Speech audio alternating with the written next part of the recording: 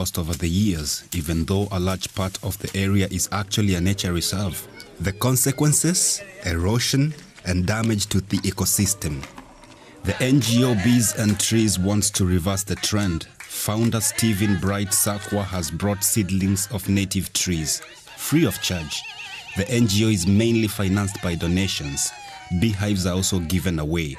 A reason to be happy, because everyone benefits, the people and the environment.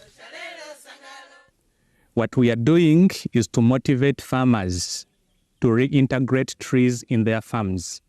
And how are we doing this?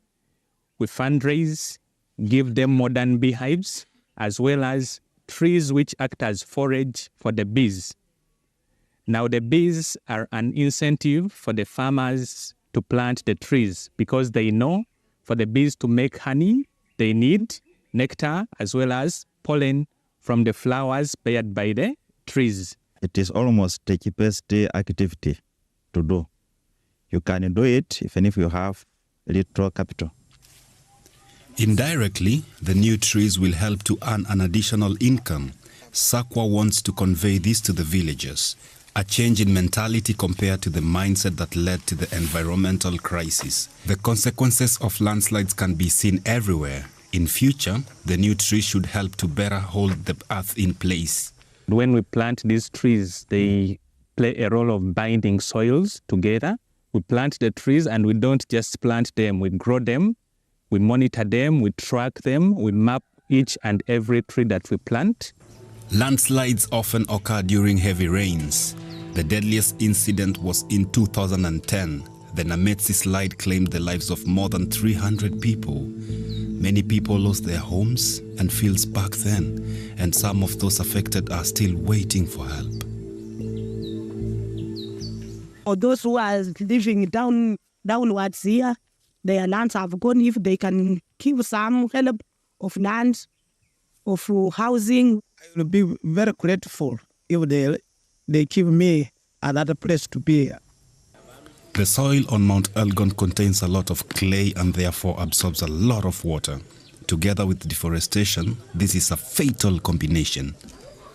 So two things come to play: the natural parameters, or the so-called the nature of the slopes, but also the pressure that comes from the communities themselves. Now, everything is supposed to get better with the help of bees.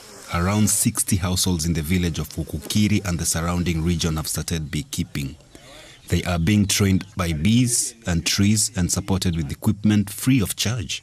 What an adventure, putting on a protective suit for the first time, or calming the bees with a special smoke in the middle of the forest. The bees come and get the nectar or the honey, the nectar, which they go and start forming the honey.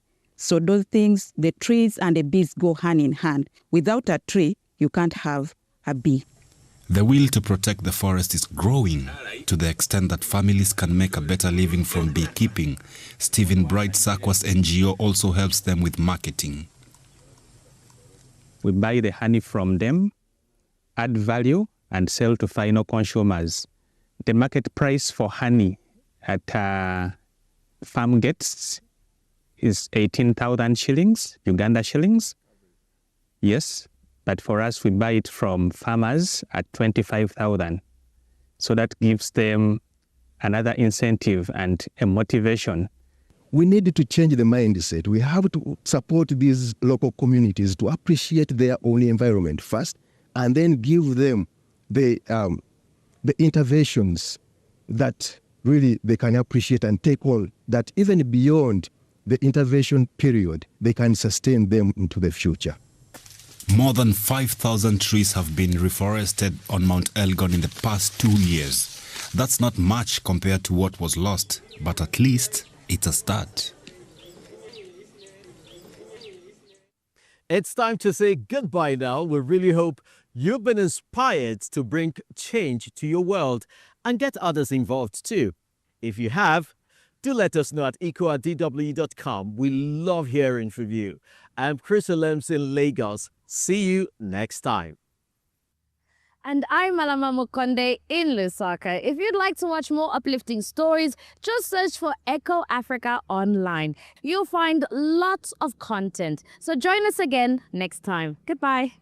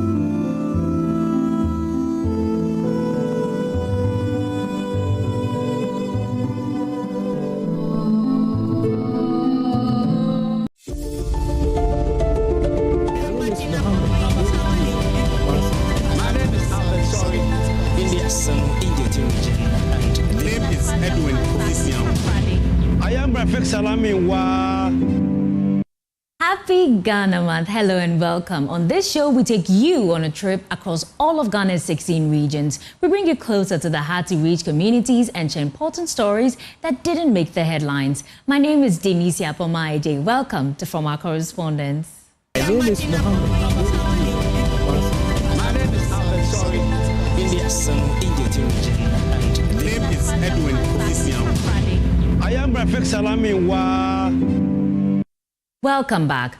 Parents in the KJB district in the Oti region have been urged by stakeholders in education not to force career choices on their wards, but allow and guide the children to make such lifetime decisions. These choices, the stakeholders believe, would help the children live their full potential. There's more in this report.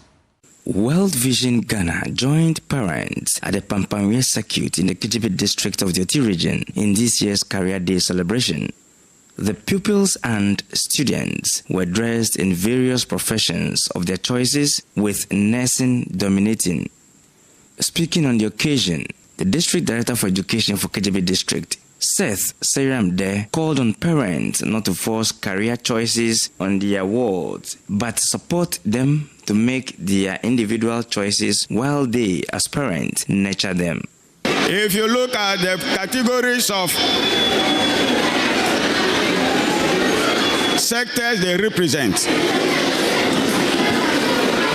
you realize that every job is necessary for our growth as human beings.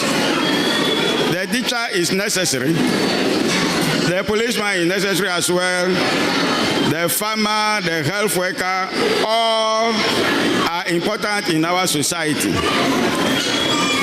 But my only advice to parents this afternoon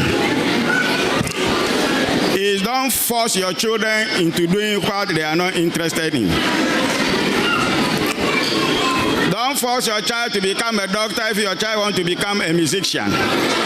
If you force him or her, you end up destroying his or her career. Nurture them, direct them, and allow them to follow their God-given talent. According to World Vision Ghana, under whose auspices the program was organized, the purpose of the Career Day celebration was to encourage the students to take their education seriously and aspire to achieve desired career goals. Kennedy Amponsa is the Reading Improvement Skills Enhancement Officer at World Vision Ghana KJB Area Program. For us at World Vision, our vision for every child is for them to have life in all its fullness. And having a good career is part of having life in all its fullness. And so when you look at our part of the country, children are exposed to limited options when it comes to career, and parents are no exception. So today, we decided to partner with the Ghana Education Service to come and engage with the children and their parents, especially the parents. We want them to be able to create a conducive environment for their children to be able to pursue careers that they want to pursue. But for them to be able to encourage their children, they also need to be exposed to a number of career opportunities available. Amida is one of the students who participated in the celebration. She tells her take-home message from the program. For her, becoming a nurse is to take care of the sick in her community. If you want to be a nurse, you do many courses like home economic. If you want to do the home economic too, you have to do food nutrition. General arts, you can be a nurse. If you do general arts, you can be a nurse. I want to become a nurse because I want to attend to the people who are sick in my community. Kennedy Amponsa-Chireme is also calling on parents to create the enabling environment for their wards to thrive in their chosen careers. Various career professionals were present to offer their pieces of advice to parents and the learners. Peter Senu for JoyNews. And still in the region, the Regional Director for Health Services, Dr. Osei Kufu Afre, has revealed that one of his workers was a casualty to the clashes that claimed at least 6 lives in the Nkwanta South municipality in January 2025. The Health Director is therefore appealing to the feuding factions to try and resolve their differences so that quality health services can be provided to the people in the municipality. There's more captured for you in this report.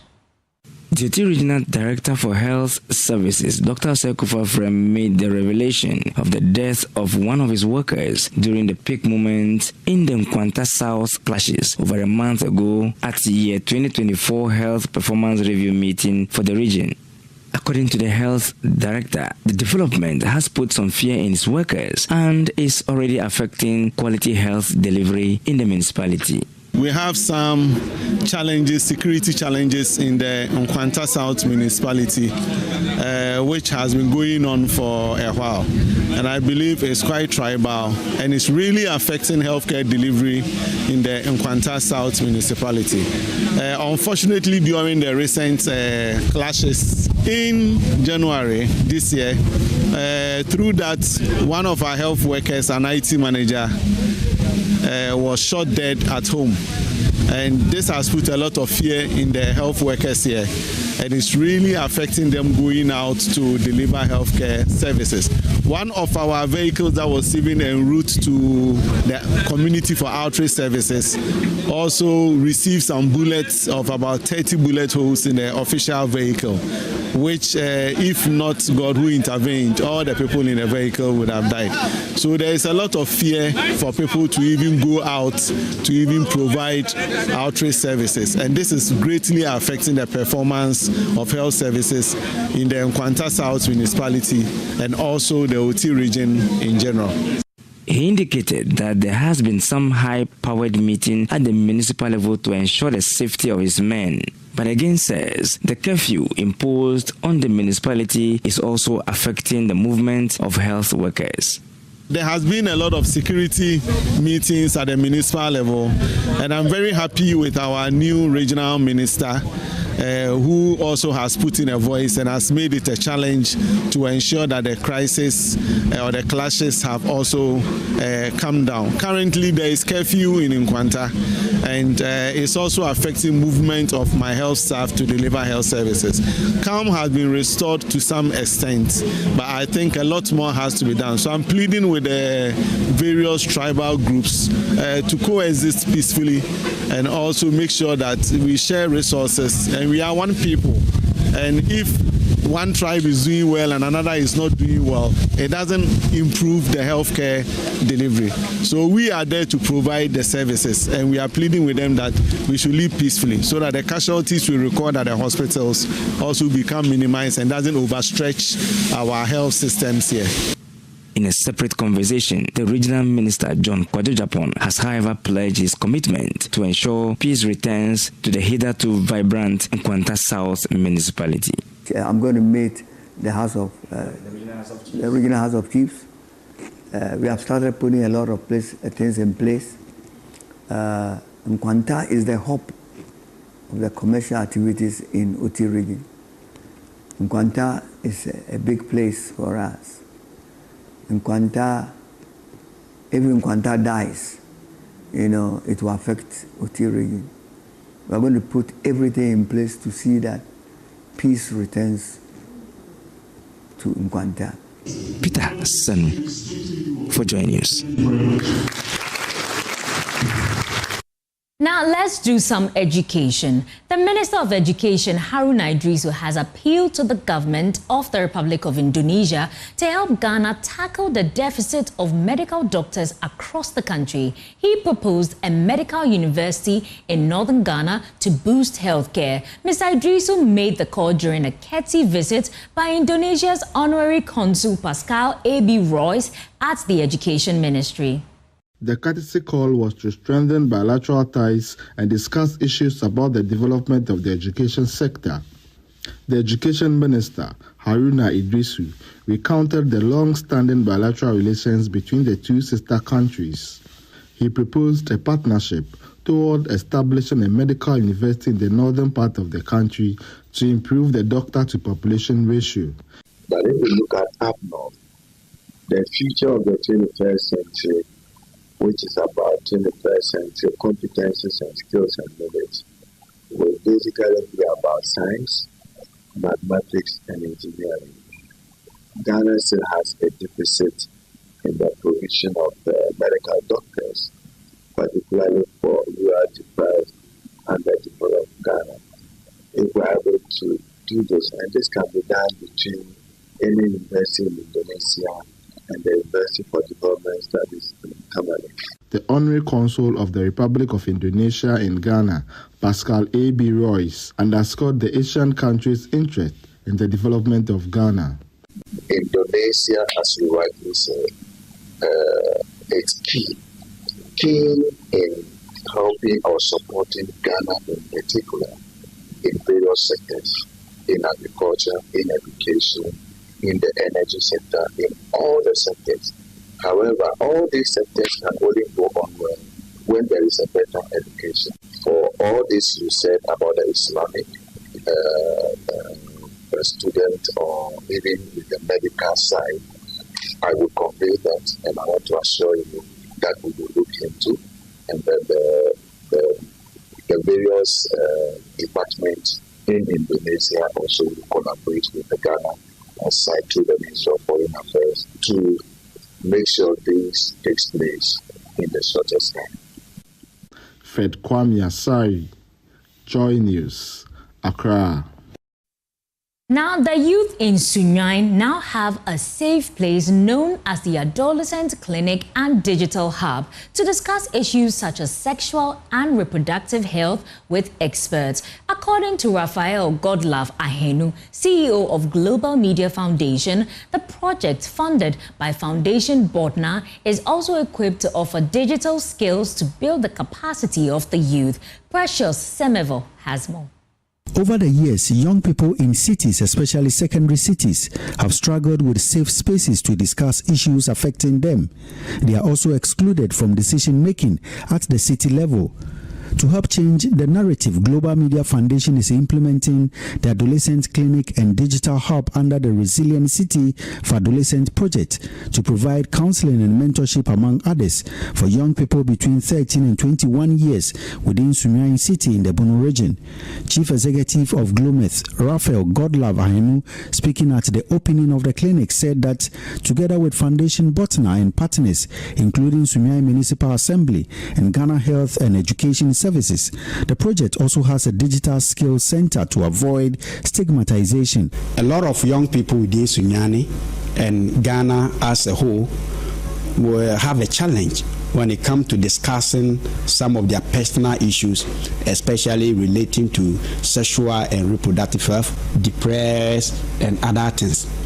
So the purpose of the center is that it will serve as a space where young people can come, meet with psychologists, nurses, doctors to discuss issues affecting them. In order not to stigmatize the place, we have attached the digital hub to it. So what it means is that the young people who take opportunity to be here, to be trained in the digital space, will also have the access to all these services. He said the project would also empower the youth with livelihood skills. If you look at the scope of the project, we have trained more than 40 young people in the digital space in the collaboration with the Kofi Annan India ICT Center of Excellence. We are also training 15 adolescents in fashion and designing, training more than 30 of them in hairdressing, makeups, bakery, and soap making.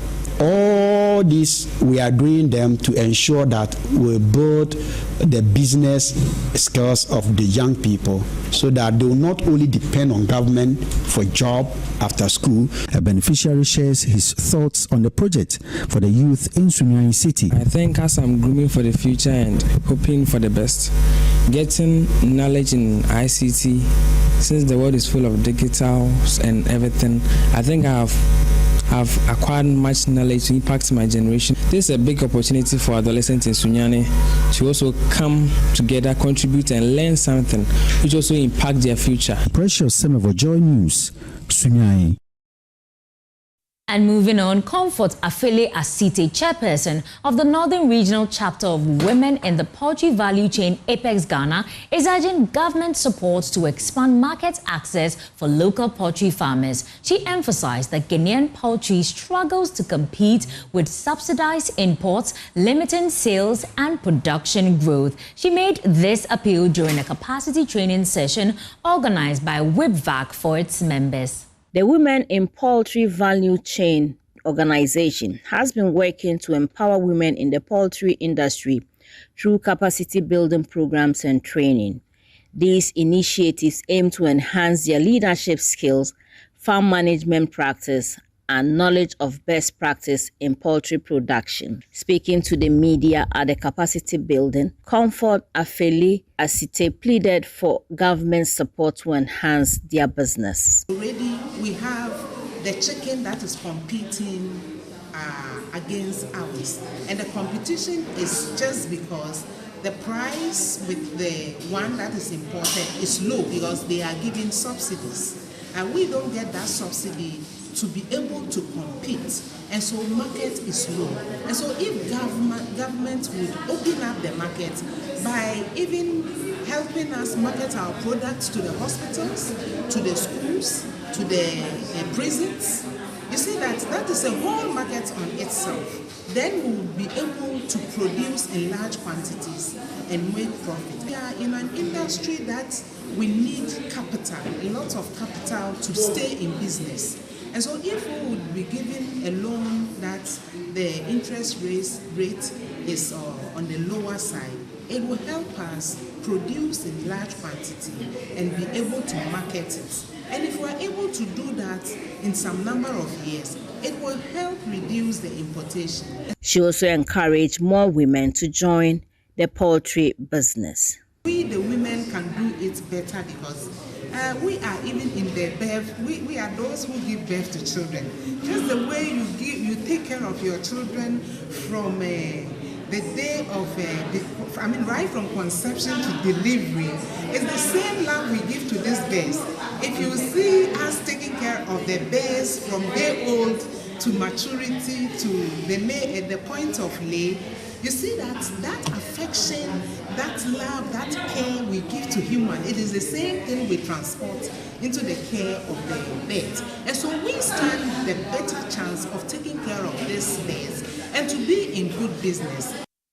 At Commander College of Education's 4th Founders Day, Central Regional Minister and alumnus Ekopenyi Eduama Ochre urged the technical department to admit individuals lacking academic qualifications but seeking practical skills. He believes this will boost interest in agriculture, poultry and bead making.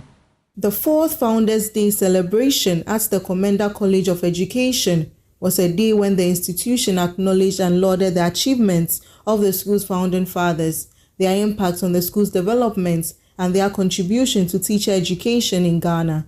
While giving the 4th public lecture during the celebration, the guest speaker, Professor Kutu Acheampong, noted how the first principal of the school, Lawrence Alfred Creedy, encouraged practices that promoted Africanness and imbibed in students' appreciation for the African culture. Creedy initiated the use of drums to mark the end of periods and summon students for assembly and church services instead of bells, and instituted African designations for classes. For instance, in 1954, the first-year women who were admitted into the college were taught in a separate class, which was named Imbabawa. And second-year women and men were divided into 3 mixed classes named Impenyimfo, Ezikanfo, and Adontifo. The school prefects were referred to as Ofiepenyi and Ofiepenyiwa, and I believe it is so. The Central Regional Minister and all students of the school, Ekopenyi Eduama Ochre, while advising the students to be agents of transformation, recommended that the school provide opportunities to individuals who do not have the required results but have the interest in acquiring practical skills. It is important and very important to me as a politician to let you know that if there is a way institutions, for that matter colleges, can take advantage and find a way of letting this country having an antidote to the menace of Galamsey, that will help us. I'm saying so because of the departure that the institution has made from academia into the agriculture sector, where you do not only teach agric, but you practice agriculture. So you look at ways that we can let people understand. I also want to make a request that if you can have with your technical department, have an open university kind of, so that people outside there who may not necessarily have the English, math and science, the so-called English, math and science, what is blocking a lot of people and what they can do, so they can come and have knowledge in areas like agriculture, poultry, and bee making. Because the last time you came to my office, you gave me a lot of information about what you are doing in the area of bee making. This is a university. Let us accept that ours is to bring out ideas that will transform this nation. So do not limit yourself, and including students, don't limit yourself to pour and pass. That will not help you. Find a way, find a solution into problems and troubles will find around you. That's the only way your behavior will be like greedy, and you will never be a greedy person. The Most Reverend Titus Awotwe, the presiding bishop of the Methodist Church of Ghana and also former student of the school, spoke about the impact the school has had on him. Briefly to say that I was here at the time of R. Okai, and Mr. Okai was a gentleman that we studied him and practiced him and imitated him. Some of us still do. They didn't only teach us to become teachers and earn a living, but to go and make an impact, as you said. So happy to be back home and hear you speak so well about him. I'm filled with envy. Perhaps if I could come back to study, Commander College. And the Blessed Father taught us that during one of his studies, one of his teaching, that I discovered myself. I always say it when at Amis were teaching us psychology of children. When you go out to teach and you see a child is behaving in such a manner, understand that these are some of the things that make the child behave that way. And I saw myself, as it were, a film being shown me. So my new birth in Christ started with Mr. Atemel's father's teaching here on this compound. So Commander College, or aside here, is my new birthplace. From Commander, Abigail Lesel Nkrumah reports for Joy News. As part of efforts aimed at reducing poverty and improving the lives of women, the Women's Integrated Development Organization, WIDO, has donated tricycles to 21 women's groups in the agribusiness sector to help enhance their efforts and improve their living. The move, according to the Chief Executive Officer of WIDO, David Bagulori Papa, forms part of the organization's strategy towards ending poverty in rural farming communities. Correspondent Anas Sabit has more. Breaking barriers and driving change. A wave of excitement swept through the Bono East Regional Capital today as 21 women groups received a life-changing gift from the Women's Integrated Development Organization, WIDO, an NGO established to empower women.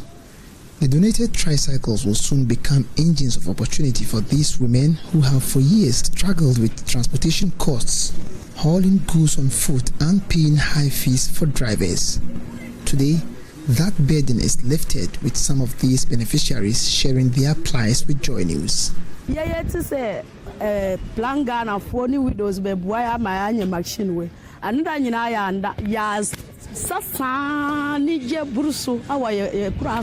community was filled with excitement throughout last night when we heard the news of this tricycle, because means of transportation in our village is always a challenge. When you miss the only motor king, you won't be able to get another to the market. So getting this is exciting, and when they see it, they will be super excited. Because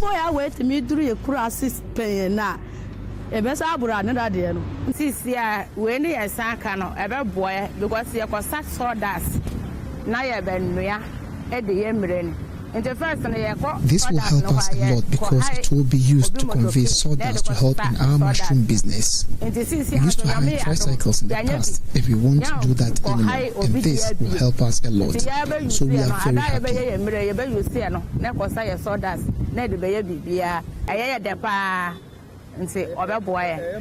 These women groups, most of whom are into mushroom production, believe that the gifted tricycles will in diverse ways boost their trading and economic activities and in turn empower them out of poverty. To help us out of poverty and ease my struggles as well, we are thankful to the implementers of this project. May God Almighty bless them.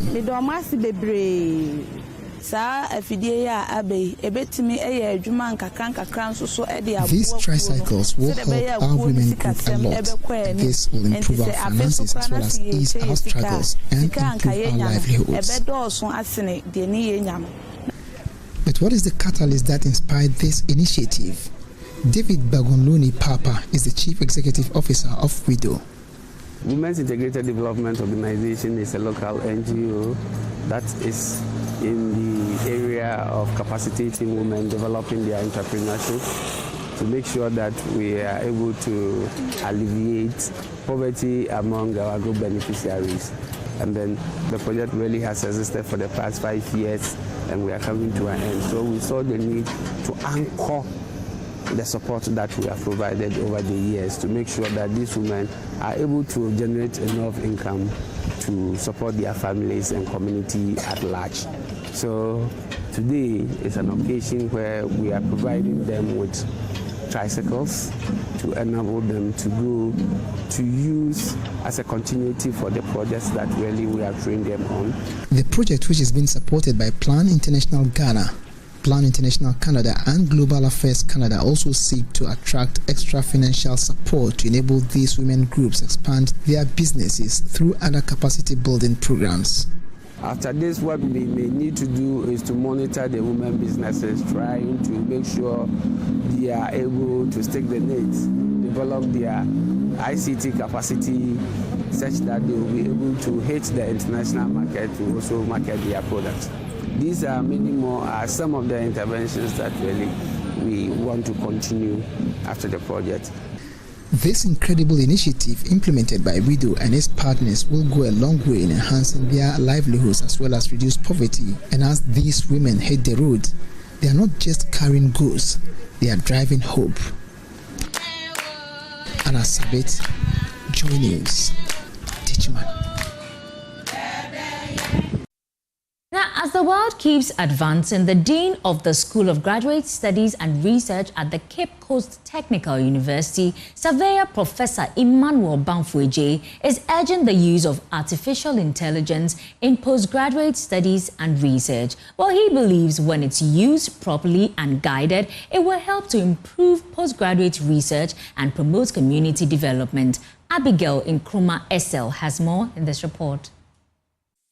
The 5th International Conference of Postgraduate Studies held in the University of Cape Coast was on the theme Transforming Communities, Postgraduate Education and Research for Resilience and Development in Africa. The 3-day conference covered research presentations on areas such as economics, technology, and environment. We organized this conference is to help bring together graduate students internationally so that they can deliberate, network, learn about what each other is doing, and make contacts such that they can get information support for their research. I think, I guess one of the students raised an issue, which is very minute. I mean, it doesn't happen in all the, departments, but they may have personal reasons too. But all that we want to tell them is that we need to encourage them to source for such funding, so that it can help them finish their studies. Postgraduate students should have time. They should have time because research entails a lot of time. And to obtain a postgraduate degree, you need to be focused, you need to have time, and you need to plan. So I believe if they do these things, then we can have quality graduates being produced. One of the topics raised at the opening ceremony was the use of artificial intelligence in graduate studies, to which the Dean of the School of Graduate Studies and Research at the Cape Coast Technical University, Surveyor Professor Emmanuel Bamfueje, agrees. We should not, be always criticizing negatively on the use of AI. Because AI has come to stay. Whatever we do, AI has come to stay. Whenever you are teaching, students use AI to see whether what you are saying is on the right path. And so we don't need to frown on them, but let us build on what AI is. Let us use the positive of AI to leverage on our research outputs in Africa. Because if we don't want it, the world is using it. And that is what we need to do so that at least we can catch up with what the world is using. But we need to focus on originality and not just copying the work and using it. Because definitely when you copy it, you will be observed, and that would be tantamount to plagiarism. The president of the Graduate Students Association of Ghana UCC branch, Robert Iping Nanko, at the closing ceremony advocated for government and academic stakeholders to show more interest in postgraduate research. In fact, the conference has presented key insights that are relevant for postgraduate research, and it is my belief that postgraduate students will learn lessons from the various presentations, roundtable discussions, and panel experts who espouse on the theme for this year's conference. From UCC, Abigail Nkrumah reports for JoyNews. Well, we'll take a quick break here on From Our Correspondents, but we'll be back with more. My name is Mahama. My name is and name is Edwin. I am Rafik Salami. What makes the AM show worth waking up for? Well, for starters, we cut incisively into the burning issues. We are thorough with our research, surgical with our analysis. Every decision you make, whether you're a leader or a citizen, is based on the quality of information you have, your understanding of the various perspectives of the issue. Sure, we do ruffle some feathers sometimes because we speak the truth. So when you wake up to the AM show, you're waking up to the most current information and how timely you get that information. That is why you trust us to deliver independent, fearless, and credible content. That is what makes us number one. And that's why you should wake up to the AM show. My name is Mahama. My name is Sorry. My name is Edwin I am Rafik Salami Wa. Welcome back. General Secretary of Industrial and Commercial Workers Union, Morgan Ayawine, has endorsed the government's 24-hour economy initiative as a boost for job creation and economic growth. Speaking at the Bronkahafu Regional Delegates Conference in Sunyai, he urged a clear, non-partisan approach to ensure its success. The Bronkahafu Regional Quadrennial Delegates Conference in Sunyai of the Industrial and Commercial Workers Union (ICU) Ghana served as a forum to take stock and plan the region's activities. The regional officer Nuruddin Mohammed reported membership growth of 67% from the 2021 figure of 1,239, even as they deepened steps to deal with challenges including unnecessary contract termination and summary dismissal of workers. The conference elected new regional executives with Seth Kofi OFORI as chairman for a 4-year term. He assured of cohesion among employees and employers. It's about win-win affair. The current state is like the employees wants to mount pressure on employers to demand what is not there, and the employer also see differently. So you have to bring the two together. That once you take good care of your employee, it will yield the results for higher profitability, corporate image, and all those things. And when there is that cohesion, by all means, profitability will shoot up, and all of us will benefit. The General Secretary of ICU Ghana, Morgan Ayawine, expressed worry about the unemployment level in Ghana, but commended the government for realigning the Labour Ministry. We believe that to reorganize the Ministry of Employment and Labour Relations and give it a new outlook in the form of employment, jobs, and labor relations, that alone depicts a clear commitment of the President and his government to formulate a tailor-made policy to deal with the jobs situation in our country. The Labour Union hailed the 24-hour economy idea, but advocated for further explanations devoid of politics. We very much hail the idea, but we still think that there's much work to do in terms of explaining and expatiating and defining the 24-hour economy so that everybody can embrace it. If it looks good, we don't think that it should be given a partisan, face.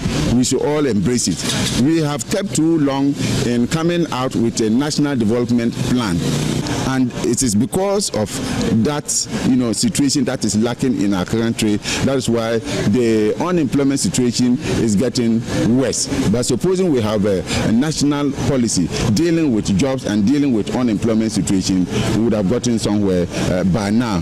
So the initiative of government looks good, but the implementation and the commitment is what we need to look at. Precious Semevo, JoyNews, Sunyai.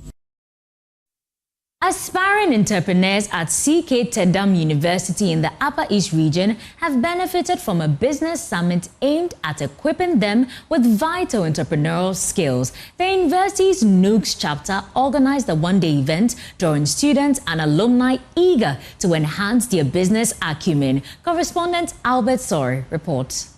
The Business and Entrepreneurial Skills Summit, dubbed Alumni Connect Business Summit, was on the theme Promoting Youth Entrepreneurship Through Collaboration and Education.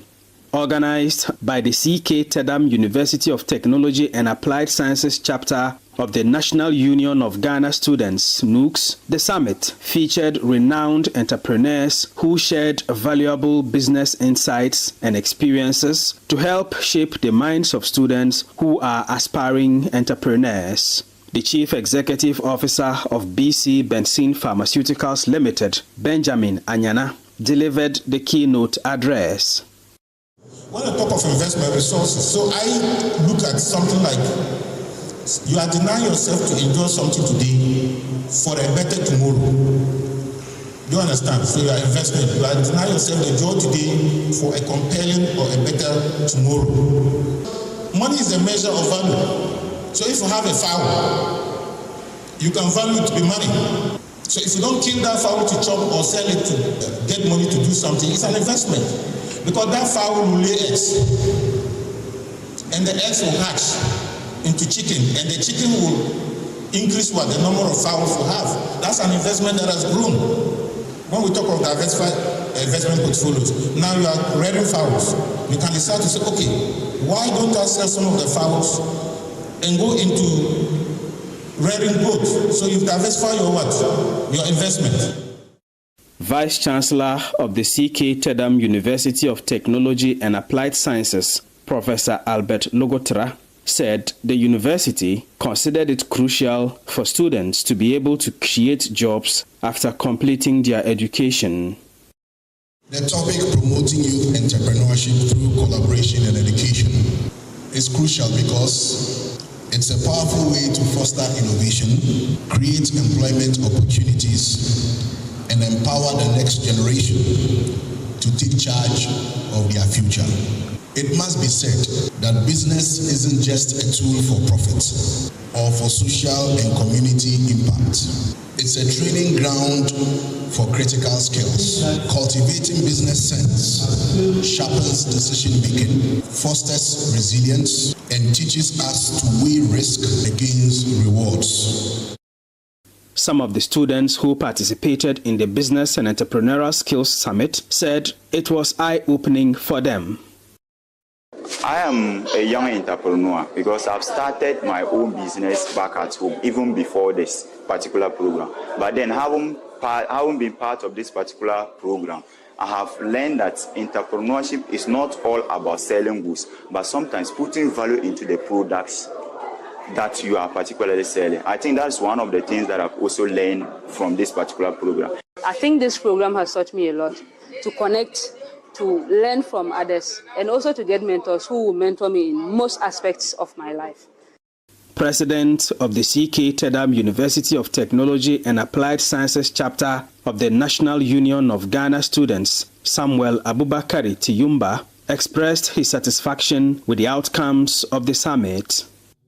We want to make CKT UTAS a youth hub or a youth center so that maybe NGOs, partners, sponsors, and then let's say companies, they can reach out to the youth directly and have a direct contact with the youth that will help them promote their companies, promote their products. And so doing, the students, we are providing them financial assistance so that everybody will have the access to tertiary education without financial hindrances as we have been experiencing in the northern sector. For JoyNews, Albert Sorry, Navrongo. Still on tertiary education, a major collaboration between the University of Mines and Technology UMAT and the Mining Tools Ghana Limited is set to transform Ghana's mining sector. The two institutions have signed a one-year memorandum of understanding to conduct research on tailings management, optimizing mining processes, and finding new economic uses for waste materials. Correspondent Natalia Kwanza has more on this development. It is a partnership set to reshape Ghana's mining industry. Mining Tools Ghana Limited and UMAT have signed a one-year agreement to research and optimize equipment used in tailings management. The reason Mining Tools decided to have an engagement with the university is to ensure that, one, we have a solid data that we can refer to and is verifiable by our prospective clients and our existing clients. Number two, it is also to support the institution through some sponsorship so that some students will be dedicated to go into research. And the reason for research are in twofold. Number one, the plant separates solid from liquids. And so we are asking, when we separate the solid from the liquid, what can we use the liquid material for? All right, and then that's one arm. The second arm is we're again asking, when we separate the solid from the liquid, what can we use the liquid for? And so typically and traditionally, we are aware that the liquid is recycled into the plant and then the solids go for paste filling. But beyond these, what else can we use it for that will be a value addition to the university has assigned 2 master students to this project. Their task is to test and optimize equipment designed for tailings processing, ensuring it's fully functional before being introduced to the market. Mining Tools Ghana brought in an equipment that is supposed to be used in the tailings environment. But after they brought it, they thought it has to be tested and optimized. So they came to see us to check whether we can team up and do this work. And as a university, we are always ready to collaborate. So we thought it as a good opportunity to launch on and to move forward with it. So we have assigned 2 students doing their masters to that equipment to help with the optimization and looking for challenges in operation and making sure that all the issues regarding the equipment will be solved and documented before maybe the sales and other issues come. So that if somebody buys it and starts using it on the plant and he encounters a problem, we would have a solution ready for the person who is willing to buy and use the machine. That is the essence of this project. This partnership between UMAT and Mining Tools Ghana Limited is expected to produce research that could reshape how mining waste is handled in Ghana. In Ghana's western region, thousands silently endure severe toothaches with no access to a dentist. In Damai, Enchi and nearby communities, just one dental surgeon serves vast areas, forcing residents into costly long journeys for treatment if they seek healthcare at all. In Nathalia Kwanta reports on the urgent need for better dental care and how a simple toothbrush can make a difference. In the western region, a silent crisis is unfolding, one that affects thousands, yet remains largely ignored, a crisis where a simple toothache could cost a life. But there are people who have complications of simple dental issues who end up on the ward at Takwa. And if you trace, most of them are coming from places like Daman, Asankebra, Enchi, where we don't have dental officers there. So a simple toothache ends up with a huge abscess that spreads all the way to the chest and it ends in plastic surgery. They stay on the ward for weeks. Some of them even die. So if the dental personnel, if we are closer to the community, we will be able to catch some of these things very early and it will not have to travel down the route I have described. I mean, this morning we are here at Daman and I'm surprised, I'm overwhelmed. If you take 6 out of every child we have seen, when you look into the mouth, you see not one cavity, you see a number of cavities. And these ones, if they are not attended to, they will go into complications that will bring them to the hospital. And if they are not careful, if they don't die, they will spend a lot of money on the ward doing plastic surgery and rehabilitation. With no dental professionals, in many hospitals, thousands must travel for hours, enduring rough roads and high transport costs just to see a qualified dentist. Example. So, can you imagine somebody traveling from Enche to Takwa? I mean, look at the nature of this road. That journey alone from Enche to Takwa is about 5 to 6 hours. How much does the person pay for transport? Then they will come to Takwa. So a simple toothache for somebody in the village, the budget, transport, everything all together is about 1,000 cedis. And these are people who are struggling even to make 2-digit figures. So it is not that they don't care. They care, but the wherewithal, the means is not there. So most of the time they have to resort to herbal medicine and other means of containing the disease. It is only when they are overwhelmed and these compensatory interventions have failed that, against all odds, they are brought to the hospital. In response to this crisis, Goldfields Ghana Foundation, in collaboration with Pepsodent Ghana, has stepped in. 2,000 pupils in Daman are receiving free dental screening, oral care education, and essential dental kits. We did some consultation with the dentist, and they make us know that they have a lot of referral cases from this area, like the Pisang Valley, the Daman area. Then it advised us that, then let's do an oral screening and education for our people to educate them and do more of the preventive healthcare screening. As part of the screening, we have referral sheet or referral notes that each student will put in their bag and their parents will pick it from there. We do follow-ups as well to see that they've gotten the oral care or the health aspects of the oral education. For Mary Boache and Emmanuel Boafo, they have never visited a dentist. Oh, it means a lot to us because some of us may not have the opportunity to go to the dentist to check if we have a strong teeth or we have some cavities. So this program has helped us a lot. I've not been in the dental before. By this visit that you paid to us, it's a very great visit. So I'll praise you again to do it again. The oral health crisis in Western region is not just about teeth. It's about dignity, access, and survival. If real changes are not made, thousands will continue to suffer in silence.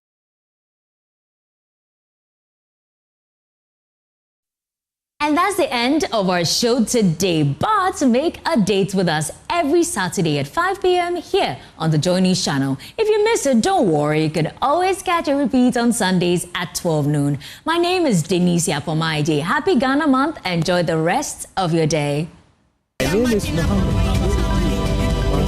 My name is and name is Edwin. I am Rafik Salami Wa.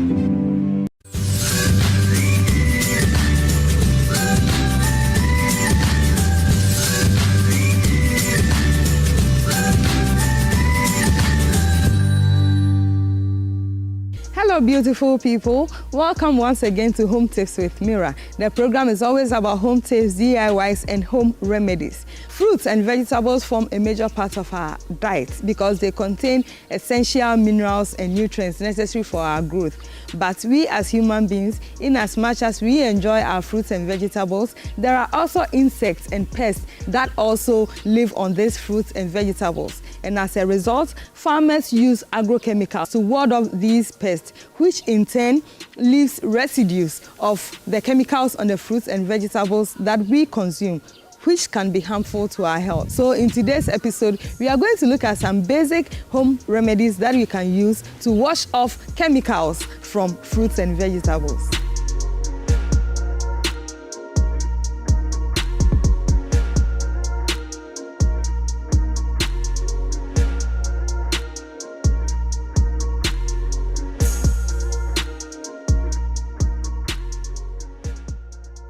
Usage of pesticides on fruits and vegetables requires safety intervals. And by safety intervals, I mean from the time of applying the chemical on the fruit or vegetable to the time that we are supposed to eat it.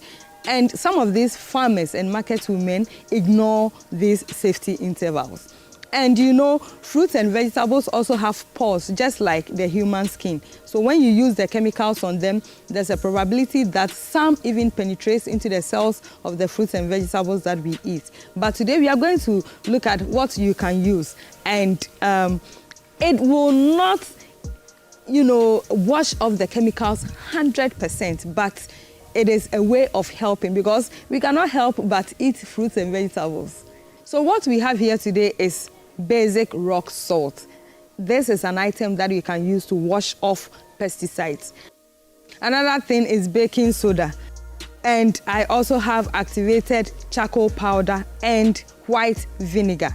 All these items, when you put them in water and you leave the fruits and vegetables in the water, you soak them for a period of between 10 to 20 minutes, and after that you rinse them under running water. Your vegetable or fruits become so safe for consumption. Of course, that's why I'm here to teach you how to use these things to wash your fruits and vegetables effectively.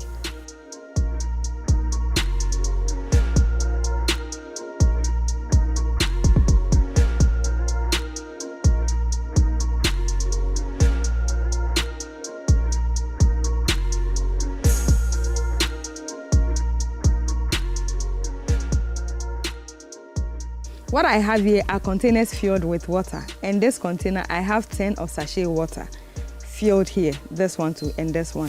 And I'm going to put each item into it. I'll put the salt here. I'll put about 5 tablespoonfuls.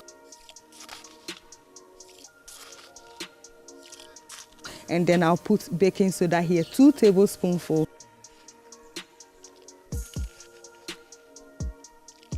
And then I'll put the activated charcoal, also 2 tablespoonfuls.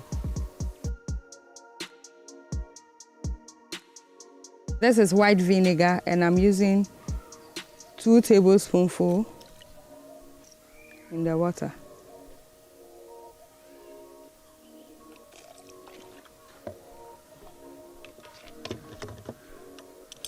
And for this one, I'm just going to combine 1 each.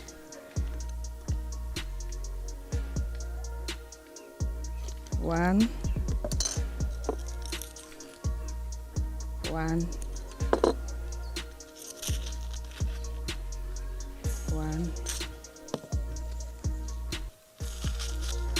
And 1.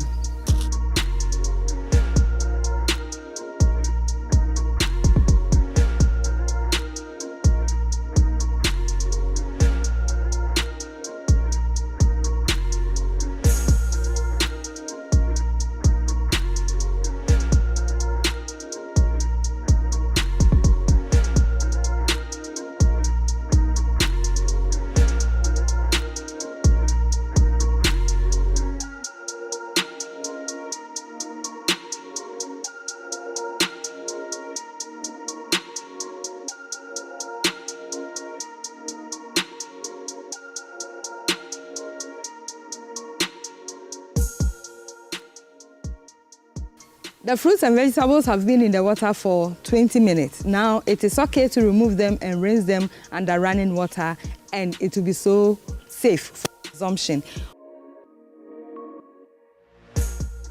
And if you have salt, you can use salt to wash all your fruits and vegetables. And if you have baking soda, you can equally use him, or the activated charcoal powder, you can use him, or the white vinegar. It doesn't necessarily mean that use white vinegar to wash only your pepper, or baking soda to wash only your tomatoes. You can use any of these items to wash your fruits and vegetables, and they'll be so safe for consumption. Thank you so much for watching the show. And by every means, I want to encourage you to always wash your fruits and vegetables with what you have seen here today.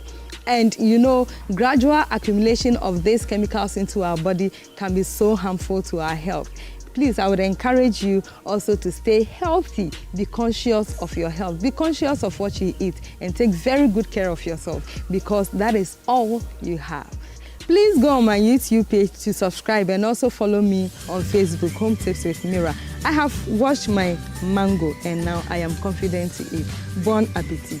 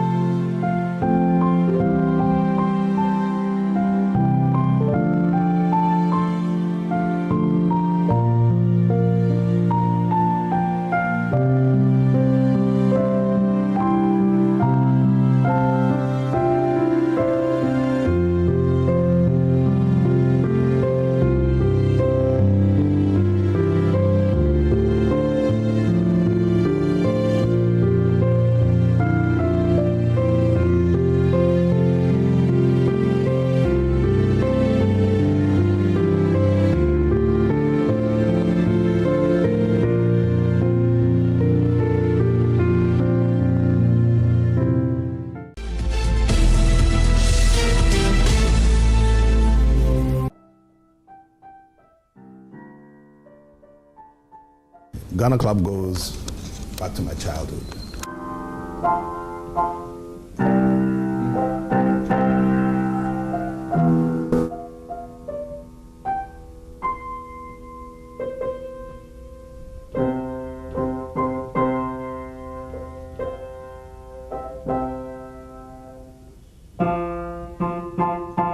Back in 1947, the civil servants who started this club used to meet at what was then the British Council. They didn't have their own place, as the Europeans did then, and had their whites-only European club. And it was only in 1947 that we got given, the governor gave us this place. And, you know, it was the first Speaker of Parliament, Niyama Olenu, who was the first president.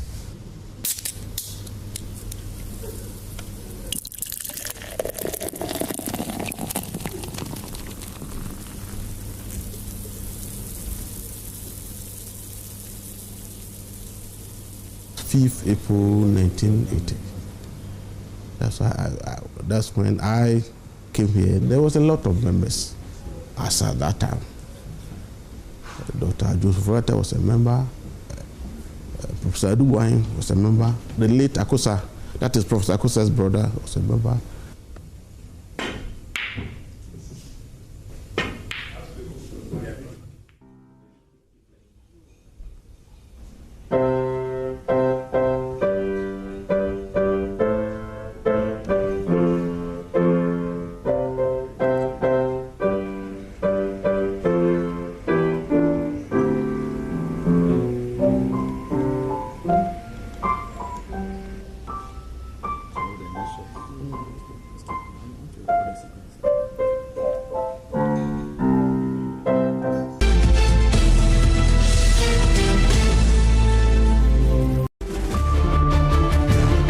Hello Ghana, I'm Esther Gidu-Yuat of VOA's News and Current Affairs program, VOA's Africa 54.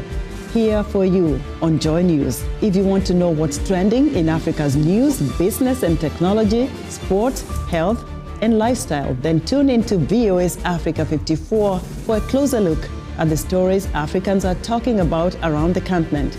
We'll bring you reports from our VOA correspondents as well as interviews with top experts and analysts. For the young and the young at heart, VOA's Africa 54 also includes Africa's best music, fashion, and entertainment. Be sure to tune into VOA's Africa 54 right here on Joy News.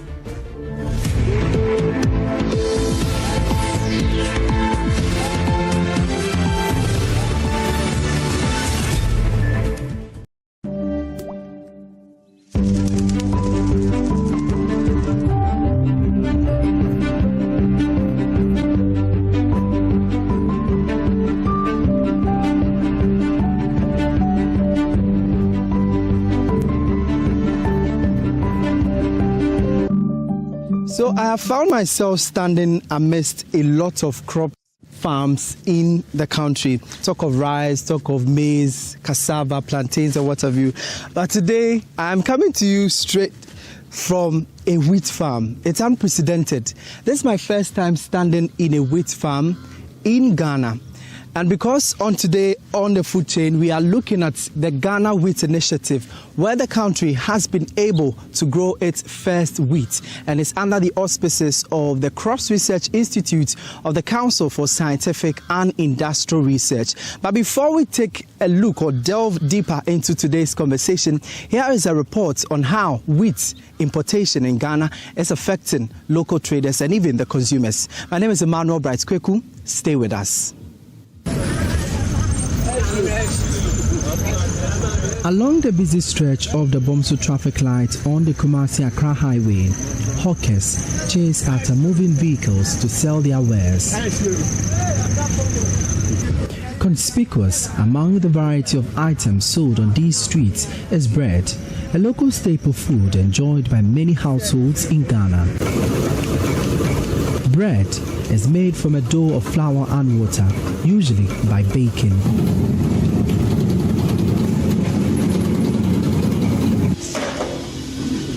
Eja has been in the bread-making business for over 3 decades now, a trade he inherited from his mother, but the business has dwindled in the last 3 years.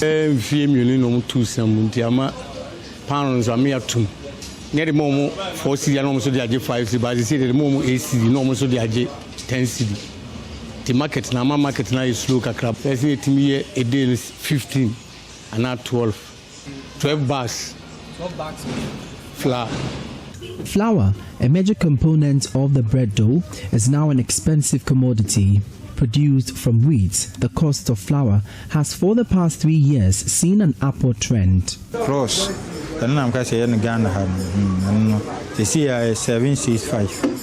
And I will talk about it no more. And the pound of 1,000 Fenacuna, and here 730. And I will fair choice and a royal good, and 720. Its attributable cause, the Russian-Ukraine war.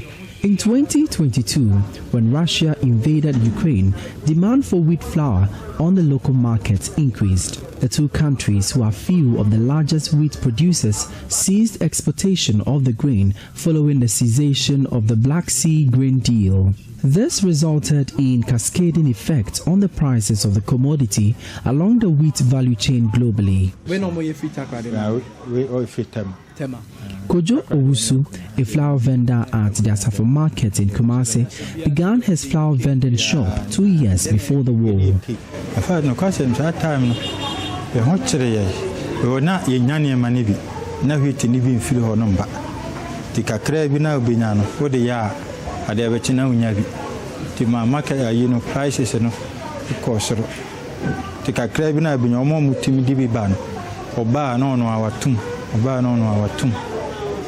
When they are buying to me control price, and one acquire the affairs will be drawn.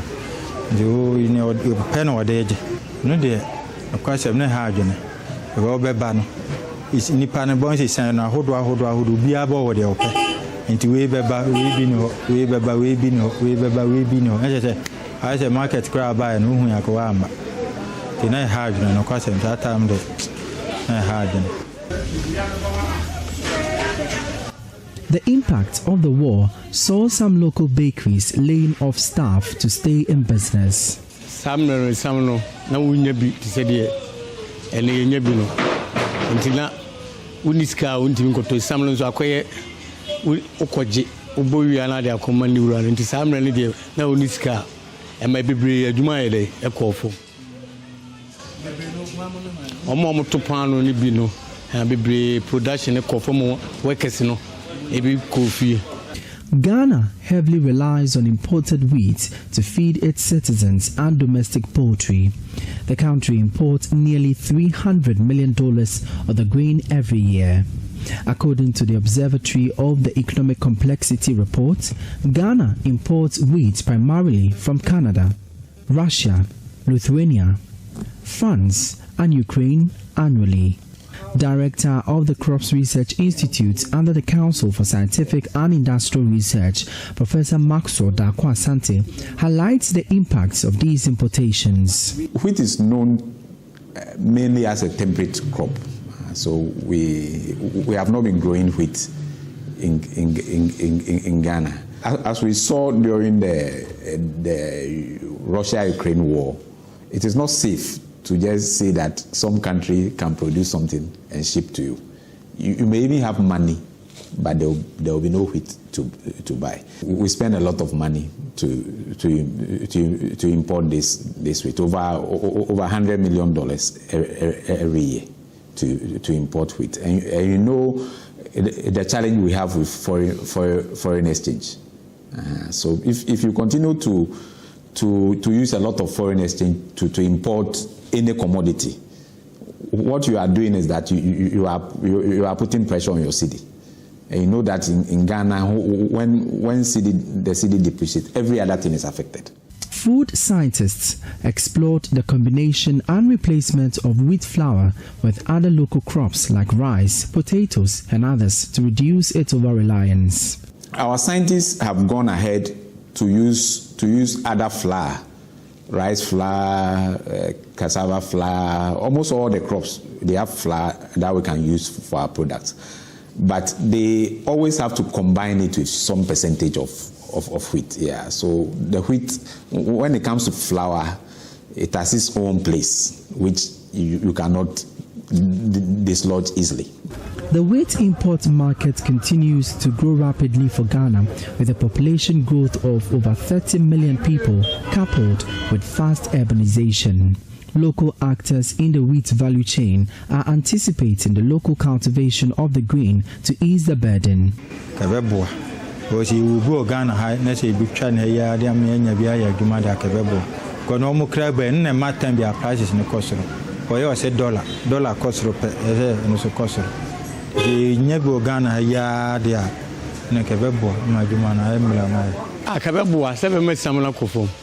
Cause unse Ghana ha omu ye bibi omu se dollar no da bi e kosoro a isam no so enye Ghana ene mom de nyina onko fefra brochi na ba enti mo aye kosoro no na dollar no e kosoro na isam no so bo ye de e koso enti ke dua bi wa ha ka be bo ama e bo na kofoma ma ye. Thankfully, their wishes could be seen the light of day through the Ghana Wheat Initiative aimed at growing wheat locally.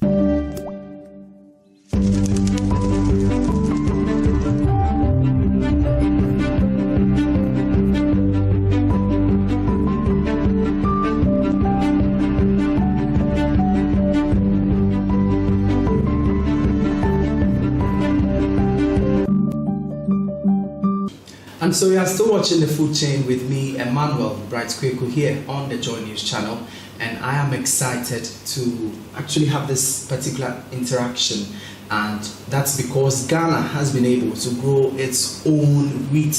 I'm talking about we getting wheat germinates out of our very own soil here in the country. And leading the research here at the Crops Research Institute of the Council for Scientific and Industrial Research is Dr. Felix Frimpong. He has been doing this with the Arima Farms, and they are the private partners of this particular project. And we are here to talk about the Ghana Wheat Initiative. What are the plans forward? How did we come about this whole project? And probably what will be the support or going forward, what they will need to scale up. And so, Doc, you are welcome to The Food Chain. Thank you. All right. Yeah, so the Ghana Wheat Initiative is an initiative of the CSIR Cross Research Institute together with our main private partner lead, Arima Farms. And we started somewhere in 2023. And I must say that the whole initiative was hastened by the fact that we had the Russian-Ukraine war. Okay. And that is where the whole idea or thought began. Now, formally, there has been a proof of concept that indeed wheat can be grown in Ghana by one Dr. Charles in Tiamoa. The video is on YouTube. So they brought in materials or wheat germplasm from Arizona State University and grew a number of them, getting to about thousands or whatever, and grew it in Afram Plains. Okay. Now, the interesting part is that he invited scientists from here at the time, the then director, Professor Hans. What year was this? This was in 2011. 2011. Okay. 2011. Professor Hans Edudapa, and also our current director, Professor Maxwell Dakun Asante, to go and indeed validate what he has done on the field. And so they went all the way to Afram Plains and witnessed what the man has done. And indeed, they were able to see wheat that has been filled, the grains with the spice and everything. Now, what was comparable or very interesting was the fact that the materials he brought from Arizona performed similar to as they were doing in Arizona in the temperate crop, in the temperate season. As you know, wheat is a temperate crop. And so if you Google right now, Google will tell you that wheat, now they've changed the story. They will say that wheat is not well suited in Ghana. Before, they will say wheat does not grow in Ghana. We import close to about $300 million annually. In fact, I want to even challenge these numbers because I believe that it is even more than that, because this is only for the flour industry, what we import and mill, and that is what they capture. And that is huge on the economy, such as small as Ghana. And therefore, when there was a ban and the people could not find the raw material to process, we thought it wise that, okay, if there has been a proof of concept in the past, can we then begin to grow wheat in Ghana? And we spoke to our international partners. Here we are talking about the International Institute for Wheat and Maize Improvement Program, CIMIT, and then also institutions in Kenya, in neighboring countries like Nigeria.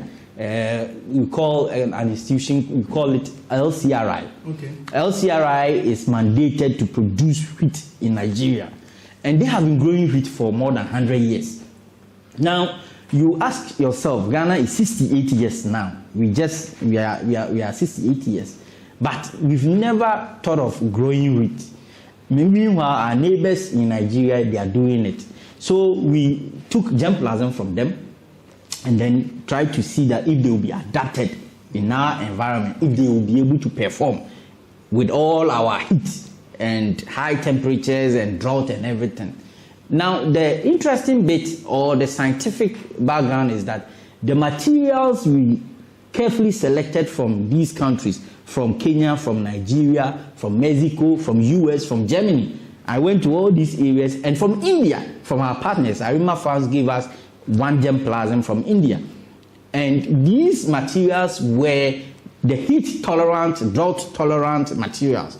And they were also biofortified materials. They are materials that have high protein in them, because we are also thinking about issues of malnutrition, this kwashiorkor that we have in our system. And they are also iron and zinc biofortified. But now the challenge is whether they will be able to withstand the high temperature. You know, in Ghana, in daytime, sometimes you could record as high as 50 degrees Celsius. That is a burning furnace. Wow. Yes. So we put these materials into trial. We started in 2023. The first thing we did was to grow the materials across our 3 seasons. I'm talking about the major season, the rainy season, which starts from March now up to somewhere June, July. And then you go to the minor season, the September, okay? You take advantage of the September rains, and then you grow your plants. And then the off season, this is somewhere from November, December, January. Okay. That's the off season where you have no rain. So we grew wheat in these 3 seasons, and we realized that the wheat we grew in the off season was doing so well. And the reason was that, you know, in the off season we have what we call harmattan, and during the harmattan we have cold night temperatures. Okay, we have cold night temperatures. So the wheat utilizes the cold night temperatures to fill.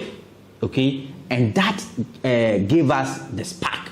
That enlightened us to realize that, okay, indeed, if we grow wheat under irrigation and that the cold night temperatures during the harmattan period, from 15th of November, if you plant, you are able to get very good yield. So far, averagely, we have about 2 to 4.5 tons per hectare for the materials we have. Okay.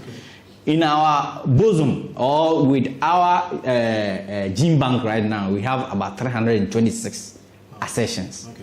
Just within 1.5 years, we've been able to. And they have all the characteristics that I talked about: heat tolerant, drought tolerant, iron, zinc, biofortified, protein biofortified. And there are 326 of them. Now, we've been able to, if you like, profile the top 20 performance, top 20, okay?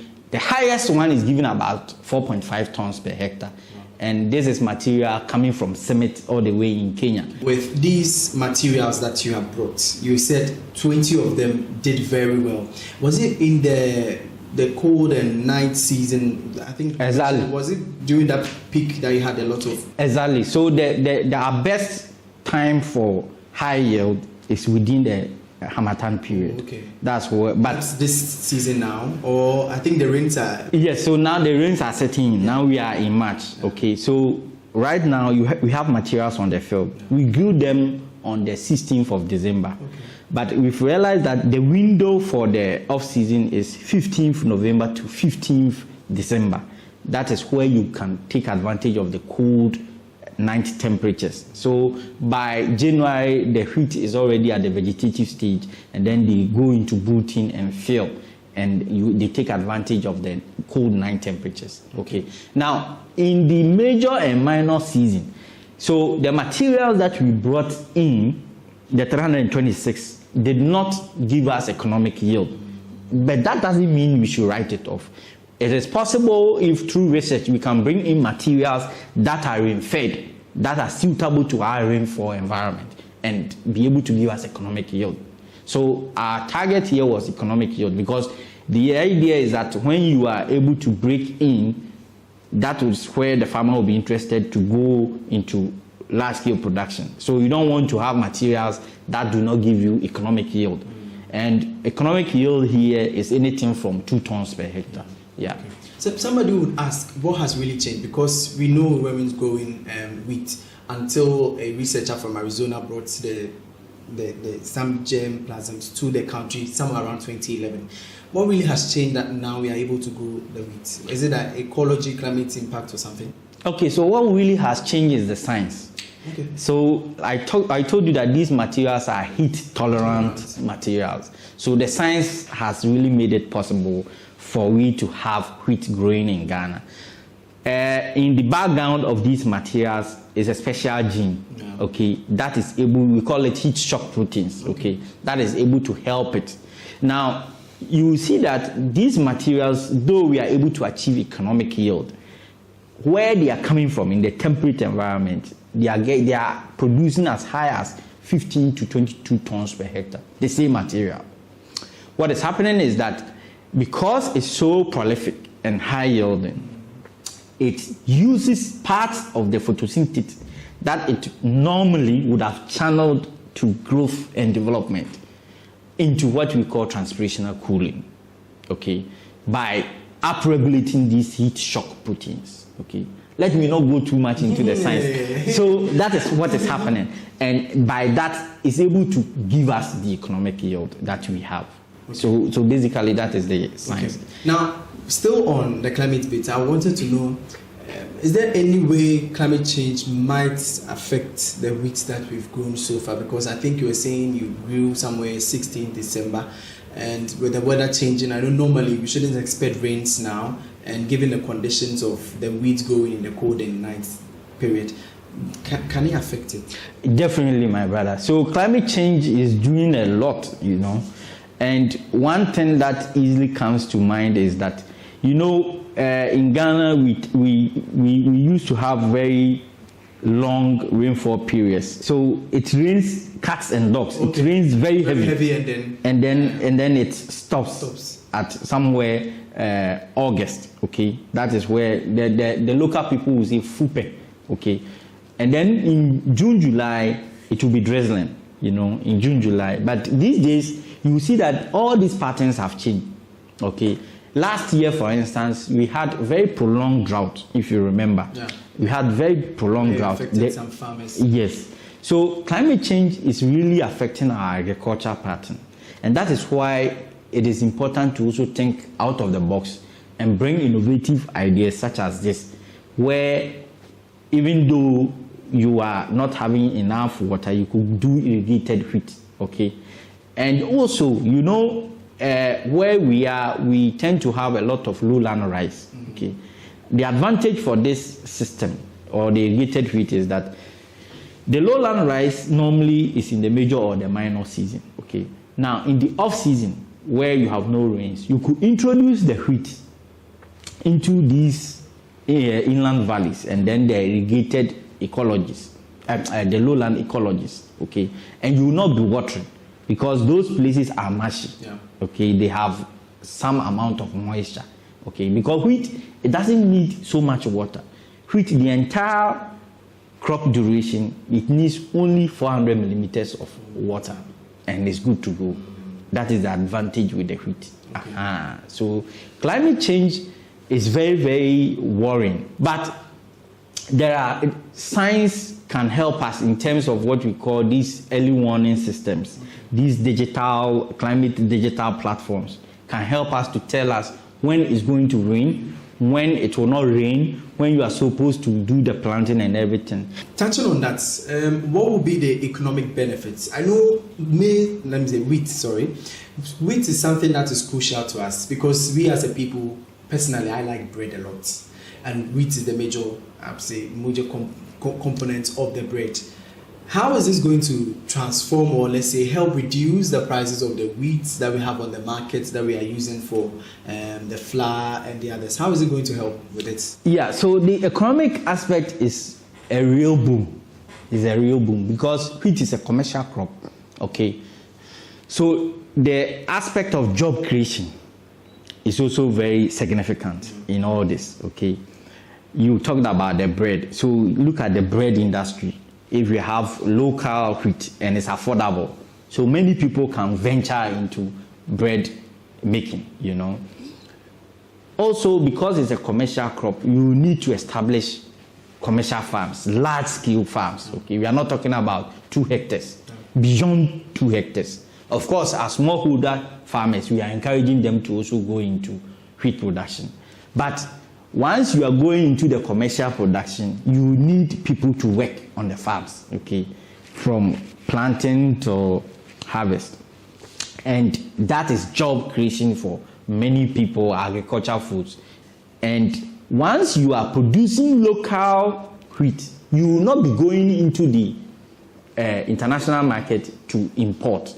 And straight away, that affects your city, okay? So if we are able to do away with this about $300 million, imagine straight away that is money for the government to channel it into other areas like our road infrastructure, health, and what have you.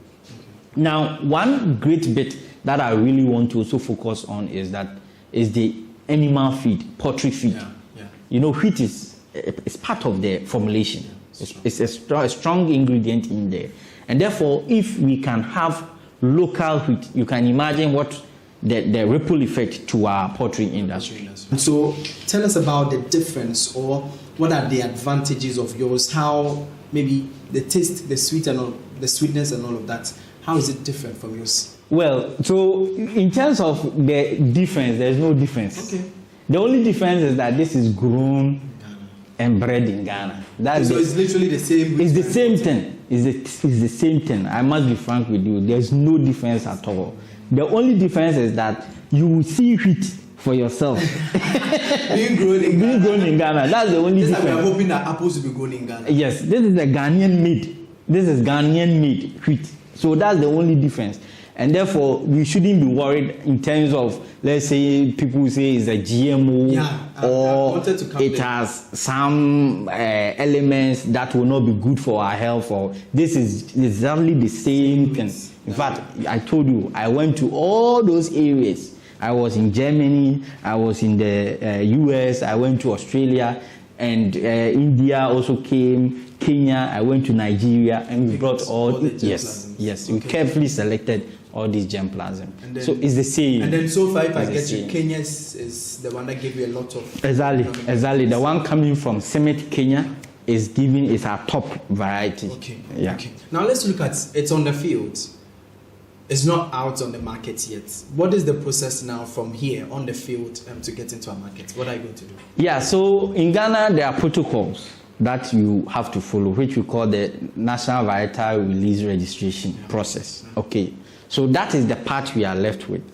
Our estimate is that within a year or two, we should be able to be done with those protocols. So what we are left with is that we need to, first of all, apply to Ministry of Food and Agriculture. And how is that going? Have you applied? We haven't applied. So we need to put a number of data together. So how they are performing, the sensory aspect you asked me, it has to be part. We need to do what we call molecular diversity aspect, which is ongoing at the moment. And then we also have to give it to farmers, which we call on-farm, to grow in their farm and then tell us the performance, the yield. That data will also have to be in there. So, and then we also have to do what we call proximate analysis. We have the proximate from the international partners, but we need to do it. The local one. Yes, exactly. So we have to dot all these I's and then cross the T's. Once we are done with that, we submit the application. Then the National Varietal Release Committee, whose chairman, by the way, came and assured us that once we submit, they will hasten the process. Dr. Solomon Janansa, with the Crop Services Directorate of MUFA. We are thankful for you, sir. So once we submit that, then they will come for inspection. We will grow the wheat as we have done, and then they will come for inspection. So, Doc, you have grown the wheat here. What plans do you have? What would you want, let's say, government or even private agencies? We have Arima farms already on board, but what would you want them to do in terms of scaling up to other parts of the country? If you look at the overall vision, I think that it will really require that we establish some kind of a national wheat board. Okay. Because, you know, wheat, globally, if you talk about wheat, rice does not even come near. Yes, globally. The trade globally is about $800 million. Wheat trade alone. So rice does not even come in when it is below. Even maize, they are all below. Wheat is the priority, is the topmost. Okay. It's just that we in Ghana, we do not know much of it because we've not been growing it.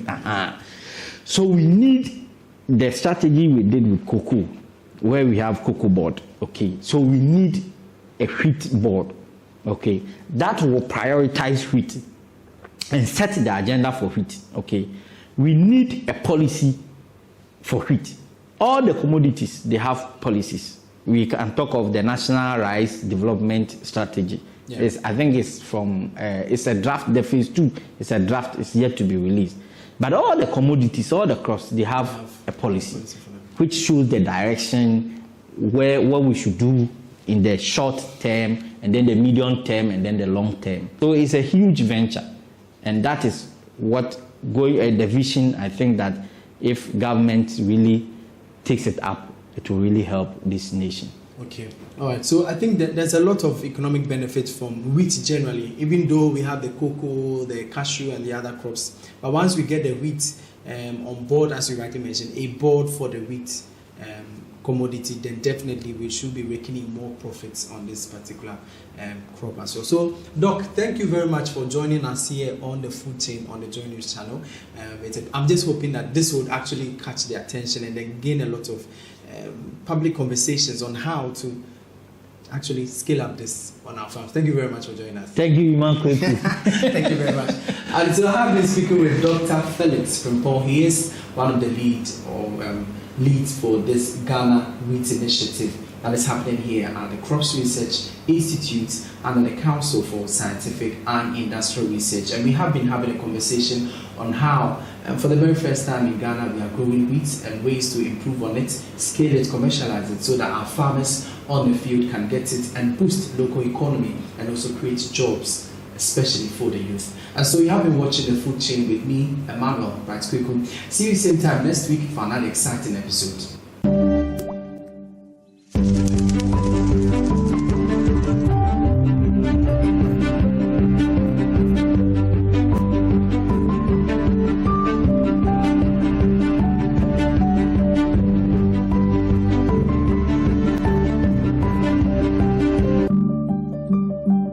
Build strong relationships. Invest time and effort into developing meaningful connections with family, friends, and colleagues. These relationships can provide support, inspiration, and collaboration. Regularly schedule social activities with your loved ones.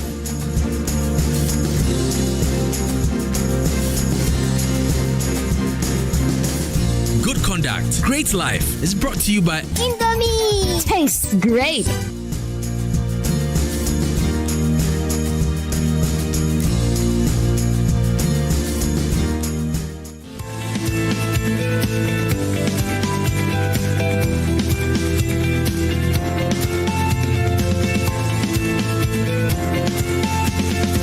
The Career Trail. Your success journey begins here. Last week, we introduced a third episode of the Career Trail New Edition, diving into the early life of Ghanaian actress Beverly Afaglo. Our time is definitely different from now. Okay.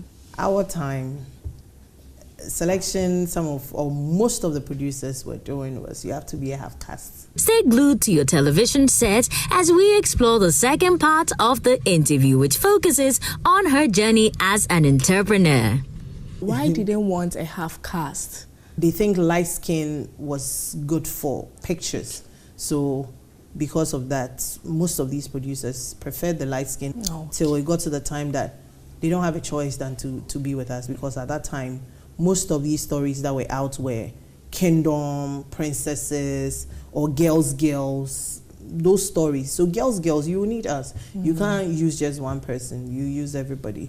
So they knew that they had to work with us. Oh, okay. All right. So you have been in the industry since 2007. Yes. 2007. Would you say the Ghanaian movie industry has evolved? Yes and no. Yes, because of course we are not doing VHS, we are not doing CDs no more, and we are doing cinemas. It's different, and our storytelling has changed. But no, because I don't think we've grown enough. We are stagnant, if I should say, because actors are ready. We are doing our bit. We are getting better at what we do. Even writers are doing amazing from before. Directors are doing great. Crew is doing great. I would rather say the producers are not diverse enough. They are not pushing themselves enough, because it was ready-made food for them. Producers were producing with little and getting so much because they were able to reach the whole Ghana with CDs, everything. So from producers who were doing VHS and CDs, now they have to get on platforms around the world, and they are not doing it because they don't know how. And some of them think it's too difficult, and some of them think they don't want to challenge themselves to do what the other countries are doing and excelling. Some of them feel it's long-term. This is a producer who is a businessman or businesswoman. They feel like when I put my money into this, I'm supposed to see the money immediately, because that's how they were doing it. When they cut 5,000 copies of CDs, in 2 weeks, Edum Kumasi has sold this thing, Kantamantu has sold this, they can see their money in no time. But now you put your movie on these platforms and it takes a long time before you will get your money back. So it makes it difficult for them to produce. So because of that, you don't see a lot of movies out there. When people see us, they even ask us, you're not acting anymore. I said, no, it's as if it's one channel that is producing now, which majorly is Aquaba Magic. So if Aquaba Magic, which is DSTV, is producing, they can only put it on their channel. So if you're watching YouTube or you're watching Joy TV or anything, you won't see us. You understand? So when you see most of our movies, it's the old ones, because majorly in Ghana right now, it is DSTV that is producing, and they're producing for Aquaba Magic. So it's one channel. The few producers who produce, they premiere, that's it. Nothing is happening, yeah. Okay, so what do you think we can do to make things right? Because I mean, Nollywood or Nigerians learned film from us. But looking at it, they have been able to get the recognition, and they are making use of the new media, that is the digital platform. We see their movie on Netflix, YouTube, and others. What do you think we can do to make things right? I think we are not daring enough, if I should put it that way. Ghanaians are not daring enough. Nigerians are daring. They don't mind putting X amount in the business, provided you've assured them that they will get this money back. They don't care how long. They are patient. This is what I want to do. I'll wait. I'll get it. We are not patient. People have been procrastinating YouTube forever. And by the time we set off, Nigeria will be 20 years ahead of us on YouTube, because we feel like YouTube ain't kitty. When are we going to get there?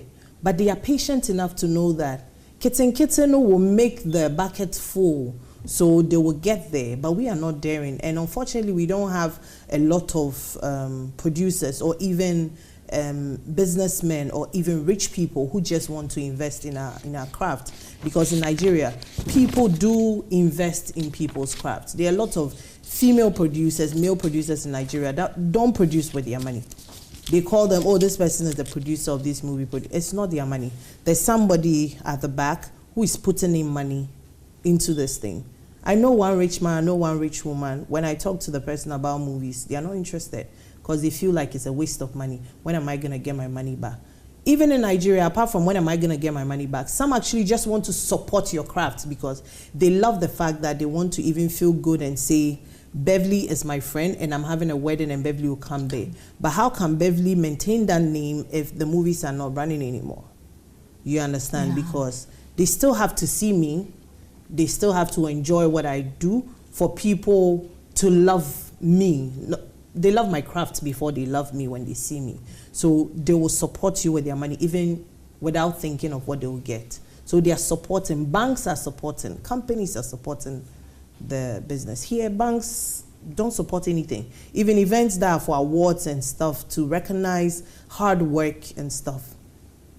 Banks are not ready to support just events, just to produce an award ceremony. How much more a movie that they think, what am I gaining?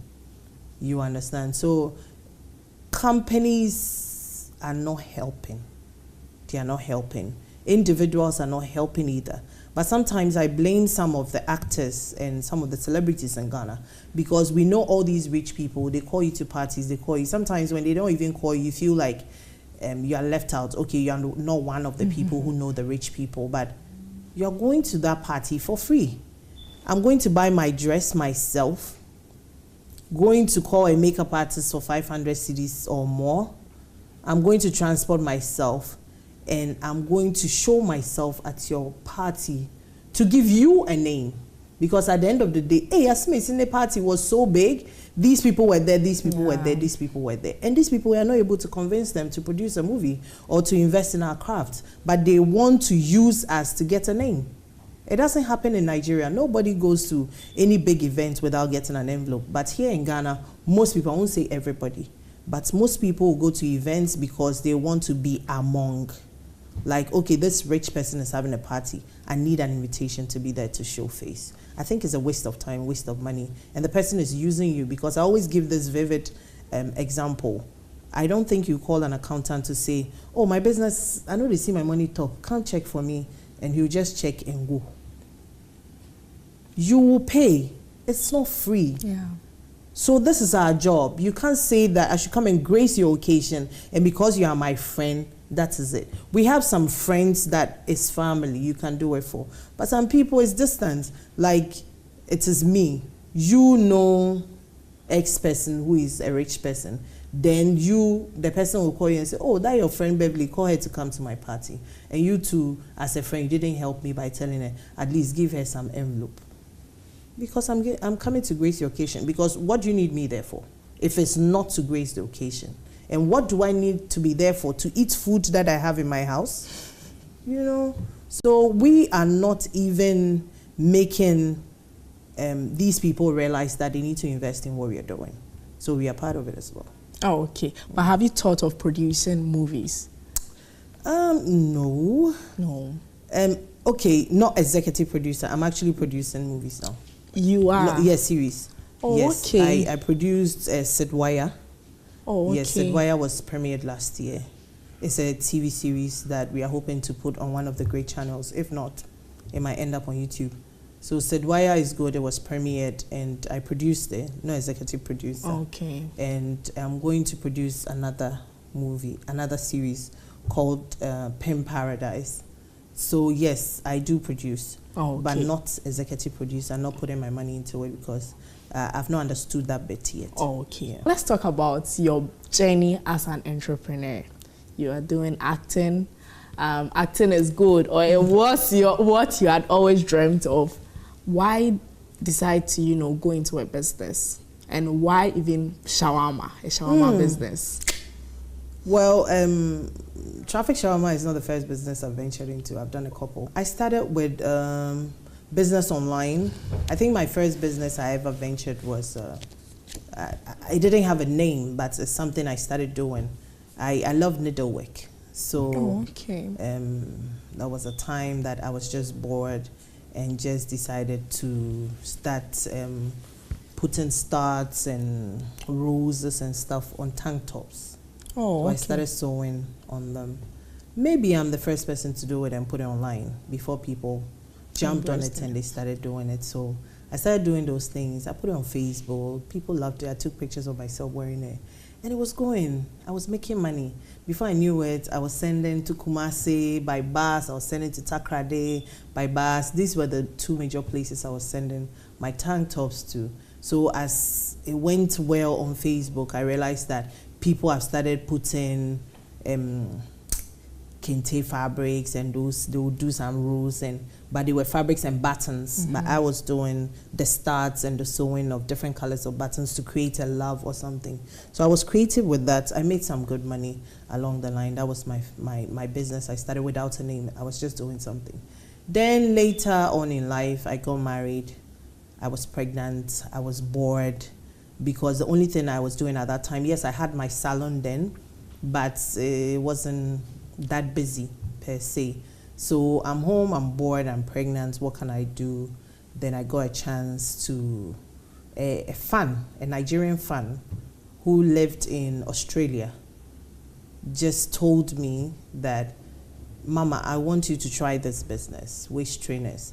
I want to send it to you and I want you to try and sell it. You will love it, blah, blah. I said, I'm pregnant now. I can't put on a waist trainer. I said, no problem, no problem. I'll bring you one to try. If you think you like the texture whatsoever, I'll bring you 10 to start selling. I wasn't interested. I don't know her. She's just a fan who has been following me for years. She loves me. She posts my pictures everywhere, every time, but I've never seen her. I can't give you money to do anything. And even at the time, trust me, I couldn't have even afford it because it was $100 for one. And this was years ago. I'm talking 15 years or so ago. So she said, one is $100, I'll bring you one to try. So she brought it, she sent it. Then she now sent 10 that I should sell it, then I would give her the money. So I started advertising on social media. She sent pictures I could post for people to see how it looked. And it was great. People started loving it. By God's grace, I delivered. I started wearing it. I was snatched. People saw me. Are you the one who has just delivered? You look so good. And you know, that was selling my business. So the waist trainer was very, very good. And the business I registered it as Celebrity Hall. So even though it was online, I decided to take it into a shop. So I went to get a shop at Spinters Road, 18 Junction, and Celebrity Hall was there. I added other things. I was doing lemon teas, lemon coffees and stuff. Then later added clothing. So I've tried different things. Then all this came to pass. I was still on it, half and half, till COVID came. Then as COVID came, all of us were home, right? We were bored. So I was speaking to a friend in America. We were talking about businesses, and I think he came up with Banky W, who is doing some business in Nigeria. He described the business, that he wants to do something like that in Ghana, but he doesn't live in Ghana, he doesn't trust his family whatsoever. I said, okay, actually you can trust me, I can manage it for you, but the business I really, really want to do, I would love to do is shawarma, because anytime I enter Lagos, that shawarma I eat there, and it's not one place, different places, and all the shawarma is good. That's the kind of shawarma I want to bring to Ghana, because I've eaten shawarma at 2 different places at the time, and it's horrible. They can't call this shawarma. In Ghana? In Ghana. Okay. See, they can't call this shawarma because the shawarma, I love Lagos shawarma to the extent that when I travel and I'm coming back, normally my flight will be for like 7 p.m. but I have to be at the airport by 5 or so. And shawarma in Lagos is always at night. So by 5 p.m. it's not ready. So they'll start maybe 6 or something. I have a friend who always be on a motorbike, sits on Okada and meets me at the airport, because I'll take the lead. So when shawarma starts, he'll meet me at the airport with shawarma. I have to eat shawarma before I leave Lagos. Like, it was that good. I love shawarma. Peter, my friend, he will always be, PJ will always bring me shawarma. So that's how it was. I told him, PJ, I'll bring this shawarma to Ghana. I'll bring this. So this is my friend I was talking to in America. I told him that's the business I want to do. Except I don't think I have the funds now. I said, oh, I can do it. I said, okay, let's partner. Let's do something. Let me go get someone in Nigeria. Let's do this. So that was how, when borders were opened after COVID, we've been bored. Everybody wants to be free. Yeah. So I just woke up one day, bought my ticket, entered Nigeria, started telling my friends I'm scouting for a chef for shawarma business. So they showed me a few people. I got 2 guys, and I came back home with the hope to see who is coming with me, because I wanted to start with 1 person. Then along the line, 1 is ready. He has stopped work already, and he's ready to come to Ghana. I didn't even have a date or anything. All I know is that I want to start shawarma. I don't even have the capital yet. All I know is that give me the list. Let me start buying one as we go. Then from nowhere, I lose my home. And these small things I've bought are gone. My life is starting all over again. And I have to start that and even forget about shawarma. Then this guy is on me every day. Mama, you told me that I'm going to work. Because of that, I've stopped working. So I need to come to Ghana.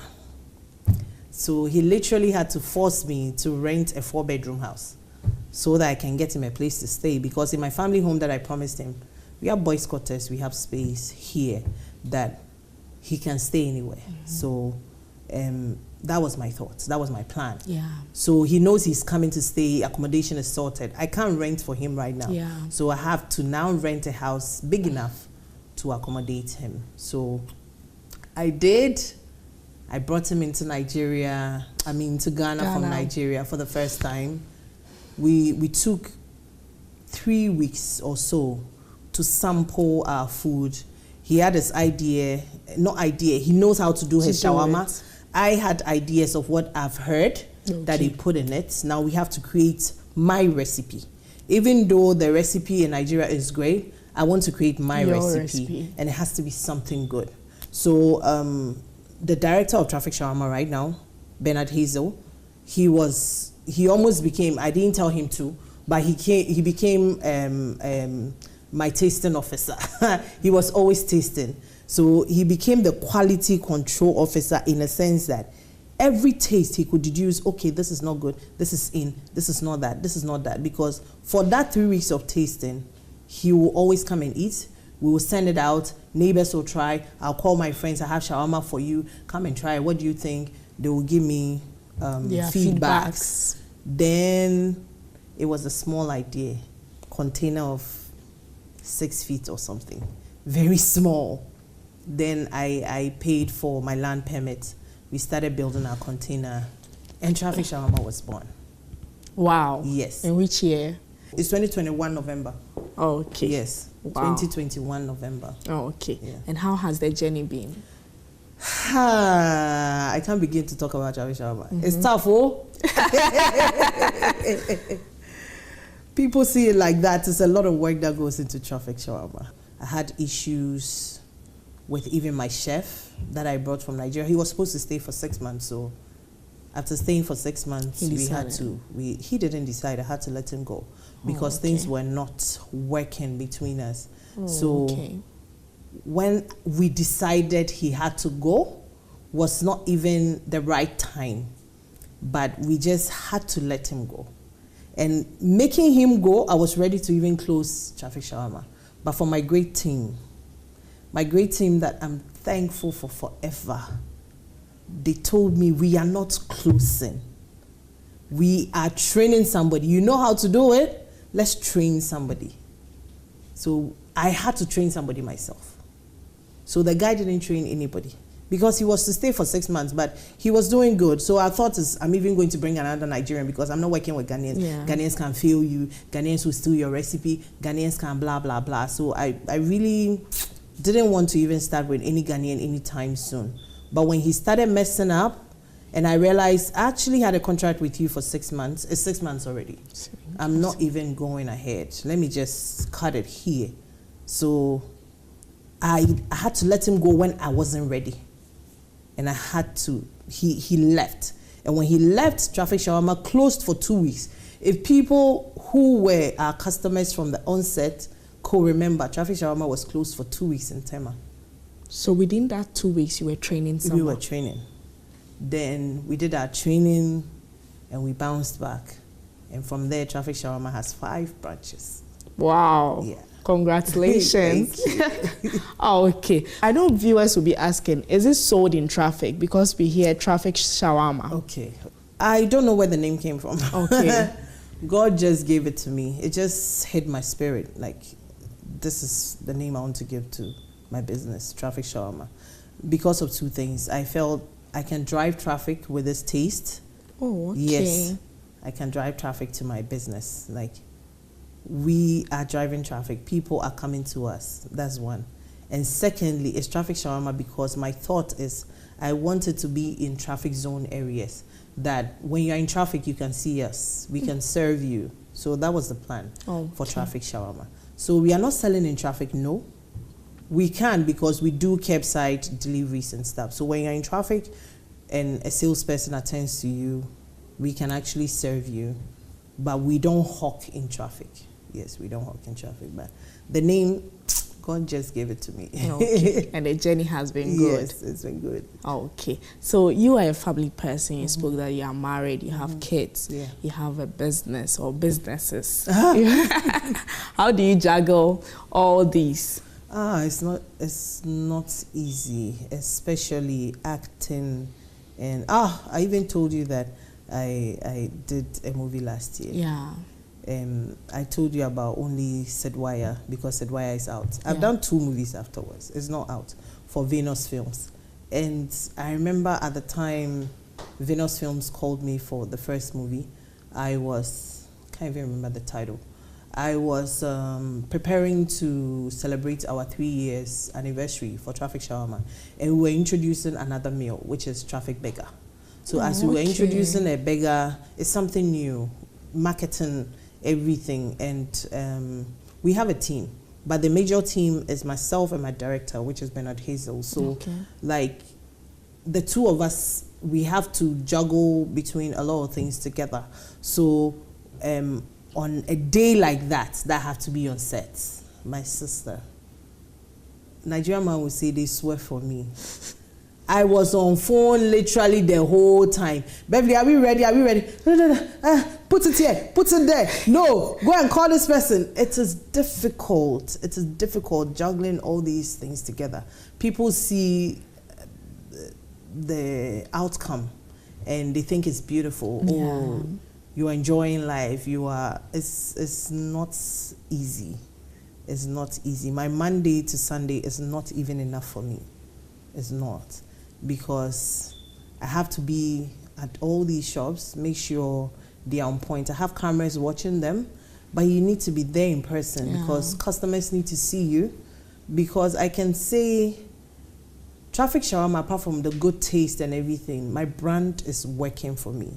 Okay. People love me. People love the brand. People have come to accept Traffic Shawarma as the main shawarma. And that's the dream. That's where I want to go, that when you think shawarma, it is Traffic Shawarma. Okay. So I have to be there. I have to even do our tasting to be sure that the taste is good. As I said, I have a quality control officer. He goes around as well. But I need to be sure as well. I'm the business owner. Yeah. So I have to be sure as well that are you doing the right thing? Because I've trained people at all these shops. But we are serving the same thing at different places. Yeah. So because of that, I need to make sure that, do you still have my taste? Are you doing the right thing? Are you serving people the way you should? Is the size okay? Is blah, blah, blah. So it's a lot of work. Now I'm doing all this, then I'm a mom. I have to be home for my children as well. I take my children to school and I don't pick them up, a driver does, but you have to do that in the morning. No matter how tired you are, you get up and go. And apart from that, now you have to hook me up for acting. And acting is hectic. From early in the morning to late in the night. Early in the morning to late in the night for like 10 days, the least. So think about it, you're shooting for 10 days straight. You're still a mom, you have to do your business at the same time. Wow. It's very difficult. Okay. So let me take you back a little. So when the Ghanaian guy you trained took over, did you get the same taste you were looking for? Even got better. Have you had complaints from a customer regarding the taste? You can't please everybody. Yeah. You can't please everybody, but customer service, I handle it most of the time, and I try my best to apologize, try my best to get what the problem is so that we learn from you as well. In as much as it is our business, this is what we want to serve, we also want to learn from you. Okay. So if we have particular complaints, we work on that particular thing that, okay, I bought it and maybe the pepper was too much. I bought it maybe, okay, then we have complaints like, okay, a lot of people are complaining about pepper. Then let's reduce it so that people who want pepper, we give them pepper extra. It's not like it will be for everybody.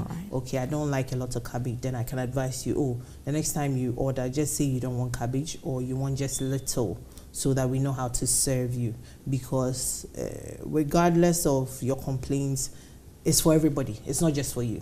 You understand? So we try to please everybody as much as we can. Yes, because some complaints can just be there was a delay in the delivery or delay in whatever. Yeah, so we work on them. Okay, where do you see the business in 5 years to come?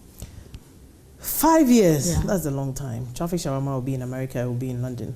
I know that for sure. Amen. Yes, yes. We hope to scatter Ghana in the next 2 years. And God willing, the 5 years here, we are in Europe, we are in America still. God willing, yes. All right. Wrapping up, what do you have to tell viewers? Now speak to your camera. Since this an entrepreneurship program, my main advice to tell you is don't give up, don't back down. I mean, there's no stopping. And when you don't stop, that is when you win, because it's hard. It's hard when you put in money and you're not seeing your money back. It's hard when you're putting in the work and you're not getting the support. It's hard when time is fast going and you call yourself an entrepreneur and it's not working for you. But trust me, there is light at the end of the tunnel. Keep going. All right, and that was Beverly Afaglo right there. On behalf of my viewers, we want to say a very big thank you to you for honoring our invitation, for giving us the opportunity to listen to your story, because I believe you have saved one person's life out there. You have stopped someone from taking a wrong decision, and that alone, we are so grateful, because you, like you said, you are a mother, you have kids, you have businesses, people are calling, but because of the love you have for us, you have decided to tell your story on the career trail. We are so grateful to you. And this has been me. All right. And this has been a career trail right here on Joy Learning TV and Joy News. Thanks for watching. My name is Irene Dubia. Amen. The career trail, your success journey begins here.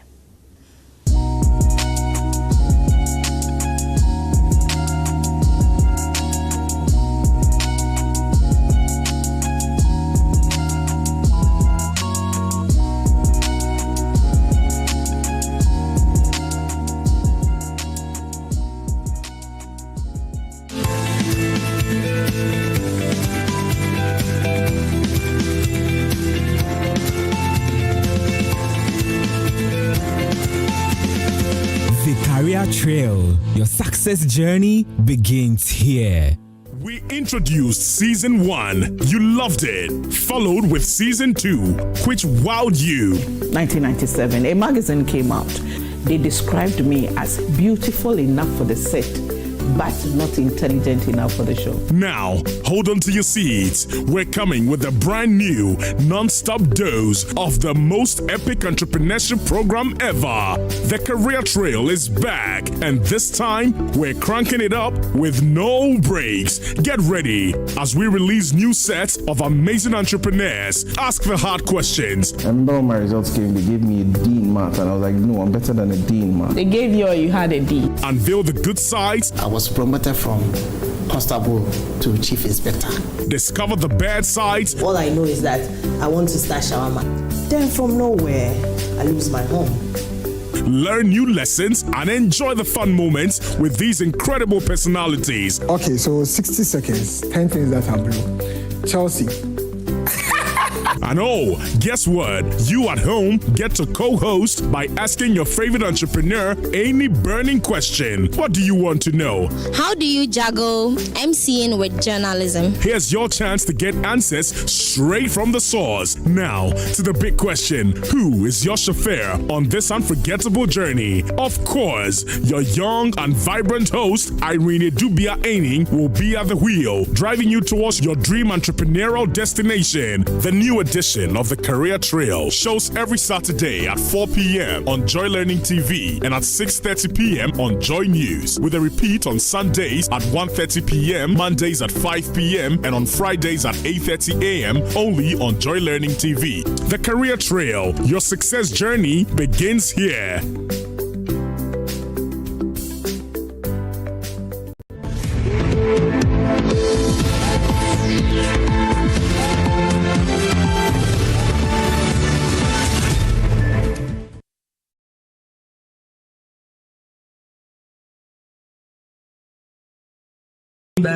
Em entender e poder evoluir durante o programa devido à dificuldade linguística. É dessa forma que eu tenho acompanhado empreendedores de Moçambique, Guiné, Cabo Verde, Angola e, obviamente, Santo Tomé e Príncipe, com muito prazer ao longo destes anos. Tenho partilhado a minha experiência, tenho nos orientado como o programa funciona, mas, acima de tudo, tenho também aprendido com os chineses.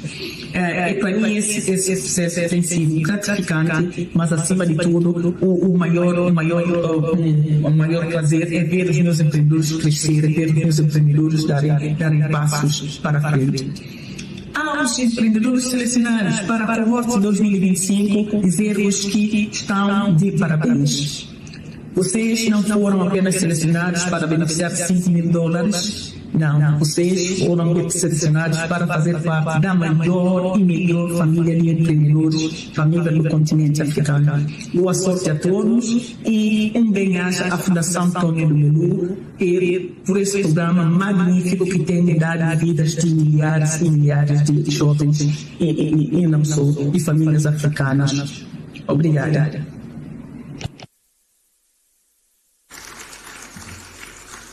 To our mentors globally, we say thank you very much.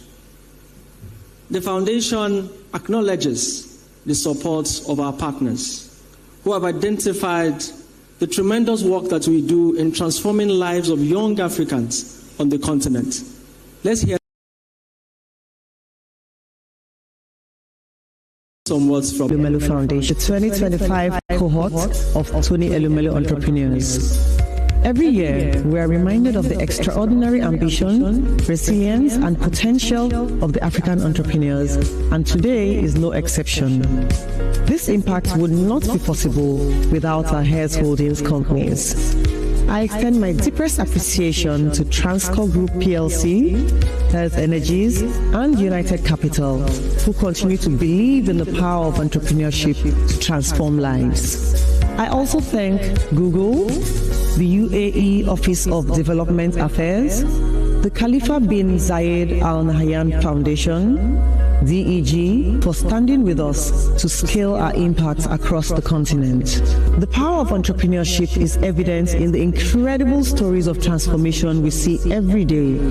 Over 1.5 million jobs created, more than $4.2 billion generated in revenue, and millions lifted out of poverty through the businesses we support. Women are leading this transformation. 45% of our entrepreneurs are women, and their success affirms what we have always known. When you empower a woman, you empower a family, a community, and an entire nation. To our latest Tony Elumelu entrepreneurs, you have joined the largest entrepreneurship network on the continent. Your journey will not always be easy, but remember, you are not alone.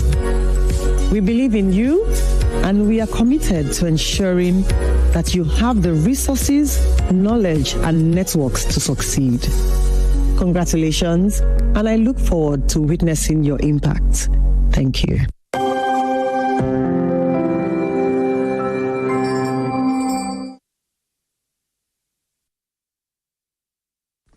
Good day from Cologne, Germany to Abuja, Nigeria. Dear Tony, it's a true privilege for me to join you virtually for the 2025 Tony Elumelu Foundation selection announcement. My heartfelt congratulations to all entrepreneurs selected for this year's program. Your dedication and your entrepreneurial spirit are truly inspiring to me. Tony, I had the privilege to meet with you and your team last December in Lagos. And I could truly see and feel myself how important the work of your foundation is in today's world for Nigeria, but also for the broader African context. We at DEG are very proud that we have supported a number of these entrepreneurs in the past programs, and we will continue to do so. We will finance a number of these entrepreneurs in the past programs, and we will continue to do so. We will finance 400 entrepreneurs with access to business management and to trainings in green entrepreneurships in the upcoming phase. By providing access to funding and mentorship, your foundation and its partners are empowering young African entrepreneurs to create jobs, reduce poverty, and work and thrive on inclusive growth in your country. I look very much forward to witnessing the continued success of this work of your foundation. Teutonian team, congratulations once again. Looking forward to meet you very, very soon. Bye-bye.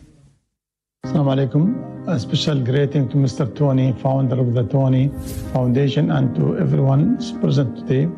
It is an honor to deliver this message on the behalf of the Khalifa bin Zayed Al Nahyan Foundation as we celebrate a significant milestone, our inaugural partnership with Tony Foundation. At the Khalifa bin Zayed Al Nahyan Foundation, we are deeply committed to fostering innovation, economic growth, and sustainable development. That's why this collaboration is a milestone, and the Tony Foundation has an outstanding legacy for African youth. We are, as a partnership together, we work together to develop an economic sustainable for African youth in Africa, and we wish good luck for everyone who will participate in our program, inshallah.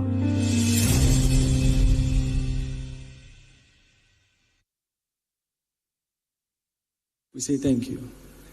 Ladies and gentlemen, the moment we've been waiting for is almost here.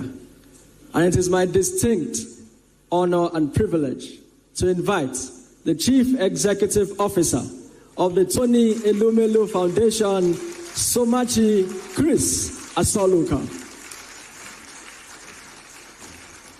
Ladies and gentlemen, good morning again. Distinguished guests, good morning. We are so delighted and honored to have you all us here in this room. To our thousands of viewers across Africa and beyond, we also say thank you for tuning in. The Tony Elumelu Foundation is the leading philanthropy empowering young African entrepreneurs from across all 54 African countries. Since 2010, when the foundation was launched, we have been entirely focused on democratizing luck and institutionalizing access to economic opportunity for thousands of young Africans.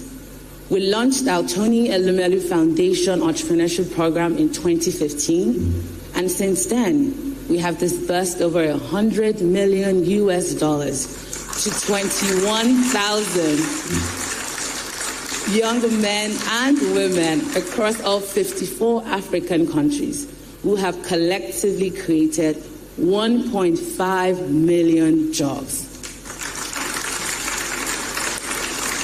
In revenue, they have collectively generated $4.2 billion in revenue.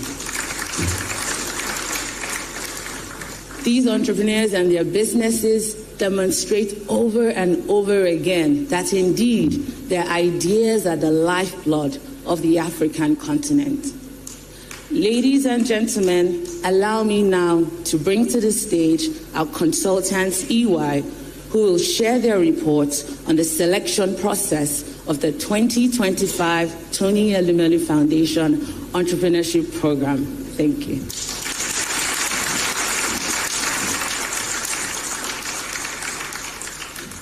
Good morning, distinguished guests, members of the TEF board, and viewers joining us from across Africa and beyond. My name is Damilola Aloba. On behalf of EY, it is my honor to present to you the results of the rigorous selection process for the TEF Entrepreneurship Program for 2025.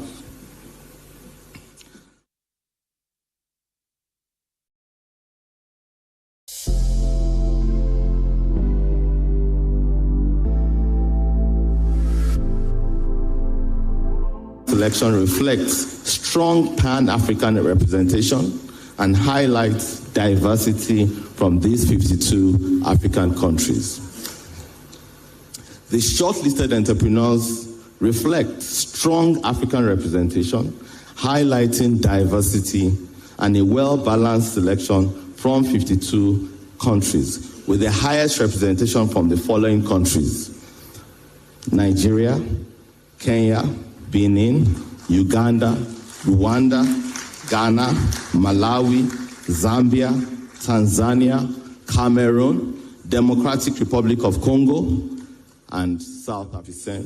ICT, 9%, healthcare, 7%, education, 5%, and manufacturing, 4%. The remaining industries represent the 16% of the entire shortlisted entrepreneurs.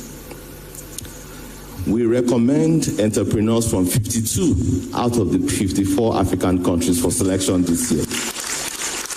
And this final selection reflects strong Pan-African representation and highlights diversity from these 52 African countries.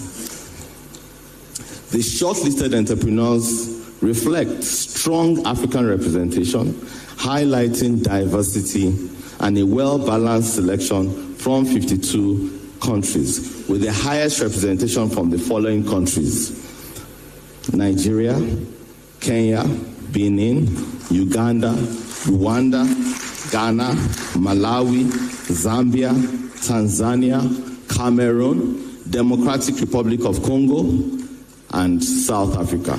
These are the 12 well-represented top countries that represented from the 52 countries. So on these notes, and in conclusion, I'd like to present to the board of the TEF 2025 entrepreneurs the list of 3,000 entrepreneurs who form the top of the list this year. And on this note, I want to thank you for the opportunity to work with you on this remarkable journey. Thank you very much.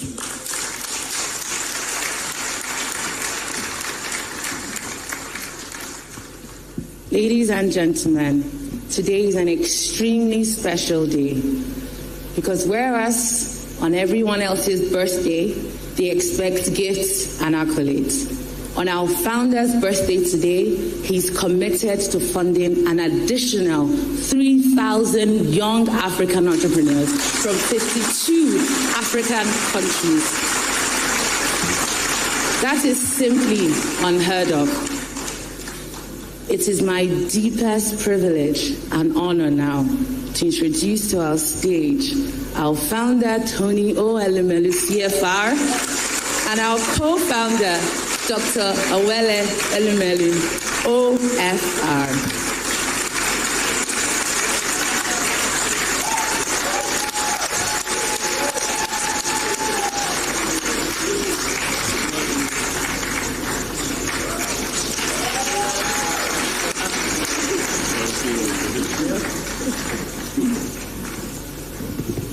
Distinguished guests, please sit down. Distinguished guests, 22nd of March is a very special day to me as a person. Special because today is my biological age. Date. My biological date of birth. And so call it my birthday. But more importantly, today is the day the Tony Elumelu Foundation has chosen every year to democratize luck across Africa, to share happiness across Africa, to help give economic hope and opportunities to many, our young ones, across Africa. My wife and I, we had a vision. We shared a vision in 2010 we shared a vision of a self-sustaining African continent, a prosperous Africa, powered by the energy, innovation, leadership, and resilience of young African men and women.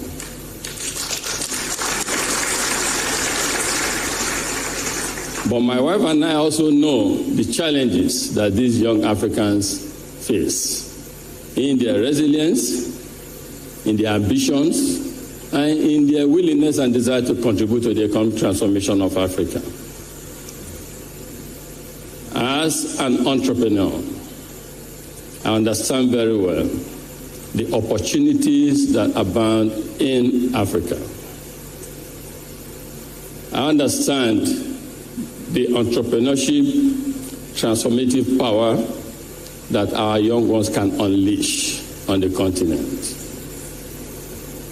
But we know that there are challenges. We also know that if empowered and encouraged, these young Africans can fix the challenges we have across or that we live with in Africa. So we decided to create the Tony Elumelu Foundation that same year, 2010, to help give economic hope and opportunity to these young Africans, to help that next generation of Africa that are seriously challenged, to give them the resources, to give them the training and the guidance that they need to succeed. 15 years into this journey of entrepreneurship and catalyzing of luck and economic prosperity on the continent, we have achieved a bit. But in 2015, as people with private sector mindset, we know that what gets measured gets done. So we decided to take it one step further, to launch the Tony Elumelu Foundation Entrepreneurship Program, to set metrics, targets that the world should hold us accountable for. One, we set out to economically empower, to identify 10,000 young Africans. Two, to do so over a period of 10 years. Three, to give each of them a non-refundable capital of $5,000. To train them and to appoint mentors for them. Because we know also as entrepreneurs that capital is not everything. Business education is critical, as well as mentorship and leadership and guidance. Fast forward, this year is the 15th year of the setting up of Tony Elumelu Foundation.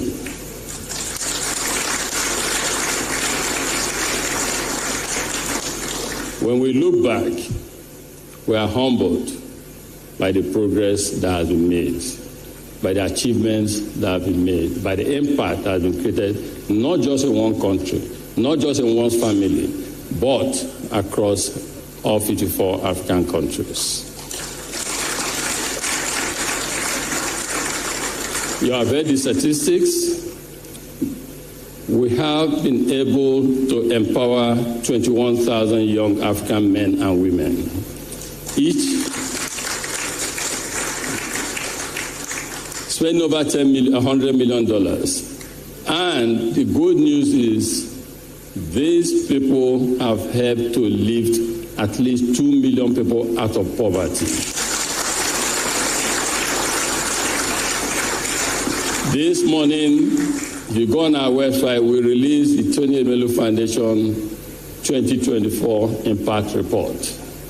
In that 2024 Impact Report, you will see everything what has been accomplished. To us, we're excited that we have been able, working with our partners, to lift at least 2 million people directly out of poverty. Because at the Tony Elumelu Foundation, we share common beliefs. One is that poverty anywhere is a threat to all of us everywhere. And two is that no one but us will develop Africa.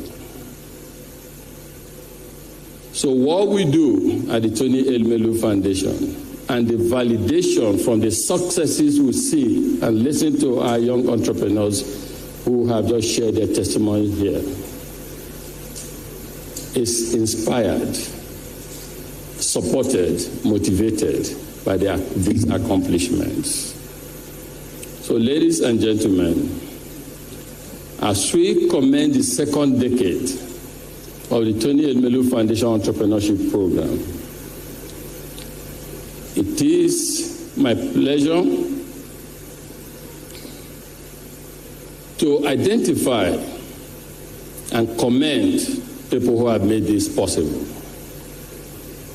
I start with our people, our staff, both past and current, who I say to my friends when they commend me about what the foundation has achieved, that the easiest job is check writing. The most difficult job is actually translating the vision to action and reality and seeing tangible impact. So I want to thank the TF team. If you see the CEO who came up,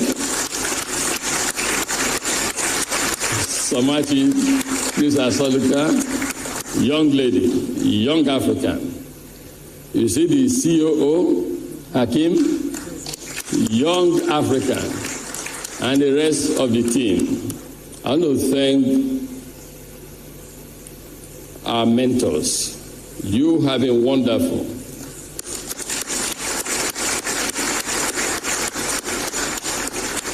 Those midnight calls you take, your dedication, the generosity of sharing your knowledge with these young Africans will forever be remembered. Thank you.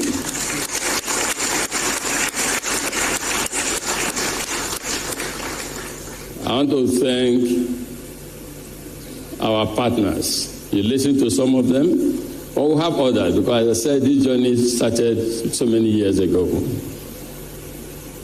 Too many to be mentioned, but some stand out. United Nations Development Program, UNDP, thank you for what you do. Interestingly, United States government, thank you for being part of this. The German GIZ, thank you for your support.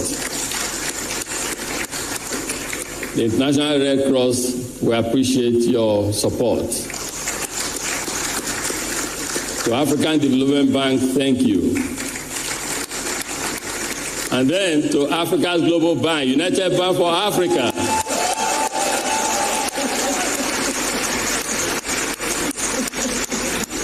Finally, let me thank our board, our advisory board, and the board of trustees. We have 3 board of trustee membership. 1, Alex Trotter, 2, Dr. Elumelu, and 3, myself. So I thank my other 2 trustees, starting from the one next to me here, for being so supportive. They have really dedicated almost everything in making sure that this dream, this vision we shared in 2010 is today yielding even more dividends than we ever anticipated. Ladies and gentlemen, in 2015, when we launched the program, Entrepreneurship program, the target was to empower 10,000. In 2024, we have empowered over 21,000.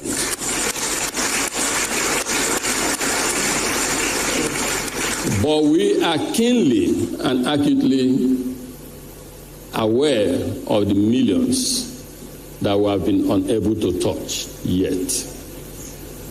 And which is why in my advocacy, in my trips, I keep mobilizing, encouraging the world that in the 21st century, what Africa needs is not aid. What Africa needs is investments. Investment in infrastructure and investment in our young ones.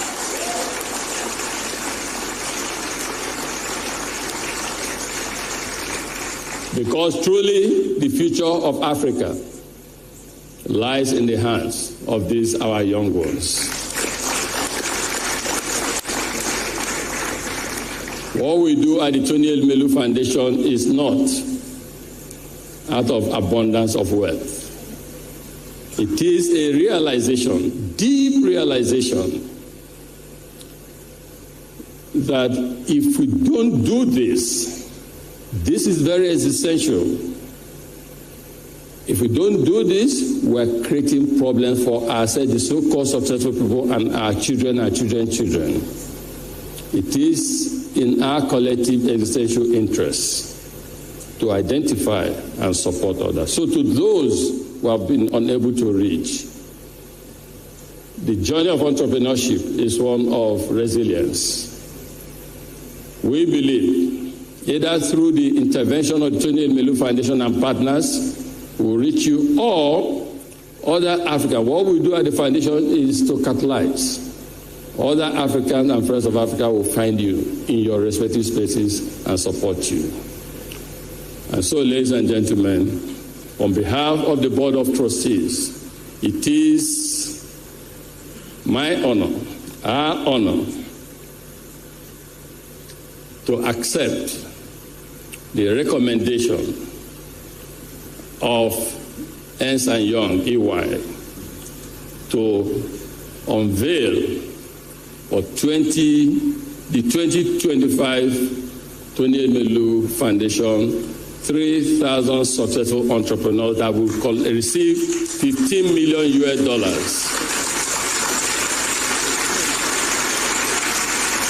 So, are you watching? African entrepreneurs, are you watching? So we are going to unveil, and good luck.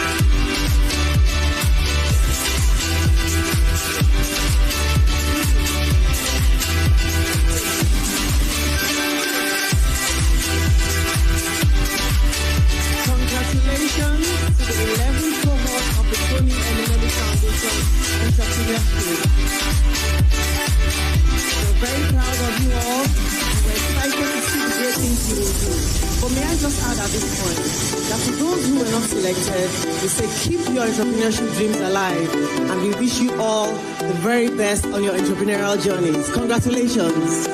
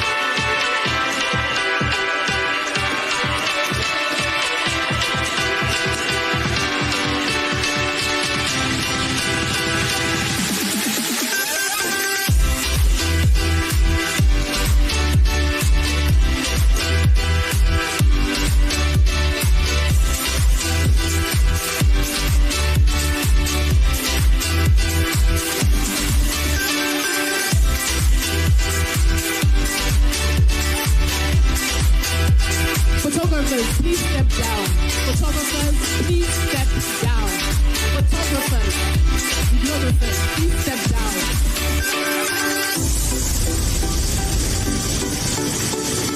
Photographers, videographers.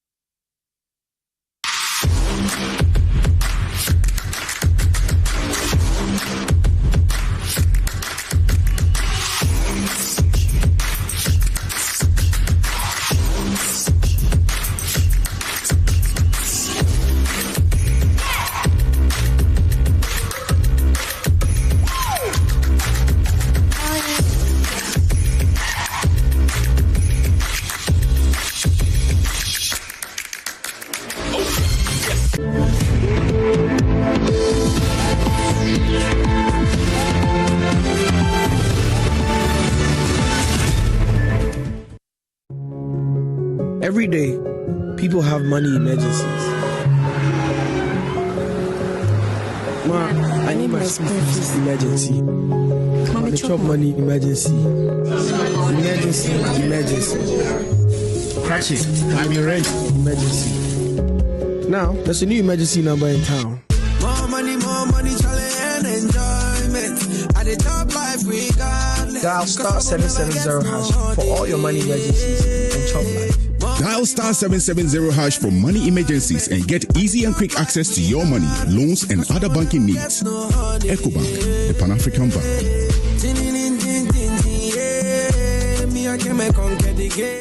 Build strong relationships.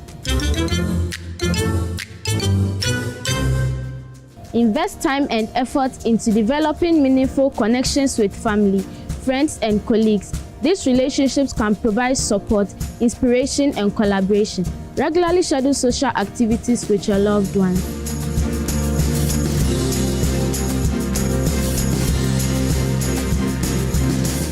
Good Conduct, Great Life is brought to you by Indomie. Tastes great.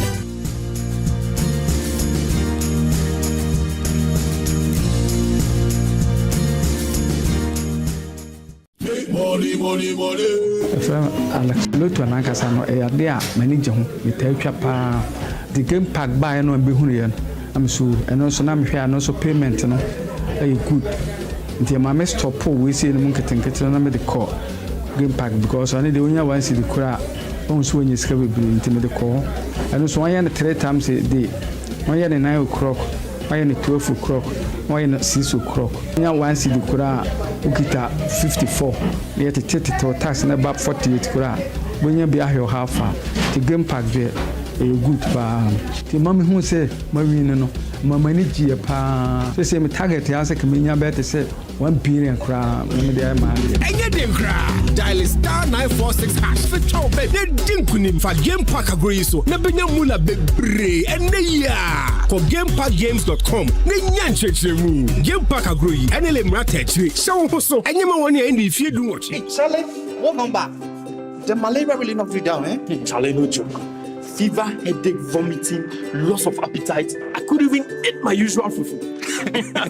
You and your fufu. But I hope you got tested before the malaria treatment. Yes, I did. And thanks to Malatu, I kicked out malaria one time. When malaria strikes, take Malatu, containing Artemether and Lumefantrine. Comes in tablets and suspension for effective treatment of malaria. Great to have you back. Thank you. No problem. Malatu is suitable for adults and children. Manufactured and distributed by NS Chemists Limited. This advertisement has been vetted and approved by the FDA.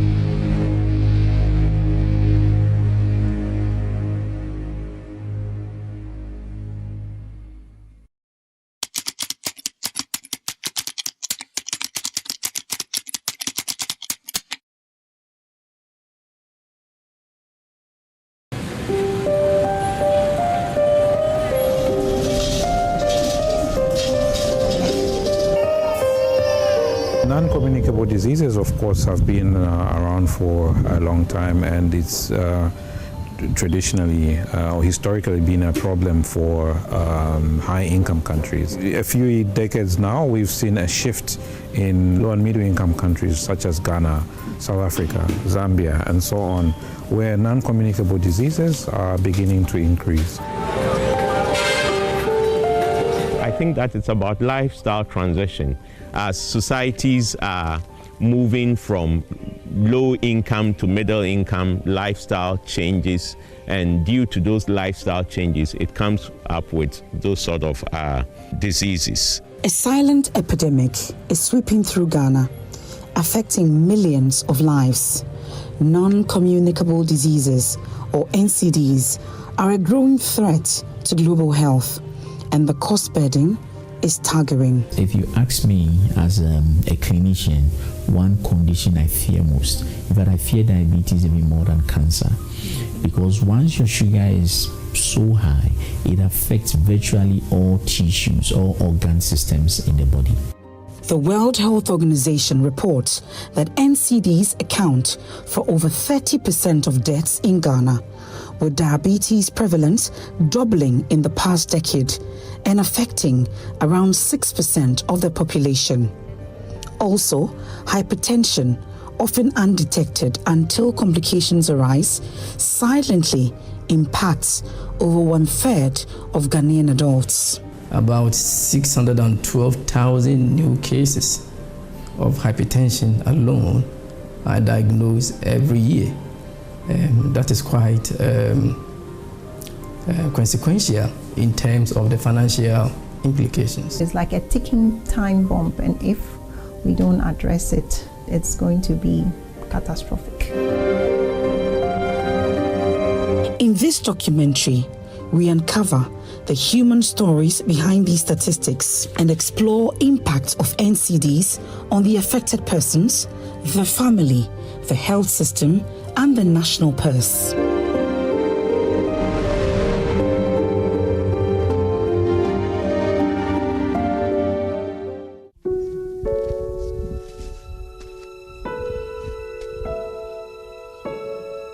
When a daughter does not know how to interpret her emotions after being diagnosed with diabetes at age 15, the only sentiment she can dig up is hate. I really felt bad and it hurts me a lot. It goes to some time I even regretted she was my mother, because I was like, if she's not my mother, I wouldn't have gotten that sickness. A tough admission, though this sentiment has changed over time from gaining a better understanding, the fear of her mother's fate befalling her lingers. Mercy Ogbojo lost her left leg in September 2022, 15 years after her diagnosis. The once busy trader is now confined to her home. Sepio ninge store hulo province store sepio kan yo no yo apenya gbafu lopio le ichuenuku pinyewe. This life-altering procedure was the only way to keep her alive. And ko egbanya se ja time in ehim kra ineno konya ne doctor binka ka puina niyo le ma penya gba ka Mahama lo esane apona no kone mo no mape free ne ko ba sen no se na po no hu lololu o ka ke ne pie lo hu enyinya gba. Behind this show of strength is a deep-seated fear of the unknown. 2 years after the amputation, her right leg is showing signs she's familiar with. Mercy fears this could end her life. When we talk about diabetes, we're looking at 3 key things. One is a chronic metabolic disorder. And why is the disorder? The disorder is that the person is either not making adequate insulin, or the person is producing the insulin, but the insulin is not functioning or working efficiently or effectively. So there's a problem with quantity, and there's also a problem with the quality. And then you can also have a combination of the two happening, where the insulin production is a problem and its function is also a problem. And once insulin is not working properly, then it means that the amount of sugar, what we call glucose in the blood, that the insulin has to help move into the cells of the body for the body to burn, stays in the blood. And then the sugar goes up. 1 month course of a newer anti-diabetic agent may be in the range of 400 to 600 Ghana cedi. So if the person has to be on antihypertensive as well, then you're looking at moving into the thousands. She traces the disease to her father and uncle, a secret both men had kept from their children. Their silence may have been driven by the fear of stigma, denial, or maybe a desire to protect their loved ones from worry. This is a mistake Mercy has refused to make. I've been following my mom to check up, so they've been telling me that because I'm the only child of my mother and then I'm the firstborn also, it can be heredity, so I should take good care of myself. The non-modifiable risk factors may contribute between 30 to 40% of your diabetes risks. whilst the modifiable risk factors contribute almost 60 to 70%. So if you're able to handle those that you can do something about, then those that you cannot do, those you can do something about would overshadow what you cannot do anything about. Now, what are the things you cannot do anything about? That is the non-modifiable risk factors. The fact that you are black, you cannot do anything about your aging. The other thing you cannot do anything about is your genetic predisposition, that is your family history. So if diabetes runs through your family, then you stand a higher risk of also developing diabetes. Now, what are some of the modifiable things? What are some of the things we can do something about? Things like inactivity, weight gain, excessive alcohol intake, and then things like eating food that are so refined. They all put you at higher risk of developing type 2 diabetes.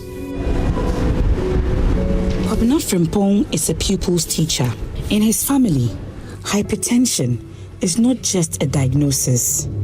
It is a generational legacy none of them asked for.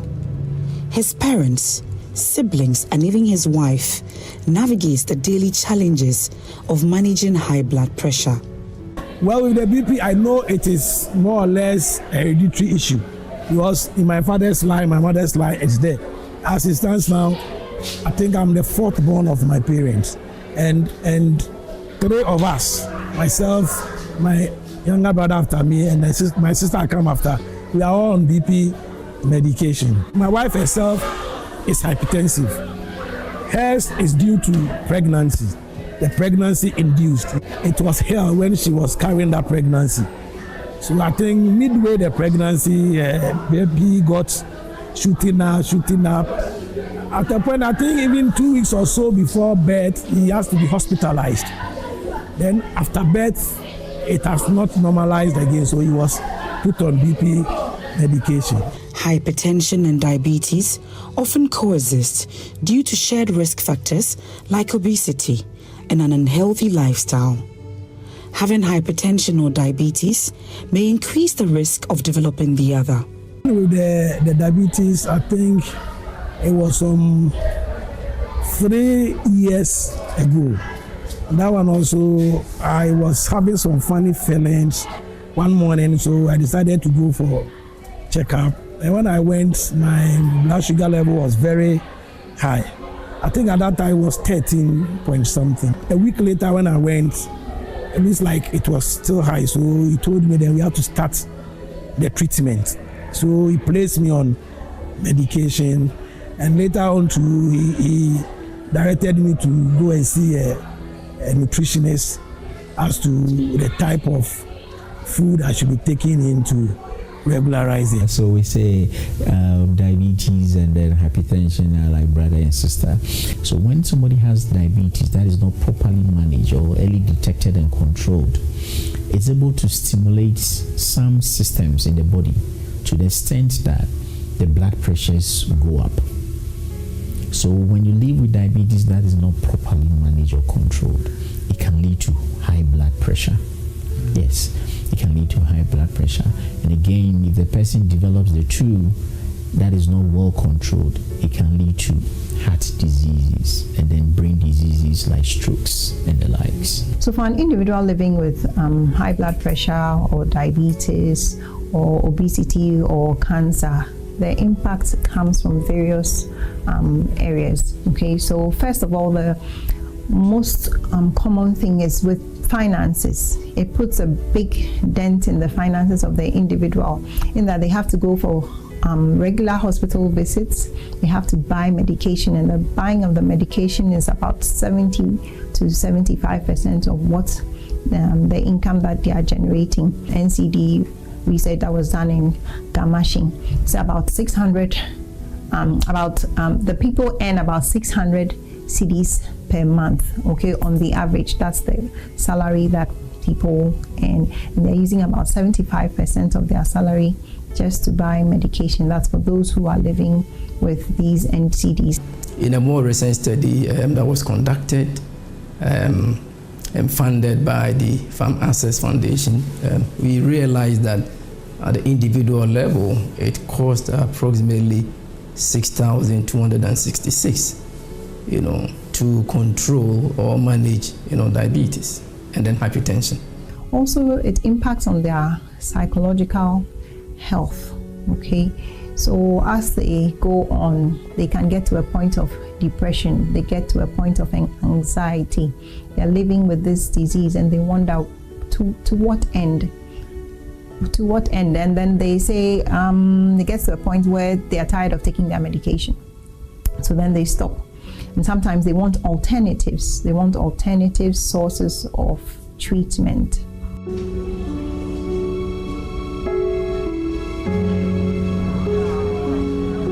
Rosemary Boydou's journey with end-stage kidney disease began at the tender age of 13, a time when most children are filled with dreams and aspirations. Hers was overshadowed by the specter of chronic illness. What seemed like a minor discomfort soon escalated into a life-altering diagnosis. We went to several hospitals. They did not find out what was happening to me. So a friend of my mother introduced a hospital to us to go there. So when we went there, they wrote a letter for my mother to go to another hospital. But then we didn't open the letter. And when my mother opened it too, she did not tell me what was in the letter. Until we went to that hospital at home. When we went there, they treated me and I became fine, but I don't know what they told my mother. I don't know that they have told my mother that I have to go for dialysis so that they will do something for me. So now my kidney is no more working. The two of them have been damaged, and the work that can no more do it. So I have to go to Kolebu so that they will use machine to do that work for me. It was only after a series of referrals and mysterious letters that the full extent of her condition became clear. Her kidneys have failed, and her only lifeline was the grueling routine of dialysis. Yeah, of course, everybody on your phone. How can you be calling someone every day, every time to ask for money? How would that person feel for you? So sometimes it happens that I'll not go. Even today, tomorrow I'll be going to dialysis. But as I'm here, I'm still thinking about who I go home to call and ask for money. If I do not go, then that means I'll not go. And we are writing exams. That's what I can do to get strength and work and sit down for a long time. Then it means maybe I cannot write the exam or come to school. And I don't want that thing to happen to me too. In younger age group, the number of cases of kidney failure from diabetes tend to be much lower. They develop kidney failure usually more from infective conditions.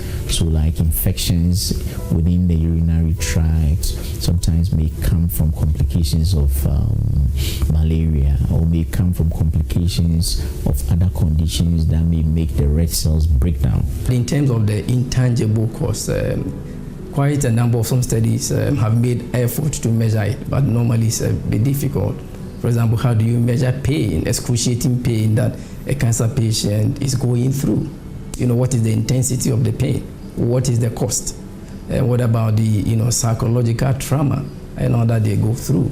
What about the depression some of them experience as a result of their condition? Normally these are a bit difficult to quantify, but they constitute a very big burden on these patients.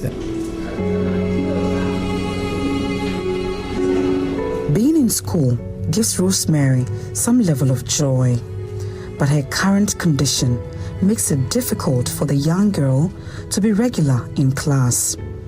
She has to visit the hospital twice in a week for her dialysis sessions.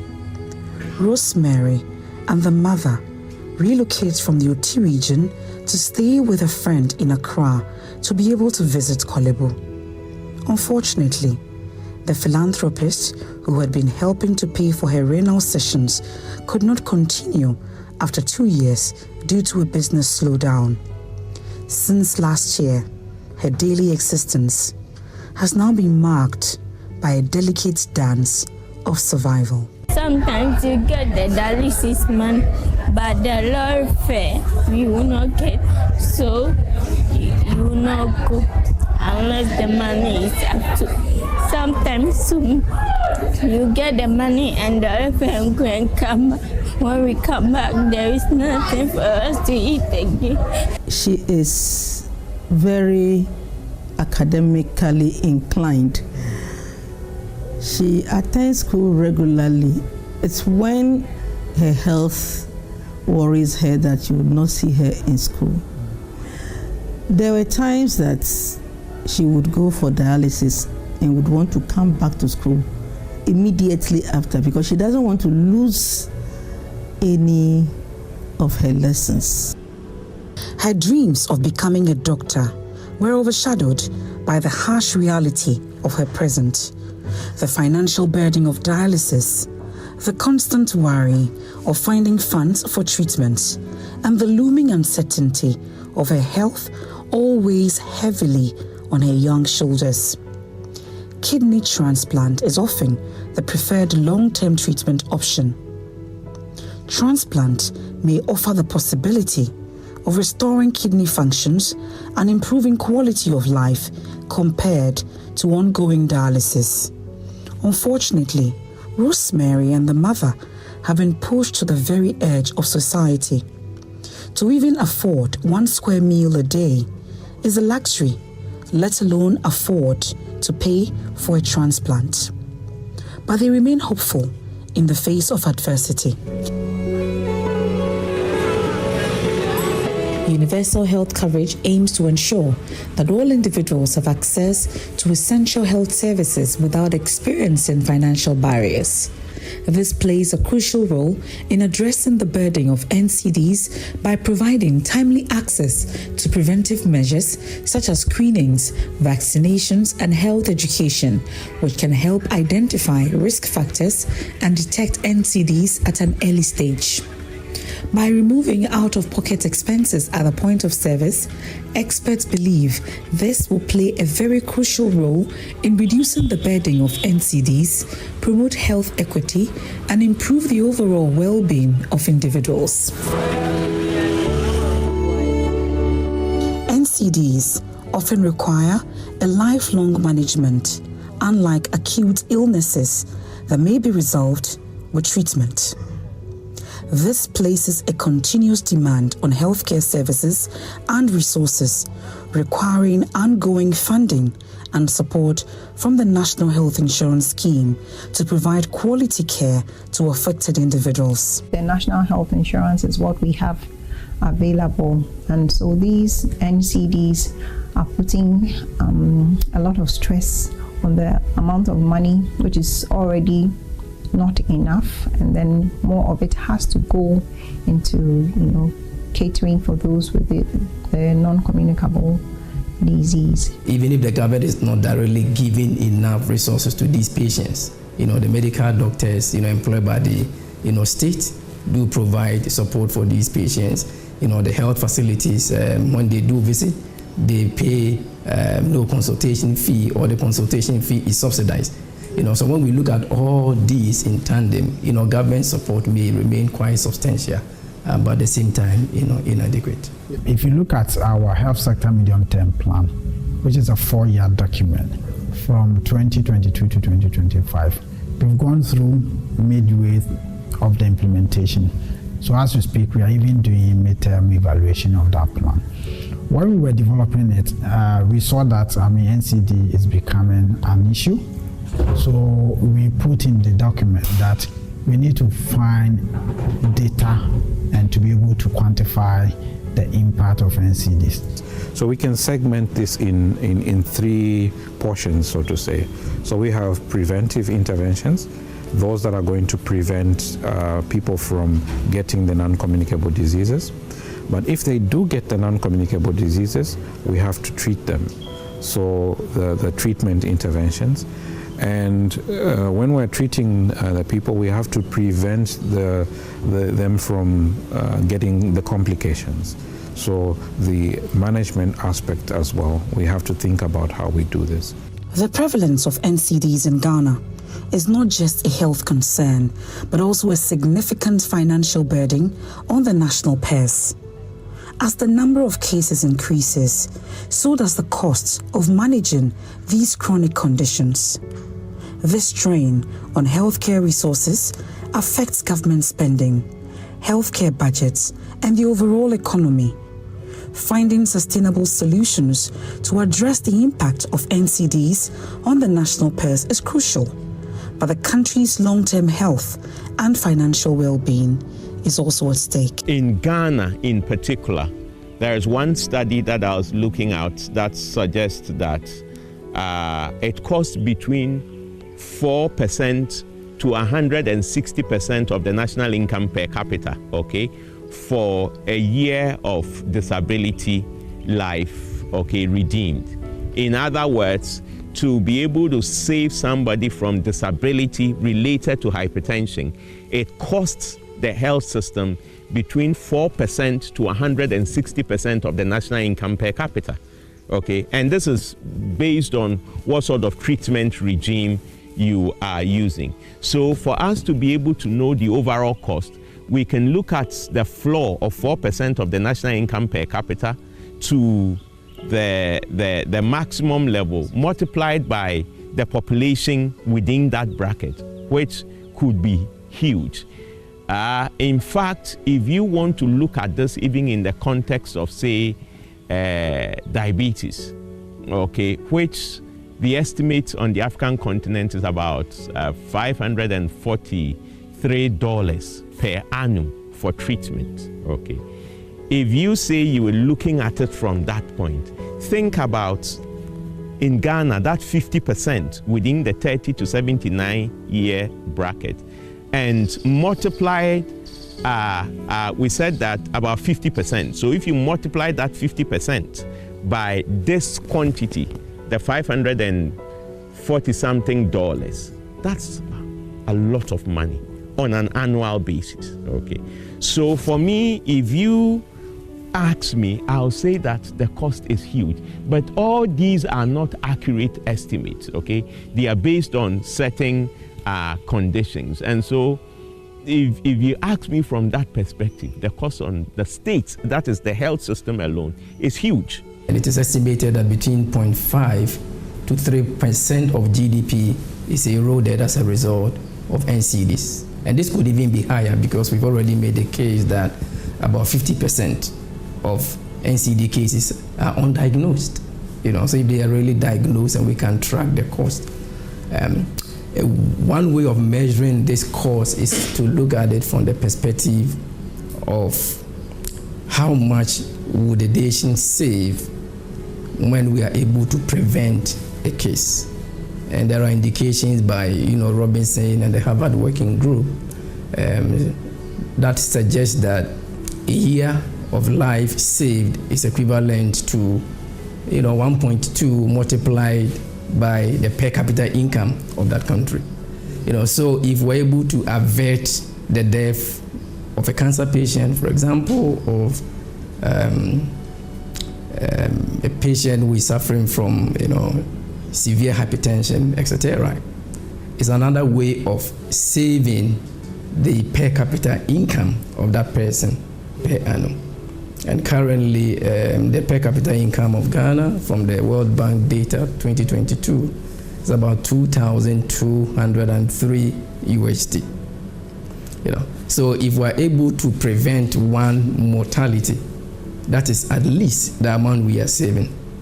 So if you have about 100,000 deaths that are averted as a result of some interventions put in place, then we are saving 1.2 multiplied by 2,203 by that number. And I'm not even taking into consideration discounted over time. The choices we make in our daily lives have a profound impact on our health outcomes. Unhealthy lifestyles characterized by poor diet and lack of physical activity, experts say, contribute significantly to the rising cases of NCDs. Emphasis here is that we shouldn't allow the complications to set in before we run around to solve the problem. Prevention is the key. Prevention is the key. There are a few of them that will still end up in terminal stages. What then it means is that our health financing system should begin to look at how we finance NCDs. Okay. And that's a big conversation that we can have as a country. We need to have a massive campaign to begin to alter our lifestyles. Okay, and for me that is very, very important. We should definitely encourage our population to be aware about diabetes and cancers and what these are, how they can identify them, and how they can prevent them. I also want to see commitment from our side, government and ministry, with respect to resources. Because if you don't get the resources to the implementing agencies to do that, then we may not see the successes that we want to see from the implementation. We know what to do, but are we actually doing it? So the practicalization of the knowledge is very important in order to curb this problem. If we don't do it, then we are heading for trouble. The cost burden of non-communicable diseases in Ghana is escalating, impacting individuals, families, the healthcare system, and the national purse.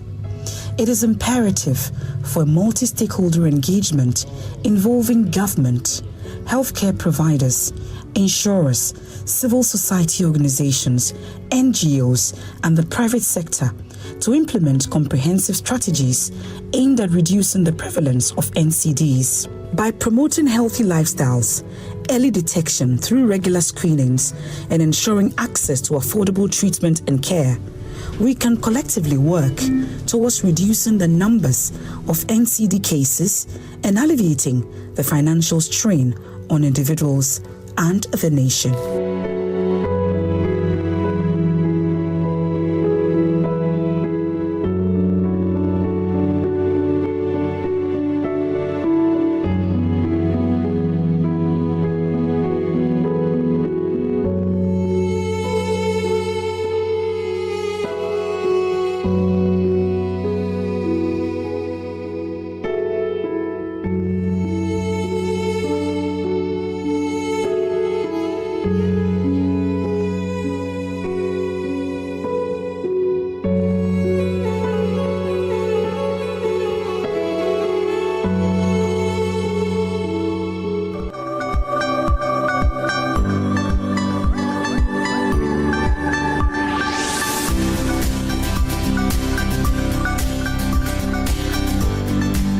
My name is Dr. Justina Wachukweku, and on this episode, we are going to talk about male urethritis. So what is urethritis? Urethritis is an inflammation of the urethra, and the urethra is the tube in the penis where semen and urine flows through to the outside. That is the urethra. And several things can cause this inflammation. Most commonly, it's usually an infection. And less commonly, we can have other things like trauma, catheterization when you go to the hospital, or when you have prostate disease and you have to put in a catheter.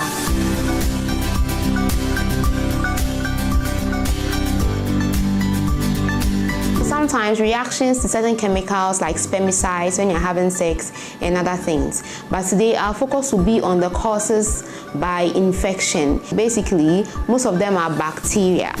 The commonest is called gonorrhea. I'm sure we all know about gonorrhea, and the organism that causes gonorrhea is called Neisseria gonorrhoeae. Followed by that, we have one caused by Chlamydia trachomatis. Then less commonly, we have the mycoplasma, we have the uroplasma, we can have trichomonas. But we are going to focus more on the gonorrhea and then the chlamydia.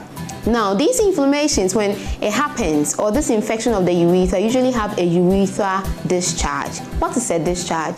A discharge is any liquid, aside urine or semen that will come out of your urethra. So if you're a man and you see anything coming out, any form of liquid, whether it is thick or light, coming out of your urethra, and then it is not urine and it is not semen, then you have a urethral discharge.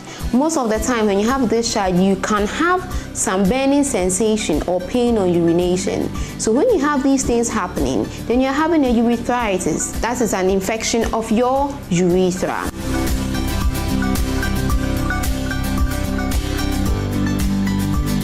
So for the gonorrhea, usually when you have it, it happens speedily. Like within 3 to 4 days, you realize that you're seeing the discharge and you're having this burning sensation, and it's really, really uncomfortable. For the chlamydia, it's usually very slow. It happens slowly over a period of time, and it takes a very long time, but then you realize that no, this thing has been happening, so let me see a doctor or let me do something about it. The discharge for the gonorrhea is usually white or opaque yellow, and the one for the chlamydia is either watery or mucoid, and sometimes it's usually very small. That is the major differentiation, but you can't just look at it and say that I have gonorrhea or I have chlamydia. You have to come and see your doctor.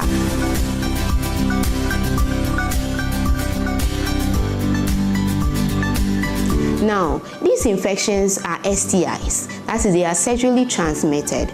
So for you to have them, then you must have engaged in an unprotected sex, or you are being promiscuous. That means you're having sex with different other people. And because of that, it is a disease of the young. Most commonly, people around 25 years or less, they are the ones who usually get these kind of infection. Others can get it, the older ones can get it, but you realize that it's very common in the younger ones and people who have very bad sexual habits. So now when you realize that you have a discharge and you have painful urination, then you should know that you're having an STI. And because it's an STI, it is very likely that you can have other STIs happening, like HIV, herpes, syphilis, and all others. So when you come and see your doctor, the doctor will try and eliminate the other causes or other type of STIs as well.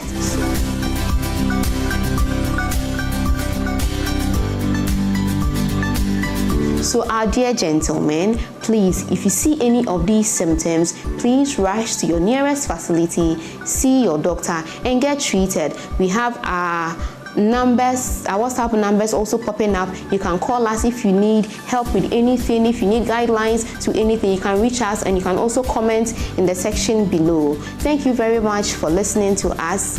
God bless you, and don't miss any episode. Thank you.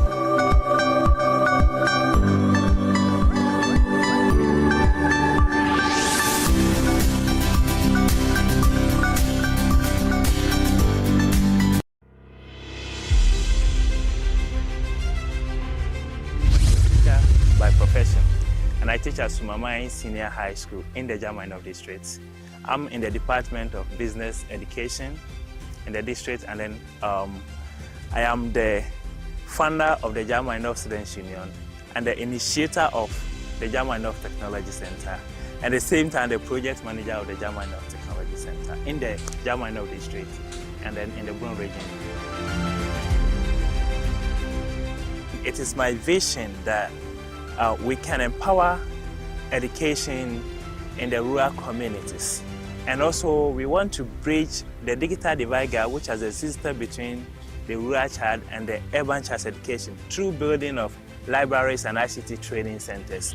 So we started this whole initiative with a student network that will help our kids who are schooling here to have access to computers, to have access to libraries and other facilities that will empower them through our learning.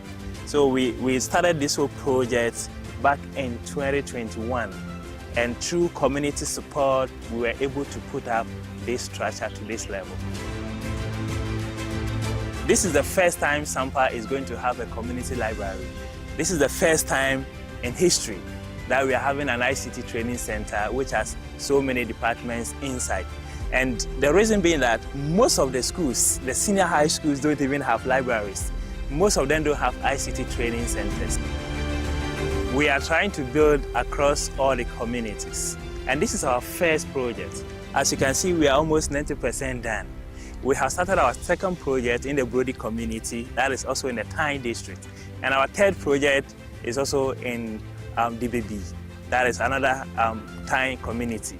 So it is our vision that we'll build across all the districts, and every district should have, every community should have a mini ICT training center for that community, so that the kids inside there will have access to libraries and then ICT training. The JoyNews Impact Makers Award is a very big platform to me because it's kind of going to give us a lot of exposure, or maximize our exposure, and then our brand that we are building is going to help maximize our influence. They are going to introduce us to the corporate world so that Ghanaians and the good people will see what we are doing in our little capacity to support development in our own communities.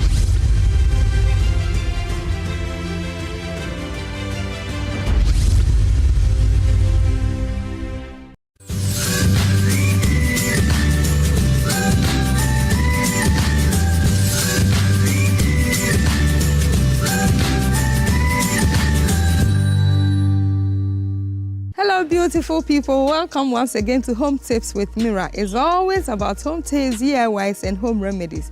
A lot of people like coconut oil, but some don't because they claim that it has this unpleasant odor when it is left there for a long time. So today I'm going to share with you how to preserve your coconut oil, whether it is the refined coconut oil or the virgin coconut oil. But before we do that, let's look at some interesting things about coconut. Do you like coconut water? Well, I do. I know some people do too. It is so refreshing because it always comes in a packed container. You know, coconut water has a lot of benefits for the body. It may help to regulate blood sugar levels, and it is also good for nursing mothers because it contains calcium and it helps, you know, the baby's development of stronger bones. So if you are a nursing mother, consider taking coconut water. It is also a form of hydrating drink. So if you are worn out after any physical activity, if you are looking for some refreshing drink to take, kindly reach out for coconut and take the water. And one thing about coconut is that once it is cut open, you have to consume the water immediately, because when the water comes in contact with oxygen, it loses some of its flavor and the nutritional content. So once your coconut is cut open, consume the water straight away. This is the dry coconut, and the oil is extracted from the meat of the dry coconut. So it is broken and the meat is taken out and it is processed, and then we get the virgin oil and then the refined coconut oil. Later in an episode, I'll show you how to extract both oils. But today the focus is on how to preserve the coconut oil.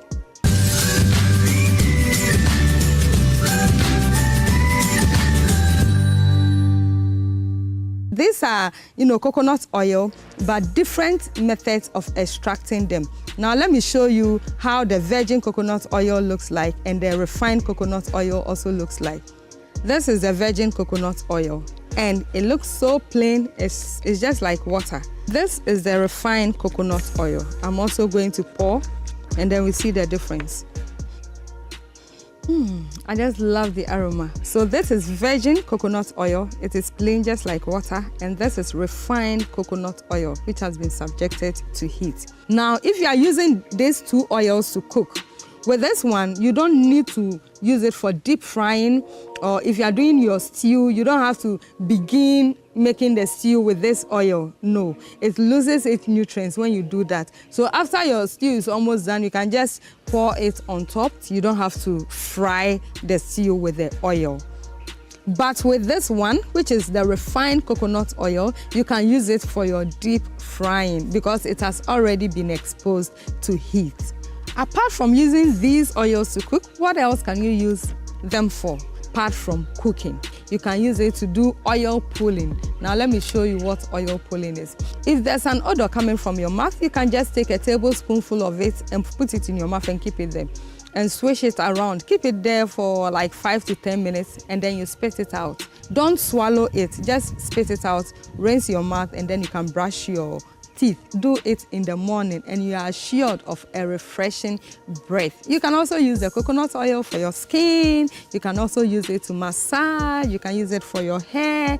And then, you know, our elbows and then our knees, you can, you know, apply the coconut oil there, you know. or even your feet. You know, some people have, their feet is so hard, and you can, in the evening when you're going to sleep, you can just apply the coconut oil under your feet. This is the refined coconut oil, and this is a container that you can pour it inside. First of all, make sure that your container is clean and free of any odor.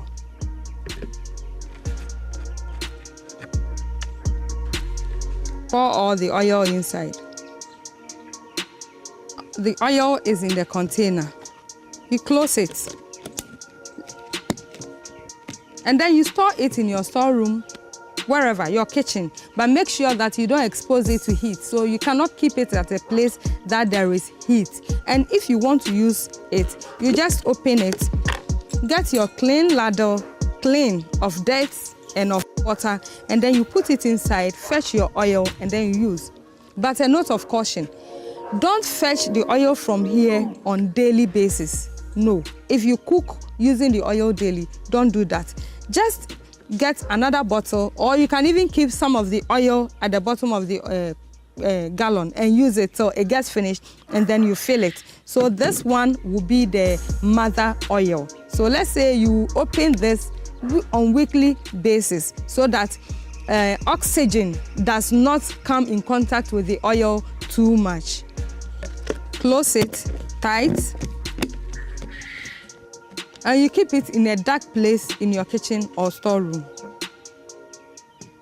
So this one too, the same process. Pour it into a container like this.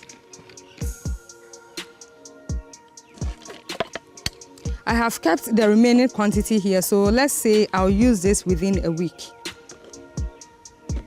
And please be sure to store the oil in your kitchen or in your storeroom. And also make sure that you don't expose it to too much light and too much heat. It can affect the taste of the oil.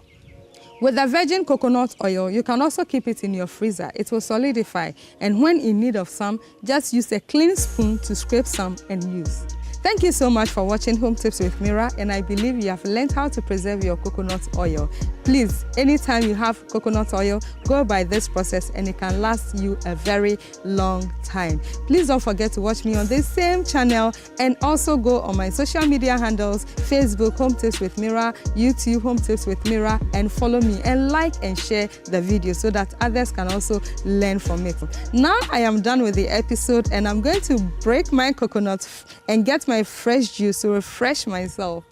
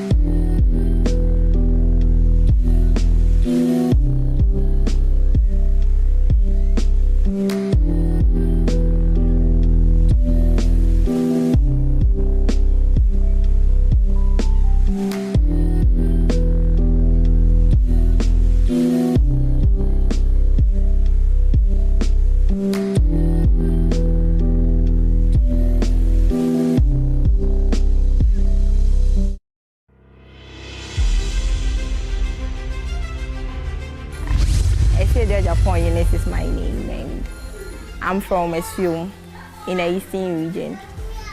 I'm a teacher by profession. I was posted a year after service. I was posted to the community, which they have not started officially. The school wasn't open. So I went to speak to the assemblyman, and he informed me that yes, there's no school, but due to the nature of the road, vehicles knocked the case here and there, so the town decided they want a school. So they have started constructing it. but it's not yet ready. So if we want to start, then we should start this academic year. That was what he said. I wasn't discouraged knowing there is no school, but rather I felt something must be done. Because looking at what they told me, the cars have been knocking kids here and there, and some of the kids, because of that, their parents asked them to stay in the house. So a lot of kids are in the house.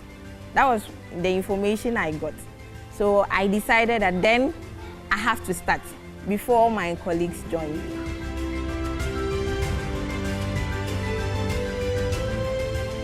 I came, we started with admissions. And that day, I had 7 pupils admitted. And we, day in, day out, admissions increase. And currently, we have 107 kids. The Impact Makers Awards is a great initiative that will inspire young people, that is the youth, to make impact in their communities. And I think it's a great initiative they are doing. And I hope this initiative will continue to go a long way to motivate a lot of young people to make impact in diverse ways in their communities.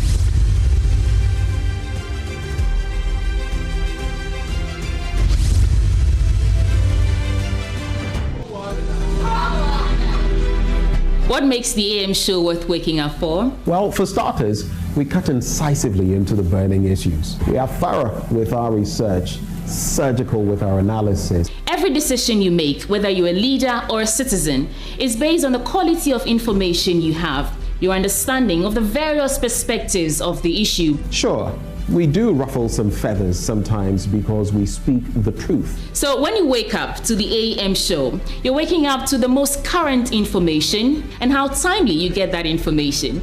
That is why you trust us to deliver independent, fearless, and credible content. That is what makes us number one. And that's why you should wake up to the AM show.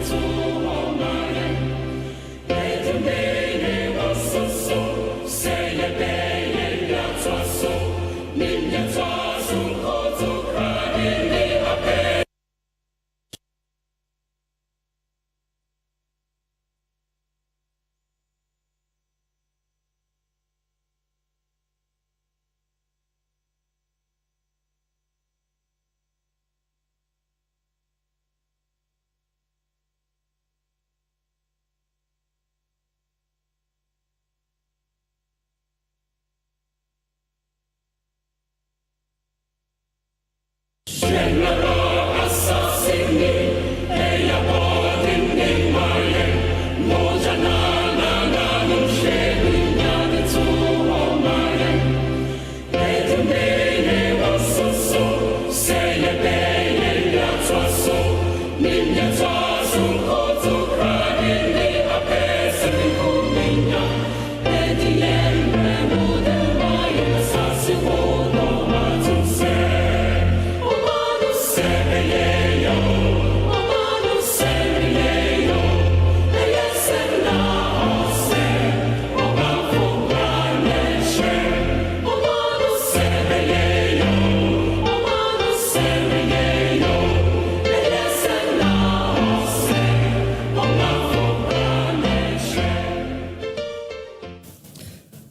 Good morning once again, where we are digesting the topic resetting the civil service. Our topic this morning is on upholding neutrality, anonymity, and permanence in the civil service of Ghana. Your host, as usual, is Cephas Dosu. And with me to digest this agenda is, on my immediate right, Professor Justice Bawale. He is the Professor of the Public Administration and Management and Dean of the University of Ghana Business School. Prof, you're welcome. Thank you, brother. Also with us is an astute, retired public officer, Mr. Daniel Amamu, who currently serves as the Director of Administration at CLOSAC. Mr. Amamu, you are warmly welcome. Thank you. To set the ball rolling, it is said that professionalism of the civil service is a fundamental principle enshrined in Ghana's governance framework, ensuring that civil service staff remain neutral, anonymous, and permanent, as it was in the case of the Civil and Local Government Service Staff Association versus the Attorney General and the Office of the Head of the Civil Service and the Office of the Local Government Service in 2017. When we talk about interference, since we have a prof here from academia, what does interference mean? And if you could also add how a political interference, could mean to our understanding. Thank you very much. So I'm excited that we're discussing this because I think this is about the second time I've been involved in this conversation. And it comes up often when there's change of government. And these are conversations that I think we should continue to have in the way that allows us to build a cadre of civil servants who would be available to serve the public interest. Typically when we say political interference, what we're talking about is that the political class of a country begins to pull out, or if you like, make overtures into getting involved in civil service affairs. This conversation of the political class and the civil service has political theory behind it. Many academics believe that the role of the politician and the role of the civil servant are different. And therefore, it is important that each of them is allowed to stay and to work in the way that allows them to do what they are meant to do. So the conversation around a politician or political interest wanting to make overtures into the civil service and to begin to dictate, in some cases, what happens there is what we will typically refer to as politicization or political interference of the civil service. So we typically say either politicization of the civil service or political interference in the civil service. That often comes in a number of ways. It's either that we are getting political actors appointing people who are politically known, people whose political alliances are known into civil service positions, or getting them transferred, and you know that appointment and transfers of civil servants are guided by the civil service ethos. And so when we see politicians appointing people into civil service positions, which should normally have been occupied through the processes of promotion and transfers by the civil service architecture itself, then we say there's interference. It also includes sometimes influences on the kind of thoughts and behaviors of a civil service. So, for example, when political parties insist that policies be implemented in certain ways against the practices established by the civil service. And I'm sure that anybody who has followed the civil service will typically know what the civil service will call the general orders, how things are done here, as against what the politicians want things to be. That would also constitute political interference. In fact, in recent times, a number of things have also happened that have shown that this could constitute political interference. For example, the processes of procurement could actually get tempered with politicians' political influence, and therefore you would typically find that people get to be awarded contracts that the processes that are laid down are not. When that happens within the civil service, we say that also is political interference. So let me get clarity here. Political interference, yes, in itself, is it bad? I'm asking this question because the civil servant is in office to serve the government in power. Yes. The government in power is a politician. Yes. And they have an agenda and a mandate to deliver. Yes. And would want to find ways of meeting their objectives. Yes. So if they, by doing so, try to put in people they believe can execute the objectives, is it wrong? Civil servants are appointed into office based on expertise, based on knowledge. And in many cases, you go through a process to get selected. Now, when you get selected, you are posted to a place where your expertise is needed for serving the public's interest. Now, when that process is not followed, what is likely to happen is that political actors bring in people, and like you said, oh, but I want to serve the people. I find Mr. Dosu as a great guy. Let me put him there. Now, you know that political parties do not trust themselves. So once you become that tainted as having been brought, quote unquote, by one political party, you become immediately a suspect when governments change. So the conversation around keep the civil service away from direct political interference is in itself first and foremost to protect the particular civil servants or civil service. And number two, to ensure that the civil service can keep its experience within the civil service system and to use them as and when due.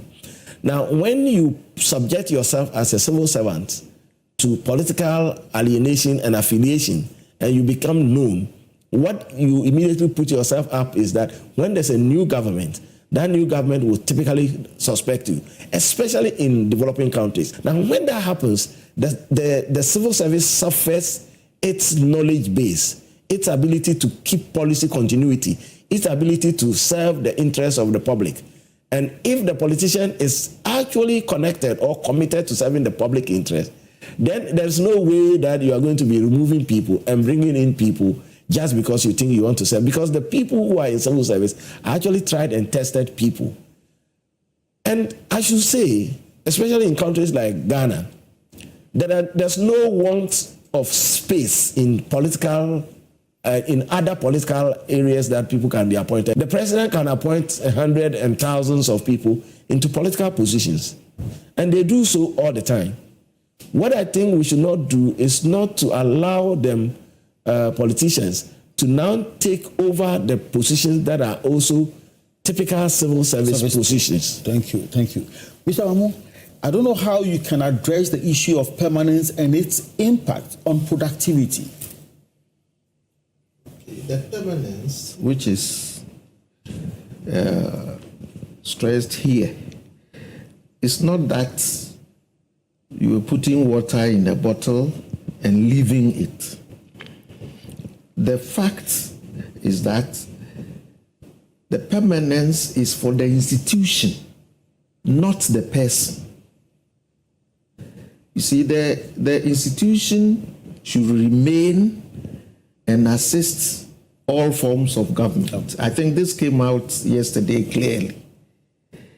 So in order that you will have that permanence, certain type of people must be employed.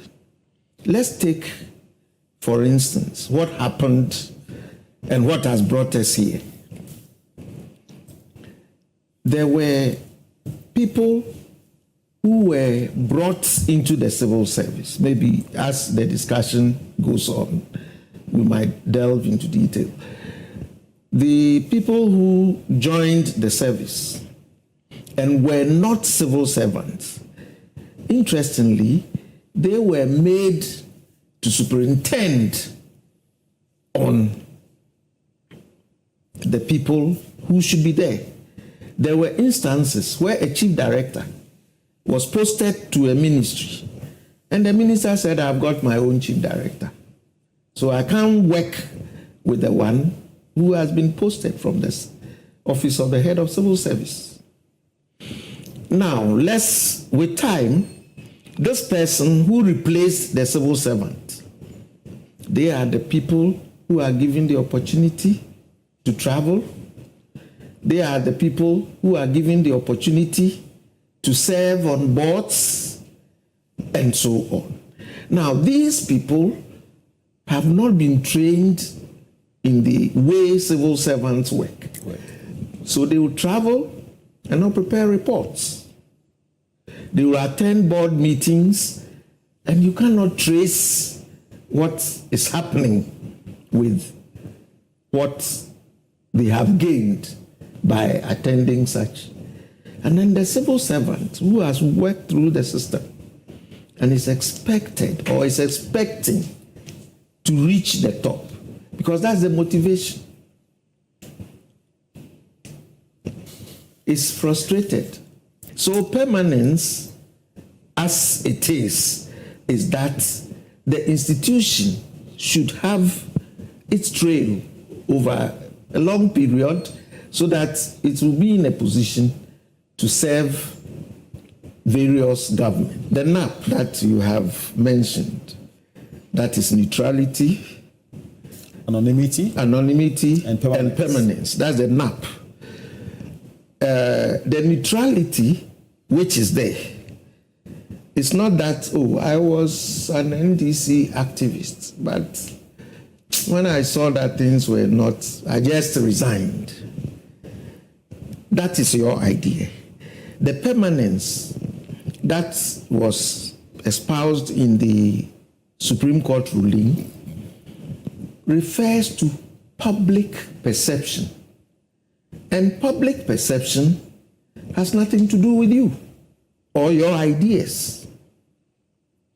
And as Prof has just mentioned, once you are seen in his explanation of interference, once you are seen in the light of a particular political party, you are colored. So the idea that people are saying this and that is not there. But there is a misconception that every public office is civil service. Yesterday, the lawyer explained that before then, yes, the British colonial masters, if you are working in any administrative or any other position other than the armed forces, you are a civil servant. But we have seen over the years several institutions have been carved out. The latest, 2020, the government carved out TVET service. Okay? So if you look and read Article 190 properly, so the civil service... Let me take you to the Article 195 that we are discussing now. That has to do with the authority of the president to appoint. Because my question has to do with how does that appointment found its foundation in the NAP. But then there's a caveat here that says that subject to the provisions of this constitution, the power to appoint persons to hold or to act in an office in the public services shall vest in the president, acting in accordance with the advice of the governing council of the service concerned, given in consultation with the Public Services Commission. So you realize that even though the NAP was not mentioned in the Constitution, there were two, clauses or conditions that must be met. One is that it should be in accordance with the council, and two, in consultation with the Public Services Commission. Yes. Now, if you look at the case study in question, could you say that these two conditions have been met? Maybe Prof can come in. Please. Okay. You see, currently, out there, if you listen, somebody was even saying that Clocksack sat back when a non-political activist was sent to Electoral Commission. Clocksack sat back in other institutions where politically known people have been put in places, and Clocksack was just looking on. Why are they now making noise? This is a misconception of Article 190. And Article 190, if you go there, say the public services of Ghana shall include. So whilst the civil service is a public service, the parliamentary service is a public service, the police service, the fire service, and all the services that are mentioned, and those that have been created since 1993. These are all public services. But we have the civil and local government service, which acts as government machinery. And that is what we are dealing with. And that those that serve as part of government machinery must be permanent, must also be what? Neutral. And then anonymous. Okay. How will it be if I am a worker in the civil service and then a contract, somebody applies for a contract, and then the paper is put before me. Then I go and see the contractor. You see, Chief, your paper is in front of me. Is that how we should? And when we are talking of anonymity, that is where it is. And when we are talking of you being politically covered, if that contractor comes to the ministry and sees me, I was a constituency chairman of the party in power. Now he sees me as a chief director or something in the ministry. Will be comfortable. The service that we should render must be rendered in a manner that is not discriminatory. Okay, thank you. Prof. Yes. See, let me clarify my question again. No, so the question you ask, I understood the question, and no one disputes the powers of the president to appoint. But you see, the president and all president here, must always act according to what the Constitution says they should do, because it is the Constitution that is conferring the power, the executive power, on the president. And that same the document that confers the power says if you have to do this, these are the conditions under which you do so. So you would find out that the Public Services Commission is Public Services Commission. So it superintends in terms of the HR function. It superintends all the public services as alluded to by my big brother. So then, when the president has to appoint people to public services positions, there are rules that you follow. When it comes to the civil service positions, there are also rules that you follow. In the end, all appointments are made on and behalf of the president. But it's not all of those appointments that the president directly makes. Okay. Now, the civil service rules are such that, so you would find out that at certain levels of appointment, the interview processes are done by the Public Services Commission. And then somebody would sign a letter on behalf of the president to appoint you. These we call delegated authority. When it comes to the real civil service positions, the issue about you should appoint on the advice and in consultation are very, very important. What we are talking about is not appointing people into other public services, and thank you for clarifying that. There are several public services, but the civil service, which is part of the public services, has a special character. And the character it has, I am a public servant because I work for a public university, but I'm not a civil servant. So when I behave, my behavior will be different from you who is a civil servant. Why? Because on a daily basis, you are working with a politician to administer policies for the country. When that politician comes in, because of the troubles of, if I come as president, I want to wipe away everyone and bring in a new set of people, and they will have no clue about what happened yesterday before I won election, and therefore we would not be able to have a continuing government, or if you like, state.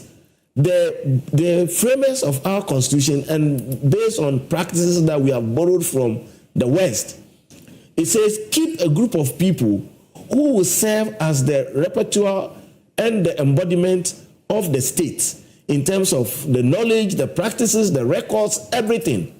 So that when the new president comes, those people are there to work with. So the minister comes and there's a chief director, there's a director of HR, there's a director of that, there's a director of this.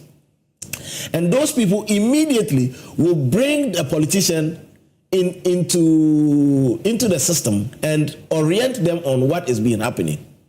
The truth is that politicians are not appointed based on expertise or competence. They are appointed based on how loud you can shout. So you would get someone who has no degree whatsoever, has not gone to study anything whatsoever. But because this is a party faithful, they get appointed. That is a political appointment. When that person comes into office, there has to be someone who understands how the civil service works. And the civil service ethos is for us to be able to serve the public without discrimination. Especially in our country where we have become so polarized, I think the civil service is one of the institutions we should keep safe, so that if I were a political exposed person, or I am aligned to any political party, and I was coming to look for service, I will be comfortable that I will meet a civil servant who would treat me irrespective of what political party I belong to. Prof, and that is important. My producer is calling for us to go on break, but before we go on break, yes, you have rightfully touched on the responsibilities of oversight institutions like the Public Services Commission, yes, and Office of the Head of Civil Service, yes, in ensuring adherence to the protocols in filling vacancies within the public and the civil service institutions. Yes. What do you consider or perceive to be the challenges that they are confronted with, for which reason they are not able to ensure adherence? I don't think they are. It's because they are not able. I think the political class is gradually pushing the boundaries, and I get a bit worried about that. So you would find, for example, that positions that hitherto used not to be directly appointed when governments change, once one political party makes a mistake and does it, and we don't fight to get it corrected, the next party comes and they do the same, and then they move one step further. So it is that which is gradually weakening the oversight responsibilities of Public Service Commission and Office of the Head of Civil Service. Typically, you should have gone through the ranks, you should have gone through the processes that are laid down. And it is for a reason. It is for a reason because that job you are going to do has a certain ethos. And the critical ethos of the civil service is that if somebody was appearing before me, I would give that person attention irrespective of which political party they belong to, which ethnic group they belong to. And so when we talk about, for example, representative bureaucracy, we would typically talk about all of this and say it is important that the civil service remains neutral. And that neutrality, we are told, includes to the extent that you do not align openly with a political party. I mean, and I keep saying, and I said this the last time, if you want to do politics, do politics. If you want to be civil servant, be civil servants. The politicians have their way of doing things. The civil service has its way of doing things. We expect that you, and listen, it is not for nothing that professional groups in this country and elsewhere do not accept anybody at all to just jump in. So I cannot start from here and walk to the law court with a gown and say, I'm going to. No, you can't do that. I cannot sit here right now and ask you, take off your shorts because I want to look at your private parts. I can't do that. Why? Because I do not have the stamp of professionalism that the medical doctor has been trained with to be able to look at you. It is the same thing that the civil service is. That the civil service trains its people, takes them through processes, and gives them the competence they require to be able to treat all the people that appear before them in a certain way. And so when you become politically exposed, even if you are a civil servant, and you become politically exposed, you went to contest an election, you lost, we see you on political campaign platforms, or you are doing some other things, the civil service ethos says, stay away, so that we will have people who we can trust would give service to everybody, irrespective of where they are coming from. Prof, thank you very much. I like this bit that you cannot just get up in the morning, wear a gown, wear a wig, and appear before the court and start practicing. No. Neither can you just put a stethoscope around your neck and instruct people to take off their dresses. And the president cannot legislate. Mr. Dosu, today I've appointed you as a medical doctor. Go to Kolebu and start treating people. So in the same way, the civil service position must not be a position where somebody can from anywhere because of political allegiance or affiliation. No, I don't think we should. We shouldn't do that. And put there. Yes, we should. Thank you very much. I think it's a good note point for which we could take a recess. Yes. And take a short break. When we come back, we'll be looking at the NAP into detail and look at public perception about the neutrality, the permanency, and anonymity. Yes. And juxtapose that on whether that is the public perception about the civil service. Yes. Do the civil service think that the public think that the civil service is neutral, is anonymous, and has the tendency of remaining permanent? Viewers, join us again when we come back for details into this angle of discussion. Thank you.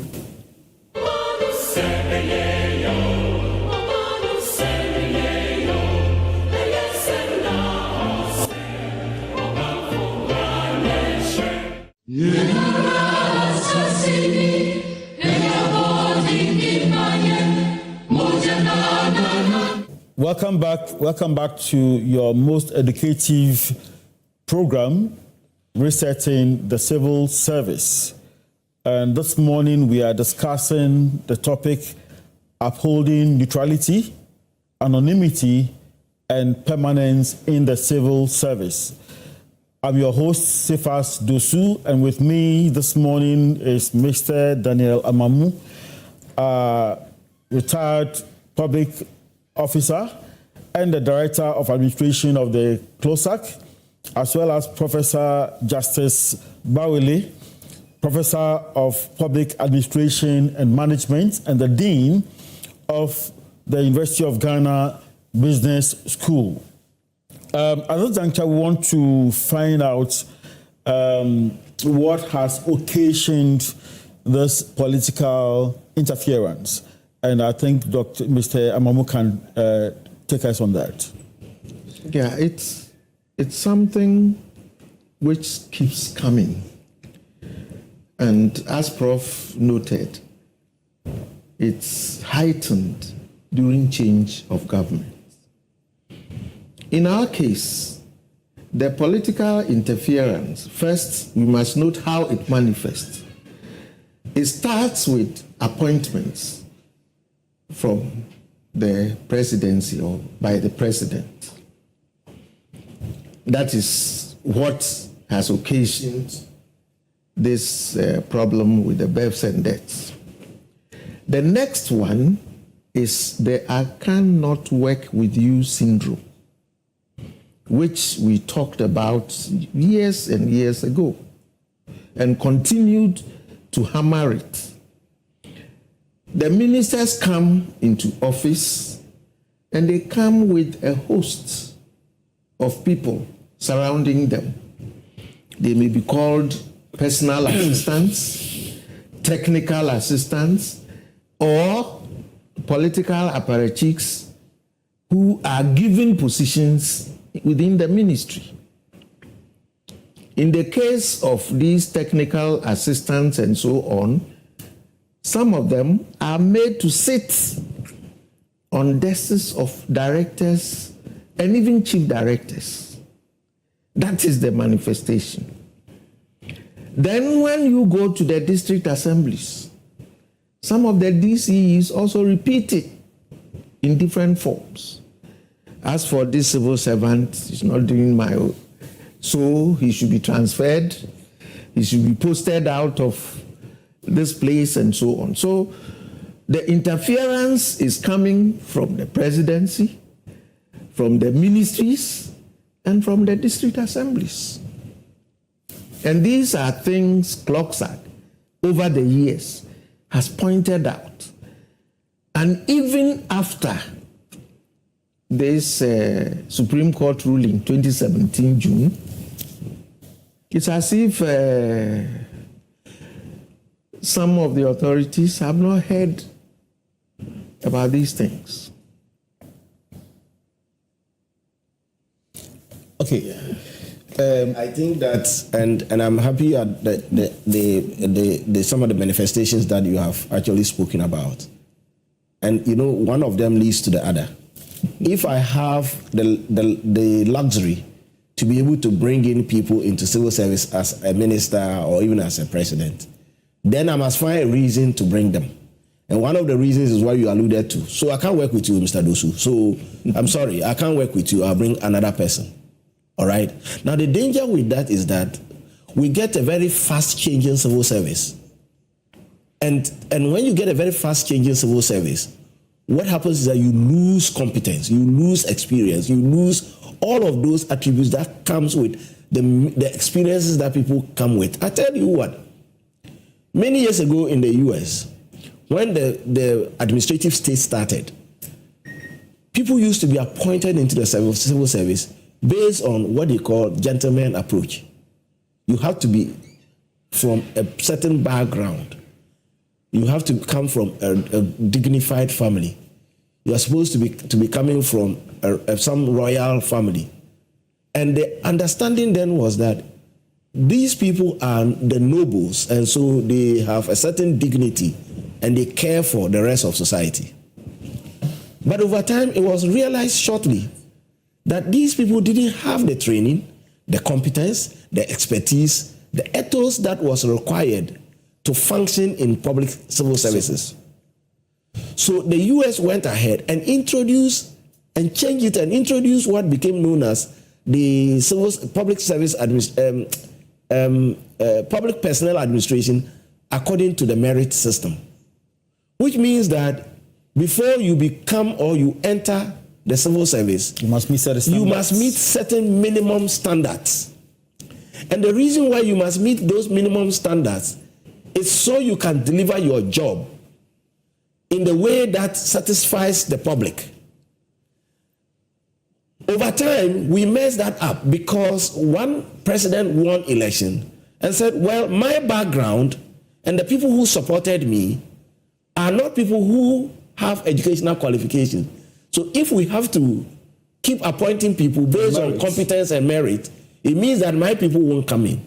And they introduce what we have copied, known as public personnel administration, according to the spoils, which says that once I win power, just like going to war, once I win a war, I appropriate the spoils of victory. Yeah. So we got that introduced, even in the US. But over time, some effort have been made to reverse to the public administration according to merit system. Prof, there is this other angle. A politically exposed person, yes, by virtue of his affiliation, is put into office when his party comes into office. Yes. He may be in that office for about 4 years. Yes. Within that period, he acquires some knowledge. Some kind of investment is made in him. Then at the end of the tenure of that government, he also goes with that, that political party. Have we begun to quantify the investment loss in these people who, by virtue of the fact that they go with the parties that come into office, there's no permanence? Have we been able, and the effect and impact on the states? So if you have noticed, you would have found out that over time we have struggled as a people to keep development on a progressive trajectory. Check all the sectors, roads, transport, whichever. You will find out that we haven't been able to keep consistent policy. And the reason is that we change too frequently. And in fact, I get worried, and in fact, now I advise my very good students, I'm sorry, not to go into public service. Because you cannot go into public service anymore and be sure that you will work and retire peacefully without a problem. And that if you got appointed by one government, the next government comes and almost immediately associates you with the party that exited. But that happens because of the nature by which people come in. So if you came in with by a particular fiat, presidential fiat, once that president leaves, your power is diminished. The next person comes and says, go away. And you talked about the many years of experience that people have acquired. Policy formulation and implementation is not it's not a novice. It's not it's a very, very difficult thing. It is that which makes one country progress and the other retrogress or become static. So we cannot, and to be honest with all of us must accept that when it comes to the civil service that work with government, let's keep them there. Let people enter by expertise. And I tell you one thing which makes civil service permanence, neutrality, anonymity, all of that important. Because the concept of bureaucratic representation or bureaucratic I'm sorry. We call it representative bureaucracy. Okay, I'm happy that I remember the term. Representative bureaucracy says that if you were to pick a sample of 100 civil servants at random, they should reflect the diversity of our society.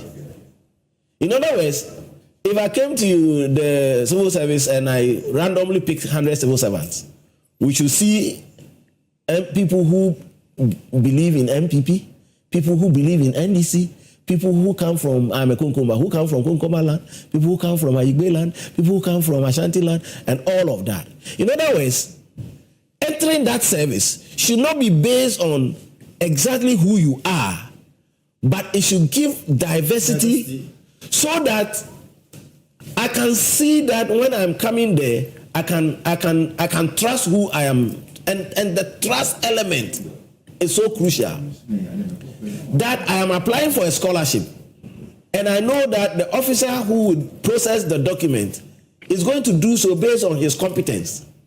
He's not going to do so based on the fact that I come from the same town with him. He's not going to do that because one party appointed him.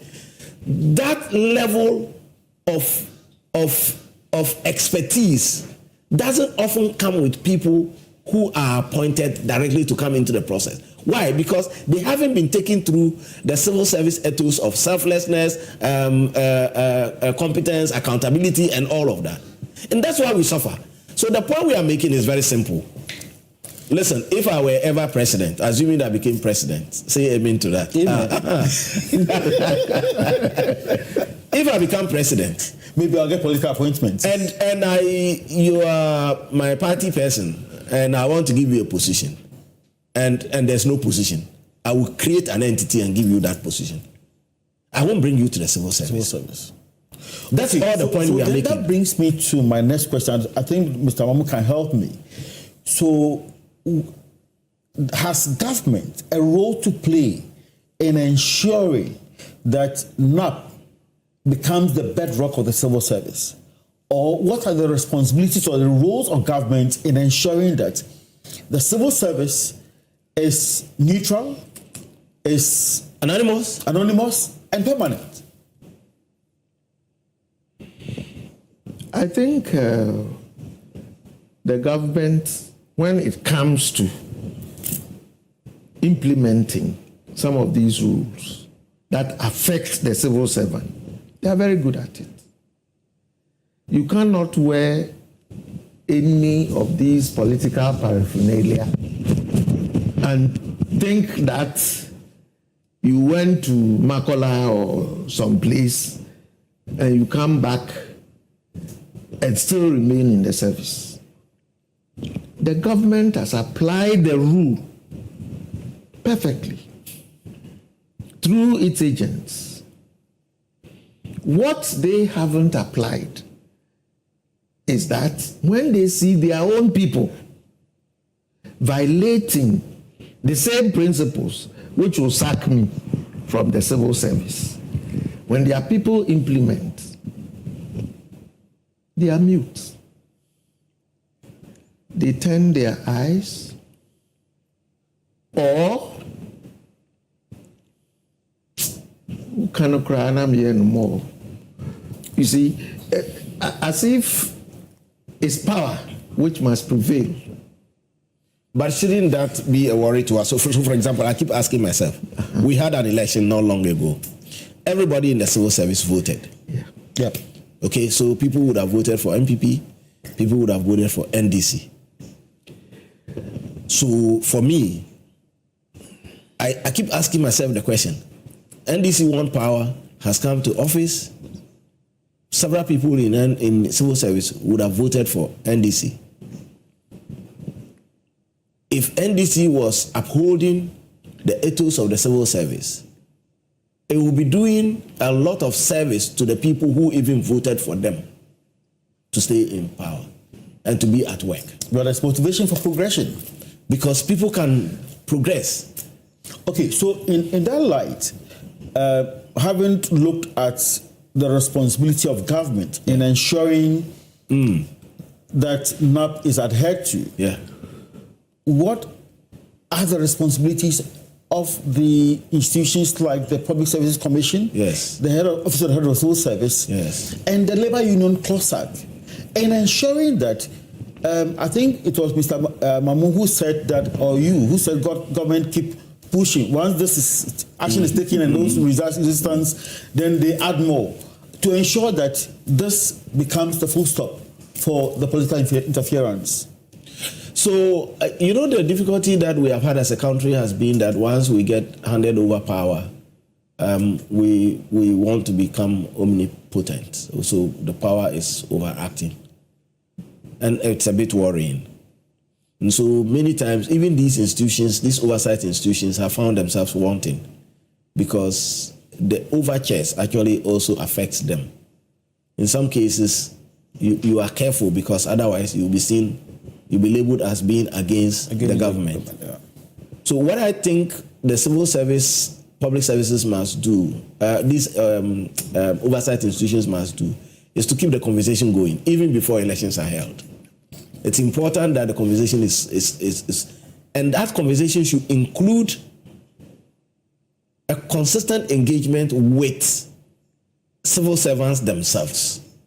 Like Mr. Amamu said, if you're a civil servant and you go and you have a Facebook page that has all the colors of MPP and MPP loses power, people will come after you.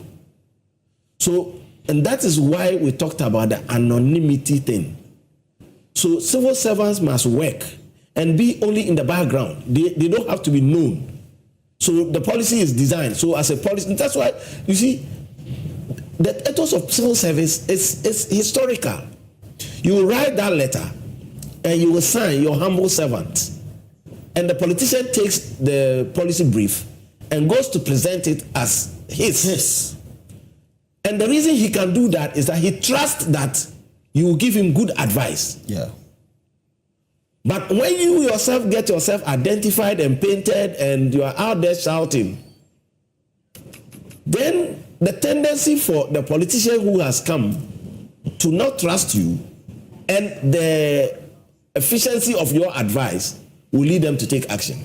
But I want you to go into the angle of the roles that institutions like CLOSAC, yes, and the members, yes, should or must play to ensure that anonymity, neutrality, and permanency is protected. So one of the things that I'm happy that CLOSAC is leading this conversation. This is one of the things that we have to do. We just have to keep talking to our people. Everybody votes. Keep it in your heart if you're a civil servant. You want to join a political party, jump out and go there. And I've said that many times. That's one thing. So let CLOSAC keep the conversation. Number two, CLOSAC is a society that must advocate for its space. Because until that is done, that's why I asked the question. I mean, it doesn't matter how powerful you are as a president. You can't appoint a lawyer to say, hey, I've given you, go and, or you're a medical doctor, go and. You have to go through certain things. So CLOSAC must advocate and keep advocating. And I like the fact that CLOSAC went to court to test the law. So it's been done. Perhaps what CLOSAC should be doing a bit more is to have closed-door conversations with the powers that be. I like the fact that they will take the right to demonstrate, go on strike and all of that. But I think it doesn't look like that's making any impact. So I think CLOSAC, the head of civil service, head of local government service, should be engaging their governing councils and to be engaging the chief of staff and be engaging the presidency. So that this is made explicitly clear that as a country, we are not going to do much if we keep putting people who are politically exposed in administrative positions, in civil service positions, because that would actually jeopardize the ability of the service to remain in perpetuity, to keep its experience in perpetuity, and to be able to have policy coherence and to be able to properly advise politicians when they come into power. Okay. Don't you think that government or the politicians also need to be abreast with the ethos, the conditions, and what have you of these institutions too. Because, for instance, if you read the Code of Conduct of the Local Government Service, it says that the statement says that principles on anonymity and permanence are deeply enshrined. It said officers and staff of the local government service shall serve the states with neutrality and anonymity in the national and local government processes. Yes. Then under permanence, it says the local government service is a constitutionally mandated public service institution and owes allegiance only to the state and community. The permanence of the local government service is integral to the achievement of the objectives of the local government service, local government authorities. Yes. And these are documents that are available to all and sundry. Don't you think that the politicians must also align themselves with all these publications, especially with the Supreme Court ruling? Yeah, so that's the point that I made about omnipresence of power. When you get power, and Lord Acton says power corrupts and absolute power corrupts absolutely. So it's important that we keep having a conversation. I'm not too sure that it's possible to have this overturned one day. And oftentimes you would have seen, I'm sure that whoever was appointed to any position would have played a key role in there. Somebody would have gone to advocate and lobby and all of that. And sometimes you get these appointments happen. So yes, the politicians know these, but it's not organic.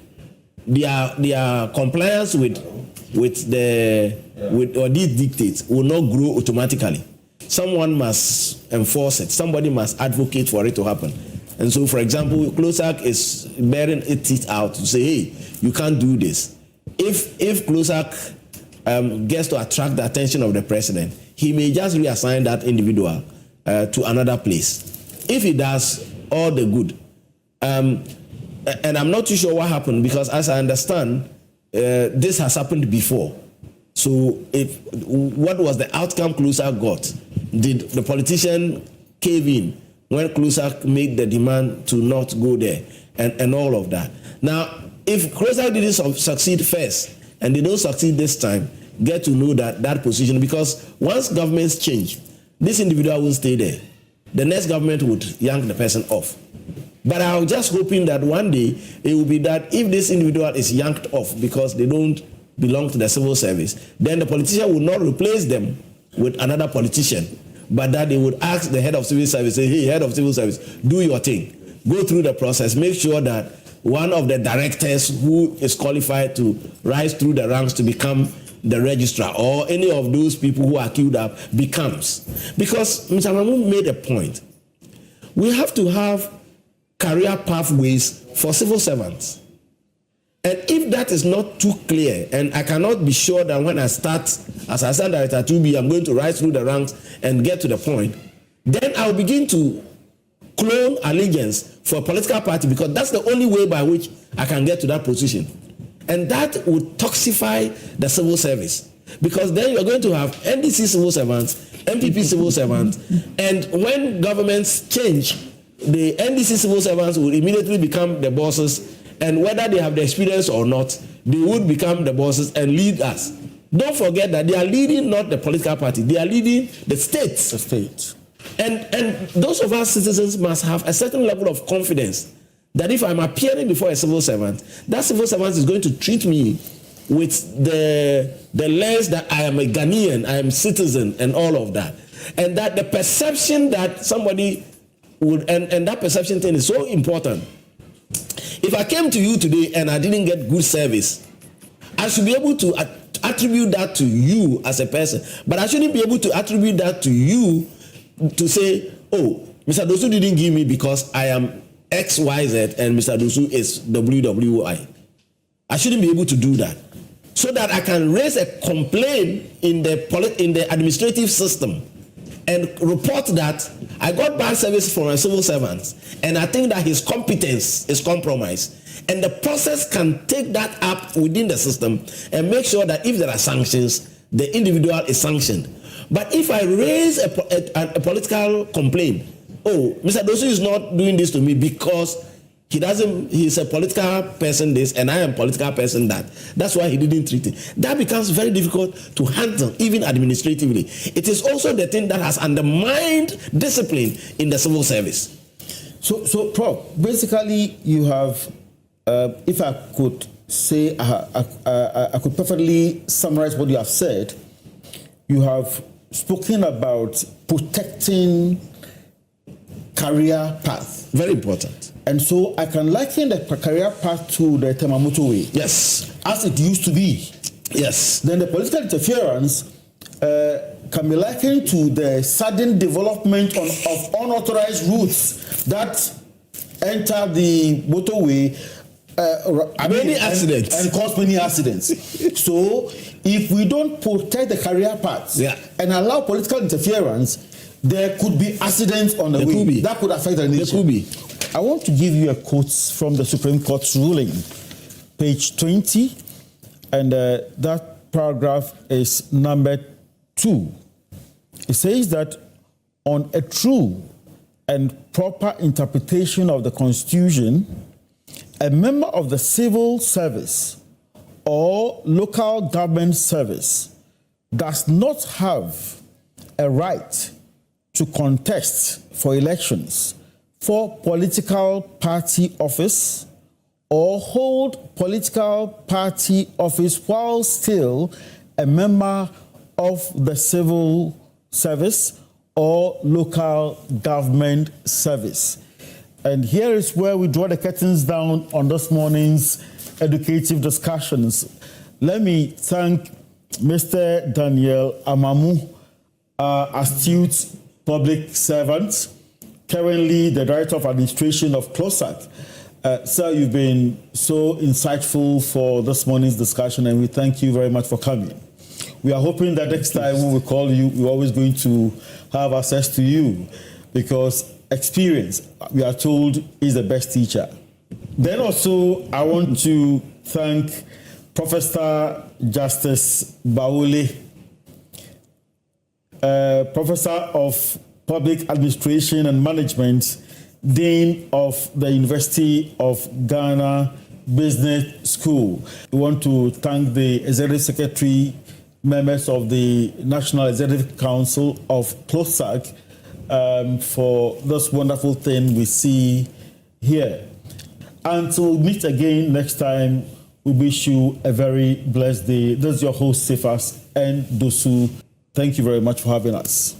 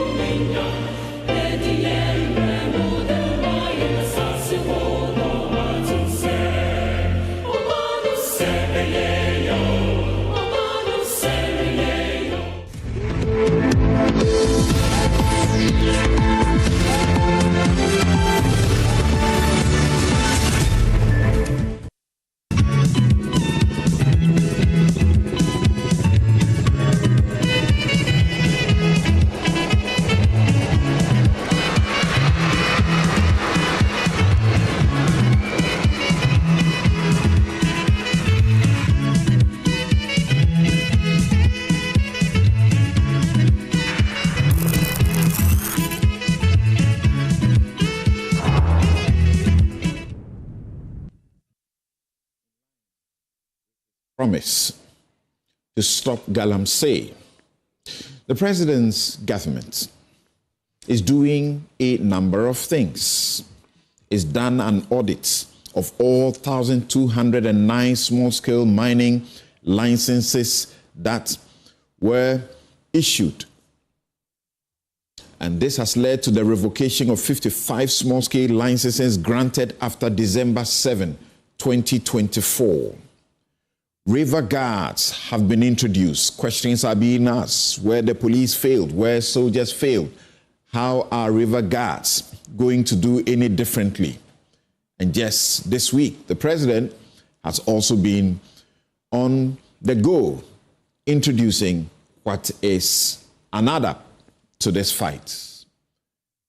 This morning we're asking, how far, how well is the NDC government doing in tackling Galamsey? They are seeking to amend the LI 2462, where the NPP was seeking to revoke it entirely. Why the difference? Didn't they also join that charge? Anas Saramiyao Anas is ecstatic, elated at an 18 million United States dollars jury verdict in the New Jersey County Court in Essex, and it's against Ken Agyapong. We will interrogate that and join the GJA that is commending the IGP for arresting a suspect in the Ahmed Swale murder. And the MPP appears to be in arms with national security. This is the second time the national security officials have stormed the home of a former government official, and the NPP, particularly the minority in parliament, is accusing the national security and government collectively of conducting raids against the dictates of the law. We have some exclusive information about this to share with you, so stay with us. It's Adjosafu being gagged. She says she can't be shut up. We'll be right back. I'm Samson Ladi Anyanini.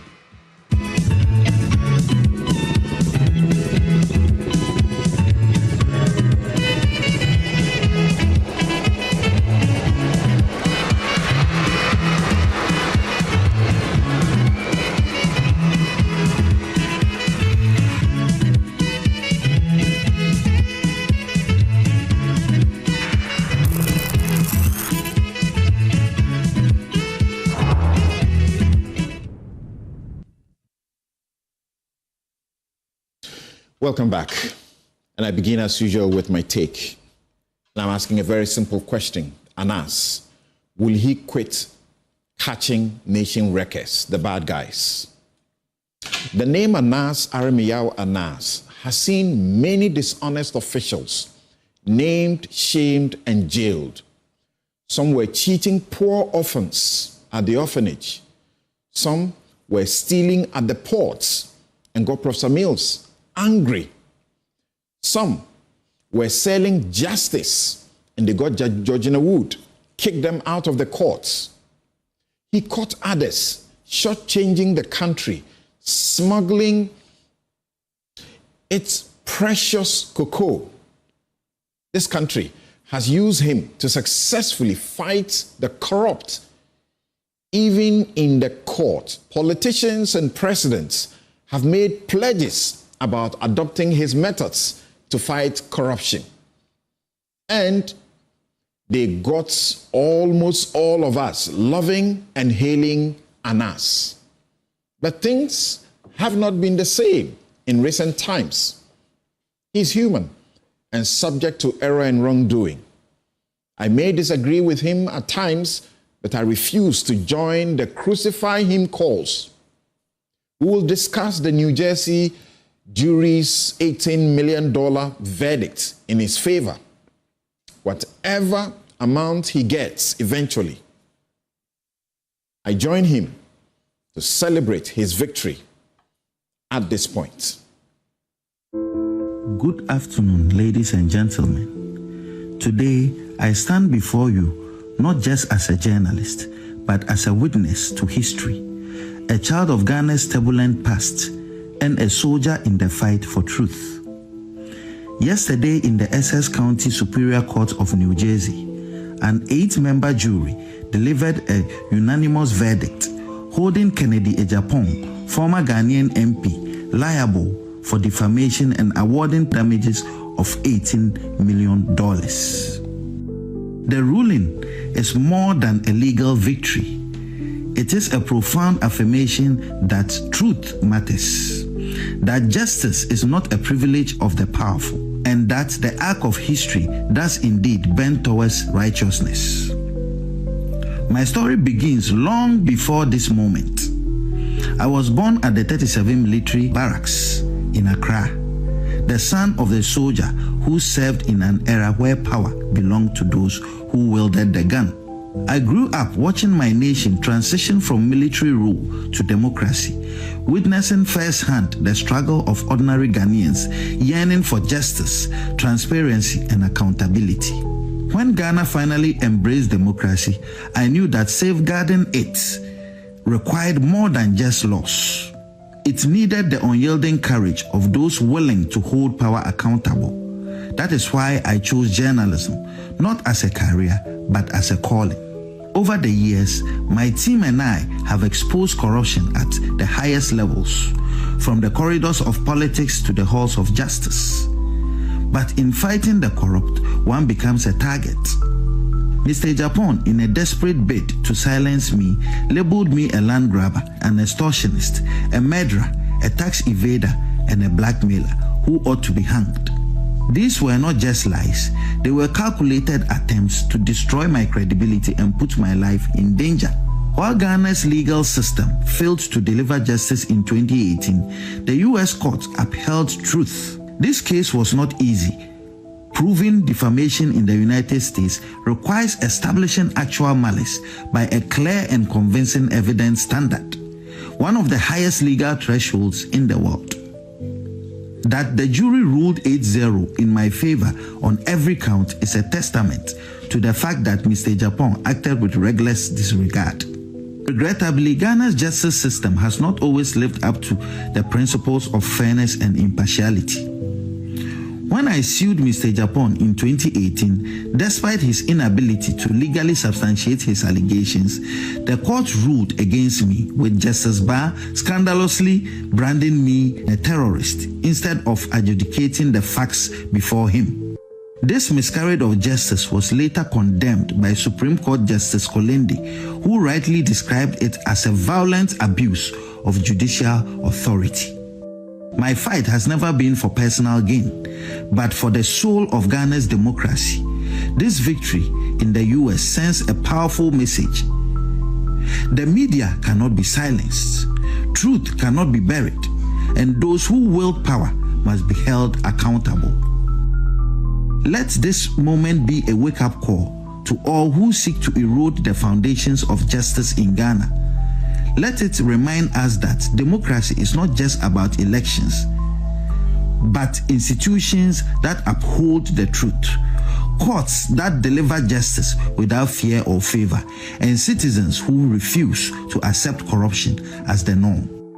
To my legal team, Andrew Dehere Esquire, Atta Womega Esquire, Evans Salasi Adeka Esquire, and Odei Kuro Esquire, I am forever grateful for your dedication to justice. And to my supporters in Ghana and around the world, your unwavering belief in the fight strengthens my resolve. The battle against corruption continues. We will name, shame, and jail. Ghana deserves better, and I will never stop fighting for a future where justice is not a privilege of the powerful, but the right of every citizen. Thank you.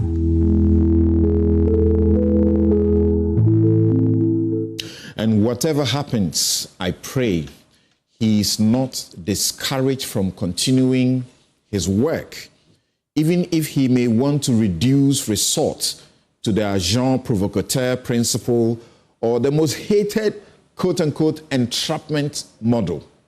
This country is a place where people don't have classrooms to sit in and study, hospitals to take care of their health, or even food to eat at times.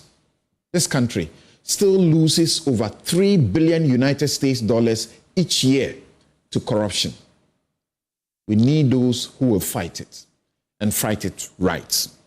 And that will be my take. I'll be right back. And I have the minister who has begun waging the campaign against Galamsey, the Minister for Lands and Natural Resources and MP for Elembele, Emmanuel Amakufibua, right here. To begin the very first segment, in the first about 20 minutes or so, we're having a discussion with him, subjecting some of the things he's trying to do to some scrutiny. And then Dr. Atta Kennedy and Awula Sewa, who is coordinator of the Eco-Conscious Citizens Group, will also join, and they may have a few questions for him as to whether or not his methods will work. We'll be right back.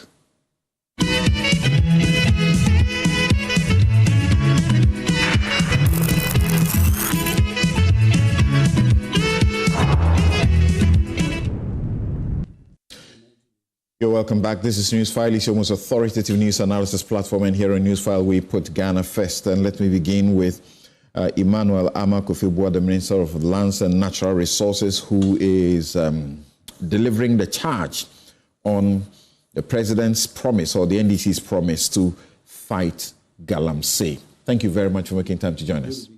Great. Joy Studio Newsfile. Right. So let's start straight away. Pledge 19 of President Mahama's 120-day promise is this. He says, ban illegal and new mining activities in forest reserves, roll out our Tree for Life and Blue Water Initiative to heal and sustainably harness the environment by turning areas and water bodies degraded by illegal mining into economic and ecological recovery hubs. How far so far? Well, we're not even 90 days yet. I can boldly say that we made a lot of progress on this promise. And so we really committing and making sure that this promise is fulfilled. I think you already know that we laid the LI, Minister for Environment, Science and Technology, taking the charge and laid this LI before Parliament. And within 21 days, God willing, it becomes law. That clearly, the President's power to authorize mining in forest reserve has been voluntarily given out. And to me, that is very, very important. The reason this is important is because, you know, the original proposal was that the LI should be completely banned. It should be completely revoked. But what we've done here is that if you look, and this was the case that was made by the Environment Committee and the EPA, the whole EPA's power to enter forest reserve, to supervise, to monitor that all the concessions we've already given to large-scale mining are being followed, hinges on this LI 2462. So what is really the problem now is that we must stop all these new licenses in forest reserve, but allow the EPA to continue to have the right to enter the forest to make sure that the right things are being done there. If we repeal this whole act, it means the EPA completely will have that no power. And that is why we are stopping new licenses in forest reserve and making sure that the EPA will hold the fort with all these large-scale mining companies that have lease. And I believe that once the lease is done, I don't believe we want to even extend any lease going forward from the direction we are going. Your sincere assessment as you enter into that office, because it's been overwhelming for most ministers who have been there, and they end up really being said to have achieved nothing.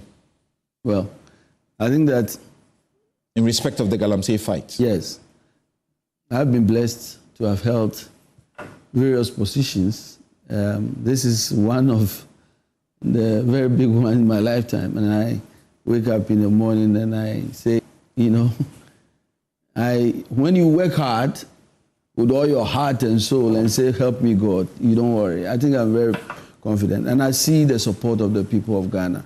The people of Ghana are overwhelming in their support that we must address this canker that is destroying our water bodies and our environment, that is making us look like we are living for just today. And so I think that we are on course. From your assessment, how bad is it? 5 pillars are the focus areas that we are looking at. Number 1, we must basically completely reform the licensing regime. Look at all the areas in the licensing regime that has contributed to this mess. We must strengthen law enforcement. And this area requires political will and leadership. And I am very clear in my mind the support and the heart of President John Mahama. He has given me clear instructions that this fight, we must wave it with the people of Ghana, our forests, our water bodies, and our future. When the Water Resources Commission tells you that your water levels, treatment level of 500 is now between 5,000 and 12,000, and that no machine in Ghana is able to treat water, when they are shutting down, when the water company is shutting down water because you have crisis, when the Forestry Commission says that out of your 288 forests, 44 is completely destroyed, and that they have colors. 9 of the forests had red, yellow, and then blue. You know that this is a fight you must win. So that is critical. The other thing is engagement and education of the people of Ghana. If you have seen me in the last, that's the second part. Since I took office, my focus has been engaging the people of Ghana. I've been in parliament. I've been with traditional leaders. I've been with the media. I've been talking to the youth groups. Because this fight is not for the Minister of Lands or for the government. It's for the people of Ghana. It's for traditional authorities at all levels for us to accept that there are things that will be no-go area. There are things we can do, but there are things we must collectively say, this we can do. Not our water, not our forests. That gives us life. That's the third pillar. You're left with 2 more. Now we have alternative livelihood. If you see us focusing on things like Tree for Life initiative, and we've talked about a lot of programs we are going to do in that area. If you see us talking about all the other things, working with the other agencies, you will see my collaboration with the Ministry of Agriculture. It's all about alternative livelihood and things we can do to empower the youth. The other thing has to be a strong focus on reclamation and revegetation of all these damaged lands. So these are the focus areas of our fight. I talk about the reforms. You know, one of the things we've done immediately I took office was to make sure that we scan the system. You see me set up committees to look at the system. Because what we are talking about is also important. This mining sector is a very important sector. This is a sector that is the small-scale mining sector. It's what has given the government of Ghana over $4.5 billion. It's holding this economy. And so you need to understand that it's a very important sector. How do we sanitize it to make sure that people who are doing the right thing are giving the support? So people are interested in knowing what differently you are going to do, because reforming licensing regime, strengthening law enforcement, engagement and education, alternative livelihood, strong focus on reclamation and revegetation, they are not new. Yeah, well, but there's a lot of difference. You know the difference? The difference this time is leadership. The difference this time is to tell the military. You know, the last time the military went to the forest reserve was 2022, according to the reports we have. At some point, they had to stop. This time, the police, when you hear the interior minister publicly saying to the police service that, listen, if you are caught as a police officer in any compromised position with this fight of illegal mining, the new IGP just announced that fighting Galamsey is a priority. When you hear me, the minister, saying that if anybody, any political person who comes in our way of this fight will be named and shamed, and that nobody should try to call me, The only person I want to call me to give me instruction in this fight is the President of the Republic. The President has also said that he will discipline exactly members of his government. Clear alignment. But we have heard before, a president even put their presidency on the line. We are within 3 months, and I think that the people of Ghana are watching exactly the steps we are taking, and I think we are being consistent. When I saw the report, and it says, for the last 5 years, we arrested 845 Galamseyers, but only 35 were prosecuted. I was like, yeah, this number. No, one of the engagements that has been done, for example, in this area, I've gone to the Chief Justice, I've gone to the Attorney General, and I've asked them, can you explore the possibility of fast-track courts, specifically for offenders of Galamsey and small-scale mining? And they've been very receptive. I think we are pushing in all these directions. They've already dedicated courts to deal with Galamsey issues. Well, in some of the areas that I see, I think that we need to strengthen it more, maybe spread it more. That's the point I'm making. And so I'm saying to you, I've shown you these 5 pillars. A lot is in there. You saw the announcement we've made about the review of licenses. We didn't do that by accident. It was done based on work by a committee that says that, listen, there's a lot of problems with authorization and validation of these licenses. There are people who even have small-scale mining licenses that, frankly, are violating environmental provisions. Their work programs that have been given them, they are not following. Literally doing Galamsey. Basically, they are mining wrongly. We've given you B area, and you are mining in B, C, D. They have not even come back to renew their licenses. Foreigners are not supposed to be in small-scale mining. But guess what is happening? If you go to all of these people who have licenses, they bring all these foreigners, and I'm not going to specify nationalities, and say, oh, they are here because they are coming to fix our machines.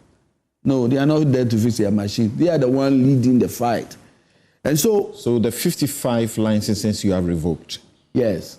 You are saying that it is because these license holders have breached various portions of the requirements. Clearly, if you saw what we did, the time period, the reason why there was a Transition Act was exactly this point. That when we have finished the election and we are just transitioning to a new government, when everybody is focused on handover notes and all of that, and we are saddled with a problem as big as Galamsey, that is not the window where you jam more licenses on. And that is why you realize that in that short period, all those licenses that were given were rushed. Some of the processes were not completed. Due diligence were not done. Some of the authorization, somebody got a MINCOM license. He doesn't have EPA license. There was a whole lot of problems. What we have said is that we are still going to be fair. And that's why we took our time. For all those people, they still can apply, and we'll give them the opportunity to go through the process. But we have to really do a complete review and make sure there are genuine people who are doing their work. They will come and vis-a-vis the groundwork, the field work, and we'll say, go ahead. There are people who will come and will say that we need to strengthen your environmental license. You have not renewed in the last 5 years. If we do not sanitize this system and we keep fighting, you will see that we are not going anywhere. So it must be comprehensive. Are you sure this 55, some of it was not in an ongoing process that you have truncated in the manner you have done, and you don't expect that you'll be saddled with some legal, battles? Well, we are very clear now. I'm the minister that has the power to approve these licenses. And I also have the authority to revoke these licenses. And I'm doing that in the interest of the Republic. And I'm saying that people who feel that they need to come back to apply for these new licenses, they should do so. But the thousands of licenses, we did not, for example, want to truncate a small-scale mining that has employed people that is doing genuine work. That's why I say, even in the course of your work, let's review and audit your licenses. Let's audit and make sure that you are right on course. Probably those people will come and it will take 30 The people who process these licenses to eventual issuance, they are the same people at the helm. This is the and the Minerals Commission and elsewhere, correct? The committee, and it's a one-stop shop, and this is the good news. This committee is going to be a one-stop. You are the minister of the EPA, the Minerals Commission, the Water Resource Commission, the ministry itself is being chaired by my able deputy minister. We have brought representatives from the Chamber of Mines, representatives from the small-scale mining organization as part of this committee to ensure fairness, to ensure transparency. This is not intended to penalize anybody, but it's intended as part of our efforts to sanitize, to make sure that we are all clear in our minds that the mess that is happening. For example, let me tell you, how come we will just sit in Elembele and one morning get somebody just show up with his licenses and say that I'm here to do prospecting, I have my prospecting license. What engagement did he do with the community there? This part of reform also involves what we are going to do, and it's part of the recommendation I have. The licensing regime must begin at the district level, and that's why we are saying that we are going to create district community licenses committees made up of the DISEC, which is really the key. These don't already exist? No, well, no. No, I thought there was already a process at the local level where those who acquire licenses must engage before. Well, they get the license here, and you're supposed to go to the DCE, who then has to now take you to the community. Correct. It doesn't happen. It never so it happens. exists, but it doesn't happen. It doesn't happen. But I'm changing that. What we are talking is different from this. What we are saying is that those people in Accra headquarters do not have to do anything. Now, you have an application, take you to the district. That DISEC will be made up of rep from the MINCOM at the district level with the water resource and the EPA at the district level. And guess what? We're also not going to let you be jumping around. You get that authorization, and then all we are doing here, based on the due diligence that has been done there, the engagement, the traditional authorities are going to be part of that committee. They've agreed that this area you want to mine, we don't have any problem. Guess what? We are now going to hold the DC and his team there responsible if there's mess. At this point, it's not that everybody is looking at it. It's not possible. So all these reforms are. You don't think that approach rather opens the floodgates? So at the local level, you know, people can get into all sorts. I think you'll be listening to the president's announcement very soon. A DCE KPI, one of the top ones, will be how best he handles and controls his territory when it comes to small Galamsey. Okay. You will listen to the president. Right. So I think that these plans are things we're going to, but we are dealing with human beings. We are saying that we need everybody on board. You have employed river guards. Yes. The question that is being asked is that these are people who are not armed, who, unlike the army or the police, they really can't do anything. I saw a cat. Is it job for the boys? Not at all. So this river guard concept, and this is a very well thought out program. It is a program that is being shepherded by the Ghana Navy. The Ghana Navy is going to be helping. Their training is being undertaken by the Navy at some of their bases, and that's where the Ghana Navy's plan is to have 12 riverine bases across the county. One in Ashanti, Eastern, Western, North, and Western. The reason is because the Navy can spread themselves thin around all these river areas. The whole focus is to train these guys to be in a position to monitor and to collaborate with the Navy. They're supervisors. So what are they going to be doing? They will be the ears and the first responders. Spies. More or less. Of this, so that rapid response by the Navy in all these bases will take place. They are not going to be involved in attempting to arrest or anything like that. They don't have that power. Okay. In their training, we told them they are not soldiers, but they are more like security officers. They are first responders. And guess what? They are also being groomed from the where the river bodies are polluted. The communities. And they come from the community. Every morning they are dealing with all these young people who are engaging in the wrong thing. This psychological idea that our friends are protecting the river bodies and they have the capacity to make sure the Navy is here in 2 minutes when things happen, it's critical. These are all part of it. Have you dealt with the possibility of compromise of these people as well? Because even if the army, the security, we are told, get compromised when they get to these places, how much more people that may not earn so much? Now, everything you said is true.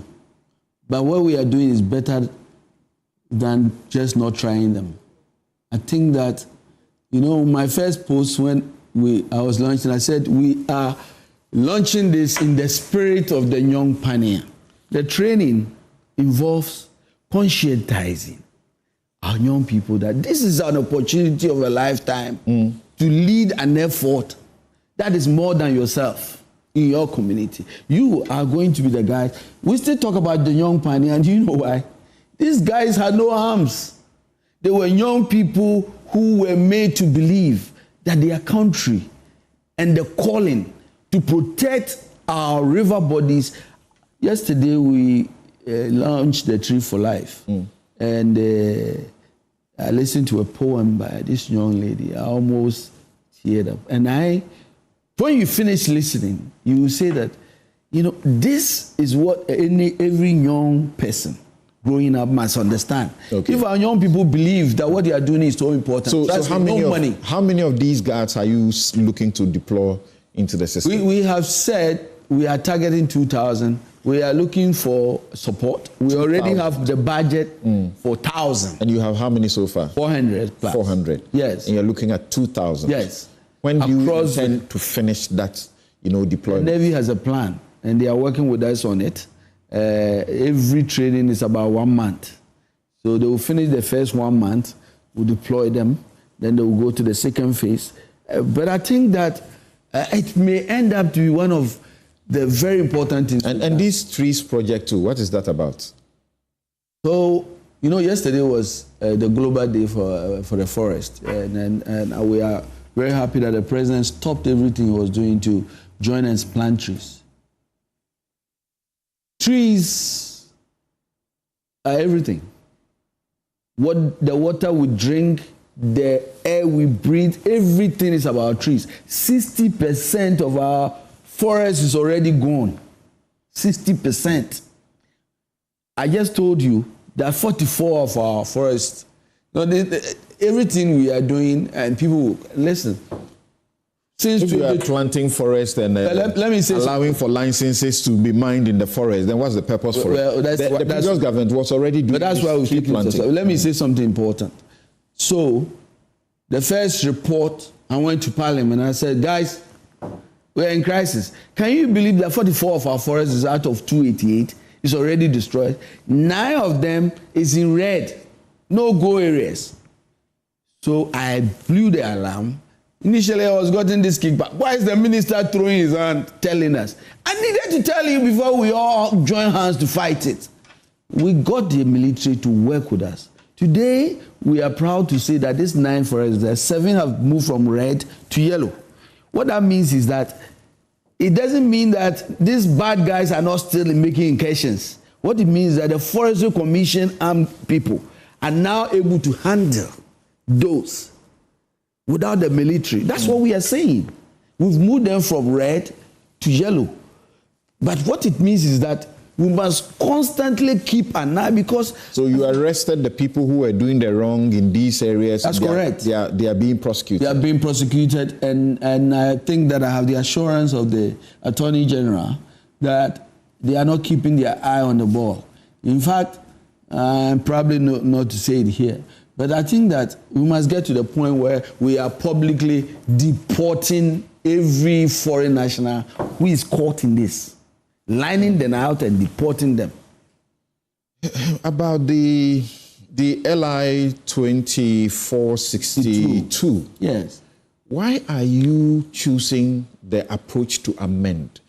In October 2024, you all joined organized labor and the Galamsey coalitions all over the place, anti-Galamsey coalitions all over the place, to call for the revocation of that process. And on the 10th of October 2024, there was this document under the hand of Godfred Dame, the Attorney General then. I read it to you. It's titled Environmental Protection Mining in Forest Reserve Revocation Instrument 2024. And it says that please find attached a copy of the Environmental Protection Mining in Forest Reserve Revocation Instrument 2024 which has been dated and signed by the minister responsible for environment, kindly arrange for the instrument to be laid in Parliament in accordance with Clause 7 of Article 11 of the 1992 Constitution. And you supported this. So why, I mean, you, the NDC, supported this. Why this new, approach of amendment, which the people who called for the revocation say is not the way to go? Our whole support was to stop licenses, new licenses. Listen, you've already given big mining companies leases in forest reserve. And you already know these big players. The world's #1 mining company is right in Ghana's forest reserve. I mean, think about it. They've invested billions of dollars. I mean, you are going to pass a law to all of a sudden overnight to say that all your investment, forget it.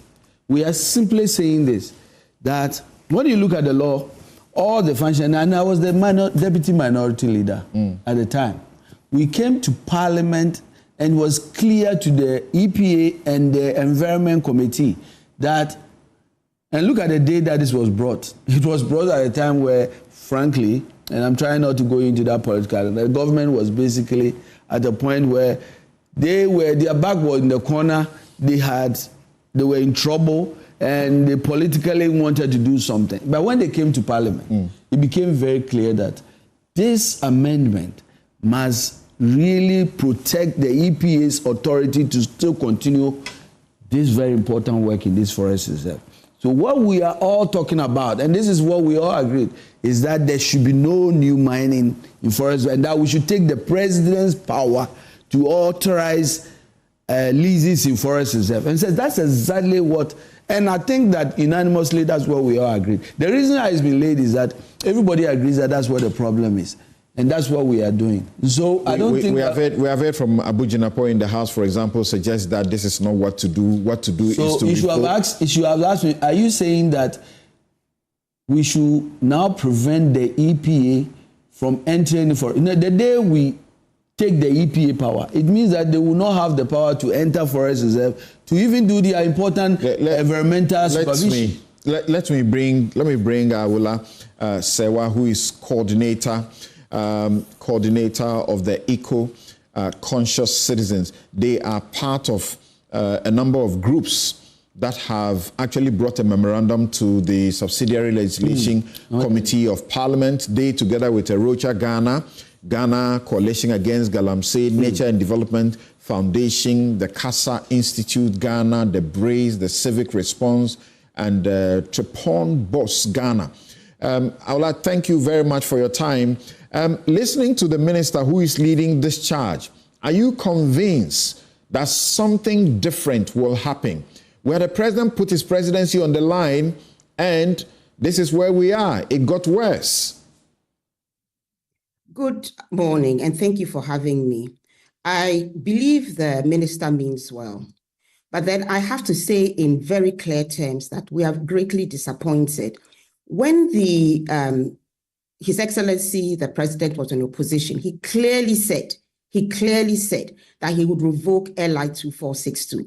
What the minister is telling us was known to the president at the time. He knew that certain companies had made investment, but he took into consideration the greater good of Ghanaians, our forest reserve being destroyed. And we all talked about water is life and the importance of forests that have been there for decades because our ancestors were not as wicked as we are to destroy the forest reserves. And he said he would revoke. And now we see something else happening, an amendment. This is reminiscent of somebody saying he'll put his presidency on the line, and then things go from bad to worse. Tell us what difference it makes. The amendment and the revocation. What difference does it make? I've seen your memorandum, your 10-page memorandum speaking to that issue. But quickly help us appreciate that. Very, very quickly, what a revocation means is that you take away the whole thing. You don't retain any part of it. As it stands right now, LI 2462 still allows mining in forest reserves. LI 2462 has removed some of the protections. Under the old law, at least in production forest reserves, you could not mine on more than 2%. So what we are doing right now with LI 2462, we've even taken away that protection. and you can mine of almost unfettered access. So this is a very bad law, and it was able to be passed because there was no proper consultation. It was clandestinely done. He's saying that it is this LI that gives the environmental officers the power to do the work they do to assist to prevent Galamsey in the place. So if you do an entire revocation, you have taken the power away from them. That's what he's saying. That is not the case. I believe we are being misled by whoever is advising the president. That is not the case. You have laws in force already. The duty of the Forestry Commission is to protect our forests. They can't go to and forest reserve. They try to take Forest, all steps. They forest emit. The LI 2462 is not what gives protection to our forests. In fact, it was perversely named Protection of Forest Reserve. What it's really doing is destroying our forest reserves. The EPA have the mandate irrespective of LI 2462. So let's not deceive ourselves that by removing LI 2462, we've removed the power of the EPA. That is absolutely not the case. Absolutely not the case. What we are rather doing for most people is that it's slightly disingenuous. You have agreed to remove the whole law completely. Let me come in. You have passed a law that completely bans mining in forest reserve, but with full consultation and discussion. Organizations like AROCHA are excellent civil society organizations. They've been there for a very long time. They are very much into conservation. You cannot do something like that, excluding them from discussions. So let's be absolutely clear. The president had all the information when he said he will revoke. He knows the difference between revoking and amending. We want the whole law, which is perverse, to be done away with so that we no longer have a law that's allowing damage to our forest reserve. And let me add this. Yesterday, we're planting trees. Fantastic. What's the point of planting trees? That when your forest reserves, where the forests have been there for decades, you are happily supervising their destruction. What would be the point? We still have EI 144, which declassifies parts of Achimota Forest. That's the last remaining forest reserve in Accra. So it's like, one step forward and maybe 5 steps back. Let's do what we said we'll do so that you can restore confidence. Right. The Minister will respond to your concern quickly, but Minister, hold on for me. Dr. Arthur Kennedy, thank you very much for joining us also. What do you say? Listening to the Minister, do you get the confidence that something different is going to happen? At least since they assumed office, they have deployed the military, they have gone into these places, they have seized hordes of excavators and chamfan machines. Does it look like I have seen this before to you, or it means more than that?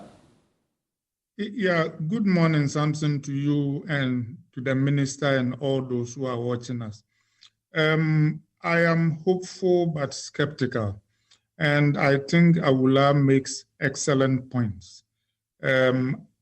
It is interesting. The analogy I would use, since there was a fire in Kumasi yesterday, is that our house is on fire, and the minister is effectively saying, don't start new fires. But we already say that the level of burning is a crisis. It sounds like we should be quenching the fires. So respectfully to the minister, I think he and the president means well. But I think we should follow what Awula suggests, that maybe we should revoke the LI and then have Parliament properly go through hearings in which it will consult the necessary experts and then put in place a new regime. But whatever the new regime is, I think there must be substantial reduction in the illegal, because otherwise the destruction of the forest will proceed apace. I was going to ask the minister whether those who issued the revoked licenses, because the revocation suggests that there was something improper, would face accountability. That would be my first question. And I also think that maybe this requires a bipartisan approach. I'm sure he and the president means well, but my firm conviction is that this cannot be done effectively without a bipartisan approach, which is what maybe bringing in Parliament and bringing in the stakeholders will bring. So I want him to elaborate on how we're making this bipartisan so that with the approach of the next election, all of a sudden people won't panic and abandon all the nice ideas he's suggesting. And my third point would be, so if we are having this discussion in a year, what are the measurables that he will be expecting so he can declare success? Great. But I'm skeptical, and I think Awula makes excellent points. Okay, thank you very much.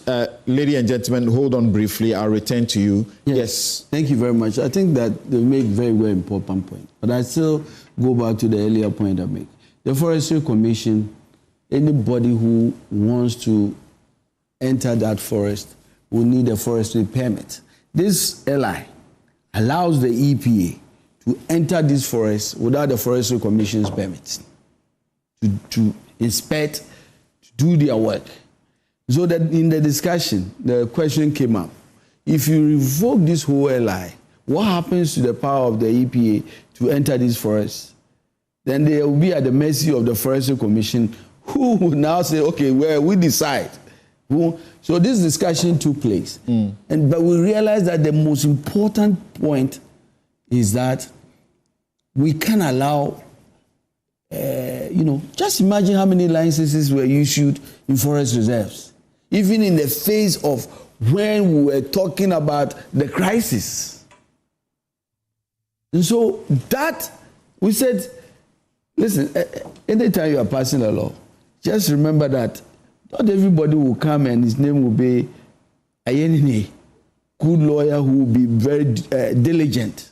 Somebody will come and just, so make sure that we take this power completely. And the president says, please take my power away, my power to authorize mining forest reserve. And then allow the EPA to do this work. I think that these points that have been made can be taken on board, but we need to do this first. This is critical. We need to do this first. I am sure if there has to be earlier discussions about packaging the EPA rule and bringing in a new law that says that this is not the EPA's power, and then maybe in that process, that's a discussion that can be had later. But immediately, this LI, the most critical point in it is to stop awarding, allowing anybody, authorizing anybody that they have the power to give anybody licenses in forest reserve. We must stop it. We have done some mistakes in the past. I'll put it this way. In hindsight, I mean, really, one of the reasons why, for the longest time, I never heard anything about mining in forest reserve until the big players entered there. And Ghanaians were like, so why are these people there? Then we too can go there. But that law only came in 2022, November. Well, I'm saying to you, this one. The law you are seeking to amend or repeal. But that's what we are taking off. Yes. No, that's the power that was given to the president. Yes, but on the basis of what the law called national interest to allow people to enter the forest and mine. How did we get the few mining companies to have concessions in forest reserve in the 90s? We did.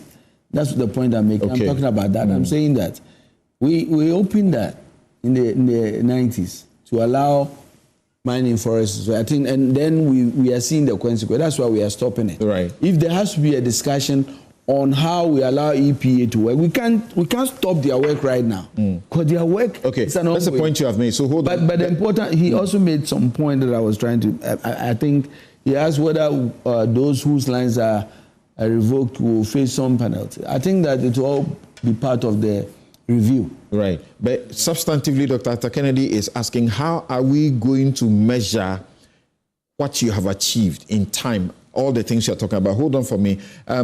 So I will, once again, the question is, the campaign that you, civil society, and particularly these earth-conscious organizations, green-conscious organizations waged, it was to remove the power that had been given to the president in 2022 for people to be able to mine in forest reserve. This process is going to remove exactly that. It's going to do exactly that, remove that power. So what changed? I think, you see, there have been a lot, with respect, there are lots of red herrings. And the discussions that were being had were part of the red herrings. Let's be very clear. Section 3.1 of the perverse LI 2462 allowed the president by giving written consent to permit mining in globally significant biodiversity areas. The whole of our forests are not globally significant biodiversity area. So what has been done is to remove that power. But that doesn't mean that it's stopping mining in forest reserves. Let's be very clear. It's only removed the power of the president to allow mining in globally significant biodiversity area. The rest of the forest, you've given virtually unfettered access for mining, and that is completely wrong. I will humbly submit that with the repeal of this law, anybody... You're not repealing it, you're amending a portion. With the amendment of this LI, anybody who enters a forest reserve is an illegal miner and must be dealt with. Who is giving them the authorization to enter any forest reserve? Who is giving them the authorization? No institution in Ghana after the amendment will have the power to do exactly that. No institution. But what we are saying is that if we repeal this whole 2462, it will be caught up and the environmental agencies that are doing the very important work that you cherish will now not have any power to enter any forest reserve, to do any environmental assessment. Unless they have permission. Permission from the Forestry Commission. Unless they have permission from the Forestry Commission. So let's have a post-amendment discussion on the way forward on this matter. With the greatest respect, Honorable Minister, with the greatest respect, I believe you mean well, but I believe you are being misled. First of all, let's be absolutely clear. It's the mandate of the Forestry Commission to protect our forests.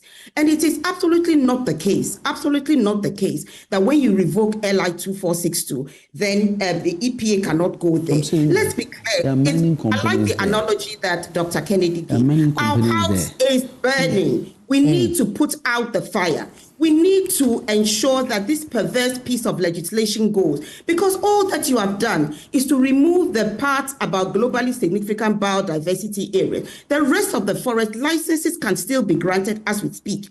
So what we are saying is that revoke the law, revoke it, and then we can sit down with proper consultation, having the right people at the table to see how we can pass another law. But we need to stop mining in forest reserve. And I find it very interesting that we are talking about the investment that some companies, I think 4 billion, have made in mining in forest reserves. Compare that 4 billion to the health of Ghanaians. Compare that 4 billion to how much it's going to take to reclaim. Okay. All right. Thank you. Now, Dr. Atta Kennedy's questioning about in the next how many weeks, how many months, what are the targets you are setting? How are we going to hold you to account? How are you going to, as it were, how are we going to measure what you do? I laid out the 5 pillars. 5 pillars. I think we should be assessed in these areas. How well are we working with law enforcement to make sure that we clear these illegal activities in forest reserve? How are we prosecuting them? Number one is reforming license regime. Yes. How is the licensing? For example, our focus is decentralizing and empowering local communities. When is that going to be in effect? For now, you haven't done anything. All you have done is to seek to revoke licenses and to amend. Of course, that's an important step, to amend LI 2462. So I am less than 60 days in office, and I am saying that we've done some work to the extent that we are able to now focus on, for example, the community mining schemes.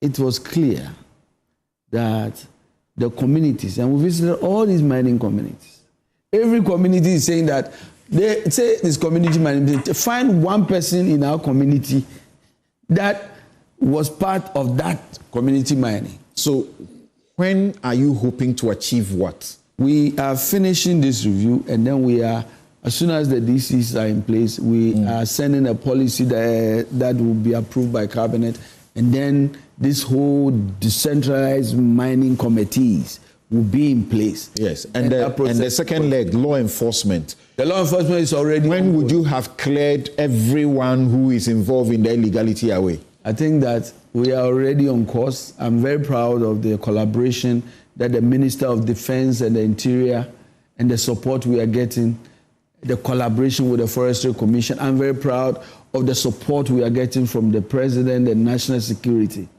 And I believe that we are determined. One of the things we are not doing, the only reason why we came to Parliament and gave it, because I was asked a question. And in Parliament, you have to go and disclose this. I think that we want to make sure we do the hard work and let the people of Ghana make the judgment for them. Right. The excavators you have been concerned about that you are arresting now with the chamfans and the things. That's another big angle. So far in total, about how many have you immobilized? I think the number was around 55 or so. Right. But more importantly, let me say something about excavators. Yeah, I put out a number there. 6.2 billion Ghana cedi worth of the value. That's the third highest in terms of value of things we imported.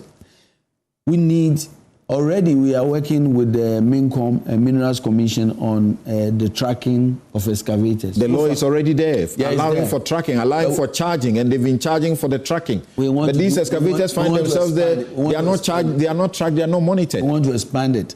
There are proposals on the table. I've had a first discussion with the Minister of Transport because we believe that other agencies must be part of this whole exercise, starting from the port, working with DVLA and others. And this discussion is early, but we need a comprehensive plan.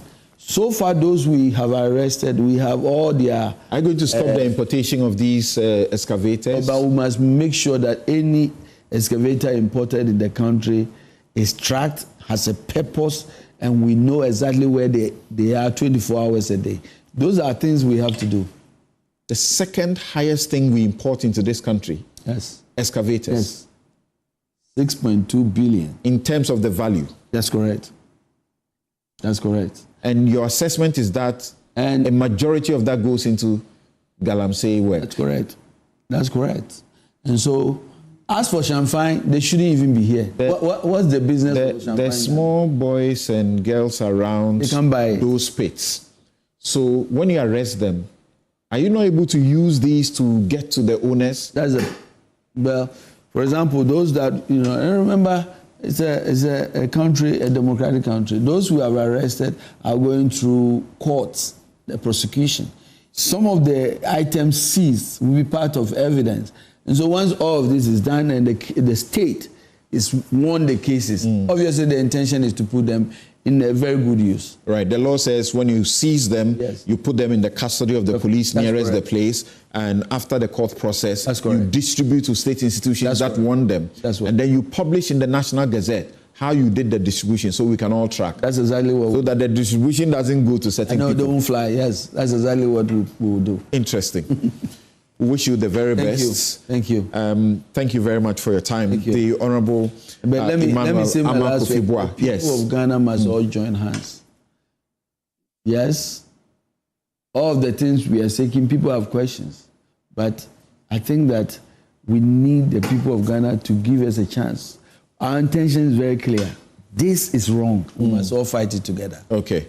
All right. Thank you very much. Emmanuel Amakufibwa is the Minister for Lands and Natural Resources, and he's taking the charge to do this. So there you have it. We'll take a quick break. When we return, Dr. Atta Kennedy is still with us. We are going to have next discussion. Don't go anywhere. This is Newsfile, brought to you by the candid sponsorship of Bank of Africa, strong as a group and close as a partner, MTN everywhere you go, Ashesi University, educating ethical and entrepreneurial leaders for Africa, Robert & Sons, Optical Services, your comprehensive eye care service provider for 33 plus years, My Way Insurance, dial star 165 hash on MTN to join My Way today, DBS Industries, that's roofing, Papa Fie, Flamingo, Paint, Simply Superior, Syntex Tanks, the strongest stuff, Activa International Insurance. Our clients are passion. We'll be right back.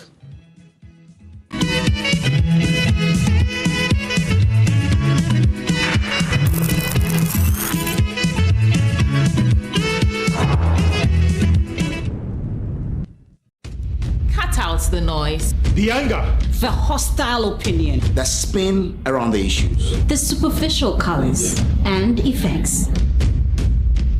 But above all, you can take away the misinformation and fake news, the slander, that misrepresentation that seeks to draw us back and divide us. That's when you will know what's really happening. That's when you will know. That's when you will know. This is JoyNews, fearless, independent, and credible.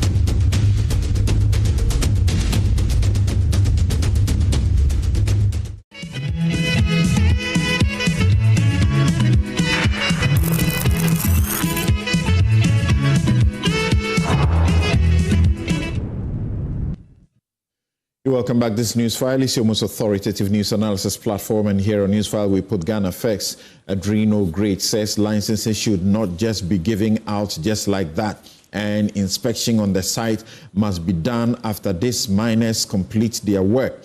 This will help the country to know the mining companies which are not doing the right thing.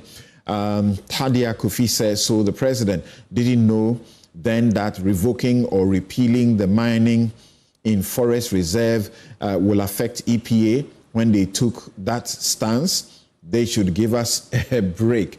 Frimpong 30 says that the lands minister keeps saying they have retrieved 7 forests which were captured by Galamseyers out of the 9 forest reserve captured by Galamseyers. The big question is the minister has not given names of the 7 forest reserves they have retrieved. Excellence Rain says, what are some of the strong measures the government is putting in place to make sure that illegal miners don't go back to the wrong thing again, and how are they going to make sure the forest reserves are all well secured? Well, he's telling us about all of that. Let's hope that what is being promised actually works. Prince Henry Nkoforidia says that the NDC government led by President John Mahama has clearly shown that it will fight Galamsey very well, looking at the steps the government has taken so far. You don't remember the steps that Akufo-Addo took, eh?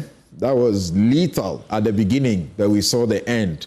It was worse. Ghanaians should give this government all the necessary support to fight Galamsey to benefit all, but not a few. President Mahama will not rush to put his presidency on the fight against Galamsey, but I know that when we support him, he will give us the Ghana we want by fighting Galamsey and corruption very well. Okay, you are giving us assurances. Thank you very much for your assurances.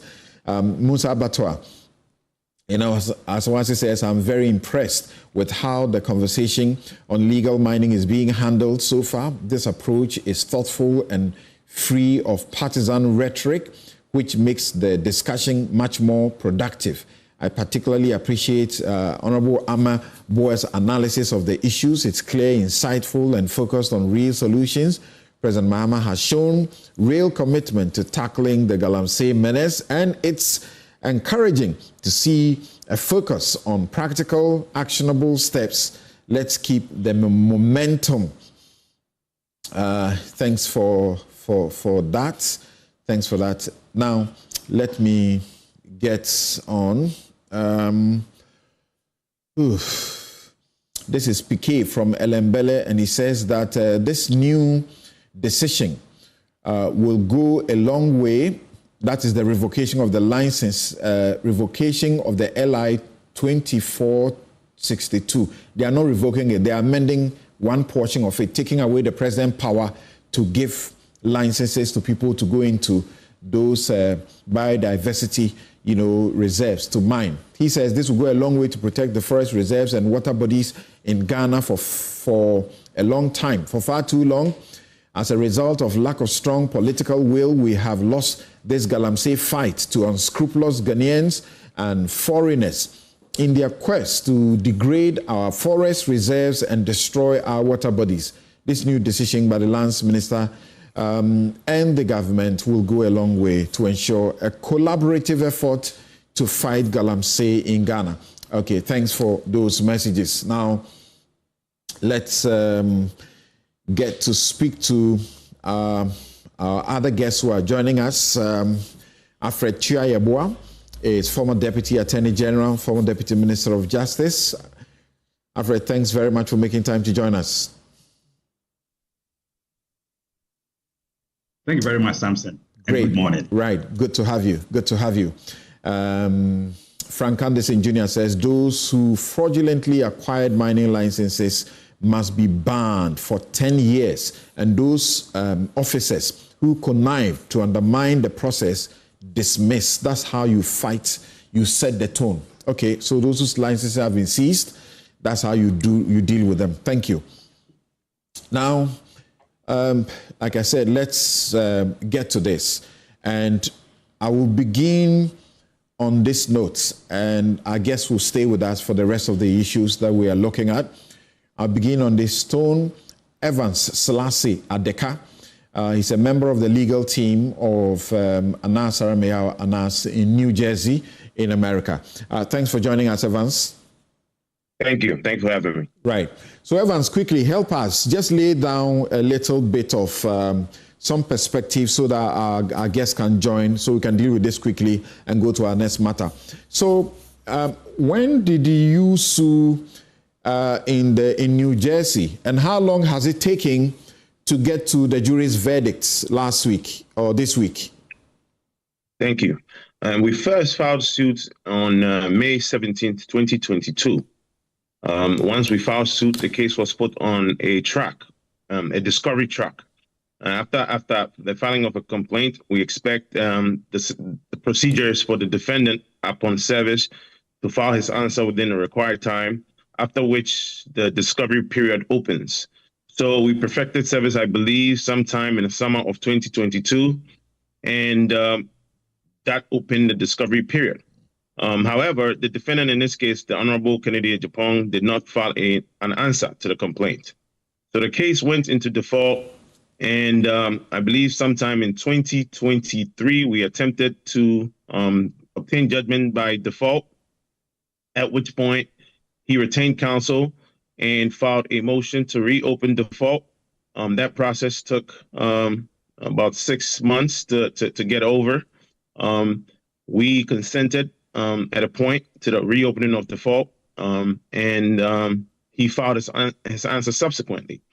We had to wait for the discovery period to elapse. I believe this case was on a 180-day discovery period track. So we attempted to conduct discovery. We faced several challenges.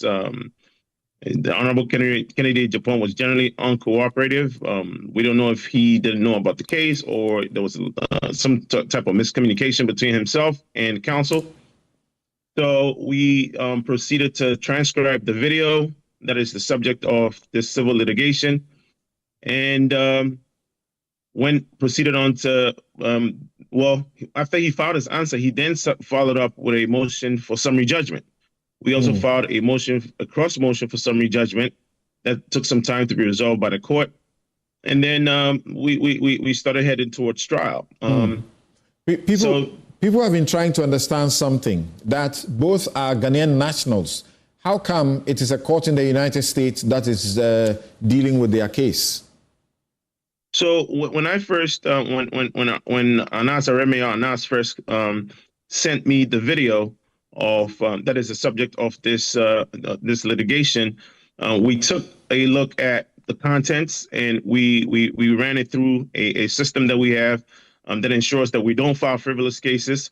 And we determined that based on his own assertions and some other research or investigative work that we did, that there was jurisdiction over the Honorable Kutu Acheampong in Essex County, New Jersey, on account of his ownership of property there that he admitted to in the audiovisual recording that is the subject of this litigation. Then we so for those who understand what I'm talking about, that gives us basically a general jurisdiction over him for all claims in that jurisdiction. Then we also our research also supported the exercise of jurisdiction in terms of the conduct, the specific conduct that is the subject of this litigation, because once again he admits on the audiovisual recording that he is seated in his house in New Jersey, in West Orange, New Jersey. So that is the jurisdictional basis for bringing suit in Essex County, New Jersey. So the comments were the interview he had with the second defendant was in New Jersey. He has a property in New Jersey. He was conducting the interview in that property. And therefore, it was easy for the defendant to sue there. That's the point. Yes. And there's been they haven't objected to jurisdiction. So that's never been an issue in this case. Jurisdiction was not objected to at all? No, there was no objection to jurisdiction in this case. They made mention of it in passing in terms of, in your system, we know that like here in Ghana, if you file a commercial suit, there is a mandatory settlement attempt if it fails before it goes on litigation on a trial. We know that in your system, that applies to cases like this. Did you attempt to settle the case? Yes, there were overtures made pre-trial, and then on Monday, I believe March the 9th, 2025, the first day of that we were scheduled for trial, we attended a mandatory settlement mediation conference in Essex County, New Jersey. What was the outcome of that? Obviously, it failed. That is why it went to trial with the jury. But how did it fail? We were just too far apart in terms of what we wanted out of the settlement conference and what the Honorable Kennedy Agyapong wanted out of the settlement conference. So essentially, negotiations fell apart, and we proceeded on to the courtroom. And what did you want? What did you want, and what did he want? Well, our complaint was we asked for damages in the form of compensatory and punitive damages to the tune of 30 million United States dollars. He made and then we decided to compromise for a little bit over half of that amount. But he was just too far from settling this case. He was willing but too far. Is that what you're saying? Yes, he was willing but too far. What was he offering? I think it's in the media. He offered us $10,000. $10,000? Yes. Okay.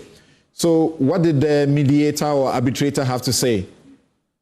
Well, at that point, we were too far apart. So, the case just had to go into the courtroom for trial. Okay. So now quickly, we are at the point of the trial. The jury's verdict, it was unanimous, as you say. Yes. For every question that was posed on the verdict form, the jury returned a verdict in our favor, unanimously 8-0. Okay, a unanimous verdict 8-0. That Ken had done what against Anas? Well, there were several questions on the jury verdict form. Chief among them is the question of whether the Honorable Kennedy Agyapong had defamed our client, Anas Aremeyao Anas, and the jury answered that question affirmatively by a vote of 8-0. There were also several questions that, honestly, I can't specifically recall at this moment, but the most important is that the Honorable Kennedy Agyapong was found liable by the jury by a vote of 8-0. Okay. So I've looked at the sheet, and there were the counts included that the plaintiff that he had made allegations in setting nature. So count 1, count 2, count 3, count 4, and 5. So on all 5 counts, the jury held that he was guilty. I believe one count did not reach the jury, but on all the other counts, he was found liable to have defamed Anas Aremeyao Anas. Yes. As we understand, he was relying on the judgment of the court in Ghana, that the court had found, as a matter of fact, when Anas sued in Ghana, that Anas was a tax evader, he was a murderer, and so on and so forth. And so he didn't say anything wrong. Well, that's true, but it's not entirely accurate, because he relied on, first of all, those statements that the court made, which we believe are obiter dicta and are out of place respectfully, occurred after the statements that he made. And the legal test in this case is whether or not at the time he made the statements, he had evidence that made the statements true. In this case, the answer was negative. Right. Tell us, is this case over? Well, you know, the trial is over. I can say that. I can say that much. The judge at the end of the trial read the jury's verdict. There was a little complication where the jury sent a note explaining their verdict, which gave rise to certain assertions by opposing counsel. But the trial's over. The judge has now instructed that anyone who has a post-trial motion should do so according to the rules. So that's where we are right now. We've submitted a proposed judgment for the judge's signature. Explain that. Has Anas, in fact, won a verdict for $18 million or not? Yes, he has. Is that verdict under appeal or question? It is not on appeal because it hasn't been reduced to a written judgment yet. Like I said, opposing counsel made, I think, thus far he's made two applications after the verdict. The first was an application for remediature that was made immediately after the jury's verdict on, I believe, Thursday the 13th. I stand to be corrected. The jury came back on Thursday the 13th at around 5 p.m. Opposing counsel made a motion for remediature, which essentially is requesting that the judge reduce the damage award on a basis that it shocks the judicial conscience. The judge informed counsel that he had heard counsel, and because we were supposed to be back in court on the 18th, that was left open. And on the 18th, the judge basically informed counsel that he was not properly before the court on that issue. And then on that same day, the jury had other business related to this case to do, and at the conclusion of which counsel then made a motion for mistrial, which was promptly denied. So as we stand, per the rules, the next step is for the next procedural step is judgment. In spite of counsel's misgivings about what has transpired in court, his recourse lies in following the rules and filing the necessary post. You say that he made an application for mistrial and that was shut down. Absolutely, it was shut down by the court. So are you able to say at the next court date, nothing will change about the jury's verdict of guilty of malicious defamation and an award of $18 million? Well, as we stand, we don't have a next court date. The trial is over. Subject to anyone following the rules and filing a post-trial motion as the judge instructed. So when is the judgment expected? We have filed it. There's a 5-day rule. There's a 5-day period after the last hearing, by which we were required to file it. We've done so. I believe we did that on Thursday evening. Okay. So, and we noticed that counsel has written a letter to the court, but a letter is not the right way to bring about your grievances related That's correct. to this. That's correct. You don't invoke the court by letter. But this point, quickly before I get to my guest, so when they came back to the court asking that the court reduces the amount of 18 million, he was asking that it should be reduced to how much? How much was he saying he will be able to pay? They did not specify a number. Once again, the motion was made orally right after the jury came back, and on a few days later, the day before the last hearing, which was on the 18th, on the 17th, counsel filed another letter, and on the 18th, the judge informed counsel that he was improperly before the court, particularly also because this would have been on 1 day's notice. Okay. So I believe that influenced the judge's statements at the end of the jury's work, that anyone who has any grievances approach the court properly within the rules. All right. Thank you very much. Just hold on for me there. I'm going to my guest, but before I do so, I understand that when the application was being made for a reduction of the 18 million, you showed in court why Kennedy Agyapong could afford the 18 million and therefore it should not be reduced. And we have that footage here. Let's watch that quickly. After first degree, I asked her to come and work for me for about a year before she goes back to do her master's. And she said, oh, I want to work at the senator's office. I asked, which senator? And he said, New York senator, the black guy. What's his name? I've forgotten. Okay. Then he was talking plenty. So I said, look, girl, I sit in Africa and send $52,000 a year to pay your school fees.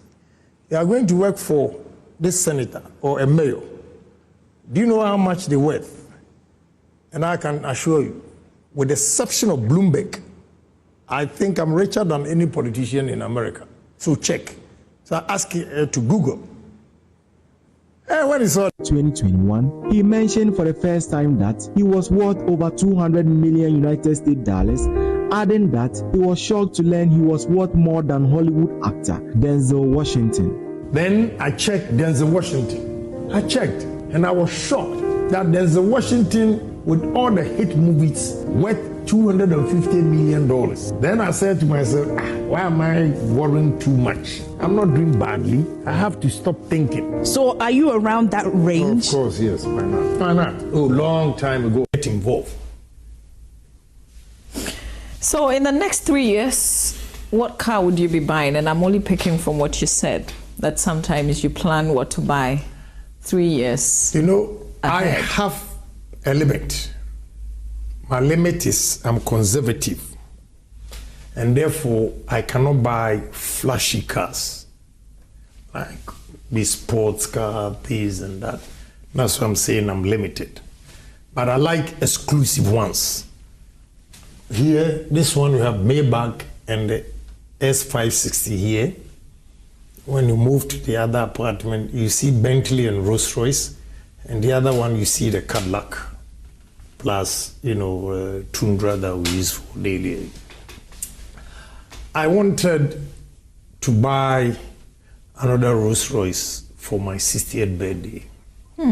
But because of, in fact, the way I planned my 60th birthday, it coincided with the election. And therefore, I decided to tone it down. Whether you are hardworking or not, negative publicity, it will affect my party. So I said, forget about it. Every day is a party. What was the plan? What were you thinking? But it will still come on. I want to assure you. Well, the 60th birthday will come up, but the party. But the party will be postponed. So how were you picturing the party? I wanted to finish the house, 45-bedroom house, with about 9-10 living rooms. It's going on. It's still going on. It has been in Ghana? Yes, I'll do it too. It's in Accra, Tema? It's in Tema. As I speak, the workers are there. Okay, 45 bedrooms? Yeah, 45 bedrooms. I just want Ghanaians to see that a black man can also do it. And this is not, this is not for a hotel. This is no. Okay. It's not for a hotel. And then you do the party there, or you move in there? Yes, that is where I wanted to do the party. Okay. But unfortunately for me, where we're building, it does. The soil is not that strong. It's water and everything there, like a marshy area. So we have to fill it. It's taking a lot of my time but I'm not. You are. I mean, you already just said you have 26 houses only in I have 108 houses. East Legon is 26. If you want to. 108 houses. Yes, I work hard. You work hard. What do you do? I do a lot of things. There are some who think that you're a drug dealer. You see, the drug dealers in the long run, they fail. Okay? Maybe you are just a smart drug dealer. You run your mouth on television everywhere criticizing people, and if you are a drug dealer, nobody will say anything to you. You think you are God. And have you ever Why do people think you're a drug dealer? Yeah, because I'll be honest with you. If you want, I'll be blunt. Please do. About 85% of the successful businessmen in this country, one way or the other, dealt in drugs. And you're a rich man.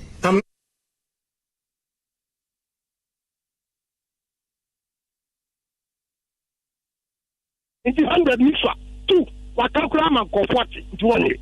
That is the bastard alas, corrupt. Okay. Please. Honorable Kennedy Agyapong. People. Yeah, the best year. Especially, I can make come more because it's so court. And let me tell you, if I'm guilty, I pay $25 million in star, and it will not affect me. And more, I'm going to die. I'm with you. I'll bring.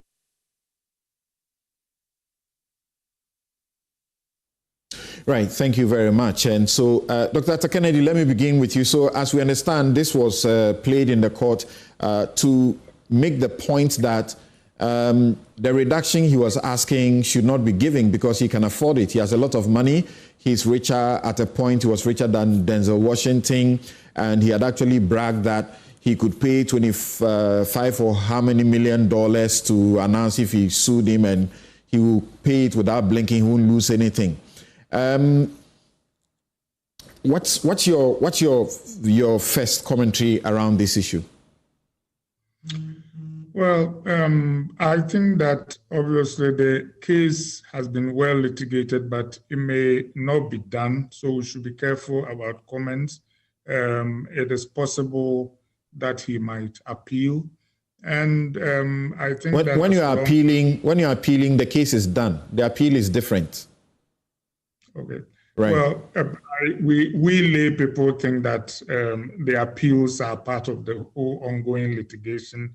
I think that both of them got justice, and as long as there has been justice, it's fine. I listened to Anasombi yesterday, and he was making comments about what this means to journalists all around Africa and the world, and the fact that what stuck to me was that he said in Africa, sometimes justice is only for the powerful, but the court has shown that justice should not only be for the powerful. So I think it is good for these things to go through fair judicial processes and for people to have confidence in the courts. I hope that Ghana's judiciary is watching, so that in future, whenever they have to adjudicate some of these cases, they will be guided by the supreme interest of the law. I think Attorney Adika was very good in explaining to us what happened, and I hope that would all be guided. And I think that maybe so for advice to Honorable Kennedy Agyapong is that maybe you shouldn't say too much, because a lot of what happened was that they used his words against him.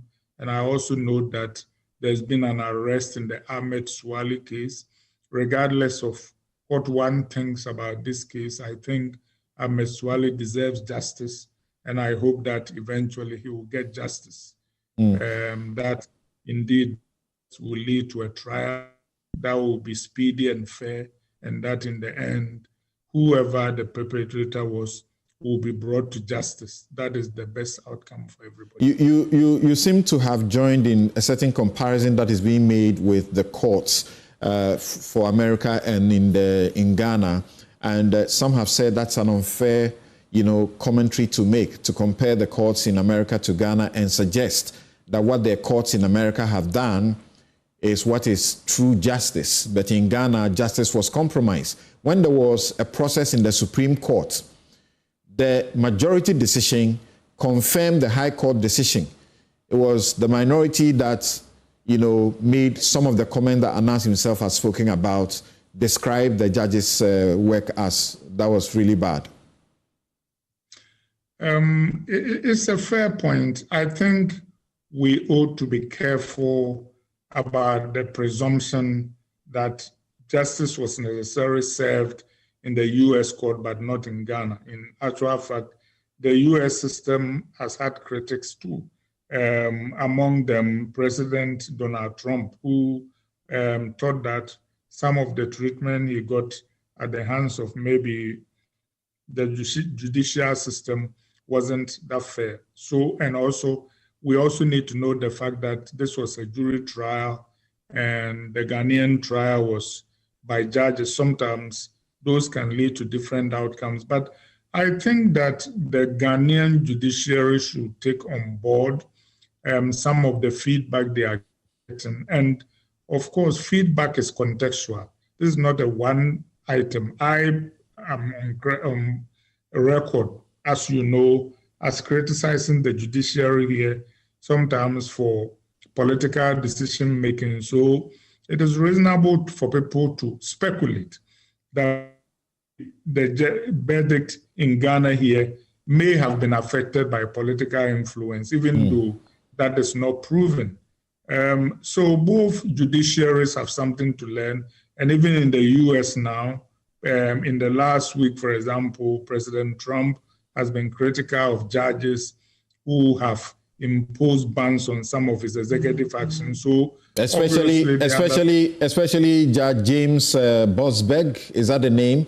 Trump says that judge, and I quote Trump, he says that judge is doing everything in his power to usurp the power of the presidency. He is a local unknown judge, sort of a local champion, a local unknown judge, a grandstander looking for publicity, and it cannot be for any other reason because his rulings are so ridiculous and inept. Save America. Trump, tweeted on March 20, 2025. Yeah, and the advice for Honorable Kennedy Agyapong sometimes could go to President Trump as well. I think that sometimes he could choose better language. But in defense of the judge, not to talk about whether his judgment was right or wrong, the Chief Justice, John Roberts, issued a very eloquent defense of the judiciary. He said that when people disagree with judgments, the right thing to do is to appeal, and to appeal all the way to the Supreme Court, and not to talk about impeachment of judges or impugning their motives. So I think that was a good defense, and we should also note to the credit of the US judiciary that Nixon, for example, when they took the Watergate tapes case there, even though it had a majority of Republicans, he lost it 9-0. And Biden was handed some significant defeats.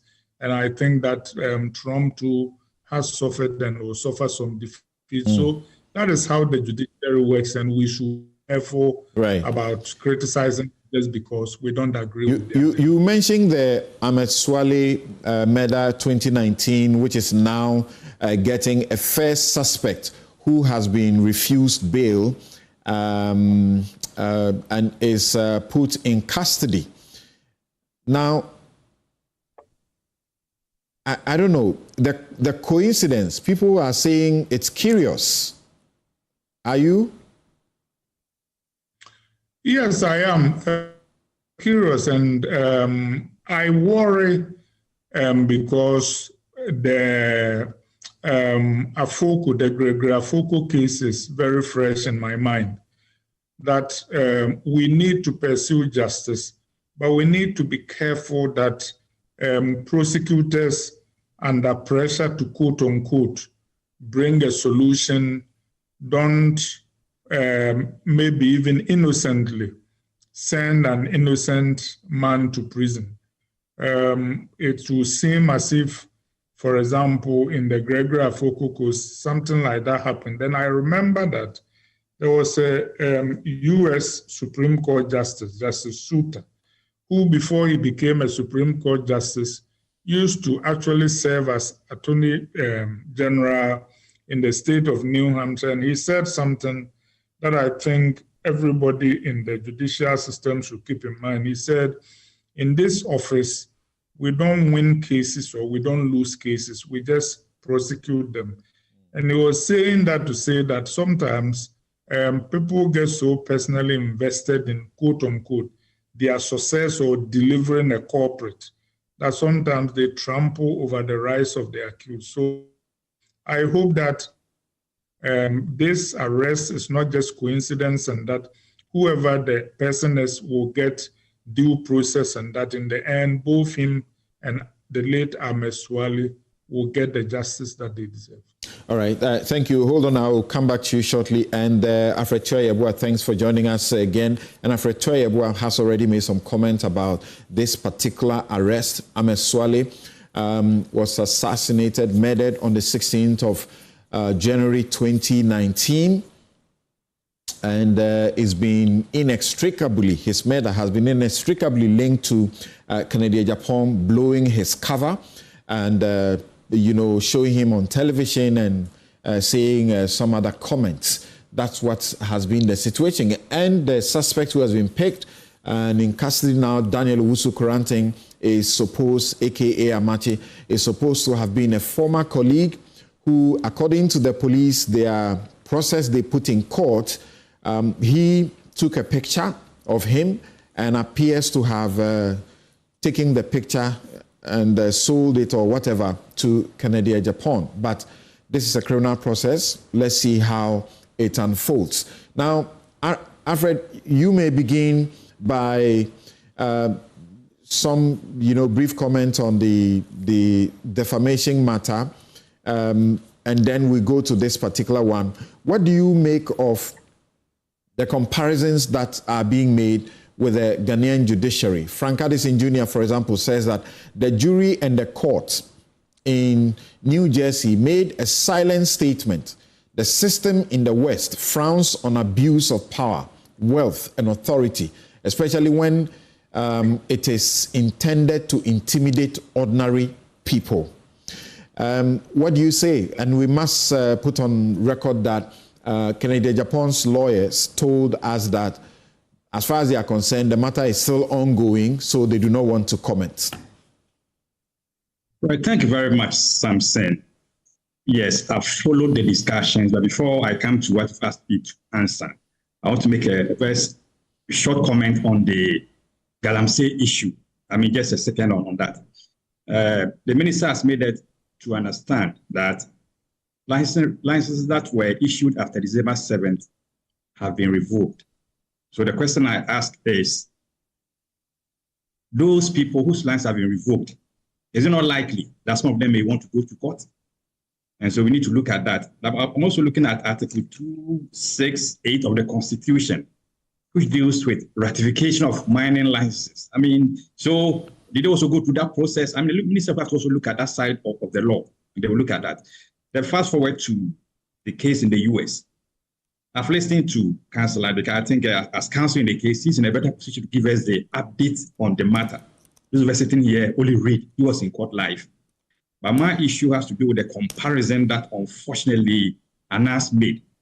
If you watch his video, you realize that he was trying to compare what we have in the US as against Ghana, and even went to the extent of mentioning the names of judges, especially the trial judge, Justice Barr. I think that's quite unfair. If you get to the US, as something they deal with the jury trials or jury system when it comes to civil matters, especially in defamation. In Ghana, it's a single judge. And if I'm not mistaken, I think Counsel Adika may want to correct me. The jury there, they deal with the facts, but not the law. Trial of facts. But in Ghana, the judge will deal with the facts and the law. And so if in Ghana you have a judge sitting on a matter to deliver judgment, you should grant him that right, grant him that kind of thing that he has done as a judge. And if you think that he has done something that is against the law, that's what the law requires. You can also go up on the appellate process. I understand he also did the same thing. And so Anas, as a lawyer in Ghana, who is also not only a lawyer, is the lines to practice in Ghana, must also be looking at the words that he's been using post this judgment. In any event, you come back to Ghana as a Ghanaian, maybe go to the courts. You are saying that somebody who loses a suit in the court cannot criticize the judiciary of Ghana that they have been unfair, they didn't give him justice, or that whatever they did was a travesty. Is that not a criticism almost every loser makes? Samson, I agree with you. If you file your case in court in Ghana and you lose, and you may want to analyze, critique the judgment, it's fair. But when you go to another jurisdiction on the same matter and then you win, and you begin to then compare, it means that you think that US is far better. US is a system where you can have justice and fairness. But if you come to Ghana, you cannot have justice and fairness. People have gone to court who have also lost, or they've won and sought appeal against their judgments. I think it's unfair. Okay, I get your point. But the comparison that people make, is there not also some sense in it that here we don't have, as it were, laws for the prosecution of a defamation matter, so to speak? We have just small rules within the CI 47, and over and again it's been requested that we need to, promulgate a law like you have in the UK, in the US, but we don't have that yet. Don't you think that their system may be better and preferred in the sense that it's not a sole judge who is sitting and deciding your case? Here there's a jury, and you have 8 jurors who sit and assess the facts. Some say that is better than allowing one judge, if they have prejudices, biases, and so on, that is unchecked. Something, Ghana, we have the system when it comes to first-degree felonies like murder and the rest. But there are a level of criticisms that people are saying that, and indeed, if you look at that system, now it's even under attack. The people who sit as jurors, who are they? What's the caliber of such people? Yeah, the CJ is reforming it.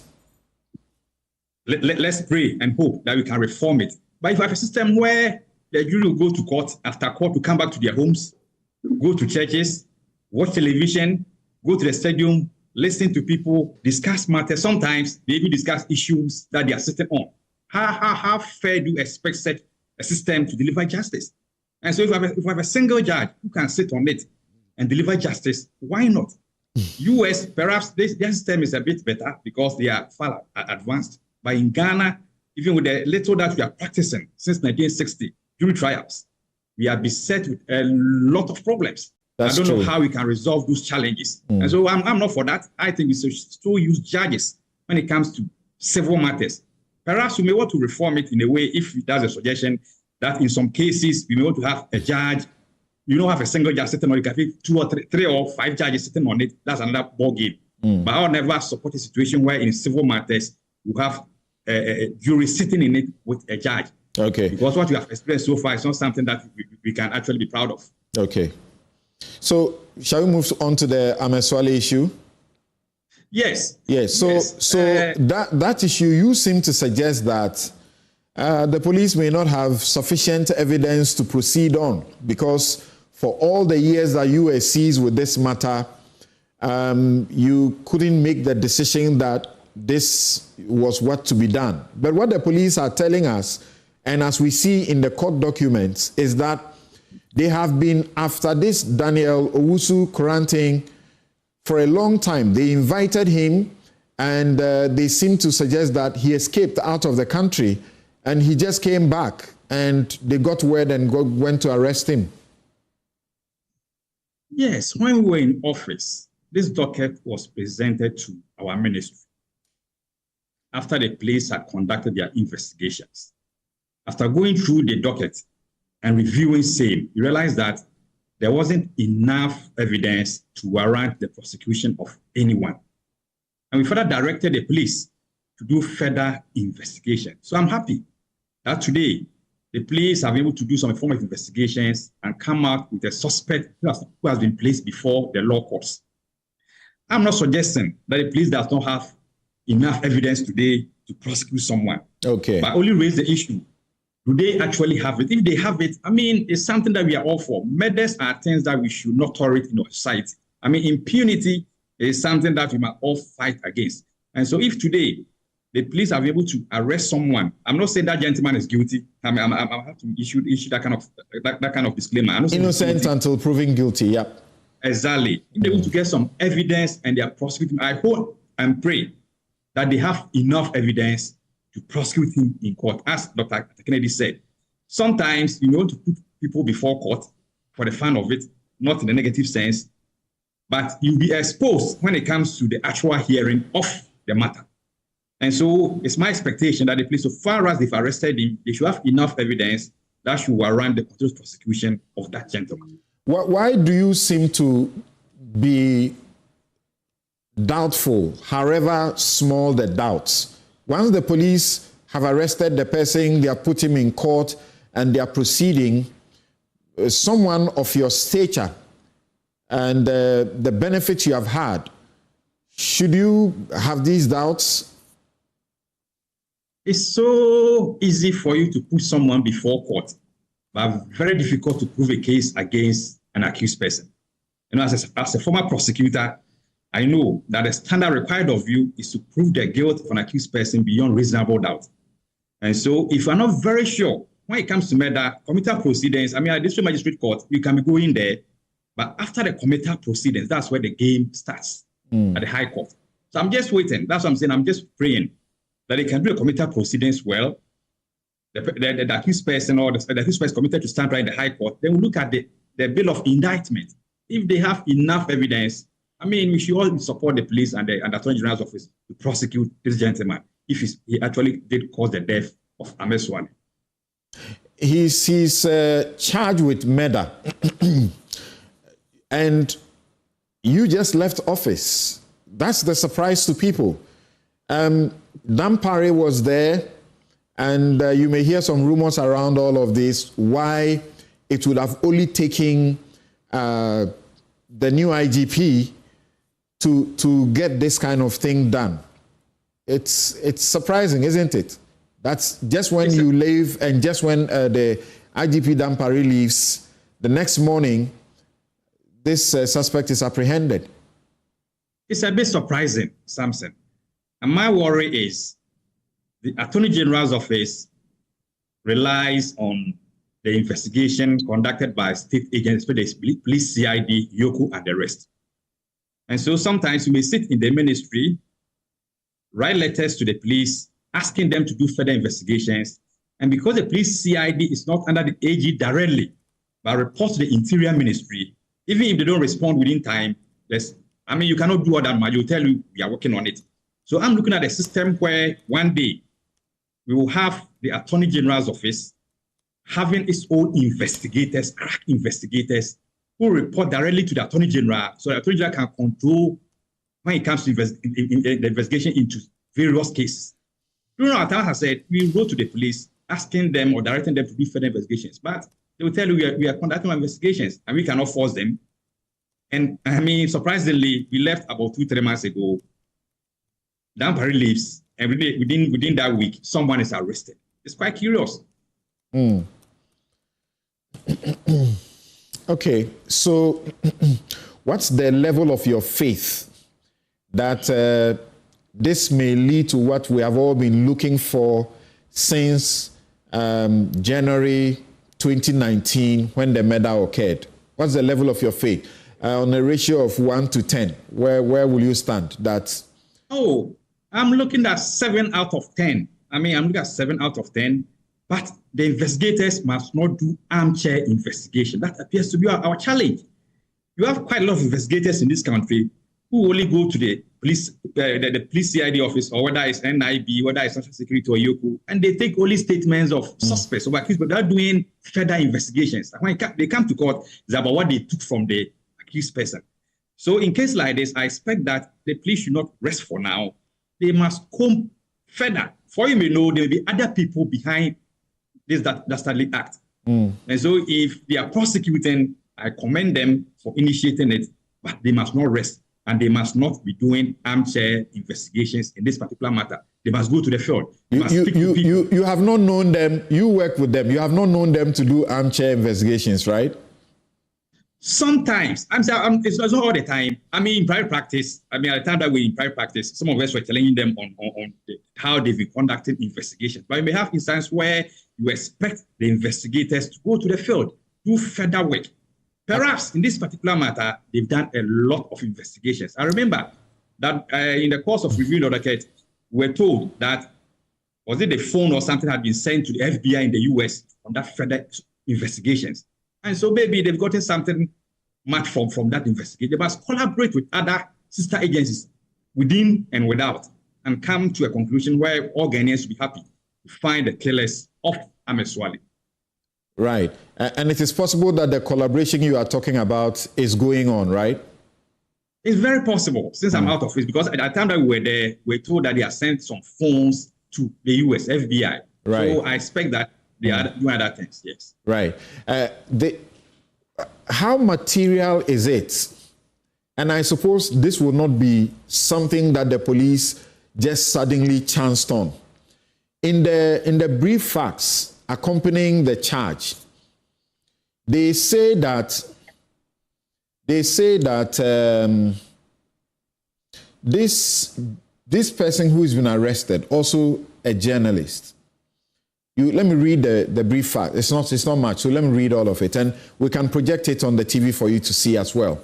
They say that this process began with a petition from Ibrahim Khamer Tahidu, who is a relative of the deceased, Ahmed Hussein Swale, while the accused, Daniel Owusu Koranting, alias Amache, is a managing director of iSpy Company.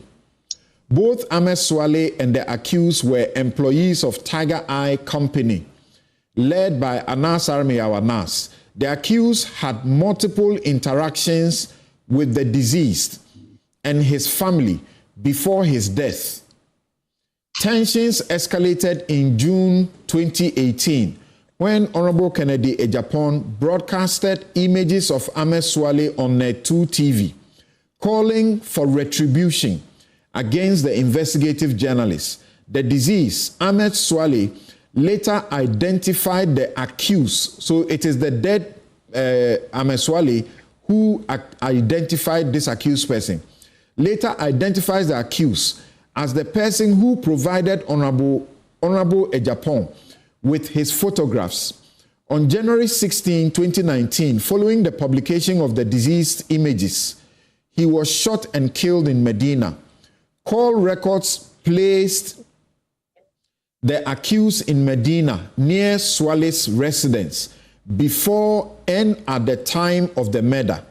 Further analysis showed that later that same day, the accused traveled from Medina to his residence in Amasaman late in the evening at about 23:15 hours after the murder. During the investigation, the accused declined multiple police invitations and later fled to the United Kingdom somewhere in August 2019. Accused later returned to Ghana and with an intelligence led to his arrest in Amasaman on the 15th of March 2025. He admitted knowing the deceased, visiting Honorable Kennedy Agyapong, and having taken photographs with the deceased, but denies selling the photographs to anyone. Police investigation is ongoing to identify other suspects in the case. How does this feel to you? First question. From the facts, the accused person fled to the UK and later came back to Ghana. So how come that when he got to the airport in Accra, if he can definitely come to Kutu International Airport or any other border post, they could not identify him and then got him arrested? That's a key question. Because if you know that a murderer, suspected murderer has traveled out, definitely he should be his record should be on a stop list. So any airport that he gets to, he'll be able to be tracked. I've listened to the lawyer for the accused person. He says otherwise. So that's the first point. Then if you look at the court records, here, let me commend the police for doing that painstaking investigations. Because if indeed he was close to his house, he fled the scene to where he lives at Amasaman. I mean, circumstantially, you may want to construct a case of his possible culpability in the murder of Ahmed Swale. But facts are different from evidence. Sometimes you know instance where you go to court and the facts will be given, but when it comes to the evidence, the prosecution will be found wanting. Especially for us defense lawyers, we are always excited. Yeah, exactly. Because now I'm a defense counsel. I'm no longer a prosecutor. Yeah, and so I like the place you sit now. Exactly. And so if you give these facts, it's the expectation of the prosecution. Okay. That evidence to back the facts that you have given. And if all these things are to be connected and they are indeed true, then it means that the suspect will have some case to answer in court. Okay, thank you very much. I don't know if Dr. Kennedy wants to make a brief comment before we stop here and take a break, return to Dr. Addison, Agyapong, and their troubles. One trouble with party, one trouble with the national security. But the GJA issued a statement applauding the Ghana Police Service for the arrests and prosecution of the Ahmed Swale murder suspect. They actually also indicated that the death of Ahmed Swale and the failure of the police to find his killers has been a major drawback to Ghana's World Press Freedom Index over the past 6 years. And in keeping to our resolve to get to the bottom of this case, the GJA is keenly following the current developments. And they say they had an ultimatum to take the Ahmed Swale case to the Economic Community of West Africa, court, and also they were exploring other avenues of seeking justice if Ghana failed to get justice for Ahmed Swale. Dr. Kennedy. Yeah, some brief comments. It will be interesting to engage Honorable Alfred Tuayeboa on reforming police investigations and others, and more particularly on his view about the competence of juries versus judges. I think that he conflates academic sophistication with integrity and good judgment. You know, as Anas Arimeya's investigation showed, I mean, maybe there is quite a bit of corruption in our judiciary, and sometimes they may know more law, but I don't know about their integrity. And growing up, there are actually complete illiterates who have very good judgment about facts of a case. So I think we should be careful not to impugn the general concept of juries. Sometimes they show more common sense than judges.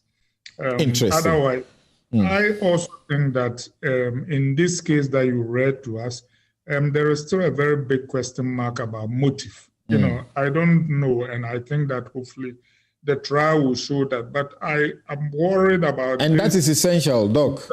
The motive is very essential in a criminal prosecution. You must prove what we call the mens rea and the actus reus. The actus reus is the actual action or act, and the mens rea is the wicked mind to do the thing. Well stated, counsel. All right, thank you. So let me get a last word from Selassie. Are you still with us? Yes, I am. Great. So where we are now, can you say you are proceeding to recover 18 million from Kennedy Agyapong, and you can do that in the US? Well, that still remains to be seen. But before I answer your question, I'd like to make a correction. The video you played was part of our presentation to the jury on the question of punitive damages, which we use that evidence as part of our cumulative presentation to show that in addition to certain statements that he made previously, that we needed a strong deterrent, and the only deterrent that can work in this case is a high damages award. Thanks for the correction. That was not submitted as part of the remedies. Okay, so to answer your question, as I said, opposing counsel has the opportunity to file post-trial motions by the letter that they submitted yesterday. It suggests that they're going to do so. So we'll wait for that to happen, and the court will perhaps set a date for that. We've submitted the proposed judgment for the judge's signature. We don't see any reason why that wouldn't be signed, because the post-judgment motions can address whatever misgivings opposing counsel may have, or the Honorable Kennedy Agyapong's legal team may have about that. So we'll cross that bridge when we get there. But as it stands right now, our position is just that the jury has returned a verdict. And that verdict will be entered as the judgment. We filed the necessary documents, processes for that to happen, yes. All right. Thank you very much for your time, sir. All right. So that was one of the lawyers for Anas Aramia Anas in the case in the Essex County Court in the United States of America. And that's the matter in respect of which he's been awarded damages to the tune of 18 million United States dollars by a jury. And now there's a debate as to whether that amount will, in fact, is what will be entered as the court's judgment, and whether or not they will get it. Kennedy Agyapong's lawyers are taking other processes because they want the amount reduced, or they had also asked for a mistrial, and as we understand, that was shut down. And so that'll be it for this. We will take a quick break and return. Evans Selassie Adeka, member Anas Aramia Anas's legal team. We still have Alfred Tuayeboa, former Deputy Attorney General, and he did a lot of the prosecutions that you saw. Under their time, he watched over them and actually went to court to deal with them as well. Of course, Godfrey Dami himself also went to do some of them by himself. Dr. Arthur Kobina Kennedy, is a physician and political activist.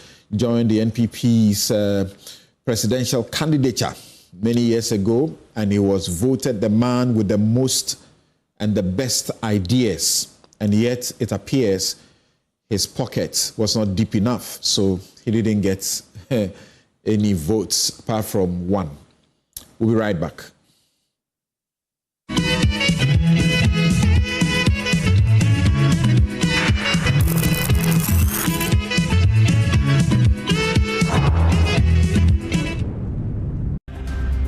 My name is Albert Sori in the Upper East Regional Capital, Bolgatanga, and this is JoyNews, independent, fearless, credible.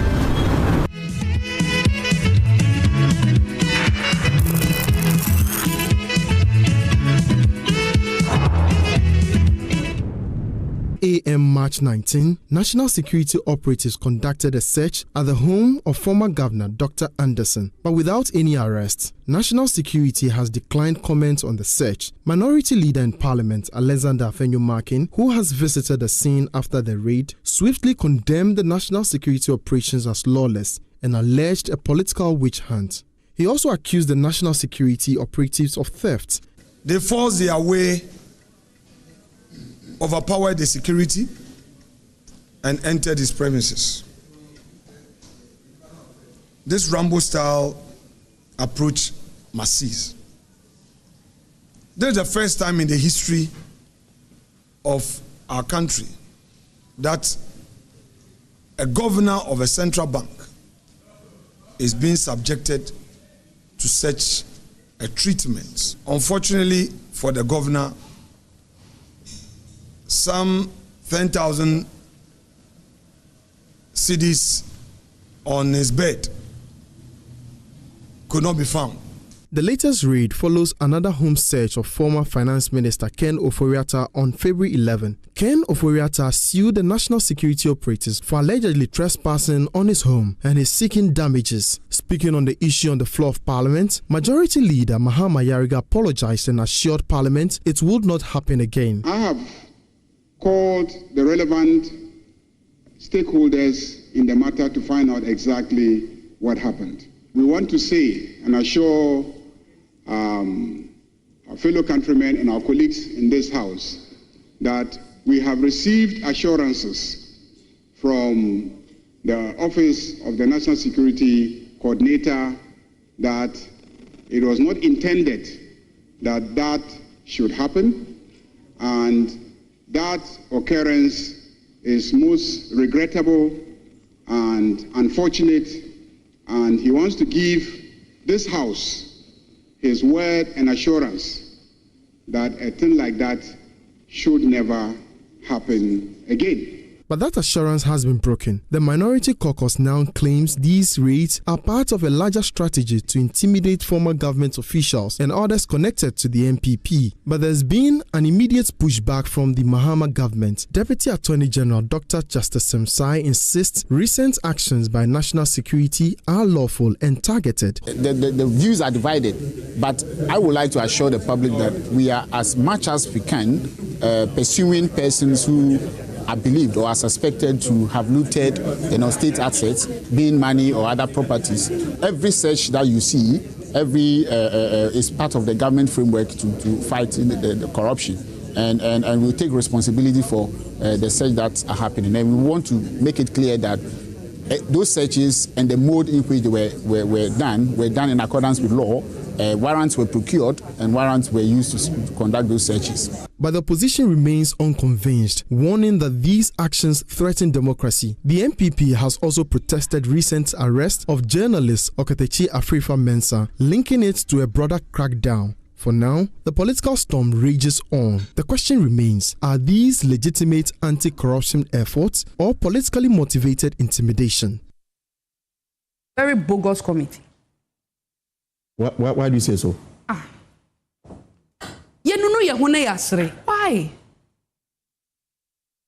And a committee that is put together, and it's an intentional committee put together just to make sure that we find certain facts and push a particular candidate away from the candidacy so that we can bring our own. You call that a credible committee, fact-finding committee? If Professor Michael Quay thinks he has integrity, thinks that he is credible, I want the first page of his fact-finding report. Why my son Michael Quay Jr. lost Domekwa Abenya's seat. He should give us a detailed report on that. That is possible. If he's able, no. It is possible it could be captured. No, if he's able to do it, and do it with the needed integrity, with the transparency, without biases and prejudices, I will take any report finding that he puts in there against Dr. Bawumia. You remember that in 2020, when I was going for the elections, I was heavily pregnant. Right. Yes, I have a role to play as a mother. I lost my kid. I lost my baby. I didn't get what I was expecting out of the term of my pregnancy. It didn't end there. In the time of my grief, my oldest son fell ill in the United States. I had to be there. And I made sure I notified those who ought to know. And I wasn't there the way they're making the picture look as if you're there and you're not. I was there, and I was making sure that what ought to be said and communicated to all those that matter, I did. Including the chief of staff, the president? Exactly. As a minister, you can't travel out without permission from the minister. So the chief of staff. They knew the challenges we were going through. Exactly. And I expected mothers to feel my pain. I expected fathers to feel my pain. And that is what happened. My son was at the verge of death. I had the choice to stay as a mother and take care of my son, or take up my position as a member of parliament and as a minister. Any mother looking and watching me today should put herself in my shoes. What choice would you have made? Of course, if you're not a witch, you're going to choose that of your child. Right. So, once again, start with you, Dr. Arthur Kennedy. What do you make of these two situations? Let's begin with Dr. Addison, the search conducted in his home. Earlier, we were told that OFORI-ATTA, the search that was conducted in his home was without a warrant, but we got information that it was actually done with a warrant. Then now this happens, is also being called a raid. Our checks suggest that this was a normal process that was done.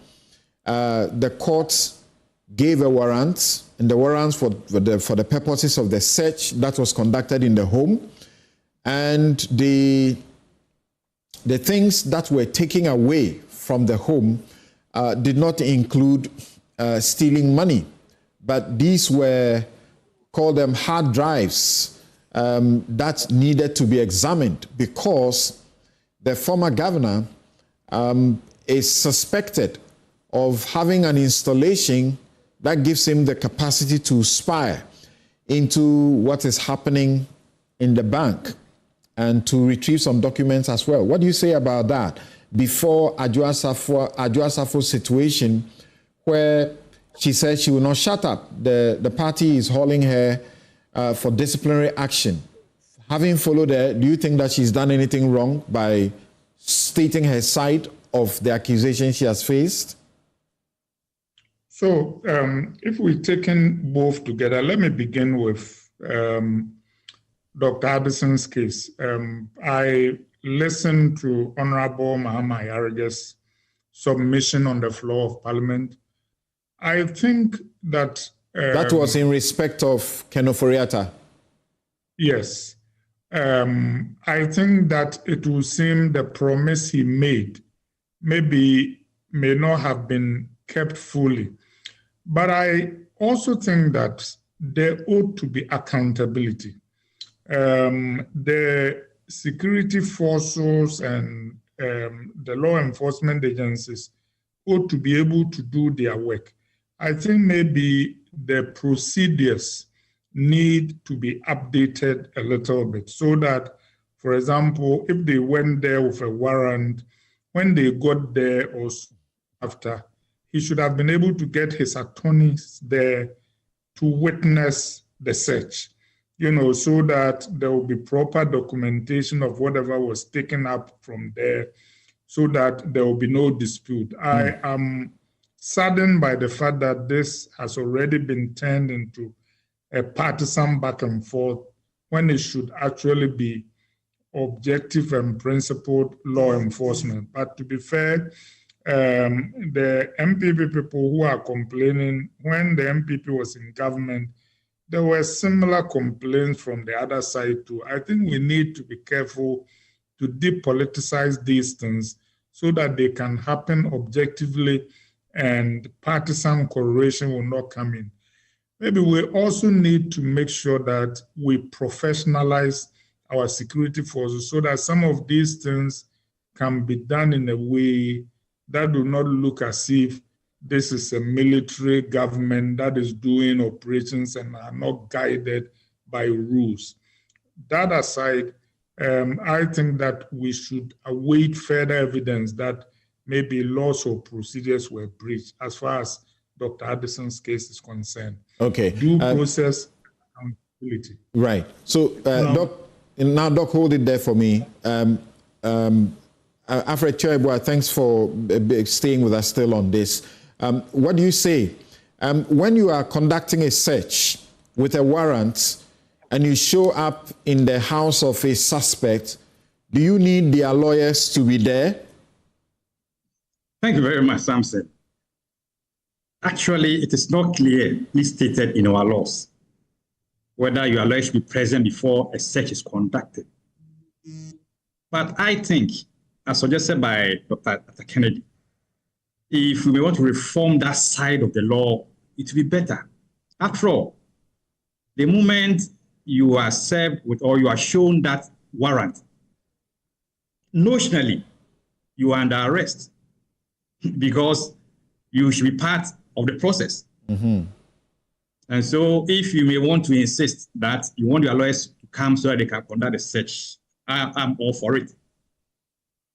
I remember some time ago. And the point you just made, that kind of process suggests an arrest, and therefore Article 14 will be triggered.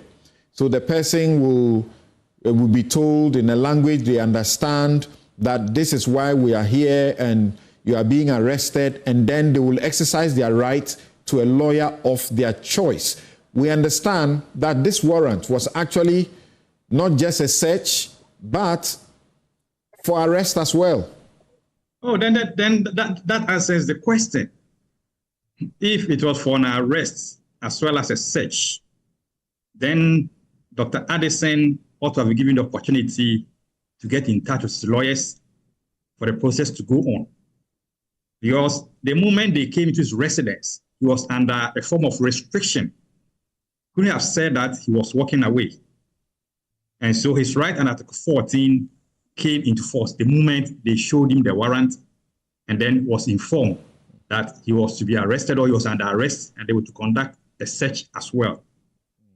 But it is upon him, the person, the suspect, to say that I want to call a lawyer or I want to do this. If the suspect doesn't say so, then those who are doing the process are not under obligation.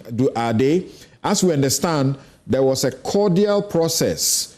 Nice conversation actually went on.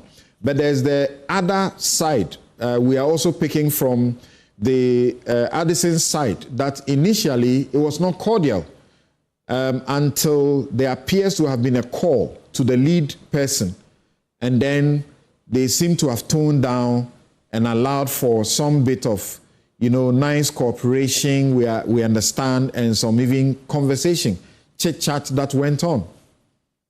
Something. The moment you are told that you are under arrest, the arresting officer is under strict obligations to inform you of your right to a lawyer of your choice.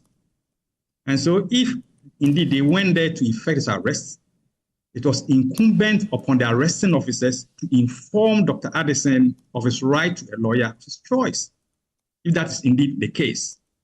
Now, if what you're also being told is that it was initially very cordial, then later went into something different. No, it started rough, then went to cordial, as we understand. Very well. And so that is the essence of the discussion. How do we conduct a search? The fact that you have a search warrant does not mean that the suspect that you are going to conduct a search on has no right. The right to personal dignity is a fundamental right. The right to counsel is a fundamental right. If the suspect is not resisting the search, then there will be no need on the part of the officer searching to apply any unreasonable force. Right. In your experience, have you ever encountered a search that was cordial, a search come into your home and it is a cordial process? And we also need to disabuse the minds of the public where the impression is given as if a warrant is always required for some of these things. Sometimes it is done without a warrant, but it is lawful, correct? Correct. If you are going to conduct a search without a warrant, then the person leading that search should be of a certain rank in the security agencies. But if you are going with a warrant, then that officer will only read the warrant to you. And I remember quite well when we were in Legon those days, that we were going to constitutional law, the question came up that if a warrant is served on you or you are shown a warrant and the name on it is not your name, can the search go on? And so if you enter someone's residence, for example, in the case of Dr. Addison, I'm giving just a scenario, it doesn't mean that's what happened. And then the name on it is Alfred Sia Yeboah. Does it mean that Dr. Addison should just give you and say, oh, since you are in my residence and my name is not the name that's captured on the warrant, you can go ahead and then conduct that search. So if you are imposed or if you are holding a search warrant, you must effect it in accordance with law. And I was citing this example. When we're in office, you can have several cases that I think if you go to the age, you will see that people were searched, either with a warrant or without a warrant. And I quite remember that my Dr. Sremsai, who's now the deputy AG, there was a case in Tema where he filed an application contending that an ex-parte application that we had used to procure a search warrant ought not to have been ex-parte, but should have been on notice. I mean, now Doc is sitting on the other side. And we battled out in court in Tema. And there was a ruling to that effect that the state could go ahead and procure search warrants ex parte. Of course, if it is procured on notice, then there will be nothing to search.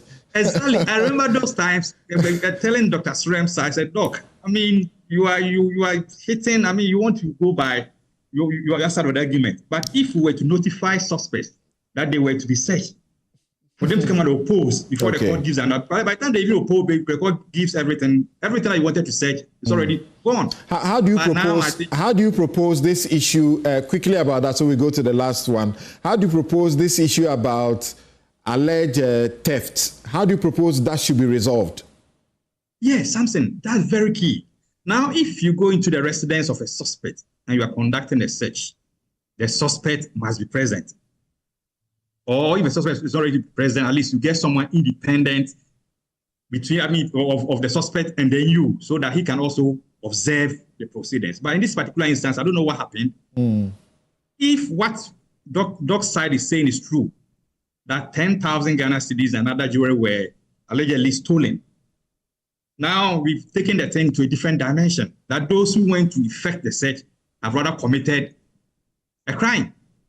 And that's why moving forward, I suggest that any officer who goes to conduct a search must have a body cam on him or her. All right.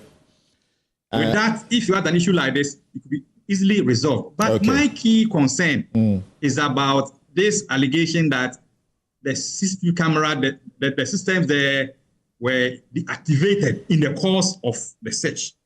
And that raises some form of issue. You may take it away, but before you even take it away, let everything be captured on that CCTV camera. Then if you want to take it away for investigation, they are saying they are seeking to do. No problem. Thank you. But the moment you deactivate it when you enter the residence, then it speaks to motive. That's right. Thank you very much. And we have been speaking to, trying from sources to check on all of these things, and its accusation and counter denials. But like Dr. Kennedy said, we should wait for further and better particulars later, so that we will begin to know the full details.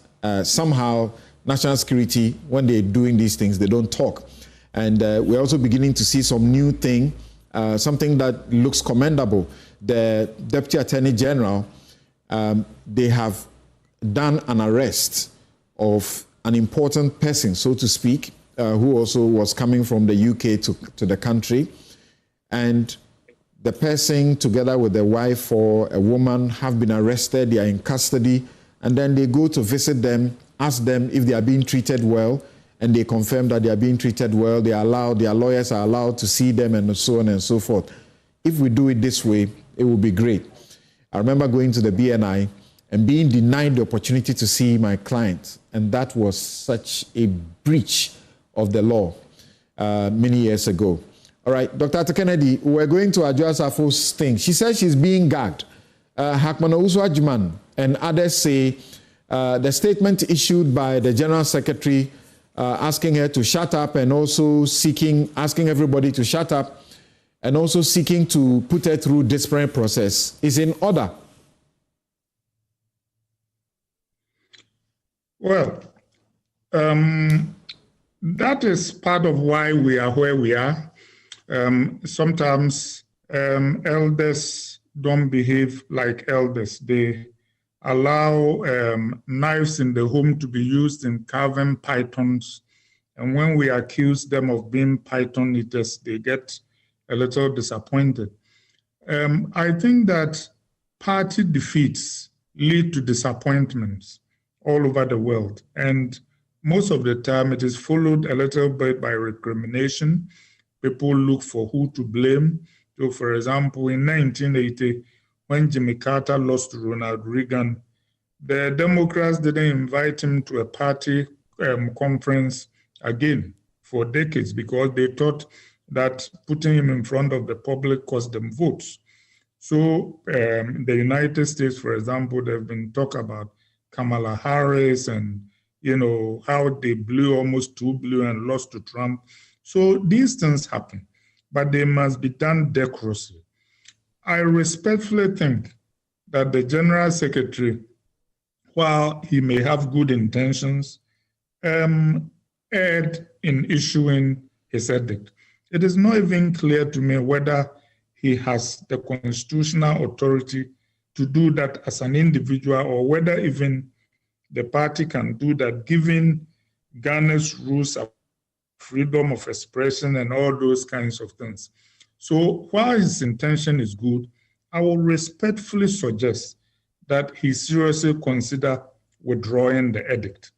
As far as Agyapong is concerned, I think she appears to be very hurt, and she had said a lot of things very powerfully. The thing that got to me the most was the alleged remarks about her father's education and standing. I hope those are not true, but if they are true... Makokwe Jr. has denied them. Yes. So if he has denied them, then I'll just leave it at that. But it goes to the fact that when we are having primaries, those primaries ought to be monitored and they ought to be conducted in a way that will make it easy to put the party back together. You know, we have primaries in which people get beaten and they get damaged, and the candidates concerned, nothing happens to them. But having said all that, I want to respectfully appeal to Honorable Agyapong to stand down and tone down. I understand her to speak, but I respectfully ask her to stand down and tone down. I think a political party is like a marriage or a relationship. It is the biggest volunteer thing we do, and we do it out of love.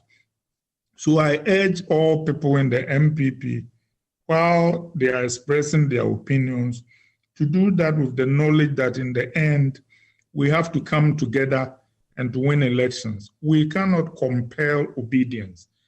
The people who went to elect John Mahama, they said he got 25% of his votes from MPP people. And they were being patriotic Ghanaians.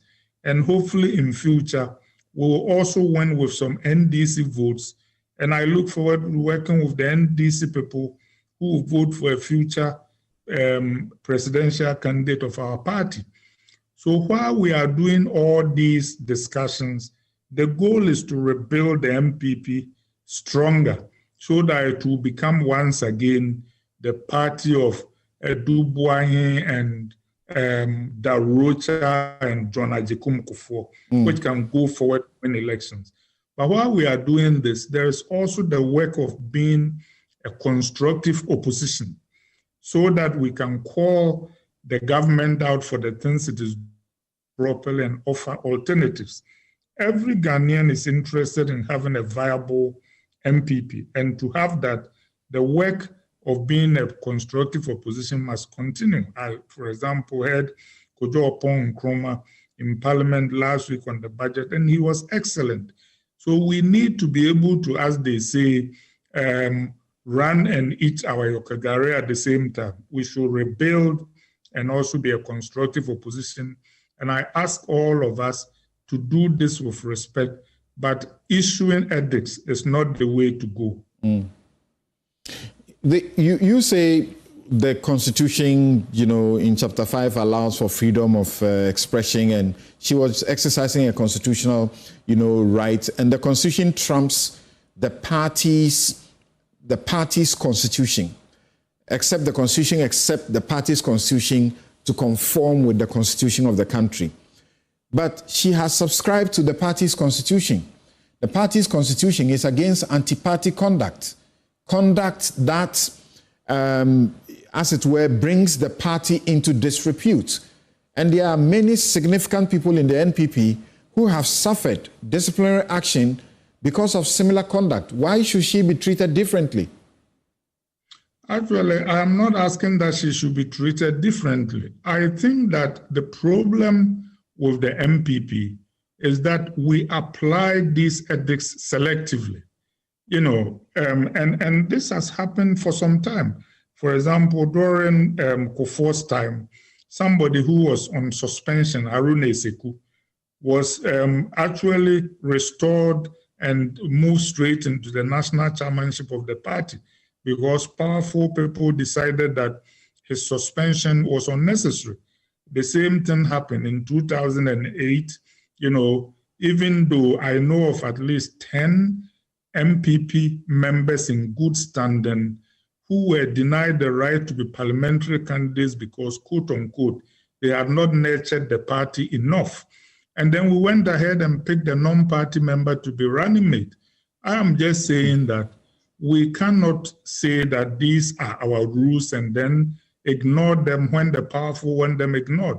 And the same thing happened. Nana Akufo-Addo said in 2008 that those who had gone independent, if I win, I'll never have anything to do with them. I won't talk to them. The day after the first round, he was calling them because we needed their help. Some of them went on to be leaders. Even in divided parliament, some of them, contrary to the party's rules, became leaders. I'm just saying that the party ought to be consistent and fair in the application of rules. And this particular edit of Gagan Adwoa-Safo, even before coming to that, a lot of people have vented, including the General Secretary. He was all over the news talking about how the president won't listen to advice, this person won't do this, or say Chairman Sabons was on air talking about the problems. I was on air talking about the problems.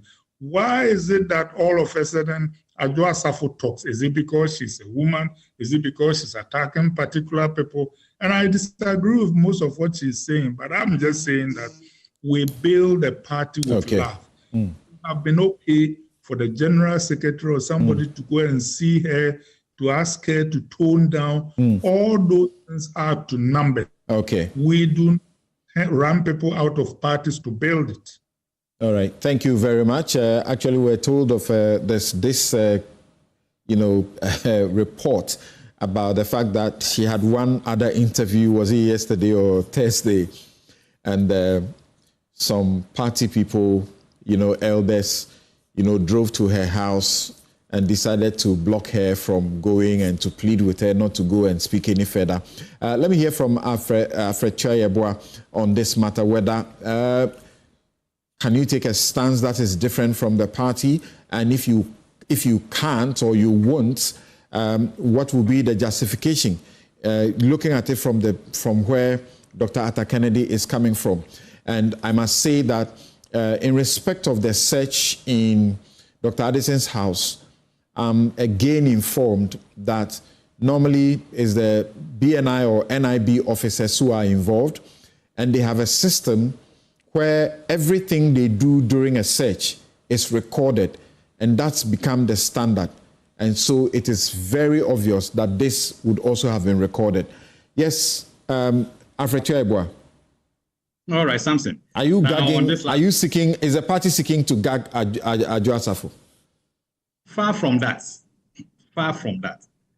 Adwoa-Safo, as a citizen, has the right to express her opinion on any issue, including issues in the party. But if you are in a political party, you are also governed by the constitution of that party. And that if the party takes a position or a stand on the matter and you disagree, you use the internal processes to vent your disagreement. I mean, it's only when maybe you are blocked, you're not given the opportunity, then maybe you may want to go outside the party structure to come up with your comments or opinions. Now, if you look at Adwoa-Safo's comment, on hindsight, maybe she could have decided not to go on in the public space to give those kind of comments that she gave. Fortunately, within the party, there is a committee that's seeking to elicit views from people on why the party lost the last elections.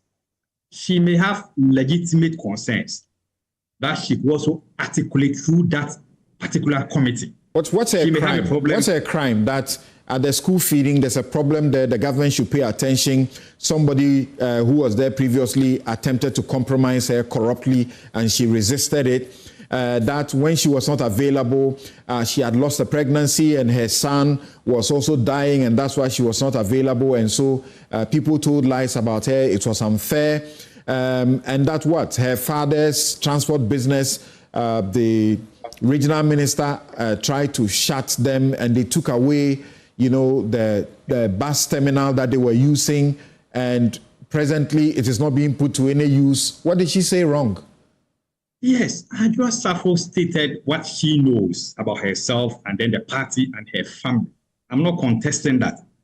But I'm only saying that because the party is now having this committee that's trying to investigate or get views of people on why the party lost, or you may know, these issues that she has raised also contributed to the party losing in some of the concerns that we have in the country, especially at Dome Kwabenya. Right. And so she may have that point, but my view is that at least she may want to rather use the internal process of the party to vent her demands. Each one of us may have something to say when it comes to the reasons for the party's failure or defeat in the last elections. Okay. Some say, I also wanted to contest in our elections. Right. Eventually, I didn't contest. There may be issues, but I will not go out to say A, B, C, D. I will use the party structures, maybe tell them, this is what happened, and maybe thank you very much. You are a gentleman. Thank you very much. Thanks to all of you. Thanks for staying tuned to Newsfile. And my outfit, as always, is by Konati Clothing. And in the spirit of Ramadan Kareem, right? You make your orders 10% to 15% discount. Call them 0244 6767 0244-676732, and they will make you look good for your Ramadan. I'm Samson Ladi Anyanini, and thank you to Alfred Choyebwa and Arthur Kobna Kennedy, Dr. Arthur Kobna Kennedy, and Adika Selassie of the Anasis legal team, and Awula Sewa, as well as the Honorable Ama Kofibwa. Have a good afternoon.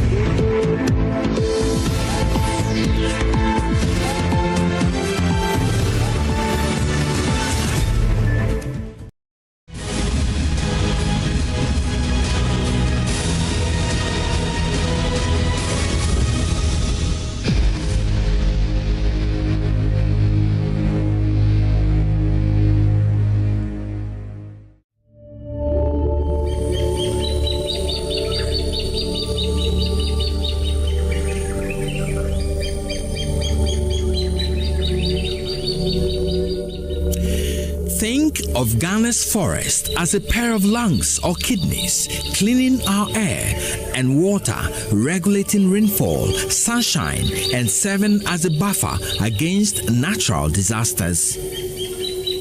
The country's kidneys and lungs are currently being attacked and perforated at a faster rate by illegal mining. 7 of Ghana's 16 regions have been affected by illegal mining activities. 34 of the country's 288 forest reserves have been affected, with an estimated destruction of 4,726 hectares, larger than twice the land size of Ashanti region, according to the Forestry Commission. Whilst the country begs for funds to slow down the destruction of its carbon filters, Parliament has amended environmental laws to open up existing protected and production forest for more mining.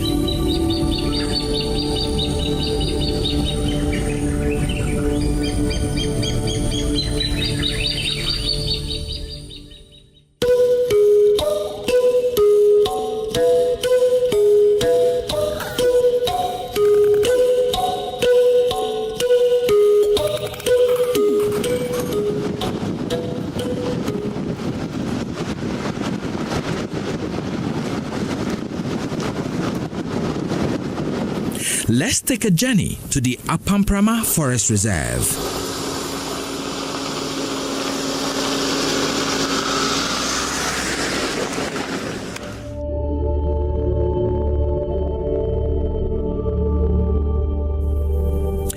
The Apamprama Forest Reserve is one of 4 forest reserves within the Amansia Central and Amansia South administrative districts of the Ashanti region.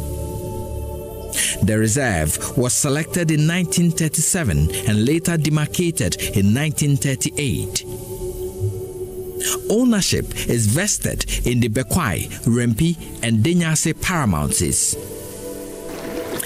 It derives its name from the Apamprama River, which takes its source from the Odumase portion of the reserve and flows into the Oda River. It covers a total area of 34.7 kilometers square with 21 admitted farms. For years, it has been the source of non-timber forest products like pestles, snails, kapok, sponge, spices, canes, bamboo and rattan, medicinal plants, and incense. It is also home to grass cutters, duikers, monkeys, antelopes, squirrels, and rats. The Apamprama Forest Reserve is surrounded by 5 major communities: Kobro, Abuakwa, Obenenebing, Aponapong, Ankam, Mansuafede, and Musikrum. As of 2018, Apamprama served the timber needs of about 8 timber firms legally recognized as felon rights holders of the production forest. This is the Kobro community, an old town which sits deep within the Apamprama Forest Reserve. Residents still have fresh memories of how the destruction of the Kobro section of the reserve started in 2018. One by one, they tell me of how the late Chief Executive of the Forestry Commission, Sir John, in 2018 convinced the townsfolk that the government was undertaking a reclamation exercise in the forest. Initially, they said they were covering pits, but then they started building settlements. We wondered why they were setting up shelters if they were just covering pits. Then a number of machines were brought in, so we mobilized to demonstrate. But Sir John came in and assured us they were just planting trees.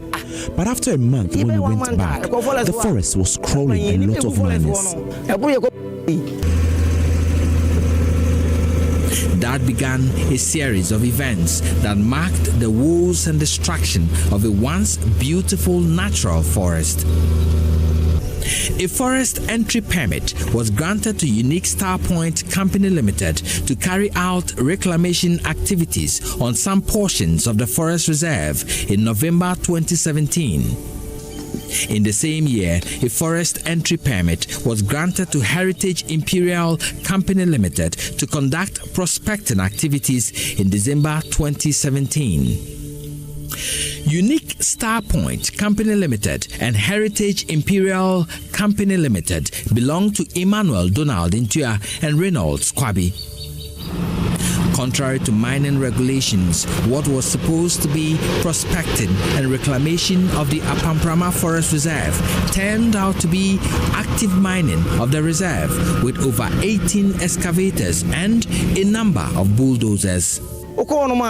The forest became a no-go area. We could not enter the forest. They mounted huge barriers. They brought in bodyguards. I used to drive some miners into the forest. We had to endure drills from the military. We concluded that these people were sent from the top. The illegal activity in the Kobro section of the Apamprama Forest Reserve went on for months under the watch of the Forestry Commission. So this devastation went on, and the Apamprama Forest Reserve sites are right here. The Forestry Commission says it had no evil, it did not see anybody bringing in heavy equipment. This has lasted for close to a year. No government official got wind of it, or nobody was prepared to even face them. After failed attempts by Operation Vanguard and other security agencies to stop the illegality, the Interministerial Task Force on Illegal Mining moved in to stop the pillaging of the forest. The law does not allow the use of heavy earth-moving equipment in prospecting in forest areas, but Imperial Heritage Mining Limited in 2018 was actively mining the reserve with about 30 excavators using a prospecting license. Task Force Commander W1 Isaac Nyako is overwhelmed by the wanton destruction of forests. Indeed, this is the largest. In fact, I don't even know how to start and how to end. I'm even shocked seeing the ground like this. The largest so far at this very site. The company had destroyed a large part of the forest under prospecting, a crime they were never punished for. Nanayao Enin is the chief of Kobro. He indicates Imperial Heritage came back to mine in the forest after it was driven out. Sir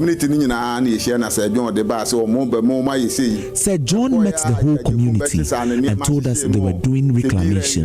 But in the end, when they mined and Agyapong burnt his machines, he came back to mine in the forest.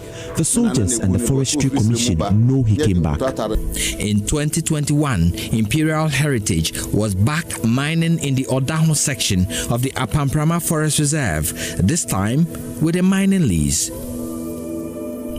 This was at a time when the Minister for Lands and Natural Resources, Samuel Abujinapo, had declared forest reserves and water bodies red zones and restricted areas where no mining should be allowed to take place. We are pursuing that strongly. The minister also instructed the Forestry Commission to desist from issuing forest entry permits for purposes of mineral prospecting or mining in any forest reserve. But in 2021, my team met Imperial Heritage Mining Limited and its Chinese miners mining the Odaho section of the Apamprama Forest Reserve under the protection of over 30 fully armed military men. Sometimes we don't do things like that.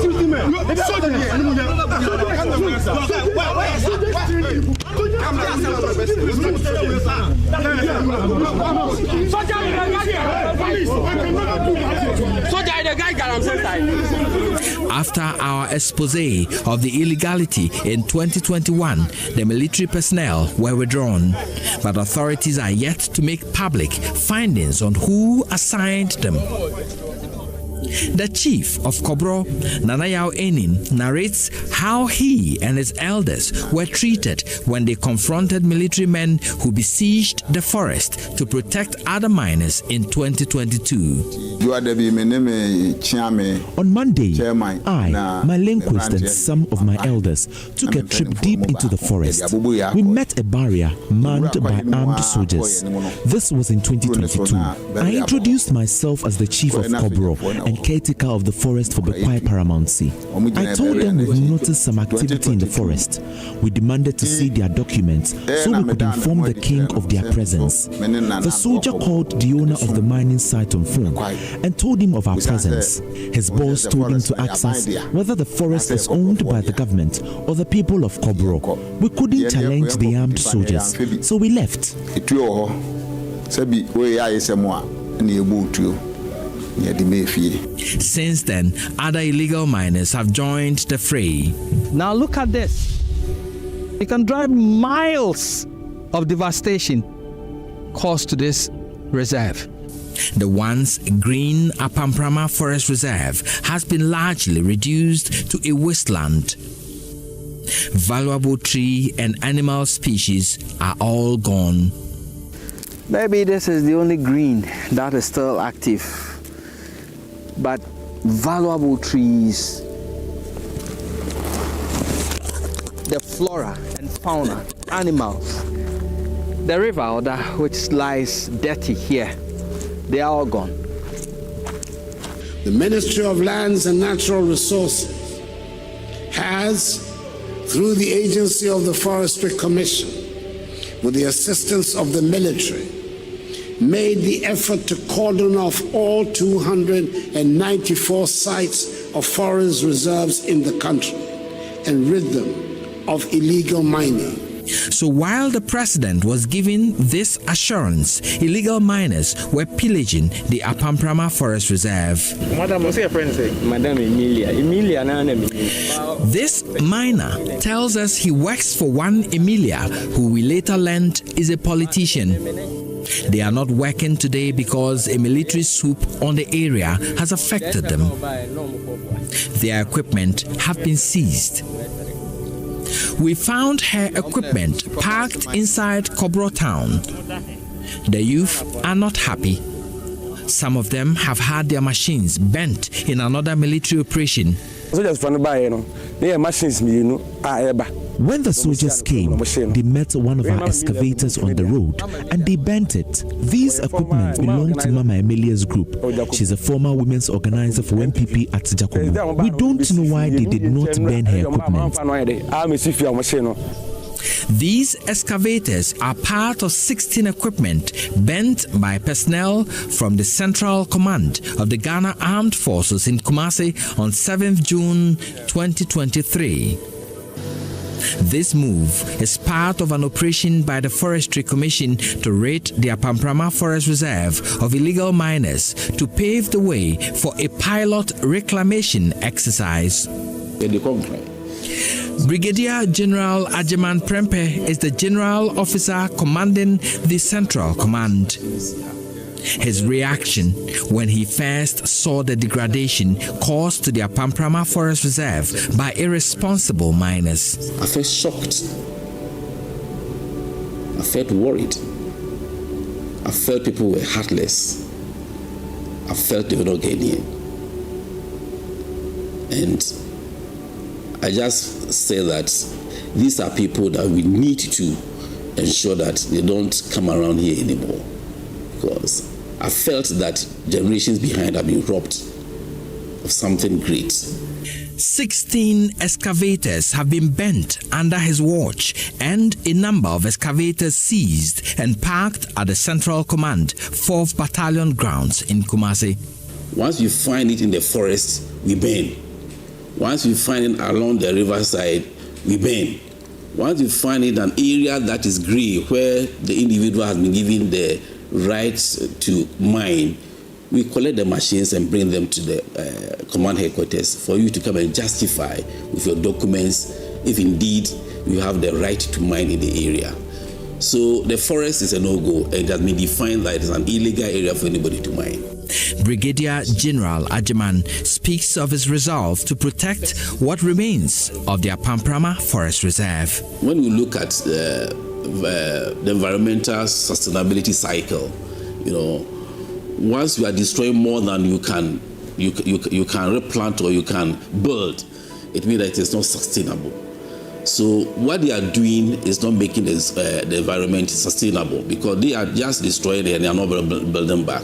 So we want to ensure that we get these people out, and then government agencies that are prepared to come and do reclamation can come and do that. Even as he continues his onslaught on illegal mining in what is left of the Apamprama, we found Chinese miners and their Ghanaian collaborators have moved their equipment to this school, waiting for an opportunity to move in. Some indigents of Odaho, like Emmanuel Buama, are not happy with the destruction of the forest, but they say they are helpless. We were adamant we would not allow them to destroy the forest. Soldiers, heavily built men, mounted a barrier at the Agyapong and subjected us to severe beatings. We were overpowered. Because of the mining in the forest, all cocoa and other farms close to the forest were destroyed. When you use the polluted water on the cocoa, they wither. All our crops are not doing well due to the contamination of the soil. There is a sharp contrast to how the Forestry Commission handles illegal miners and the local farmers who want a piece of the forest land to farm. Kwame Agyapong is a native of Kobro.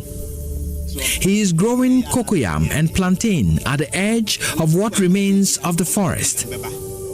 His farming activity will not destroy the land, but he is allowed to farm here only on one condition: to put these pegs at measured intervals to plant trees that will grow with his crops.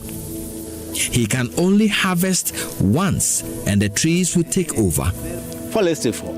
The forestry officials show us the intervals at which we peg the trees. They then bring us seedlings to plant. Their tree species grow rapidly. If he doesn't do this, forest inspectors will destroy his farm. If they find trees planted amidst the crops, you are safe. If they find out you have not planted the tree amidst your crops, they will destroy your farm. But a few meters from his farm, illegal miners are allowed to destroy the forest, vegetation, trees, water, and the land permanently. Entities like Imperial Heritage Mining Limited violated environmental laws in 2018 when they mined the forest with prospecting licenses without any consequence.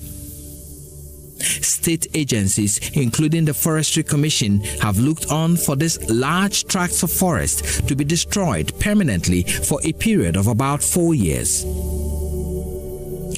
Global Forest Watch data indicates that between 2001 and 2021, trees sitting on 1.41 million hectares of land were destroyed across Ghana. The destruction of tree cover is equivalent to about half the size of the entire Ashanti region, which is about 2.4 million hectares. This notwithstanding, Ghana has received $4,862,280 from the World Bank for reducing 972,456 tons of carbon emissions for the first monitoring period from June to December 2019. Ghana is eligible to receive up to $50 million for 10 million tons of carbon dioxide emissions reduced by end of 2024. Even though we celebrate this milestone today, Ghana's forest resources continue to face pressures from agricultural expansion, unsustainable logging, excessive wood harvesting for charcoal production and firewood, illegal mining, wildfires, and poaching. So now the ball is in our court, working with the community, the chiefs and people to be able to improve upon the landscape. In the midst of all this destruction and the billions of dollars in gold taken from this area, communities remain the poorest. They brought in a transformer and wired the town, so we thought we would be connected in about a year. Benenebane community, for instance, is yet to be connected to the national electricity grid. It has been reduced to poor infrastructure and a deprived community with few opportunities. Their farmlands are gone, forests degraded, water sources polluted, and the attendant change in climatic conditions have affected farming. It is the forest that gives farmers in this area rain to farm. But now, if God doesn't intervene, we will not have the rains to grow our crops. The indigents of Benenebane share their dilemma. We've not gained anything. Look at our schools, toilet, and our town. We are helpless. When they come, they promise a lot of things, but they don't fulfill these promises. If the leaders of this town had insisted they will not allow the machines to enter the forest, they couldn't have destroyed the forest. Meanwhile, Ghana has secured a $103 million World Bank loan to, among others, restore cocoa lands, engage the restoration of polluted water resources, and reclaim degraded forest lands, including the Apamprama Forest Reserve. Just before airing this report, we decided to go back to the Apamprama to gauge the situation there. We found many Chinese miners are back to mine in the forest. Some have hit the ground mining, while others have set up camp to continue mining in a forest built for reclamation. You can see fresh excavators, about 8 drums of diesel ready to work. Equipment here and there, you can see the generators and the washing plants. The illegal miners are back. We spotted active mining in areas where the military recently seized and banned equipment. We were told by sources powerful people in government have brokered deals for these Chinese to mine where others have had their equipment bent. I happen to witness. Yoda is a journalist who has been monitoring events in the Apamprama Forest Reserve. He has witnessed the selective justice adopted by the forest guards in protecting this reserve. I was going to interview these illegal miners. One of them was ready to speak to me. And then we saw the vehicle of the forestry, that's the rapid response unit of the Forest Commission, moving to the site. They came and then they took their generators, their pumping machines, and even their motorbikes. And they set fire on all these items. But then, few meters from where they were burning these items was an excavator digging. So I asked the officer, so sir, why are you chasing these illegal miners here by leaving this excavator digging for the same people who are also doing the illegal mining? Then he told me that, oh, for them, they are working in the off-reserve. So that's why they are not going there. But before he told me that, one of them who spoke to me when they're quiet told me that the issue is political. So when they come into the forest, they can't arrest whoever they want to arrest. The DCE or the MP will have to give them the order as to who they can arrest. So it tells me that clearly there is a political hand or a big hand somewhere that is manipulating this whole thing. Many of these farmers have had their source of livelihood destroyed by the mining of this forest. But their taxes will pay for the $103 million contracted to reclaim the devastation. Environmental conservation organization Arocha Ghana has a problem with that. Sometimes I ask myself, why does even the World Bank even support such initiatives or push those initiatives before us? Daryl Bosu is Deputy National Director. Business persons have been given concessions. They've gone into our forest reserves, into our landscape, mined it for gold, traded it, kept the profit for themselves. And the public is going to pay for a loan that is now going to be used to reclaim the mess of some businesses. It's not fair. And there's no way anyone, and even the World Bank, should support such an initiative. As the president leads the annual Green Ghana initiative of planting trees across Ghana, hundreds of trees are being felled and forests pillaged across the country by illegal miners for gold. Daryl describes it as a charade. If you look at the logic of planting several millions of trees in a particular day, and then taking a whole year, the rest of the year, to destroy many other forest reserves, old existing forest reserves that provide significant biodiversity services, ecosystems like water provision and all of that, you ask yourself, really, is this logical? So we believe it is just a charade in terms of all the things that is said on podiums and also the so-called commitment of the president. Dr. Stephen Apiatechi is an environmental planning expert and a senior lecturer with the Kwame Nkrumah University of Science and Technology. He is worried about the rate at which Ghana is depleting its forest through illegal mining. A leader can destroy the economy. He can be pardoned. But when a leader destroys the natural resources, they've destroyed the very existence of its citizenry, including future generation. And this is how serious Ghana's state is. But the question is, Didn't the colonial masters knew that there was gold in these forest reserves? Didn't they know that there were bauxite in this forest reserve? Why did they leave it there? And that puts serious questions on our political system. If the colonial masters were criticized, save these resources. If the likes of Dr. Kwame Nkrumah save these resources, how come our fourth republic, that we pride ourselves as being a democracy, is the one destroying these resources? We should put questions on that. So the extent of discussion, not only forest but water body, is alarming. It doesn't look good for the nation. Even as the country reels under the current devastation of forest, Parliament has amended the country's environmental guidelines to open up both protected and production forest for mining. Darrell Bosu describes the passage of LI 2462 in 2022 as an indication the government intends to continue to mine the country's forest reserves.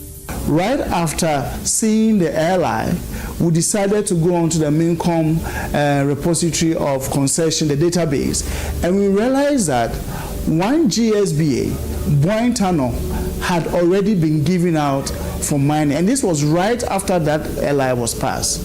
What we don't know is whether the presidential approval that is required before these forest reserves, a GSBA, is assessed, has been done. And it's something that I believe that we still need to continue and identify. So for us, we believe that this law actually demonstrates to us that the government has no intention to stop assessing our forest reserves for mining. It looks like they are really on a course of accelerated mining and nothing is going to stop them. For now, Brigadier General Agyapong Prempeh and his men say they are bent on protecting what is left of their Pamprama Forest Reserve. We will have to take the fight to them and ensure that they don't get what they want, but we are able to leave what belongs to Ghana now, Ghana tomorrow, and Ghana in the future. Whatever action is taken today on the preservation of these natural resources, it will affect the people we love positively or negatively, now or in the future. But in the meantime, the Apamprama Forest Reserve is under siege, and the time to act is now.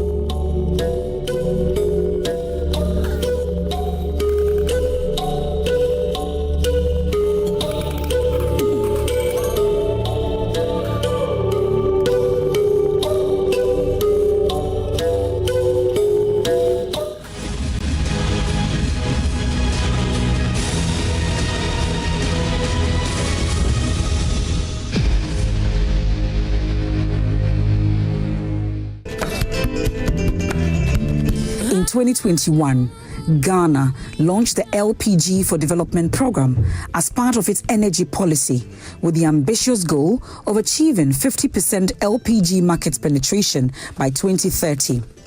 This documentary delves into the impact of these initiatives, which were designed to increase the adoption of LPG and encourage Ghanaians to transition away from wood fuels.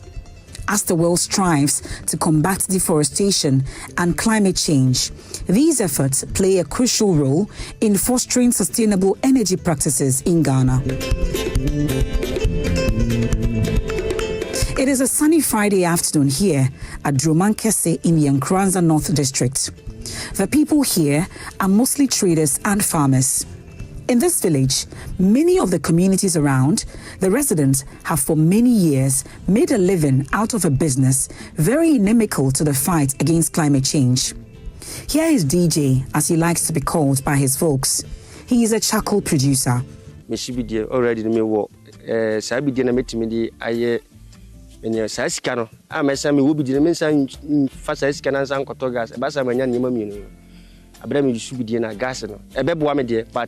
Mesan de says can I be a gas and some cotono.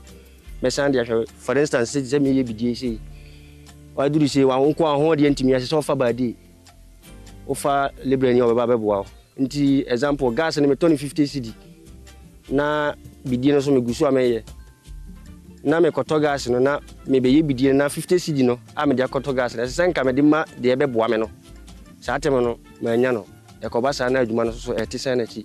Charcoal production, its sale and transport is big business.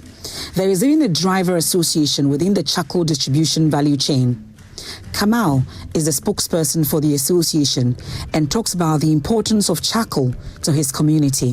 Bideni de nke besra ban say onhye mu kena mawe because bideni de so mugu bideni adwuma kom na bekunye bideni de omoto bideni pa bet akwa say de common enye hanko a won tisi awiase afa na ba bia bideni adwuma na no moye enye hanko a ti bideni de omoto say bideni no ye de no aduana a difference we saying gas no.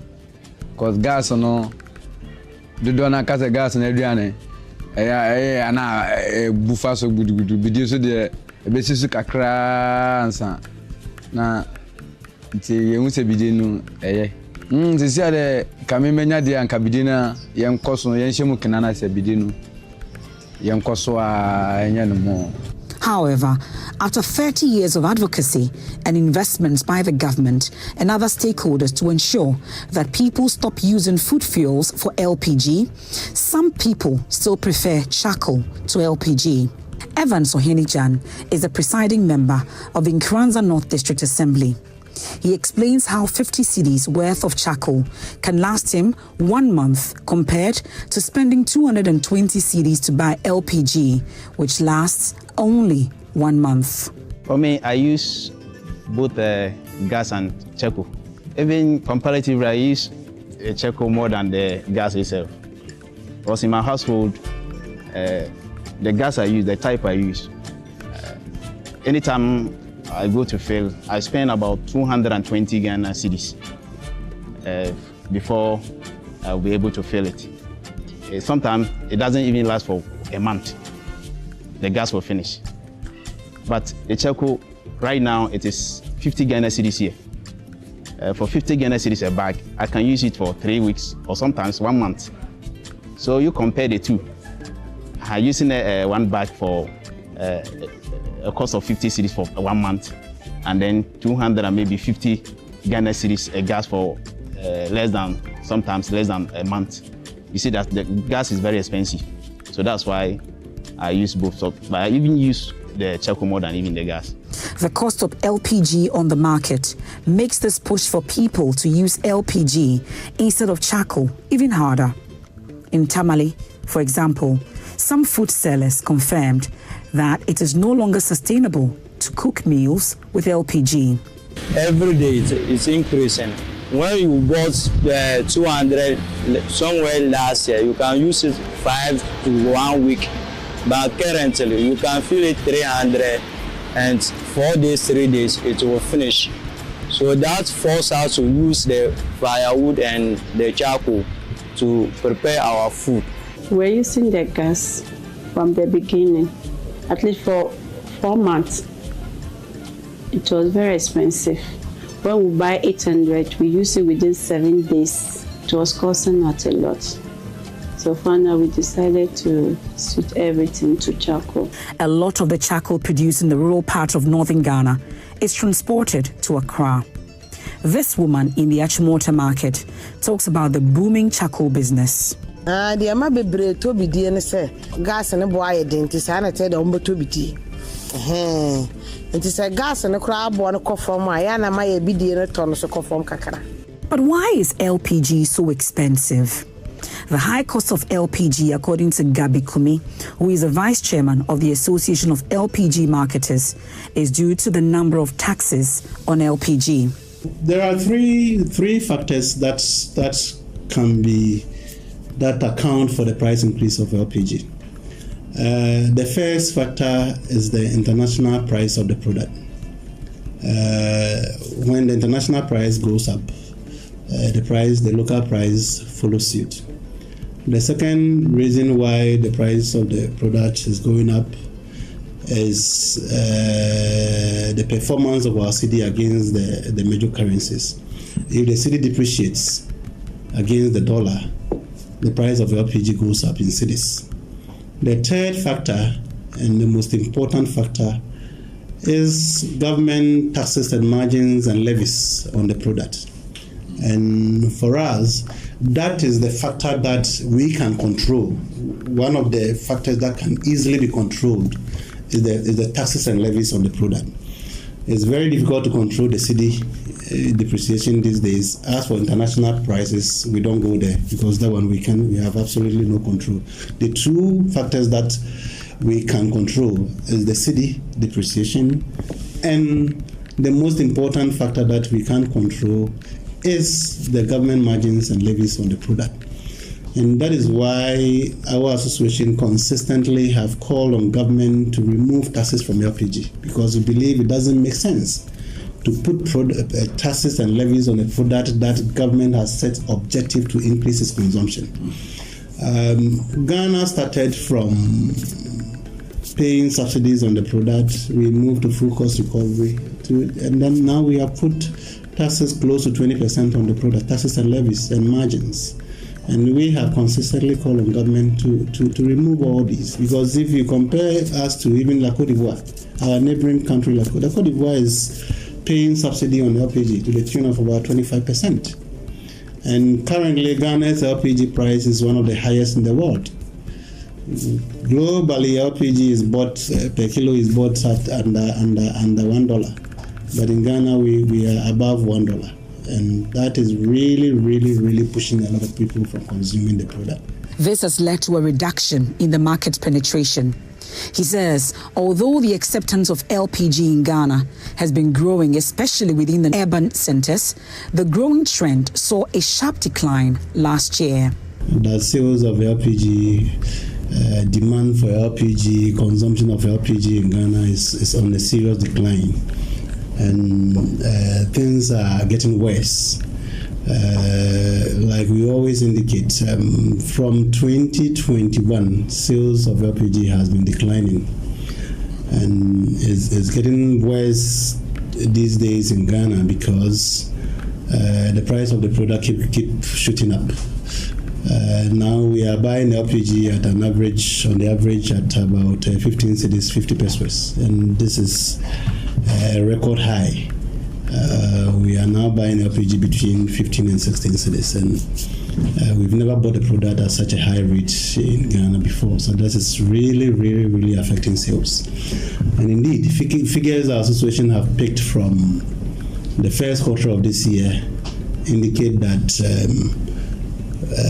consumption of LPG is still going down. If you compare the figures we picked for the first quarter, compare that to that of last year and the last 2 years, this year is the lowest, and we don't seem to see any recovery being done because the price of the product keep moving up.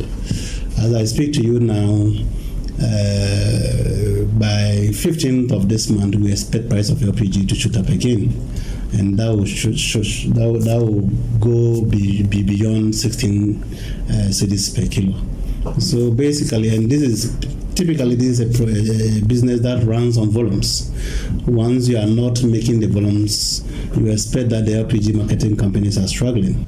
So what is the National Petroleum Authority doing to increase the consumption of LPG? Obed Boachi is in charge of gas commercial regulation.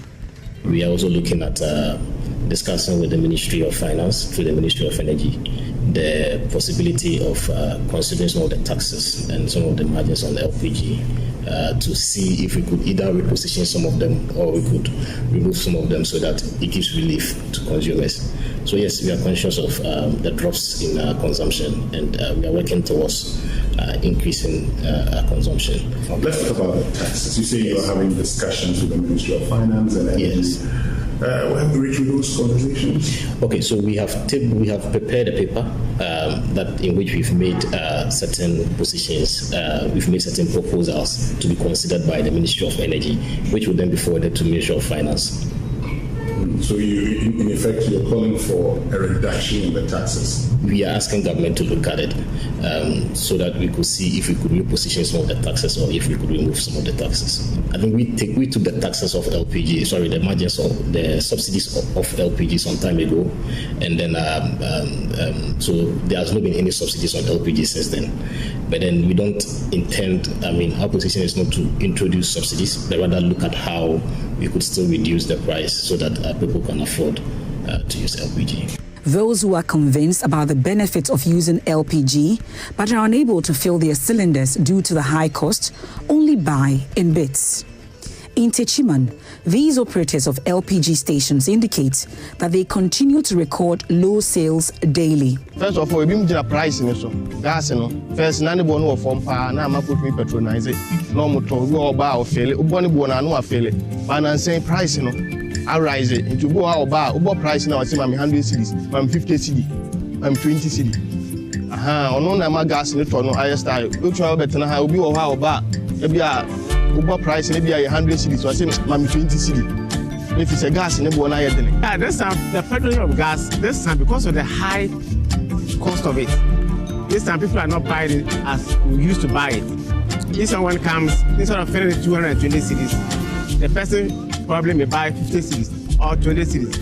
For him to get taken about 3-4 days, wait for his salary, he comes back, then he come and buy it again because this time the gas are very expensive. To be sincere, it's very expensive. The situation is no different in Bolgatanga. These users of LPG express their frustration with the high prices.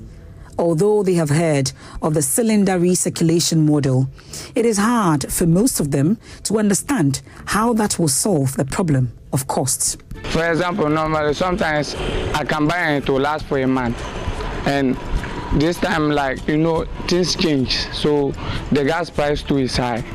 So when I come, the last time when I came, it was not up to 220 something cedi. But today when I came, the price has increased. So I don't have the money to add. So if the government bring that policy that they are going to be filling cylinders so that you just come and take. What if you don't have the money to take the full one? What will you then do? So I don't think that will help. Me, I don't think it will help. Like coming and then they will fill a cylinder and put it there for me to come and pick.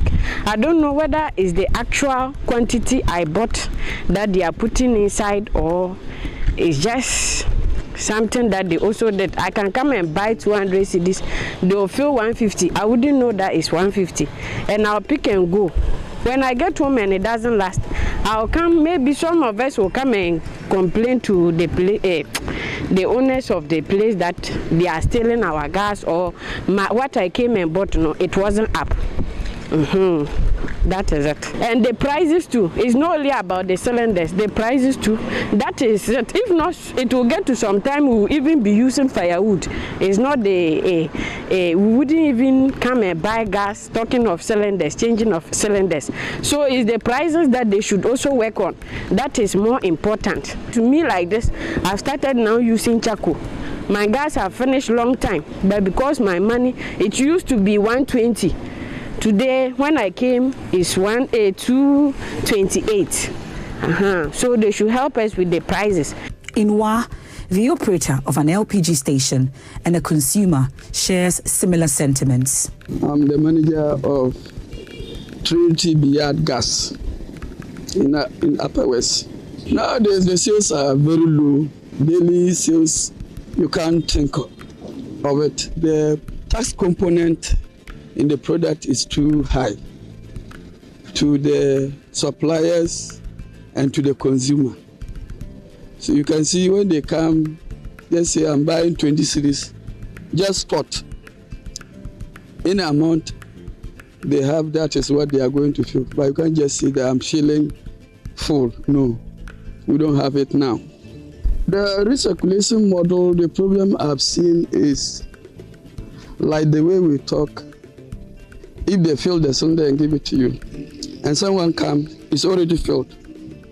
You can't do anything about it, and they have priced it. Someone just came, oh, my gas got finished, I want to buy 20cc. How are you going to do it? Because the cylinder is not like watermelon, whereby you can just cut it and give portion to it for the price that he wants or she wants.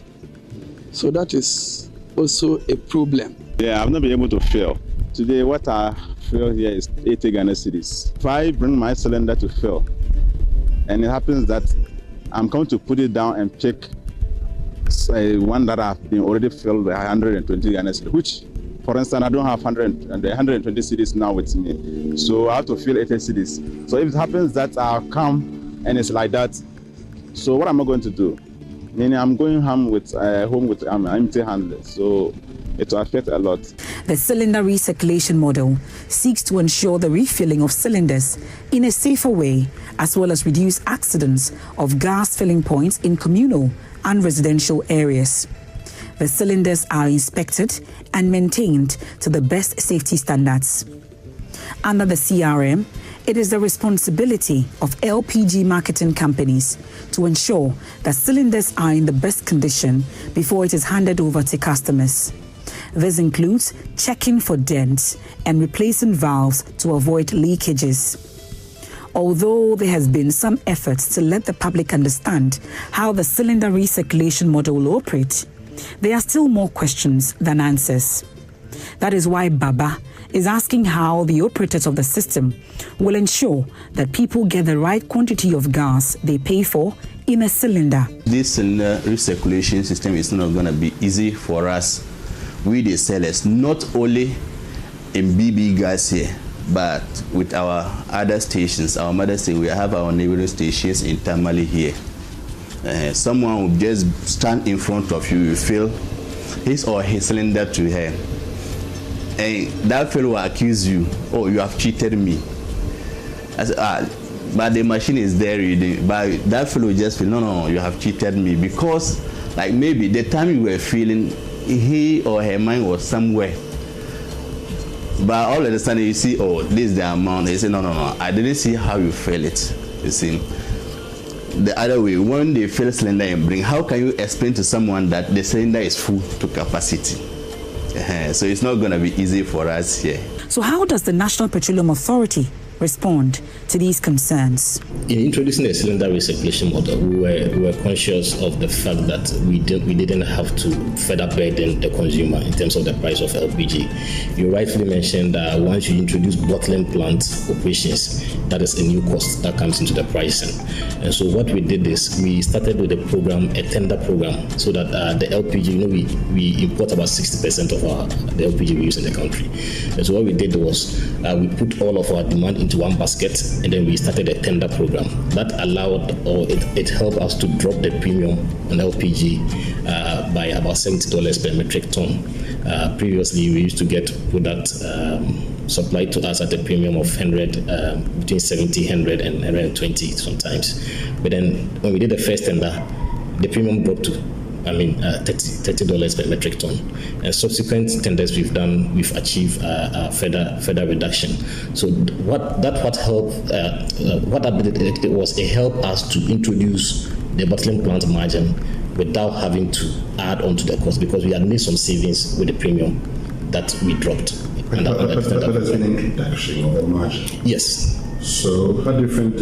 You're saying that there's been an introduction of the margin to deal with the recirculation, isn't it? Yes. So we added about $80 per metric ton to the price product. But as I explained, we have achieved a drop in the premiums. The first tender, we achieved about $70 per metric ton. And the second premium, we've actually even achieved more. And so what I'm saying is, it sort of negates the savings we made in the tender program, sort of negates whatever we introduced. When you achieve the reduction in the premiums, what do you mean? Okay, so when a supplier supplies LPG, the amounts they add on top as their premium or their charge for supplying LPG. So that is the premium. And that's what I'm saying. At first, it used to be in the range of between 70 to 120. But when we did the tender, it dropped. So that charge that would have been placed on top of the price of the product had dropped up to $30 per metric ton. And so that savings of about $70 per metric ton we made allowed us to introduce the bottling plant and then cylinder investment margin without having to necessarily increase the price of our LPG. Exactly. So the marketers today say that, well, the CRM bottling model margin, they have to pass it on to us. No, so as I explained, the CRM margin in itself did not cause the increase in the price of petroleum product. But now that the price that was absorbed by the savings made by the tender program. Okay. Yes. As in those who are going to engage in the CRM. Yes. But how about those who are not engaged in it? Okay, so the way we are implementing the whole structure is that it is placed at the supplies premium, so it covers all the volumes that we consume in the country. Is it compulsory for everybody to undergo the CRM? There's no compulsory. What we are saying is, we're starting with the CRM. Do you mean consumers? Are you talking about consumers or service providers? Yes. No. So we've asked that we are going to do this side by side as we start, which means you can still continue to go to your refilling station to buy gas into your cylinder, or when you see an exchange point, you can elect to go and then begin with the exchange of cylinders. And so we are not forcing anybody, or we are not.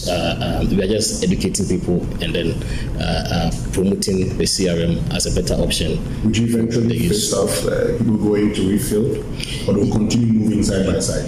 Yes, we expect the side by side to go on for some time. But how many? We expect that eventually the cylinder recirculation model will take over, because once we recall, we get most of the cylinders that are in circulation and we put out the branded cylinders. Those will become the ones that we use going forward. Yes.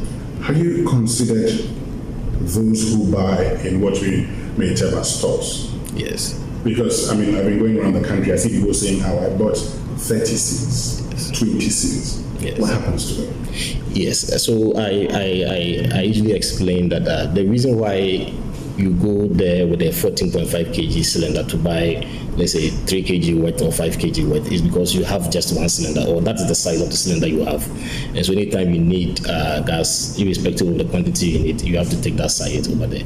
But under the cylinder recirculation model, there are several sizes. There's 3 kg, there's 6 kg, there's 12.5 kg, there's 14, 15 kg.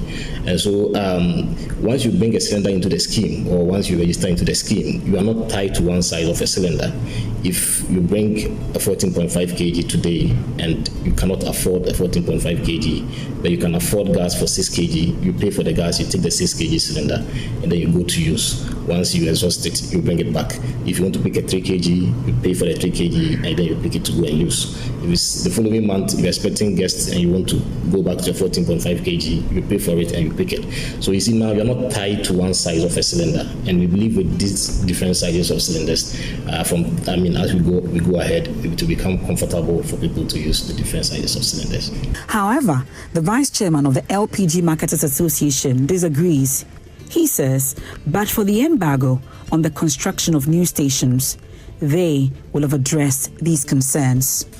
To be fair, cylinder recirculation can make the product more easily available than the current system. That would be a fair statement to make. But we believe that availability does not guarantee consumption. The fact that the product is available doesn't mean consumers will necessarily patronize it. We believe affordability is what really guarantees consumption. We believe that the consumer will always make a path to wherever the product is, so long as the product is affordable.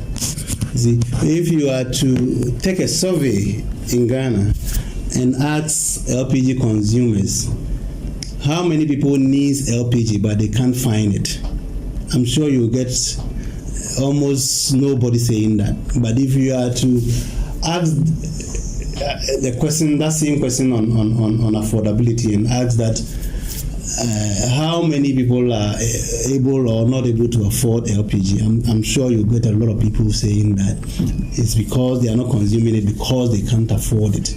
I mean, we have almost 800 LPG stations in Ghana, and that spread is good enough to make the product available to whoever wants to buy the product. I mean, we are in Ghana. We import products from places like China, Europe, because we can afford it. Yeah, they are not available to us here in Ghana, but we can go to another continent and buy them and bring them down here because we can afford it. So once you make the product affordable, consumers will always look for it wherever we have the product is. MPA has rather put availability before affordability, and that is a problem.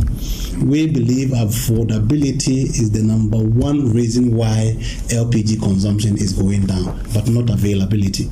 And secondly, since 2017, when we had the atomic explosion, government has put a ban on construction of new LPG stations. So the current system has the potential to make the product available to every hamlet in this country. Had it not been government, as at the time the ban was placed, we have over 121 LPG stations across the country which were under various stages of construction. And these stations have not been allowed to even complete and operate. People have sunk, at the time we got a consultant to put the figures together, about between $10 to $12 million had been sunk on the ground. And as we speak now, it's just a few of them that has been able to allow. All these investment have gone down the drain. So the current system has what it takes to really make the product available. Had it not been the ban which was placed in about 7 years now, I'm sure by this time the LPG outlets would have crossed 1,000. Would have crossed 1,000 outlets by now. But be it as it may, the 800 that we have in the system are capable of making the product available to wherever consumers are. The continued reliance on wood fuels and charcoal in Ghana presents significant challenges to both public health and the environment.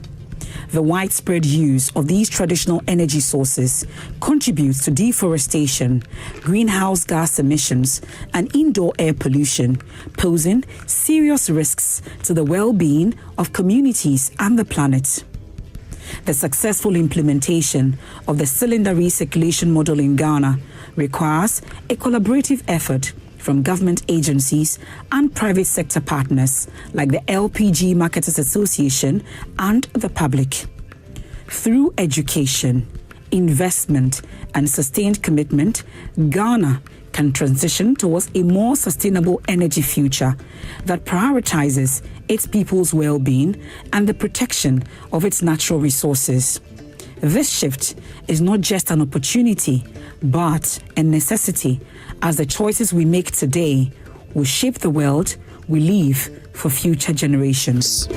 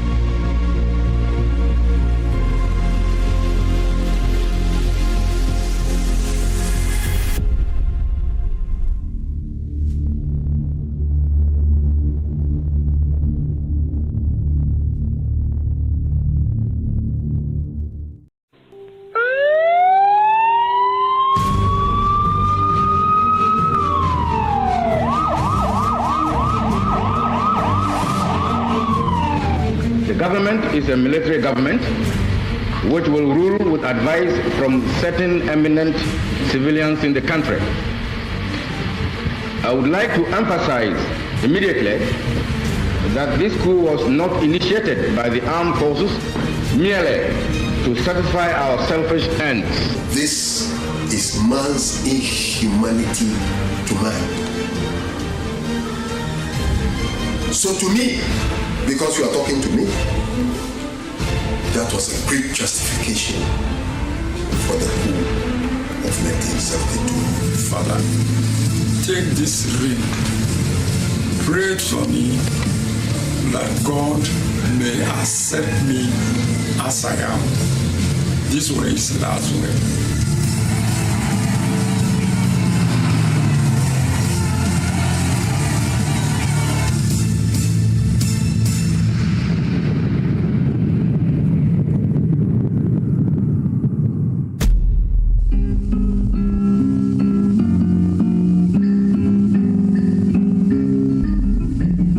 The story begins at Wamwasi, about 21 minutes drive from Kumasi in the Ashanti region of Ghana.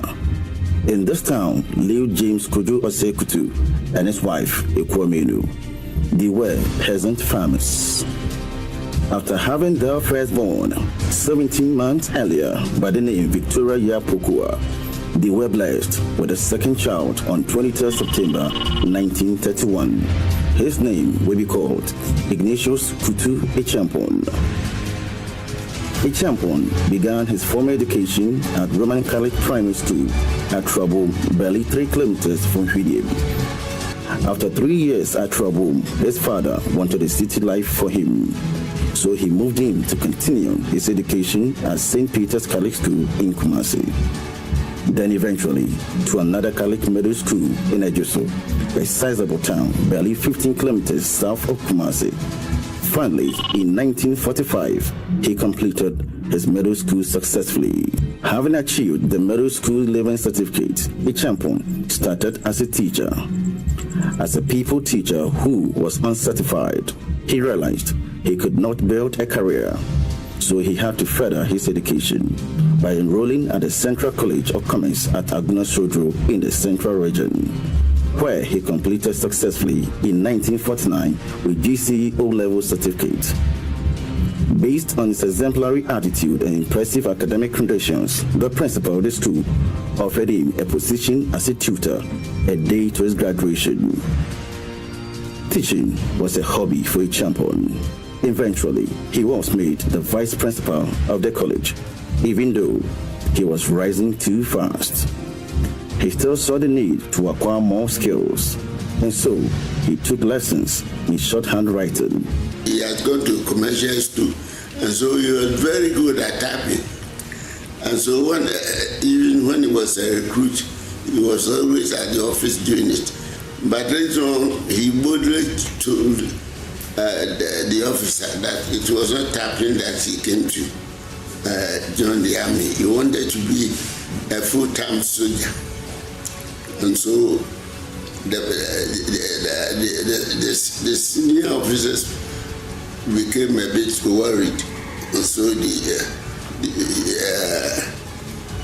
and he was clever indeed in the army. So that forced him to learn hard so that he would not remain there to be a typist. Young Acheampong had many plans, but of all the beautiful plans he had, he was yet to make plan for one, a woman. And so in 1951, he married his first wife, a trader, the beautiful Comfort Adjosa. He met with the traditional marriage. They were both young, and it was arranged between the two families. They were very young. My mother was the first wife, Madam Adjosa. They had 3 children out of that marriage: Rose, Janet, and me, Elizabeth. He was lucky in finding good paying jobs. The erratic movement from one job to another within 4 years meant something. Once he got himself into the Ghana Army in 1953, he fell settled and never changed course again. The anchor of his life was yet to come. One day, in a conversation with his bosom friend from his hometown, Lawrence Kakari, whose only ambition was to be a soldier right from his infancy, shared with Acheampong the excitement and benefits of being in the army. Finally, in October 1953, after going through the cycles of life, Acheampong had now settled on a career choice. He enlisted in the Gold Coast Army, which will later be known as the Ghana Army. One would say this was where his journey to hell and paradise began. Acheampong began his military journey at the recruitment barracks in Kumasi in 1953. Ignatius Kutu Acheampong successfully completed the basic military training at the barracks in Kumasi. He was posted to the barracks in Tamale and later to Accra, where, with his educational background, he was placed to teach at the Burma Camp Primary School. A man who valued education continuously pursued his dream. So at night and weekend, he was always studying for the senior high school certification, the General Certificate of Education Advanced Level. He passed at the end. Meanwhile, he rose through the ranks from Lance Corporal in 1955 to Corporal in August following year. He was promoted to Second Lieutenant in May 1957. In 1958, 5 years after his enlistment and a year after the nation's independence, he undertook officer training course at Special Training School, Rose, at Teshi in Accra. This was to prepare him for advanced military studies. The Roast was established in 1953, the very year Acheampong enlisted in the army. After enrolling in March 1958, Acheampong completed the 6-month training later in September and was commissioned as lieutenant in November the same year with identification number GH-77. The number confirmed him as the 77th officer to be enrolled in the Ghana Army. There were 17 cadets in this group, which was designated as Course 10. Ghanaian cadets in this course included J.A. Kabori, C.R. Techi Mason, Emmanuel A. Eskin, Parker S.K. Yami, El Kweku, and George Darkon. The other cadets were from other West African countries, and among the 7 or so Nigerians was Olusegun Obasanjo. There were about 8 of them who were selected after their roast training to go to England to have their officers training the second phase. See, at that time, after training 3 months or 6 months of the roast, then you go for further training to become full lieutenant. So this was his May 1959. Interestingly, the commemorative board on the walls of the office of the commandant of the Ghana Military Academy lists 16 cadets of Course 10 with the name of Ignatius Kutu Acheampong Mason. Meanwhile, through the findings of Professor Bafwa Jimendria, author of the book Life and Times of Ghana's Head of State, he revealed that in an interview with the late General Emmanuel Eskin, he confirmed he was in the same course with Acheampong.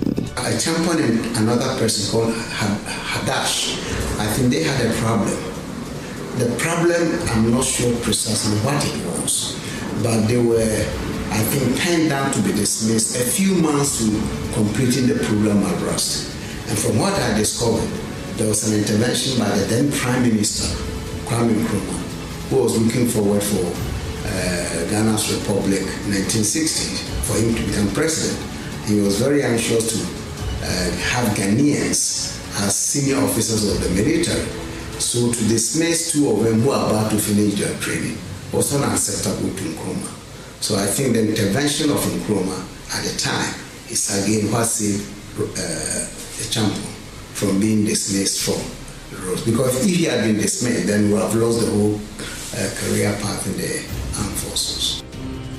Soon after graduating from Roast, Acheampong and his compatriots left for the UK for additional training at the Mons Officer Cadet Training School at Aldershot.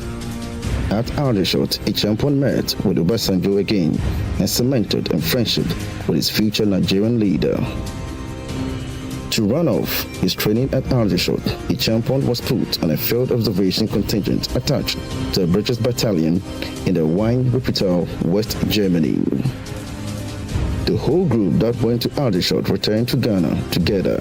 As expected of all newly commissioned officers, he was to experience men's life by living in Accra for some time, before being posted to the 1st Infantry Brigade in Takoradi to become one of the pioneering senior officers of Ghana Armed Forces. Acheampong's assignment with the battalion in Takoradi was short-lived, as it is expected of soldiers. He was selected the following year in 1960 to join the 1st Ghanaian contingent of the United Nations Peacekeeping Force in Belgium, Congo, renamed Congo-Kinshasa, later Zaire, and presently Democratic Republic of Congo, DRC. His selection gave him the unique opportunity as a young officer to test his military and leadership skills. The Congo crisis broke out in July 1960, barely a month after the country gained independence. The war intensified for 5 years before ending in November 1965. In recognition for their efforts in peacekeeping missions, some soldiers were honored and others received high commendations. Among them was Captain Kutu Acheampong, who served as the regimental signal officer for the 2nd Infantry Battalion. His feat in Congo was described as exemplary and even legendary by some of his fellow soldiers in the field. One of them, Charles Teaching Mason, recalled a mystifying incident which reinforced Acheampong's well-known preponderance for peaceful resolution of conflict and aversion to violence and blood. He was commanding a platoon. A platoon is just about 8 soldiers going on a patrol. And in the Congo, the civil war during the 60s.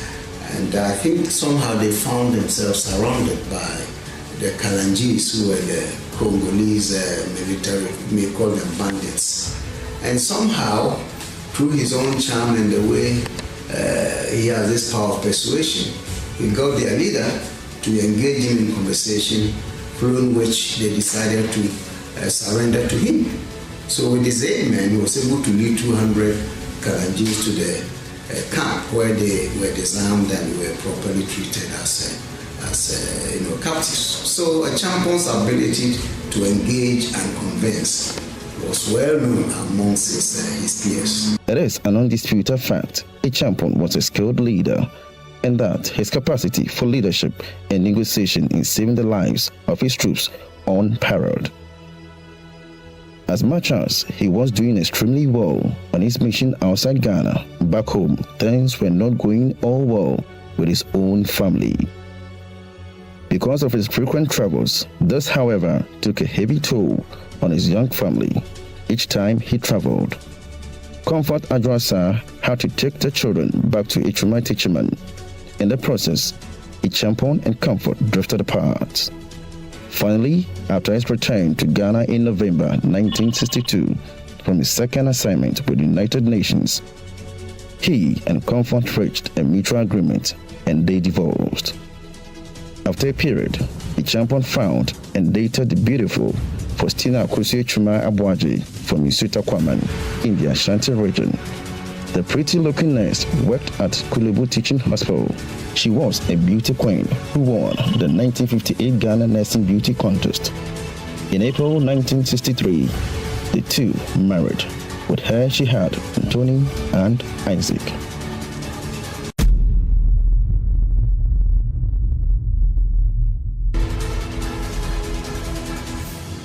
For the next several years, Acheampong will be assigned important command duties. As part of his future duties, he will undertake a number of advanced military officers' courses. One of such courses took him to the U.S. Army Command and General Staff College in Fort Leavenworth in Kansas, USA. 24th February 1966. Nkrumah's government was overthrown by the National Liberation Council, NLC. Although Acheampong was not part of the coup plotters, but he was appointed by the new regime to head the Western Regional Committee of Administration. Kutu Acheampong, heading the Western Regional Administration, was an opportunity to cut his teeth as a political administrator, and he developed a taste for national politics. It is no doubt Acheampong was a special talent. He was called to a foreboding duty in faraway Trinidad and Tobago in the Caribbean.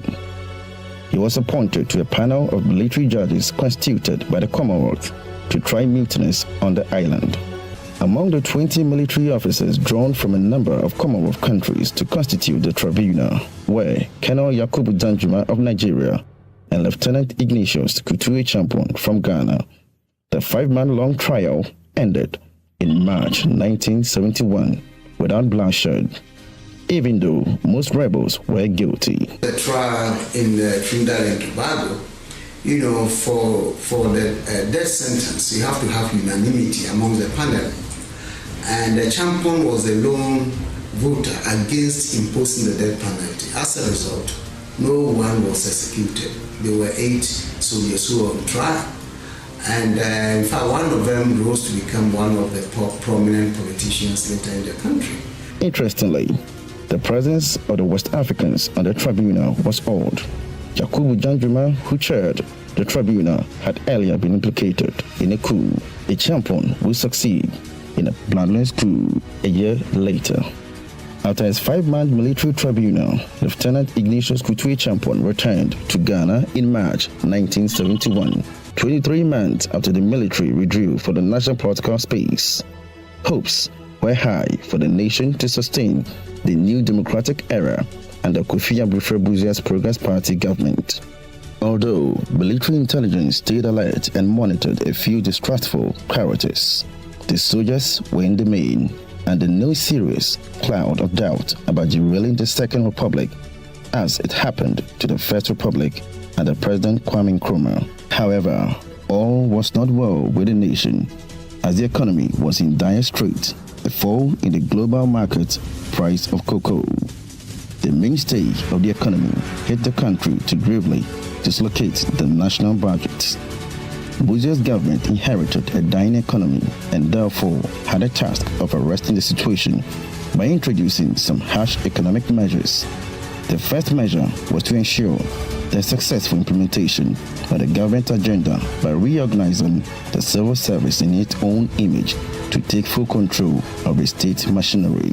The Prime Minister's confidence in the civil service was low. He did not believe people in high strategic public positions will be loyal to carry out his policies. Hundreds were laid off in what became known as Apollo 587. Apollo 587 was a decision or policy of the Buzia government to dismiss a certain number of civil servants when he became Prime Minister. And I think it affected, proportionally speaking, it affected more of every brethren than others, only because they were more dominant in the public service. And of course, it became one of the sore points in Ghanaian politics because the others didn't take it kindly, and I think it was part of the reason there were so many coup plots against Buzia by soldiers from that region. Although the retrenchment exercise did not target any particular ethnic group, but overall, the Ewe group were affected most.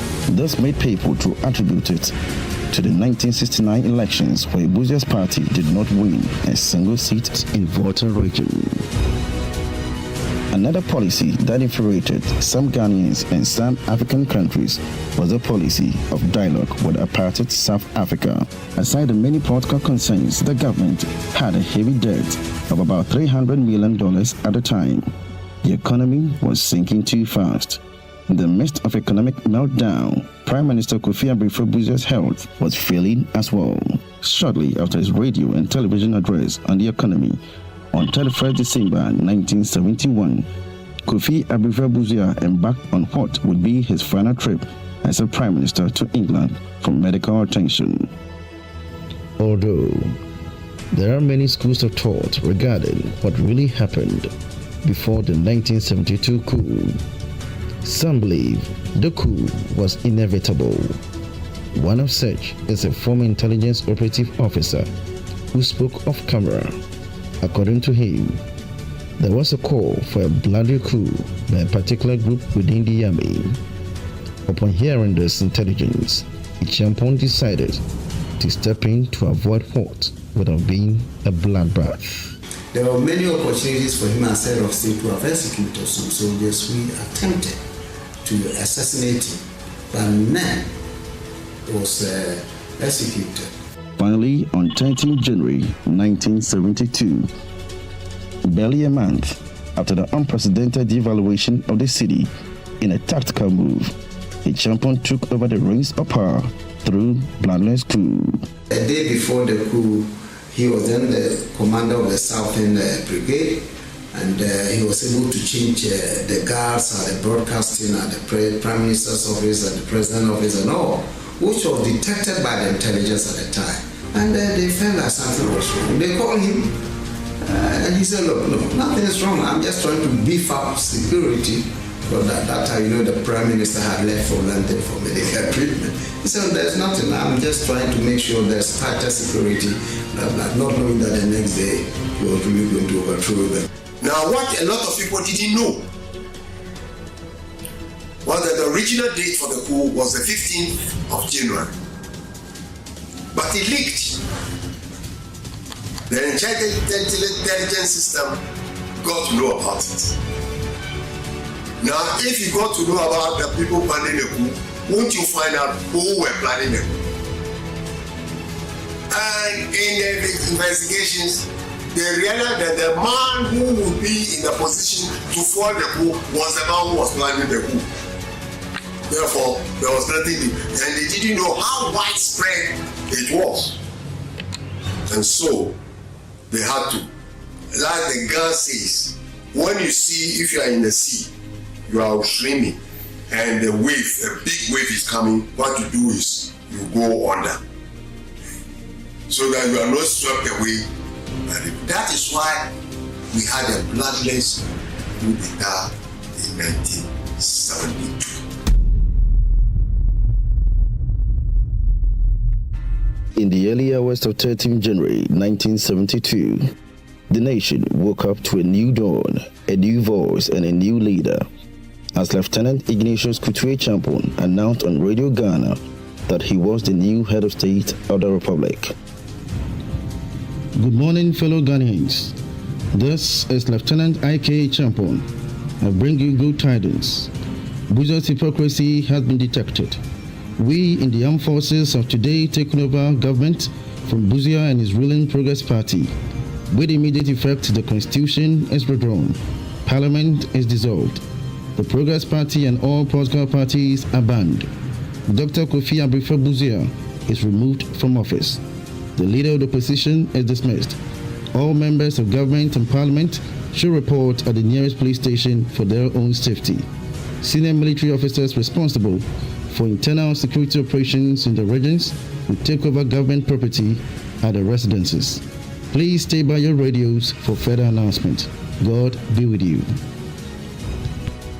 Incidentally, Acheampong had announced his rank as Lieutenant Colonel, not knowing that just a day before his coup, the Chief of Defense Staff had authorized his promotion to Colonel.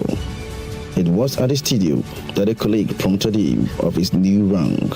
Air Vice Marshal General Ashley Larson is the only surviving member of Acheampong's NRC cabinet of 1972, who later became his Chief of Defense Staff CDS.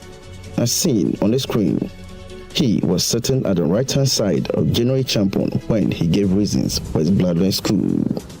The government is a military government which will rule with advice from certain eminent civilians in the country. I would like to emphasize immediately that this coup was not initiated by the armed forces merely to satisfy our selfish ends. As I said in my earlier broadcasts, the takeover was occasioned principally by the hypocrisy of the Buzia regime, coupled with the inefficient management by that regime of our economy. The malpractices which existed before the 1966 coup are still with us. and there was no prospect of seeing an end of them. Matters got steadily worse, especially in the economic field, and it became obvious that the Busia government had no clue as to how to arrest the position. In simple terms, we are almost like a nation at war without an external enemy. The National Redemption Council has therefore decided to place the economy of Ghana on a war footing. We are soldiers. We know one way of dealing with crisis situations, and that is action. I was out of Ghana attending the National Defense Force in India. And so I cannot say for sure that all what he said concerning what Busia was doing actually did take place. But I know before I left for India that Busia's policy were beginning to affect some of our benefits in the military, which most officers didn't like. And Agyapong repeated this as one of the reasons why they also made the school. He named the National Redemption Council, NRC, as a new government under his leadership. On the first day, he mentioned 5 names as members of his council. On the second day, he expanded it to 10. And on the 5th day, he added 2 more. Well, the NRC government, when it was formed, had Agyapong as the head of government, and then he had his 3 accomplices, namely Lieutenant Colonel Agbo, Major Agbo, Major Ba of the 5th Battalion, Tony Solomon of the Reconnaissance Squadron Regiment, and these were the 3 officers who were part of the coup. And I came in as the Chief of Defense Staff. As Acheampong sought to avoid counter-coups, some loyalists of the dethroned Progress Party government also planned to organize a resistance. They included Ministers Reginald R. Aponsa, KG Ose Bonsu, Chief S.D. Dombo, and the General Secretary of the Progress Party, B.D. Jarocha. The idea was to mobilize party faithfuls for demonstrations in Accra and Kumasi. But unfortunately, it failed because the main avenues for public communication at the time were already under the control of the military. To stage a coup or to be part of a coup, by the time once you've heard it with your ears, you're already guilty. The day before the coup, I went stood before the adjutant and told him we were staging a coup the following day, and that I want the keys to the armory. And then I had briefed all the various groups in the unit what they were to do on that day. And Agbo, Major Agbo, he was supposed to take over the airport. I was communicating with him, sending reinforcements to him. And various things. And the gentleman who was to cut the telephone lines, I took him to T-Junction, Labadi T-Junction. I took the first gentleman there, and when I spoke to him, he was becoming redder and redder every time, and I was afraid he was going to collapse on my in the car. And I brought him back. He said, "Joel, this one I can't do it, please." I said, my friend, it's not easy to say that you want to take part in the coup. I will advise you to get involved, because the day you say you want to get involved in the coup, that day you sign your death warrant. The Acheampong Blunders coup comes with a lot of unanswered questions. For instance, how was it possible that he was able to plan and execute a Blunders coup at the blind side of the intelligence community? So on the actual day, the officer who was asked to go and take over the Flagstaff house, the officer was nowhere to be found. So Acheampong, at that time he was a colonel. Colonel Acheampong and Major Bedu, they came to Reki because I was virtually controlling the operation from my end. Then they said, Acheampong came and said, oh, Joel, Flagstaff has not been taken. The officer will come find you. Then I said, oh, don't worry, I'll send a company through the 37. In those days, it used to be, it was not a roundabout. So I'll send a company through there, and I'll go through the switchback route. So by the time the company arrived, I alone, with my driver, with one ferret, we entered Flagstaff House. Then I jumped out of the ferret, and then I started shouting. I said, no matter who you are, I want you to come to where I'm standing. Put your arms on the right and lie down. And I'm counting 10. By the time I finish counting 10, if you are not here, you have yourself to blame. And you remember, God said, let there be light. And there was light. So let there be a booming from Captain Kwame's room. And there was a booming. And they obeyed. The call came, including General Kufu, who became the head of state. Shortly after becoming head of state, Acheampong was met with an immediate challenge to bring back Dr. Kwame Nkrumah from self-exile. Some CPP lawyers told Acheampong has staged the coup to bring him back, but these thoughts had to be countered. So the NLC released an official statement to the Daily Graphic, which was published in early March 1972 to set the record straight with a screaming headline, "Coup not for Nkrumah." Barely 2 months after, Nkrumah passed away on 27 April 1972 in Bucharest, Romania. Even though it was a sad event, but Nkrumah's death came with a challenge and a test for Ghana's foreign relations, particularly with West African neighbors because of the aliens compliance order by the Buzia administration. Neighboring countries harbored strong ill feeling and resented Ghanaians for maltreating their citizens.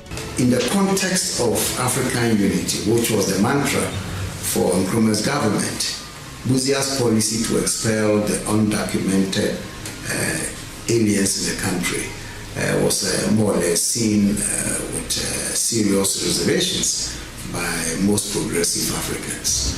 And I think that Acheampong played a role in that, because as a young officer, he was sent to the border with his soldiers to keep order at the border crossing for these departing so-called aliens. What he witnessed, what he saw there, became part of a burden on him that may have even influenced him to organize that group, because the experiences at the border was so scandalous, he couldn't just take it. The Guinean president, Ahmed Secretary, who made Nkrumah honorary co-president in Guinea, was so angry that after Nkrumah's death, he didn't want to release the body to Ghanaians, because he felt Nkrumah was betrayed by his own people. In spite of his difficult stance, Acheampong, being a man of honor, had earlier sent Nkrumah's son, Francis Nkrumah, to Romania to bring back his alien father home for further treatment. Upon his return, he informed Acheampong that his father was not in good condition to travel. Therefore, his father's wish was for his body to be buried in his hometown. As a visionary leader, he introduced the principles of redemption, which outlines 6-point revolutionary agenda aimed at making Ghana a transformed modern nation. They included the following: 1. One nation, one people, one destiny. 2. Manpower development and deployment. 3. Revolutionary discipline. 4. Principle of self-reliance. 5. Service to the people. And finally, number 6, mobilization of the spiritual, intellectual, and willpower of the people. This revolutionary charter is not only a guide to those who lead our nation in government, in business, in thought and in culture, but also constitutes the basic tenets that must inspire every man, woman, and child in Ghana. Acheampong's patriotic spirit was truly unique. he once told the media not to tarnish the image of Ghana for personal glory. We are not saying that those who contribute articles to foreign press are not patriotic. We are not saying that. At least you can earn some foreign exchange when you go on holidays, you go to a nice hotel and enjoy yourself. What we are saying is that don't destroy your country. You are free to write whatever you want to. You can criticize the government, then we will sit up. But don't destroy. See, when you know what you are writing is wrong, it isn't true and it's meant to subvert, to create disaffection, to create confusion in the country, then you are doing more harm than good. Because if the country collapses, you are within it. It doesn't collapse for me or for the colleagues. All of us are inside. He simply wanted Ghanaians to believe in the country. Therefore, he needed to condition the minds of the people towards patriotism. Part of the Charter of Redemption was to revise the national anthem to be more patriotic. If you know, you realize that the immediate post-independence national anthem was written by Philip Behu, but it started with the line, "Lift high the flag of Ghana." A Acheampong version that still stands today is the one that starts with, "God bless our homeland, Ghana." Another major concern of the NRC government was how they were going to manage Ghana's debt, which was $300 million then, a huge amount at the time. The NRC decided to find ways to solve, if not completely avoid such payment. Therefore, it segmented the approaches to debt obligations into two. First was to rearrange the payment of those found to be legitimate, and secondly, to identify debt that was illegitimate. Further, as part of his plans to strengthen the Ghanaian cedi, Acheampong nullified the Busia devaluation in a public broadcast. He ordered the Bank of Ghana to deal at a rate of 1 new cedi equals 78 US cents. In other words, the regime had revalued by 42%. Though this action strengthened the cedi superficially to give temporary respite to the pricing of some locally produced items. After outlining the principles of the NRC, his government decided to scrutinize a number of contracts that were signed by the Busia administration. In doing so, some contracts were classified illegal. However, Acheampong, in a public broadcast on February 5, announced the immediate repudiation of some $94.4 million of Ghana's debt, which amounted to a third of the total debt. The action was indeed radical. The first time the nation stood against foreign creditors in such a public way. For radicals or nationalists, this was a refreshing policy in economic relations. The debt repudiation announcement was carried with a screaming headline by Daily Graphic in a pointed and blunt Akan language expression, Yentuya, meaning we won't pay it. If you look at how he was able to stand up against the IMF and the other international monetary institutions, the fact that he was the only government, or his was the only government that never borrowed a penny from anywhere, from Nkrumah till today, he's the only leader who never borrowed. The fact that he put the weight of the state behind indigenous entrepreneurs, hoping that they will become the centers of development in their various industries for the nation. If you look at all these kind of initiatives, not to mention Operation Feed Yourself and the other things that he did, then you cannot help but admire this person in terms of his vision for the country. As part of his policies on building Ghanaian businesses, Acheampong's NRC government fully supported Ghanaians who showed promise in entrepreneurship, particularly those with established businesses. The thought of Acheampong's aim of developing Ghanaian entrepreneurs was not just a dream, but it was a reality. He introduced policies including tax holidays, sovereign guarantees, and other incentives that led to the emergence of a number of budding local entrepreneurs. Among some of the local entrepreneurs to benefit from Acheampong's vision was Edward Osei, whose Boachi mattress became a foremost manufacturer of Galamsey mattresses in West Africa. Boachi put out the first private modern hospital in Cantonment, which will later be seized years later and turned into a police hospital by the Jerry Rawlings PNDC military regime.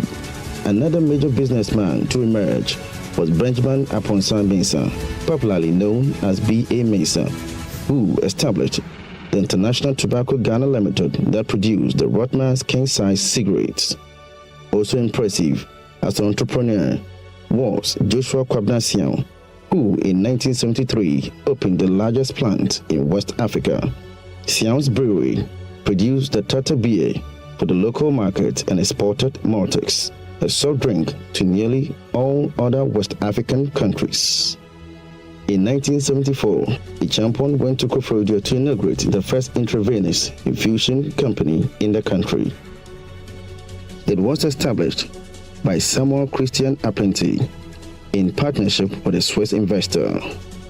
In the late 1960s, Apprenti Salt Industries, Pambra Salt Industries Limited, and Vacuum Salt Product Company were producing not only to the local market, but was also exporting to the rest of West Africa.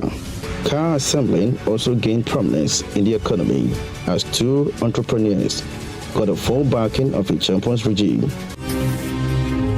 Acheampong always had a soft spot for women. He believed in his heart that they possessed superior entrepreneurial spirit and therefore saw the need to empower them. And so in 1973, one of his aides, Samuel K. Danson, led a team to conduct a research which concluded that women were better at loan repayment and also had better multiplying effect with loans. This convinced Acheampong to grant women access to loans for businesses. Wives of military officers were not exempted from this wave of women empowerment. Women rose to prominent entrepreneurs during his regime. As a result, people started to spread gossips about womanizing at the corridors of power. Women who were driving BMW Golf produced by Kowus were ridiculed that they exchanged their buttocks for cars, which became so popular in the Ghanaian Akan language for Otobeju Golf. One popular policy of the Acheampong's government was Operation Feed Yourself. This initiative allowed Ghanaians to feed themselves without importing food. Nobody has ever done anything like that before. Up to today, nobody has succeeded in doing what he did. Because Ghana exported food for the first time in thousands of tons.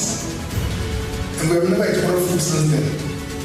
He had the belief that we could use our agriculture well because he had come from Fort Leavenworth Staff College in the US. And incidentally, this is a military academy of the highest and one of the highest institutions in the world. Some of the people who have been there include Lieutenant General Seth Obin, the former CDS. You have Major General, he's dead now, Okai, and of course, General Acheampong. And there, it is, I can tell you that the course content is about someone doing his master's, and he passed. That is how come he has PSC after his name, Past Staff College. Not many military officers have that. But that is just to give you the flavor of how he got the idea of Operation Feed Yourself. He says in Kansas, he realized that most part of the year is winter type of weather. Yet they were able to grow wheat. It was one of the important wheat growing states in the US. So he asked himself, we have the sun all year. We have rains that we could do something with, except that we have dry season. If we are able to develop some irrigation to support agriculture, we can do a lot. That is how he told me he got the idea of Operation Feed Yourself. Another was Operation Feed Your Industry. Through these operations, Ghana succeeded in clearing $117 million out of $180 million debt that NLC inherited from the Buzia administration.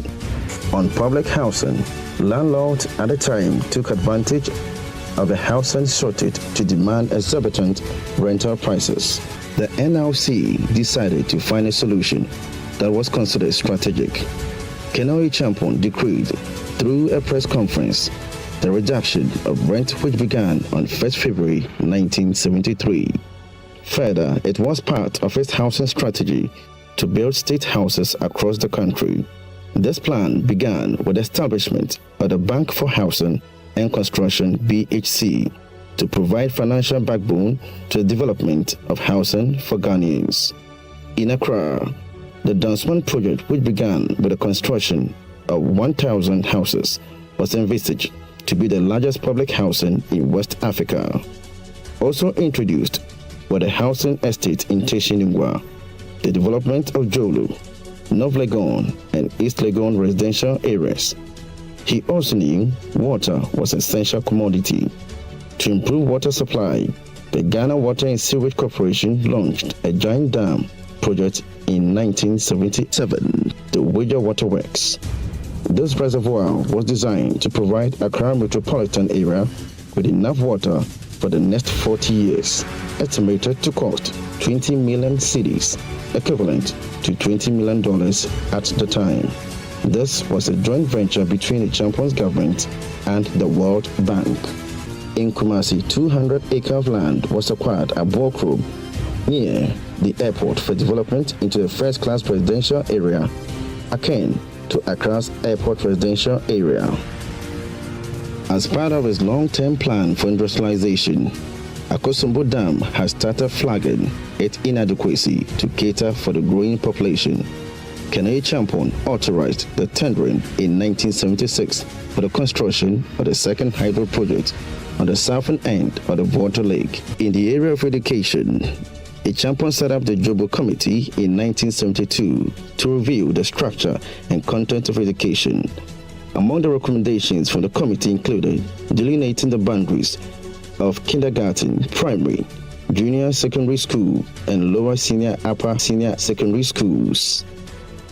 He also built the Efiokobi and Pim Girls Senior High School at Trabom in the Ashanti region. People like Kofi Annan became throughout trade on the system. You understand? So the education policy continued very well. We tried at a certain stage to try to reduce it a bit in terms of the secondary schools and all. Acheampong respected traditional authorities. He believed getting close to them will get him closer to the people, and so he always graced his presence at various traditional events. He was even honored in one of such events. Sport was another area of well-being. To improve sport generally, the existing stadiums were refurbished and a new Kanishi Sport Complex, which would later be known as Azuma Nelson Sport Complex, was built in Accra. And the Acheampong's regime, Ghana became the first African country to win the African Cup for the third time and to keep it for good.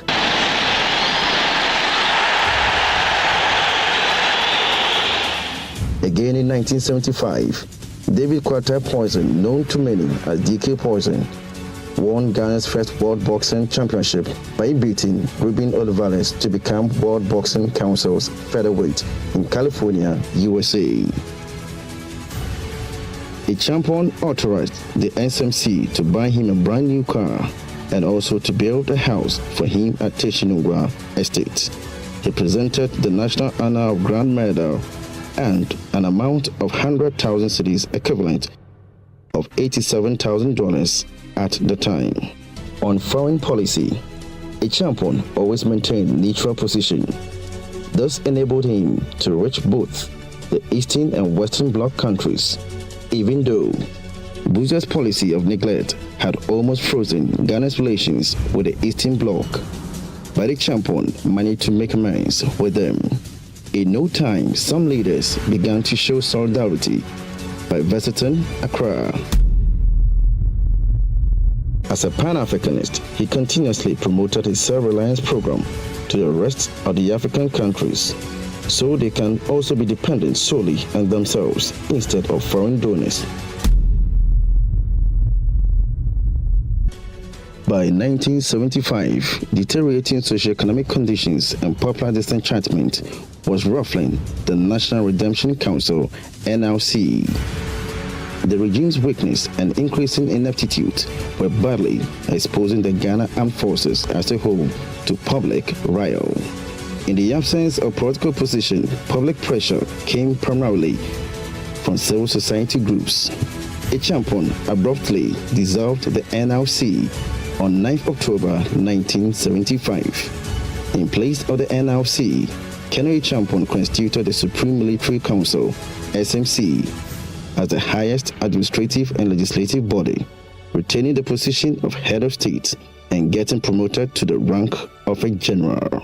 Agyapong was under intense pressure, not only from the civilian sector, but from within the armed forces, because the NRC excluded the service commanders. It was just Agyapong and some colonels and majors. The service commanders, who were generals and commanding the Navy, the Army, and the Air Force, were not included.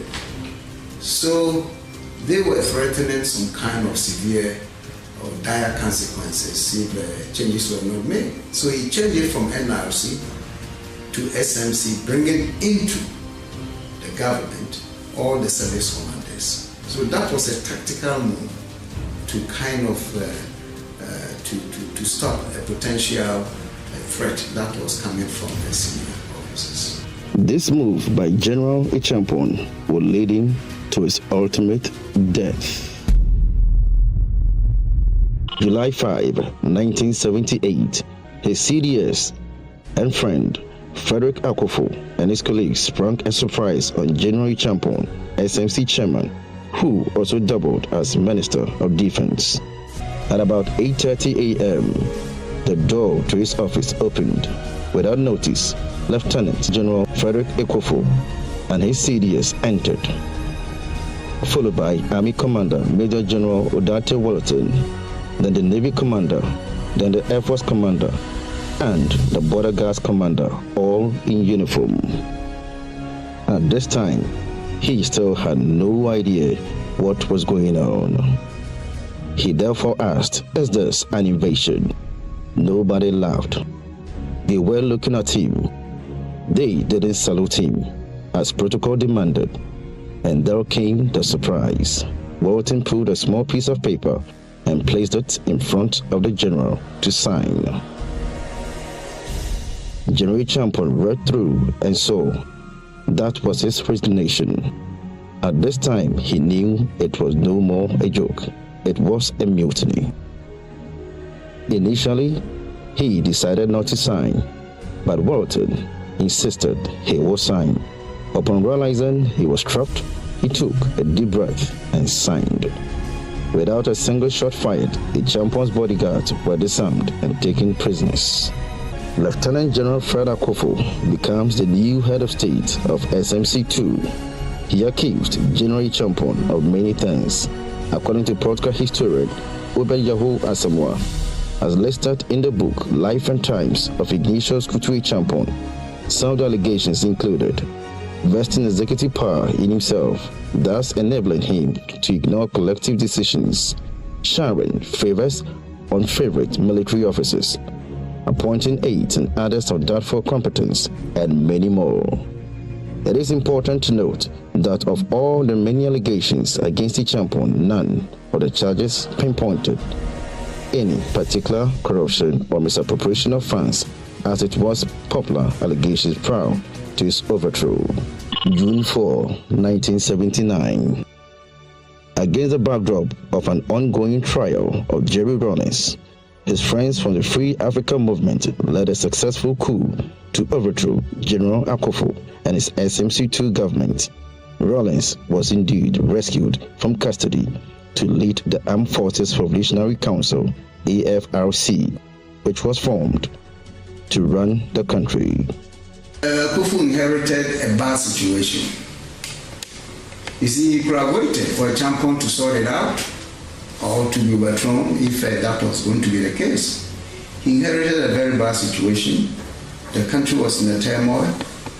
And when he inherited, he was not quick to find a solution by, of course, he came up with the idea of organizing elections for things to happen, and the young soldiers led by Rawlings said, no, we have to clear you guys before we even do the elections. So he came at the wrong time to a wrong place. So in the end, himself and the former friend he betrayed and all the colleagues in that regime, unfortunately, have to pay with their lives.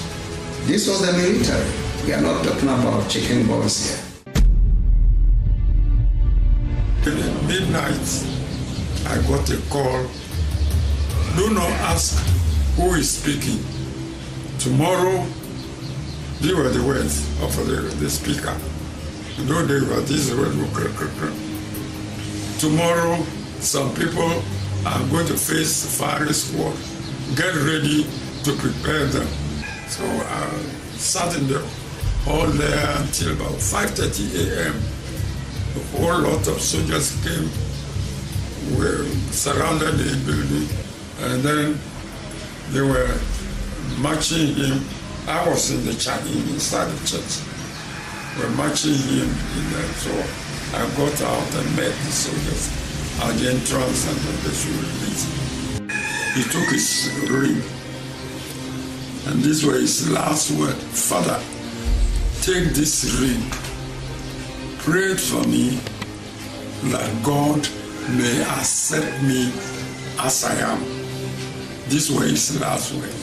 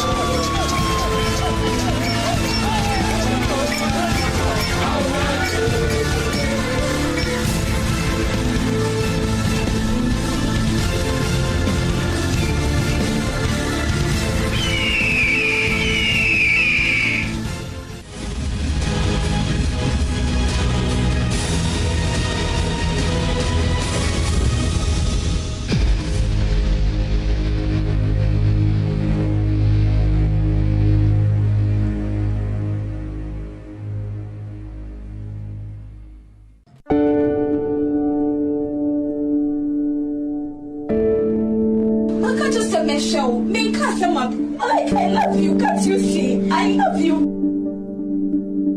No female animal having something like that with another female animal. So why should we human beings should do it that way?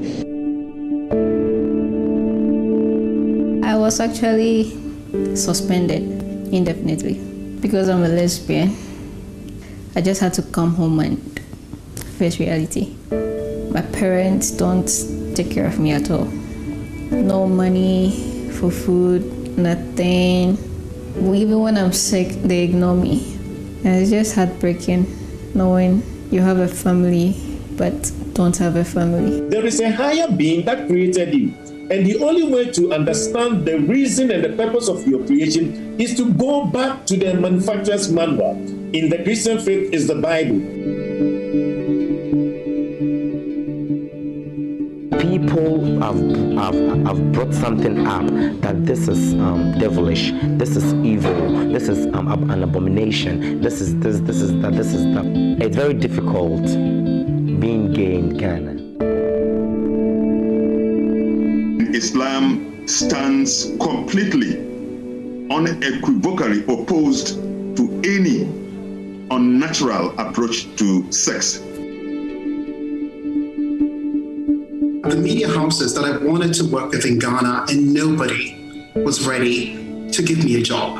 And that's just because of the stigma that surrounds my community. So this is going to be the very first time that I'm using your medium to say that not only am I an activist for the rights of Africa's sexual minorities, what you will call the LGBTQI community, but I am gay. It is a truth that I've accepted, and it is a truth that I live by.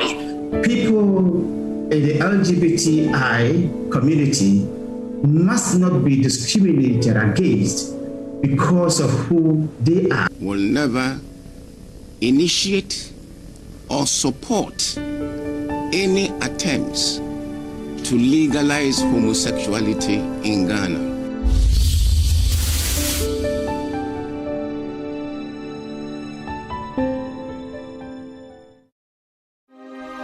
The debate about homosexuality has been dominating our airwaves for some time now, especially since the beginning of this year.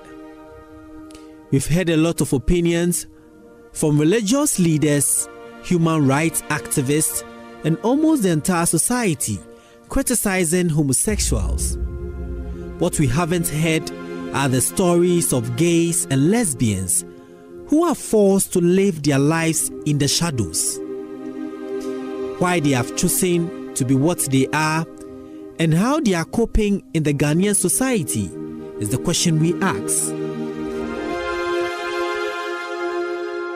In this documentary, I will be speaking with some homosexuals about their sexual orientations and how they cope in a society which hates them for who they are.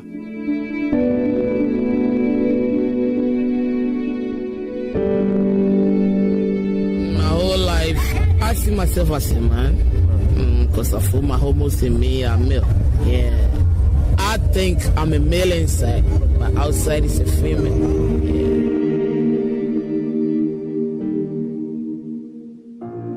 I see myself as a female and I'm looking for a male to be with.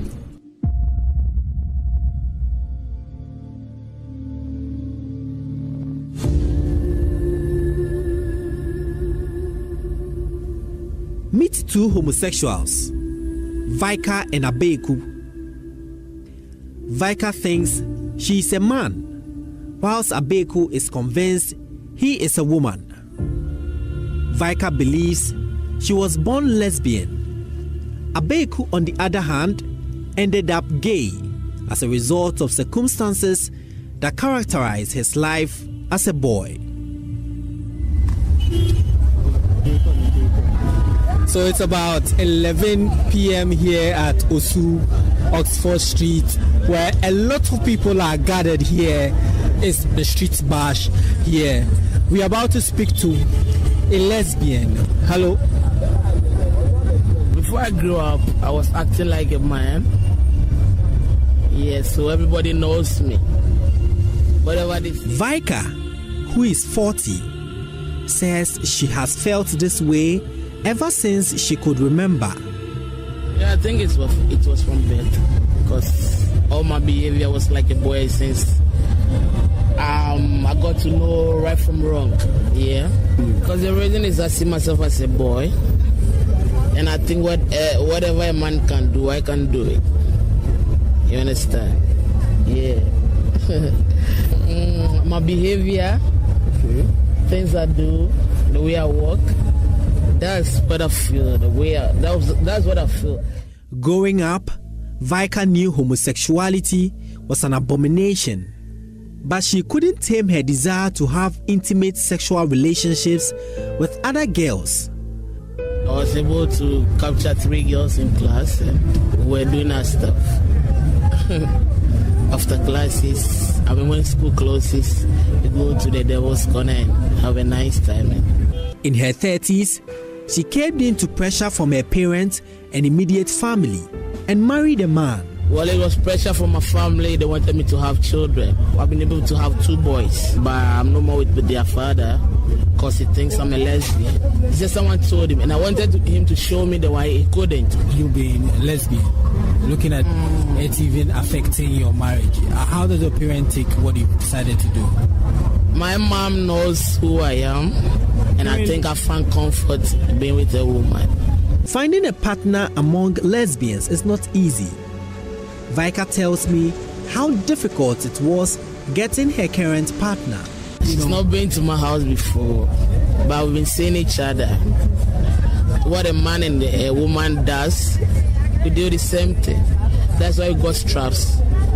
You are satisfied using that? You good? Yeah, because that's what I am.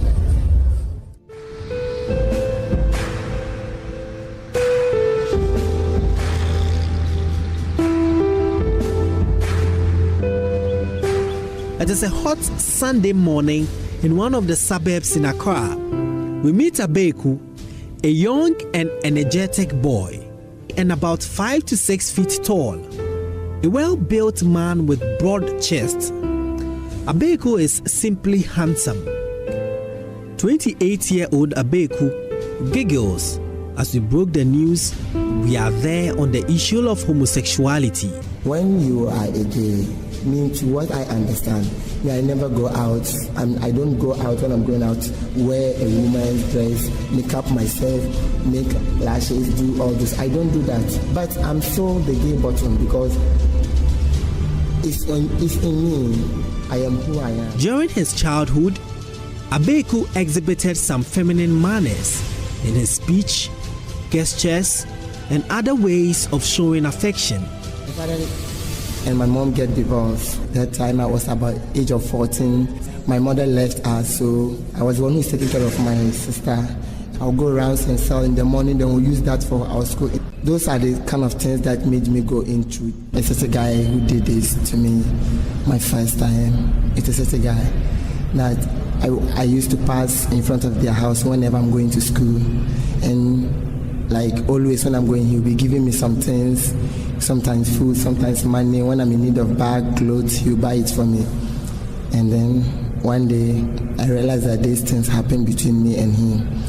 Though he did not force me, but I feel pains, I was bleeding, but he asked me not to tell my family about it. And truly, I didn't tell my family about it because I know the kind of father I had.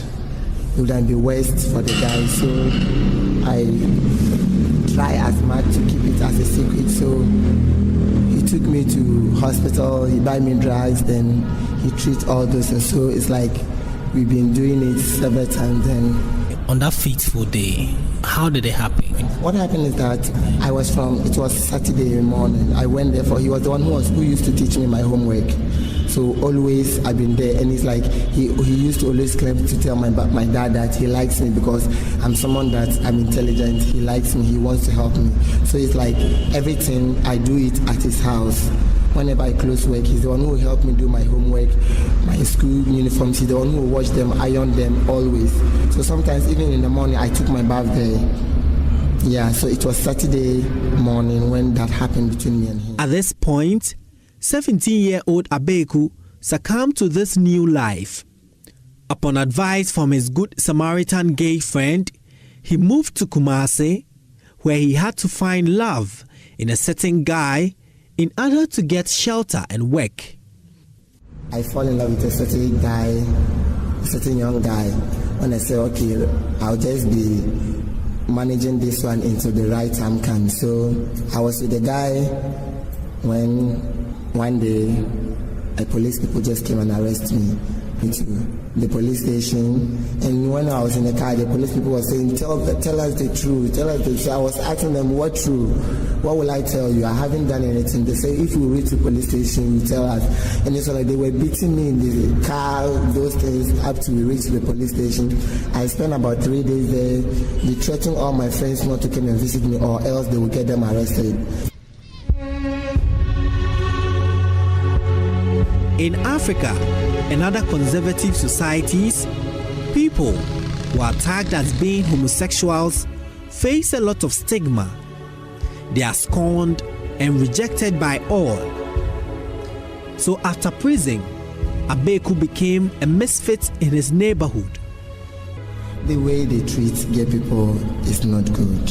If you get a case and it happened, it's a gay, when you go to police station, everybody is trying to ignore you. Everybody's, go beside me, go. You bad luck, you are batty, God fire you. What? You know, when I went to prison, I go through all those. I cry a lot, I suffer a lot there. According to Abeku, his father, upon hearing his son is gay, disowned him and threatened to kill him. Yeah, it has affected me so much because by then my family never knows that I was a gay. But when that incident happened, it was my friends was like, we shouldn't tell his father because his father is like this, so we should handle it. It's like, but when the thing is getting worse, like they see that I'm still keeping long there, so they have to inform my father. So later that my father was informed, so they have to tell him the whole truth about the case. What about your sisters and your other siblings? How do they take the fact that you decided to be gay? Yeah, my sister, the one I've taken care of her from everything. She knows I'm a gay now, and she's even blaming herself. She said it's because of her I got into all this. We are so lovely. We are so we are normal. We are brother and sister. For most homosexuals, there are days when circumstances draw them to try and explore sexual relationships with the opposite sex. So they try. Many have given varied responses regarding how they feel about what societies generally accept as a natural way of having sex. Abeku tried a sexual relationship with a woman. Women like me a lot, but I don't like them. No. Whenever I'm with a guy, I enjoy it more than when I'm in a lady because I'm not used to it. Dually, I done it some times ago. There was a certain girl who was disturbing me. I done it several times, but I don't like it. I don't love sex with ladies. I don't like it. Abeku, on the other hand, would love to get married, though the laws in Ghana don't permit gay marriage. I would love to marry. I would love to marry. It's nice. It's lovely. Because I want to be with someone that can make me happy. Someone where I want to be where I'm happy. Everybody place goes to where he'll be happy. So I want to be at where that my heart will be okay. So to me, I see that being with my guy, getting married with him, staying with him, do whatever that there's a lot of things that I'm doing in secret, I can bring them out. Sexual orientation is a person's sexual identity in relation to the gender to which they are attracted. The fact of being heterosexual, homosexual, or bisexual. To be a heterosexual is okay, but questions are often raised when the choice is homosexual. Such a person must be suffering from a mental problem. It's one of the many assumptions people allude to. Dr. Gordon Donner debunks that. And indeed, the issue about homosexuality has been one that has been contentious within the scientific community, to the extent that the decision to expunge it as a disease from the Diagnostic and Statistical Manual and other manuals that classified it previously as an aberration had to be by a vote. So they voted, and they had a slight majority in favor of expunging it as a disease. So officially, sexual orientation problem is the female in a male body. That's the literal translation, and science does recognize it. This has to do with sexual orientation, whether you are a male or female. Sexual orientation is a function of the brain, and it also develops to very sophisticated levels like any organ system of the human body. Maybe the middle finger and index finger can get together, and not separate, or you have an extra digits. All of these are aberrations. In 2013, the Pew Research Center, a think tank in the USA, conducted a global attitude survey. They asked over 40,000 respondents in 40 countries what they thought about 8 topics often discussed as moral issues. It included homosexuality. Among the 40 countries, Ghana was ranked first as a country that majority of its citizens regard homosexuality as morally unacceptable. The society has exhibited in many ways the disregard to the creeping sexual orientation, catching up with especially the youth in the country. In 2015 alone, close to 20 people were attacked because they were perceived to be gay. On Tuesday, November 10, a young man believed to be in his late 20s wore a green shirt and khaki shorts and had makeup on. The suspected gay man went to Kejetia to buy clothes from street hawkers, and due to his dressing, residents who set eyes on him started throwing sachet water at him. It took the timely intervention of the Kejetia police to save his life. Another popular one was one Albert Apia, who was beaten up by a mob which claimed he was gay. He was also saved by the intervention of the police. 2 students of the Pokuwari school were nearly lynched because the students suspected they were gay. Vika, the lucky one, who has not been attacked, recounts how some of her gay friends on a regular basis are set up and assaulted. Well, a friend once told me he was friends with some guy, and one guy also wants boy, and he framed them up. Like, he was talking to the boy, they were in their room, they were in his room, they were just chatting, and the guy went to call the boy's mom, and they just came to arrest the boy. The mother went to call the police, and they arrested the guy, and he was in his sawam without reason. They didn't let him speak, they didn't let him explain anything until he was able to call the Human Rights Advocacy Center. They were the ones who helped him, and he was out. You are a lesbian. When you hear such stories, how does it make you feel? I feel bad because I think everybody has a right, you understand, as human beings. The Human Rights Advocacy Center is a non-profit independent research and advocacy organization which aims to promote and protect human rights in Ghana. Why is the Ghanaian community so harsh on homosexuals? So the two things comes to bear is culture, religion. Culture, Ghanaian says that we don't agree to that. So they consider homosexuality as a thing of foreign importation into Ghana. You hear the arguments, and then people say that homosexual has been in Ghana ever since before it became popular in the country. So I think that is the religion, right? Everybody you talk to comes across like it's evil, right? The Bible says, the Quran says that it's evil. And the Ghanaian society is hostile towards gays and lesbians. Even religious leaders cannot be excluded. Pastors, imams, and even politicians have all spoken vehemently against homosexuals and acted in a way that discriminates against them. Vika, once an active Presbyterian, tells me she shivers anytime a whole sermon is dedicated to the curse of homosexuality. I get afraid sometimes, but I forget it the next minute because I'm doing what I want to do. Yeah. And we learned in the Bible that Sodom and Gomorrah was condemned, and even as I'm now speaking, that land, not even green grass grows there.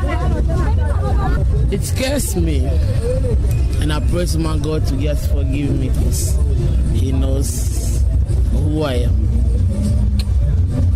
to just forgive me and give me a resting place in his bosom when I die.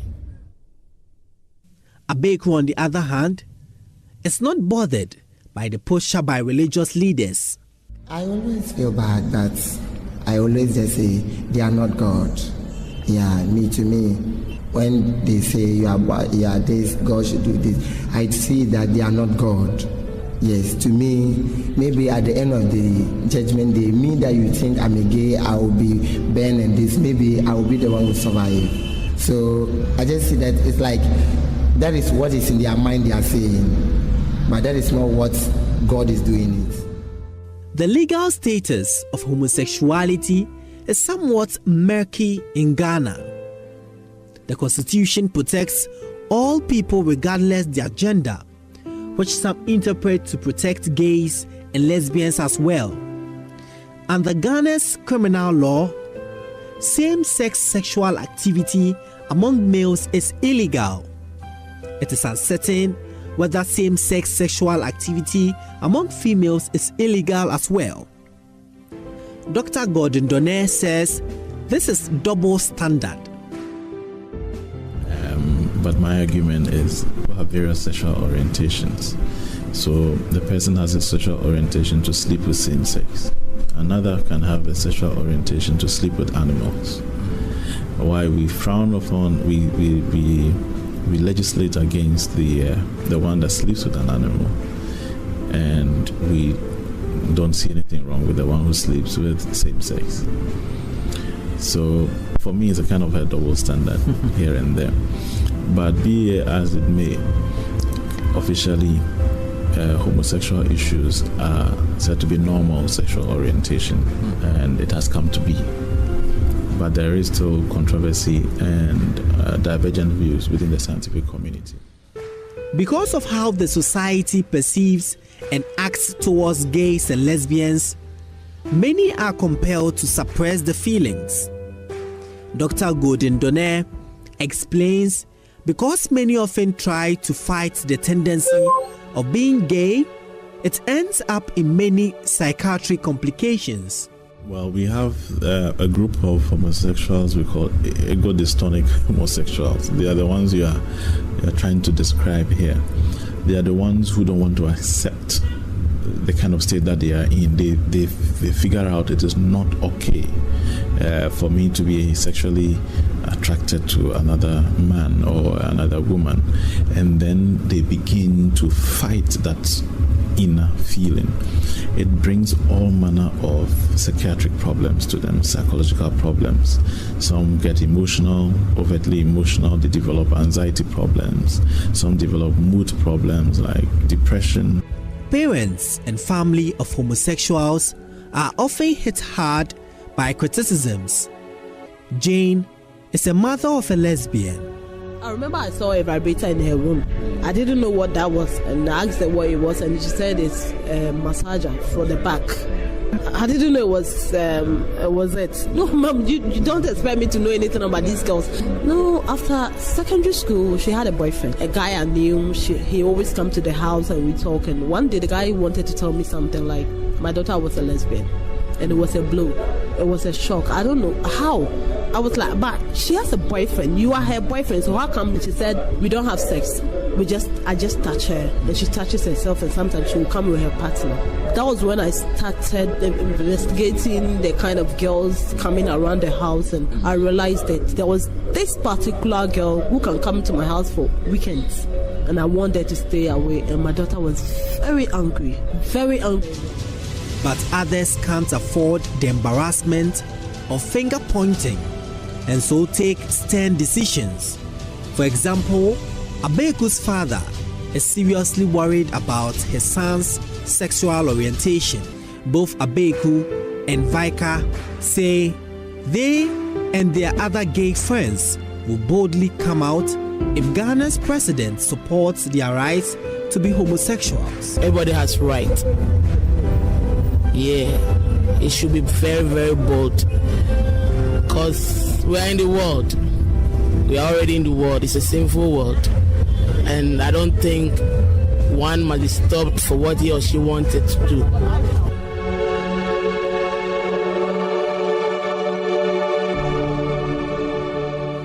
Scientists like Dr. Donaire believes it is about time government became clear about the country's stance on it. I think more importantly, as a people, through the legislature, we must be explicit what we want. Just like we have laws concerning people who sleep with animals, and it's explicit, unambiguous, we should have explicit, unambiguous laws concerning sexual orientation matters. Having had that, the law must recognize that there is help to rectify the problem if we deem it as a problem for those who are living with these issues.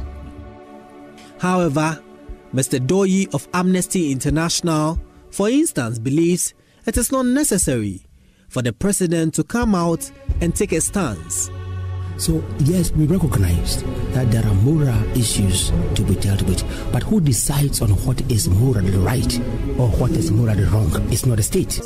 Perhaps an intense public education is required to ensure a better understanding of sexual rights.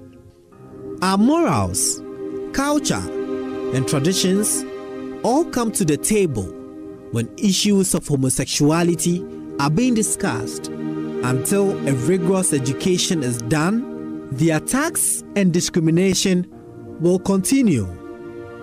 For Hotline, my name is Prince Apia.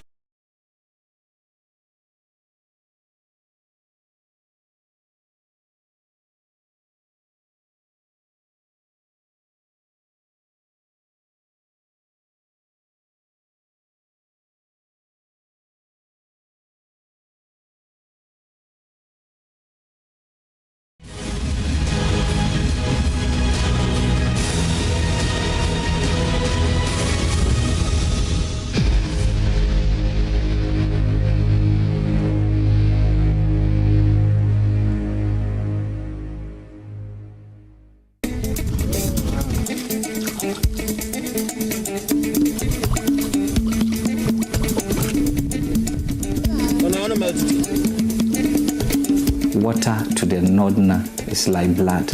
When we have water, we can do a lot of things for ourselves. And without it, unemployment, poverty, and famine. To escape, many young people travel down south for supposed greener pastures. The NPP government provided a solution: one village, one dam. The then candidate and then the running mates visited a chief in one of these villages and met the women digging the ground with their bare hands for water. So when they saw that, they said, well, when we come to power, we will provide you with water that can be better than what you are using your bare hands to construct. And that is how come the promise of one village, one dam. I'm saying every village, one dam. One village, one dam. You know? The policy appealed to the people in the northern regions. The government came here and told us that they will be giving us dam. And our people assured them that if they give them dam, they also let them laugh. And really, you can ask our assemblyman and even ask the NPP people what this community did for them. They voted massively for them. It was a political promise that won the hearts and minds of the people. The dams should make it possible for farmers to farm all year round and break the cycle of waiting for the rains before cultivation.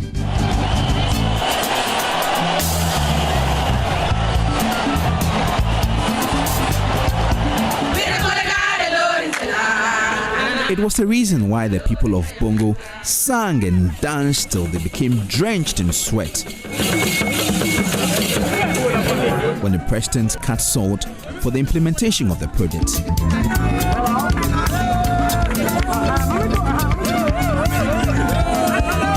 We have begun the One Village, One Dam initiative, and you here in Bongo can see for yourself that we have begun the initiative.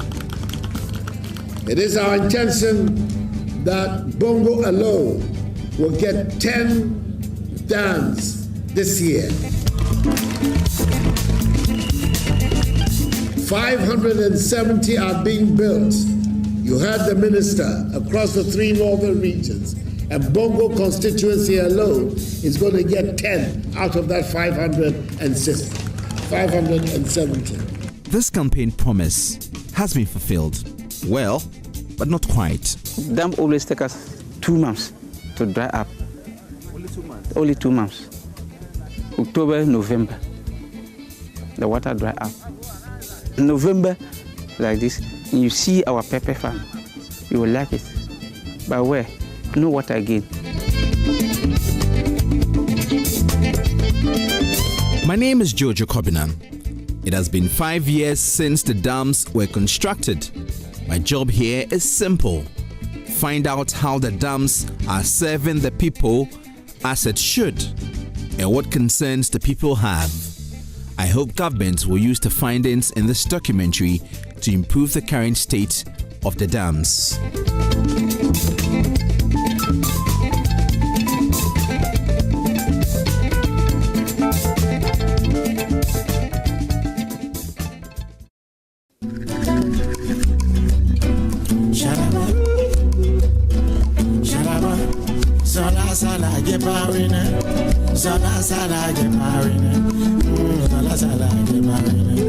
Now, let's backtrack to Kasina Nankana West District in the Upper East region in the town of Kajalo in 2019.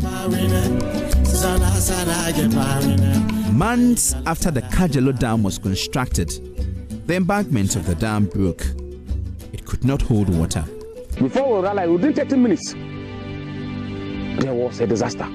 The bank of the river was washed away by this heavy rain, which as a result was a shoddy work as identified by community members from day one.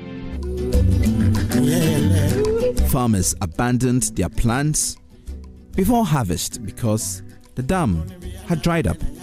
The water is not enough. We just use 1 day in a week. So that's why it curate this time.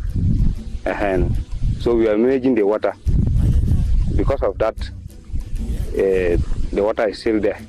And today yesterday that we finished the water. So we don't have enough water. So we have to leave the gardens there. The assemblyman for the area, Hillary, recommended that the contractors should deepen and widen the dam. I believe that about 500 people will benefit from this particular dam if government comes to increase or expand this particular dam. Heartbroken, the farmers decided not to do dry season farming again.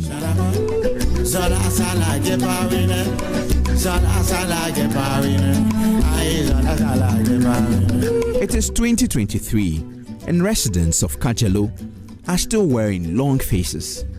They have been idle for more than 4 months. The dam could not hold water and dried up at the end of January. The ground is dry, scorched and parched, more like shattered glass. The heat is so intense that it has formed a mirage from a distance. Donkeys make their way to the dam in search of water, but they could not even find a single drop. Residents tell me that many young people in the community have migrated for supposed greener pastures. The fact of the matter is that as long as the water doesn't last, the people don't want to stay. Others travel and go to other places to find a daily break due to the water. That's just the fact. Some go to the bush, and then others go for other cut firewoods, other to other places found for people so that they will get something to eat. If the government had compelled the contractor to fix the concerns of the people in 2019, this current situation may have been avoided. By God's grace and with the will of the people of this country, NPP is coming back to rule this country, then we'll do the rest and more. So we cannot say we'll do maybe 1,000, 10,000, but we are doing 560 for a start, and it's up to 2020. I believe by early next year, all these dams will be completed. And I know by the time they will complete with the whole features of the earth dam, everybody will come to realize that it's something that needed to be done. So I am satisfied for now, even though it's not completed. But I know at the end of it, everything will be completed fully as expected. The only problem here was that government officials visited the Upper East region when the dams had just collected water and not during the dry season. Dry season is the best time for governments to properly assess the effectiveness of the dam. The purpose of the dam is for the irrigation, and irrigation mostly is done in the dry season where water is mostly needed, and we don't get water at that time. So for us, we feel a little bit disappointed when it comes to the One Village, One Dam. Hillary says his people have not been able to farm all year round, and he reiterated the same recommendation. Two things: that they should let it go down a bit, then expand it so that a lot of water will there. There is a waterway, and we believe that a lot of water is coming into the dam, and if it's full, it will spill out. So we want the dam to go down and also to be expanded. The youth of Kajelo gather to find ways of improving the dam to enable them farm all year round. But who will build the cat?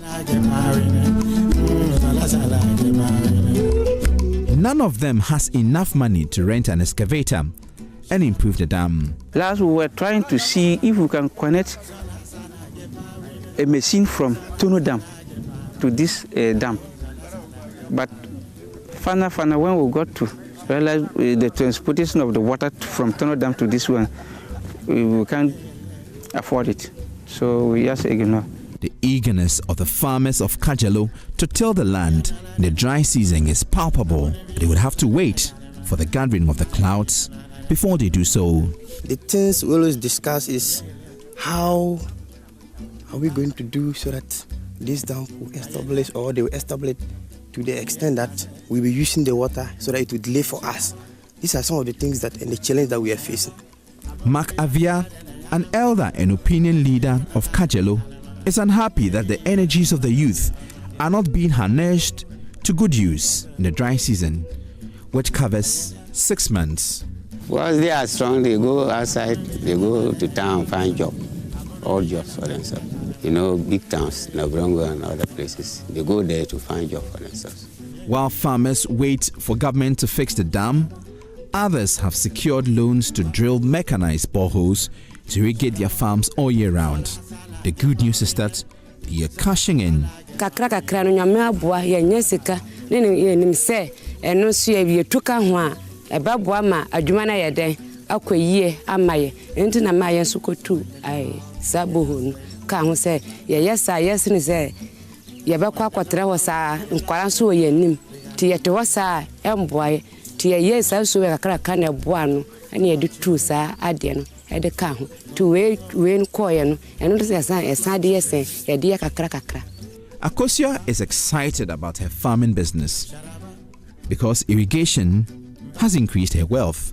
The timiti boko bottle and 9 time we timiti 10 bars, a timiti 9 bars, into 9 bars on it tisa scanner, a timidi adjuma, and now Koran school fees come at timidi to sika de mekasi and yesika or hanuma, me bois, boho nbe and a boy party say, Yesika power hanum.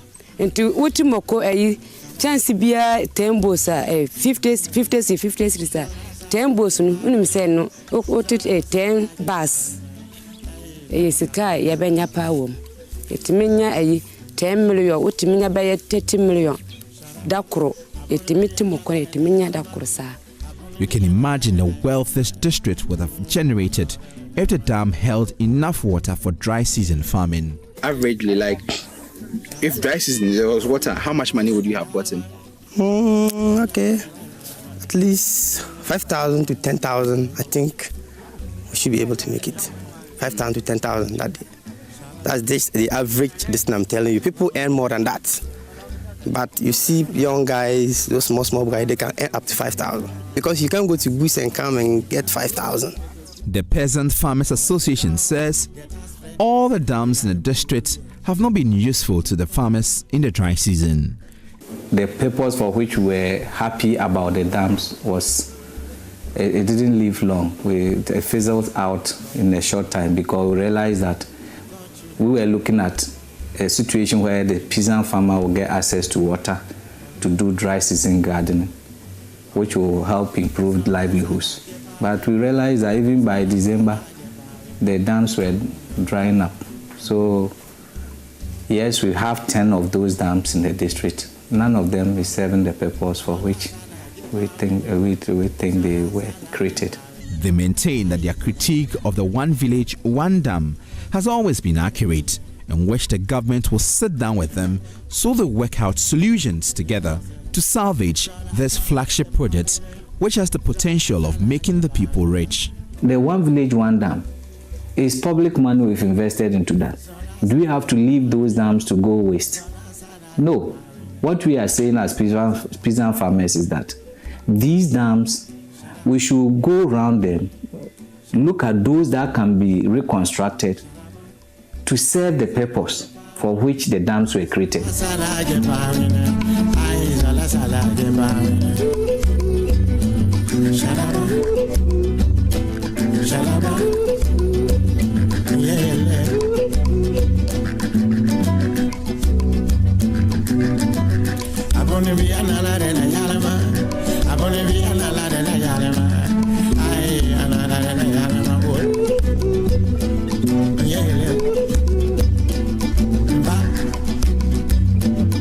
From Katsina Nankana West, we head to Bongo District. Well, this is supposed to be the Agyapong Dam. In fact, a quick history. This is where the president came to break the ground for the very first One Village, One Dam project. But as you can see, the policy looked very good on paper, but terrible when it came to implementation. And at this time of the month, farmers should be getting ready to harvest from their dry season farming. But all look around shows that the farmers did not farm because there was no water. The dam could not hold any water. The dam is actually very thirsty. And so a lot of money was sunk into this project, but little to show for it. So when the Lord get us ready, we gotta move, yeah. Residents say it rained a day before we arrived there, and that is the only reason why little water has gathered in the middle of the dam. Salam party te kakwara de o bonatu ba ingsin baka ingin tare da ite tini la kura punka tanyu buwa punka tanyu nje sa ndawa andara balande ko na gar dit ma punde la ko watengarma so ti bo ko walme de ka ko nan ka bolende de ka ko na bure nda pun ko didi ko wor sipe de ko na ko kinga ko na da pun ka pazienza do ko na ko de ko jopa spiwele ko single boyle de ko de yela gar. Few minutes after our team arrived at the Agyapong Dam, residents from all walks of life besieged the dam site. They thought we were there to work on the dam. When we told them that we were there to gather feedback for broadcast, they opened up. Like the people of Kajalo, they had also expressed concerns about the dam being unable to hold water for dry season farming. With despair in her eyes, Atenga Arungo stares at the dry, shallow dam and contemplates how it would have made her life simple.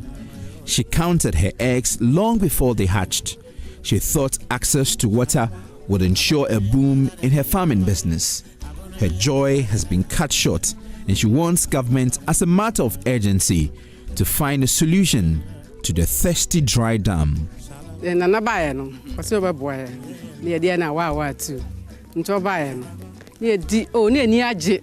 And yes, Sunny, the days are about yet one down. Near see you yet. Obayan. You the Oka down near a bear amamo. Osi ebutun so na maya. Butun so na maya no. Ye obama baby pa. Mai ni ye didodo eno man to sinum ayi no. Sude no na mokon ni je no. To tun so na maya no. Ye nyen so no ntimi fanya saade no. Nsuo ni ho. Nti time be na obedo. They dibre wi ana yese ye do. So ye nyen nsuo no bepem saamre. Solomon represents the youth here. He had vowed not to travel to southern Ghana for odd jobs. But staying in Bongo without a job is giving him ideas of leaving home. In his estimation, the dams were not properly constructed. The spillways close to the reservoir, so the water washes away quickly after the rains. When the rains comes at once, the water, the speedway is speeding for us, so the water cannot relax for a meantime. So we expect that when government came back tomorrow, and so that you expand this place for us, so that we can still make our dry crops, so that we can get what we can eat for us. He is backed by another peasant farmer. The embankment is separated from the reservoir that is created to contain the water, and the size of the reservoir too is very small. Where the spillways have also been kept is very close to the reservoir. So little water in the reservoir, which is already small, when the reservoir is full, the rest of the water spills out. So the dams are not able to contain enough water to help us do dry season farming and also water our animals. So that is basically the problem with the dams. Weak embankments, poorly constructed spillways, small reservoirs, or the reservoirs are too small to contain water. So basically they dry up in no time at all. After the rains, it doesn't really take a month or two before you realize that these dams are drying up. But Atenga Ayorogo has not given up hope. She's still confident that an effective dam will make her successful. So she's appealing to government to find ways of salvaging the dam. The panacho say, "Ombayensu na maya, ni ensan doyade no. Oka say, yeah, wa be boy no. Ye husu ni ye ndudo ni ndidi." He said, "Ye hu chire." According to the residents, the dam's biggest achievement is provision of water to their livestock. In the past, they would have to walk their livestock for several kilometers for water. But currently, the animals at least get water to drink. From December to now, we are still there. We are not working. The water is small, so that if you are trying to make vegetable or crops, the animals will not get any water to drink. That is why we relax the water for them, so that they can drink. Even the water too, it didn't stay for long for them.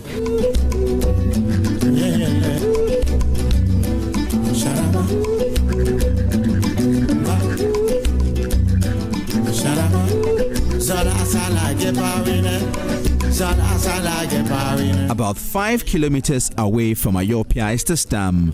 Residents say it was established in the 70s and it gathers enough water all year round.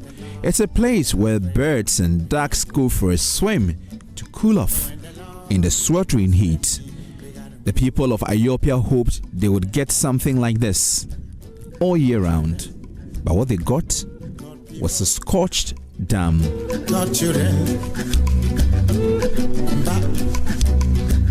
This part of the story is titled Poor Consultation. The policy was brought, nobody was consulted. You were just being in your community. They would tell the assemblyman where your community is benefiting from one village, one dam. Nobody saw the design. And I don't want to think that those who did the design didn't know that there were other better designs of dams around. Because if you go to the Irrigation Development Authority, there are several designs, and that one was not part of it. So it was just like somebody got a consultancy job and wanted to do something different, and that something different ended up not being the best for us. Directly behind the Tongo Hills in the Galamsey district of the Upper East region is Kari Dam. According to the assemblyman, the Tindana, who is the spiritual leader of the people, performed a ritual close to a dugout and permitted contractors to use the site for the dam. But the contractors chose a different site, which had no feeder channel to the basin of the dam. The result is that the dam is unable to retain water after January. For 4 years, residents have not been able to use it for dry season gardening. Etendana gave his blessings, did the necessary sacrifices for the machine to start excavating, with the hope that there is an existing duckout. It will be expanded because that duckout never dried. It's a natural one that has been there since time memorial. It's a duckout that is over 200 years. And expanding that one and building on it will give us more hope that the water will be there season out. So a dry season we can have it well done. But unfortunately, the contractor came with their own advice, with whoever advised them, they did differently. Looking at what is behind us, it's not something that we can talk about. By November, December, water is dried out. Most of the community members were never consulted. And those who even decided to approach policymakers and the contractors and consultants who came to site to tell them that we have lived in this community for centuries, and we know that where you are going to site this dam, it will not hold water. They were ignored, and they had to do their own thing. And that is the result we are seeing. Just like the people of Ethiopia, the people around the Togo Hills say they have been praying for the media to come to them to gather their feedback since the contractor failed to listen to them.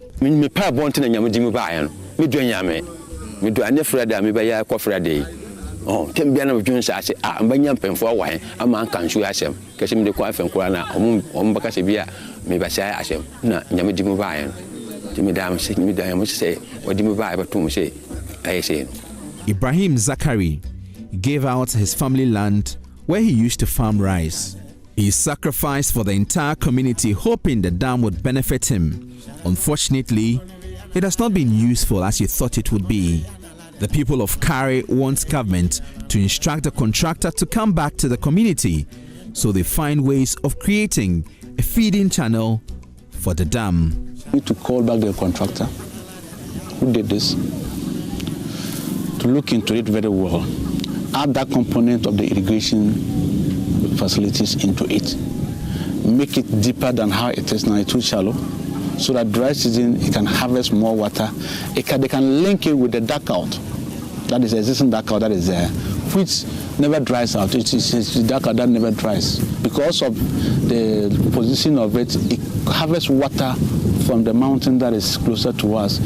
So when the Lord get us ready.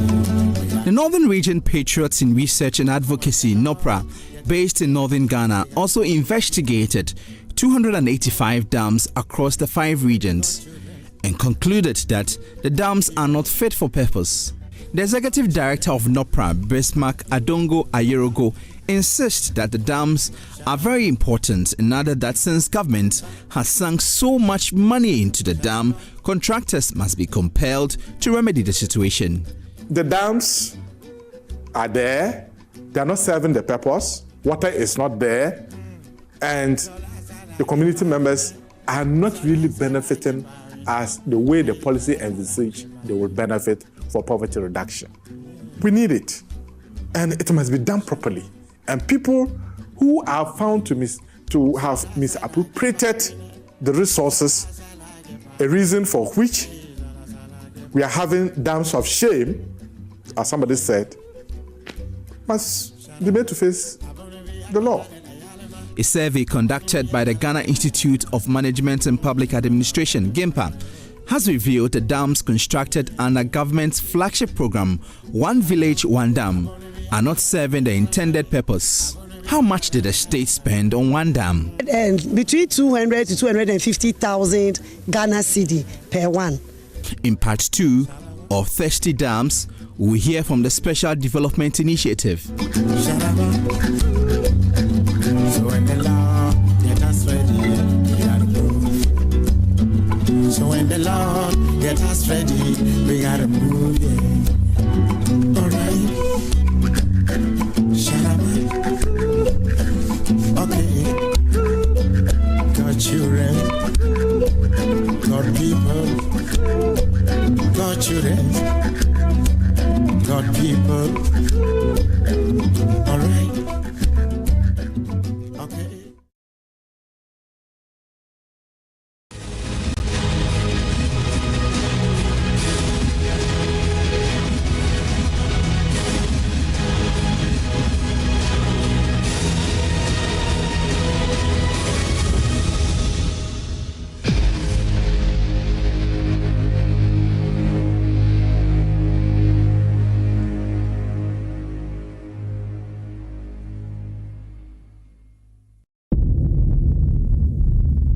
Across Ghana, homes are adorned with vibrant colors, creating landscapes of blues, reds, and yellows that reflect the spirit and resilience of the people.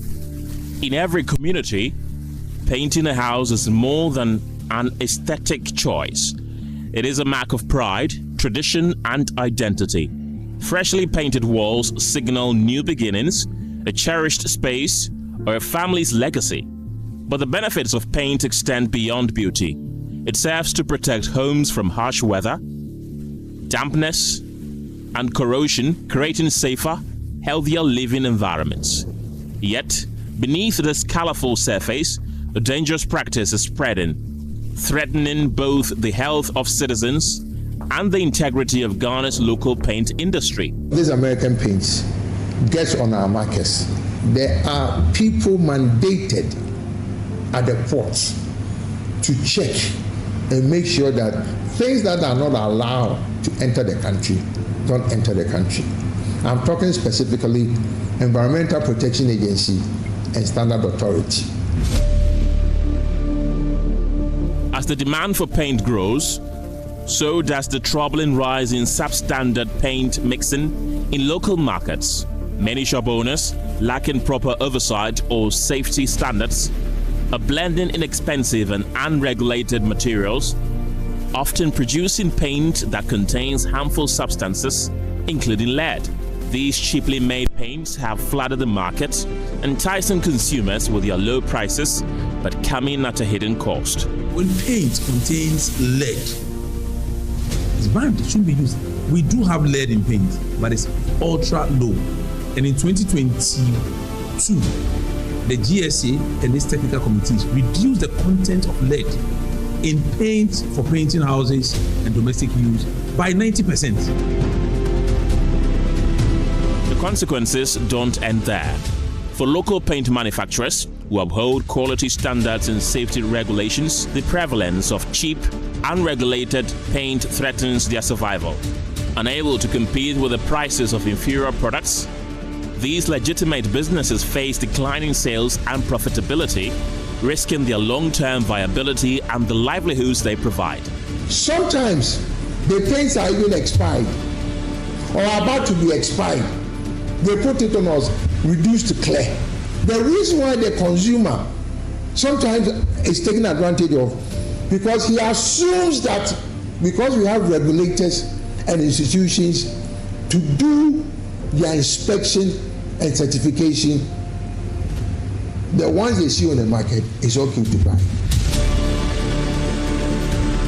In this documentary, we delve into the intricate layers of this issue, from the vibrant purpose of painting homes to the serious health risks posed by substandard paint.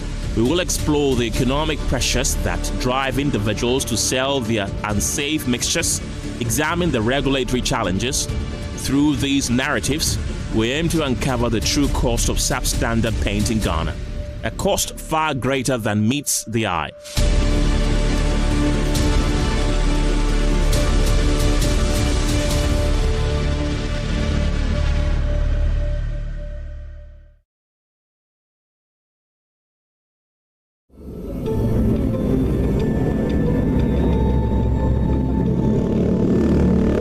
Drive down through the business districts of Accra or Kumasi, and you are sure to be greeted with makeshift retail shops busily trading an array of bright-colored paints, whether on tabletops, secluded warehouses, or displayed haphazardly.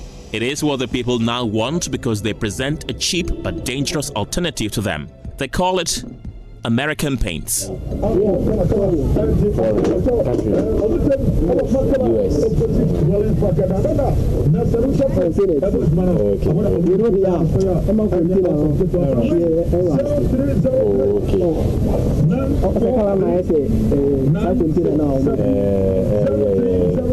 What may have given rise to the craze for these paints is yet to be established, although anecdotal evidence suggests that cost may be a major factor. Locally manufactured paints are slightly more expensive compared to the so-called American paints. The worrying concern, however, is that these paints are not certified by the Ghana Standards Authority. Professor Alex Dodu is the Chief Executive Officer of the authority. What is happening? We have paints, whether imported or mixed around the corner, but not certified by the Ghana Standards Authority and therefore not approved for use, being offered for sale under the brand American paints. And at the Standards Authority, we are aware of it. And we are aware that the name American paint is used because there is a presumption that anything American is of good quality. So the brand American is being used for these paints, and they are being patronized. In addition to they not being fit for purpose in all circumstances.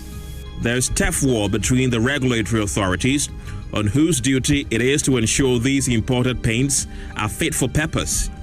The Standards Authority says the duty of regulating these paints have been entrusted to the Food and Drugs Authority, making it difficult to check their abuse by importers. The issue of lead-based paint on our markets, which should be removed, is twofold. On one hand,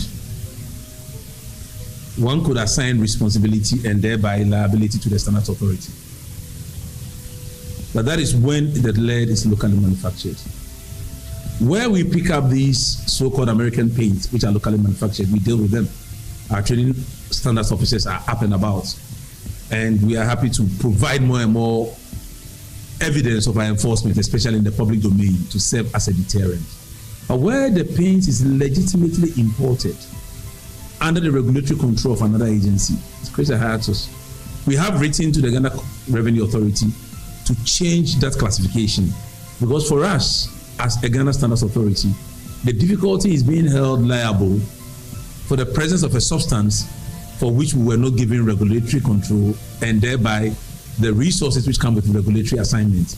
If the product is assigned to GSE, we do receive resources, funds, to be able to carry out enforcement, because whatever we let into the country, we are duty bound to protect the general public. This is a position that the Environmental Protection Agency agrees with. Lovelace Sapon is the EPA's technical officer on lead. We also developed a regulation, it's a draft regulation, which is yet to be passed by Parliament. And when it is passed by Parliament, it will also make it illegal further to place leaded paint on the market, as any paint which contains a lead level of more than 90 parts per million will be illegal to be placed on the market.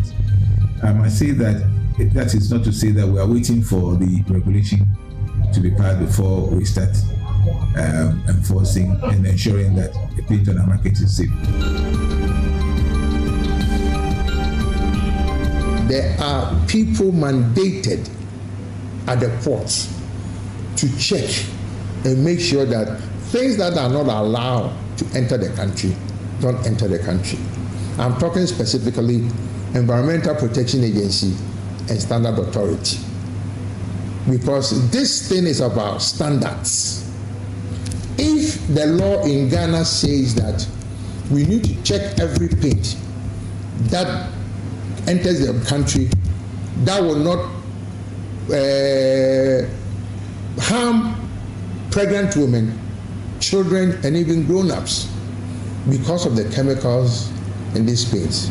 Look, these American paints, they come in drums, okay? And the danger is the ones that they even come and do the remarketing. When they bring them, you go to Abobulushi, you go to Odona, you go to certain areas, Kumasi Magazine, you see them in plain sight doing this illegal act, and the authorities looks on without concern. We raised this issue some months ago. The danger is we have actually given companies in Ghana to manufacture paint to fit the Ghana standard, and they are held to standards. If you ask the Ghana Paint Association of Paint companies, they will tell you it's a bother for them. It's a revenue that they are losing. Okay, and secondly, somebody is eating into the market share. People go to America. Sometimes the paints are even expired or about to be expired. They put it on us, reduced to clear. The innocent consumer, and this is where I always have a problem.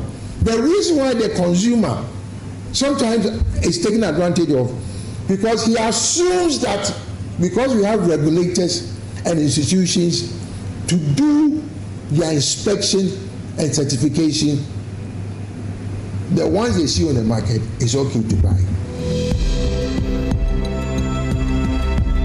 In the wake of this confusion, JoyNews investigations reveal widespread compromise at the ports, which allows the paints to be brought into the country. Some freight forwarding agents who claimed to have facilitated this move reveal how to sneak the paints into the country and avoid the payment of the statutory duties.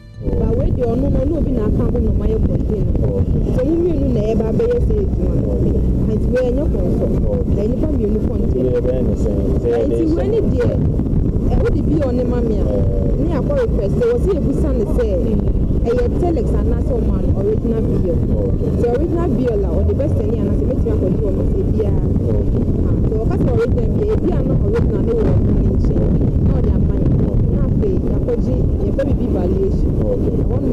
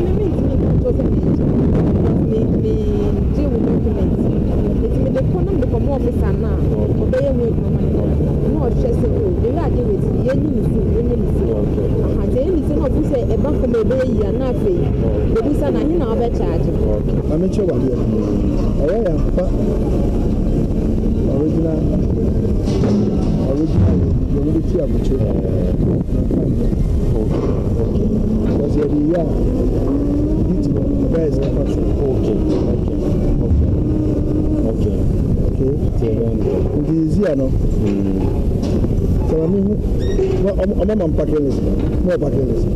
Packing list in the bill of lading name said, but I know you send them on the bill of lading. Mostly, I don't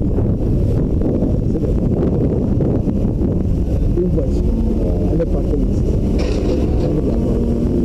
We pass up at the side, that's what the other put the other to do. And I mean, you're theater. Anonymous manifest. Packing list. Packing list. Most we packing list. I don't know about your person.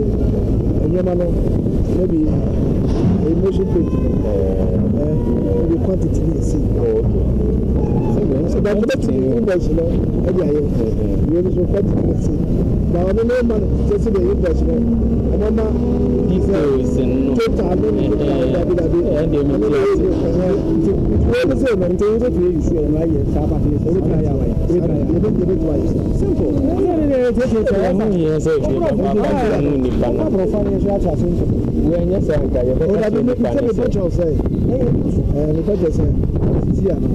so I will invest because it's not the Ben prepare to you better prepare, but no more of it now. Honestly, I'm not about the matter. So my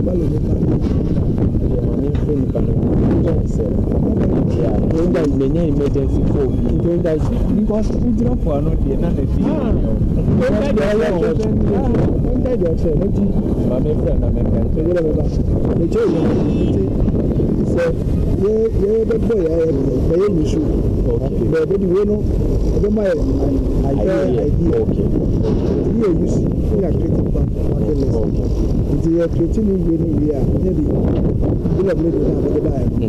Because everything has to go in line with the law. Okay. Now, I share officers. Officer. I said,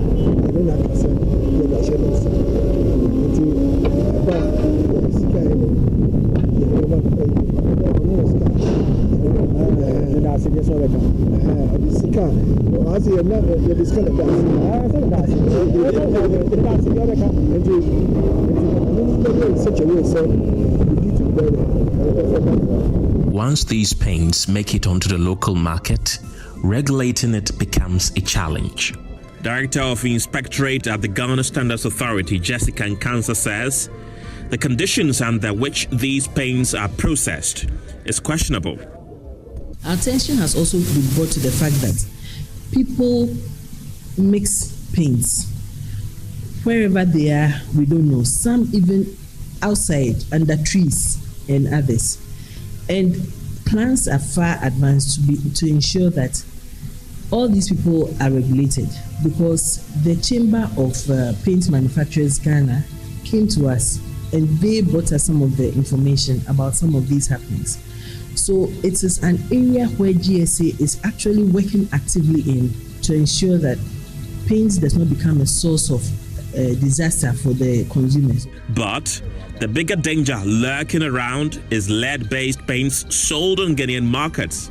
In 2013, an investigation commissioned by the United Nations Environment Programme revealed that some household paints manufactured in Ghana contained high levels of lead. In a related study, out of the 46 paints analyzed on the Ghanaian market, the team found out that 15 of the paints contained high lead levels. This is a sharp increase compared to the team's data collected in 2023, where 6 out of the 59 paints analyzed contained high levels of lead. The acceptable lead level in Ghana should be 90 ppm. However, of the 15 high lead paints, 5 were found to be new brands on the Ghanaian market. Also, 4 paints that were less than 90 ppm in 2023 were now above 90 ppm. The highest lead content found in one of the paints stood at 200,000 ppm. That means any household that uses this particular paint is exposing pregnant women and children to lethal brain damage and other neurological problems. Lead is added to paint as a pigment or a drying agent. As this paint ages, lead in chips and dust contaminates living spaces and is easily ingested by small children. Even low levels of exposure can torpedo kids' IQ, motor skills, and other important neurological functions, and have been linked to poor academic performance, behavioral problems, and criminal activity. Dr. Charles Cranche is head of product certification at the Ghana Standards Authority. If you have lead in paint that exceed this limit, prolonged use, mind you, this lead is an example of a heavy metal. Now, these metals, once introduced into the body, it takes a very long time. One day, they're able to bioaccumulate. So then, if you paint your room and the paint contains lead, you'll be exposed to this lead over time, and these things will build up in your system. So then it can result even in a neurological damage, whereby you start having issues with your nervous system. There's also, you can even have some of your organs impairing. And even when it comes to children and are 6 years old and pregnant women, it has its own detrimental effects. But EPA's technical officer on lead, Lovelace Sapon, says since the observation was made, some local manufacturers have worked on the lead levels in their paints. currently, about last year, we did some studies on the market. We went to the market, took some samples, and did some analysis. Fortunately, what the importers and the manufacturers have been saying, that they are aware that leaded paint is not safe and that they no longer produce it and it is obsolete. It appears that we can take their word for it to a large extent, because the data we found was not too worrying. We found a few deviants in it, but majority of the samples we took, the analysis we did, most of them were within the safe level of 90 parts per million. We intend to repeat it again. But the concern has to do with retailers of foreign oil-based paints, which are not regulated by the Standards Authority. Clearly, it appears the tag American paints is an illusion coined to rip off unsuspecting Ghanaians into purchasing what might sell cheap but harmful at the end of the day. The question is, this is the time, we know that it's a problem. These American paints that are coming onto our market, I'm not against anybody bringing good quality paint from America, because I live in America, I know they have standards, so they cannot allow Mexico to bring any substandard paint into the United States of America. So the question I'm asking authority and government is, why are they allowing?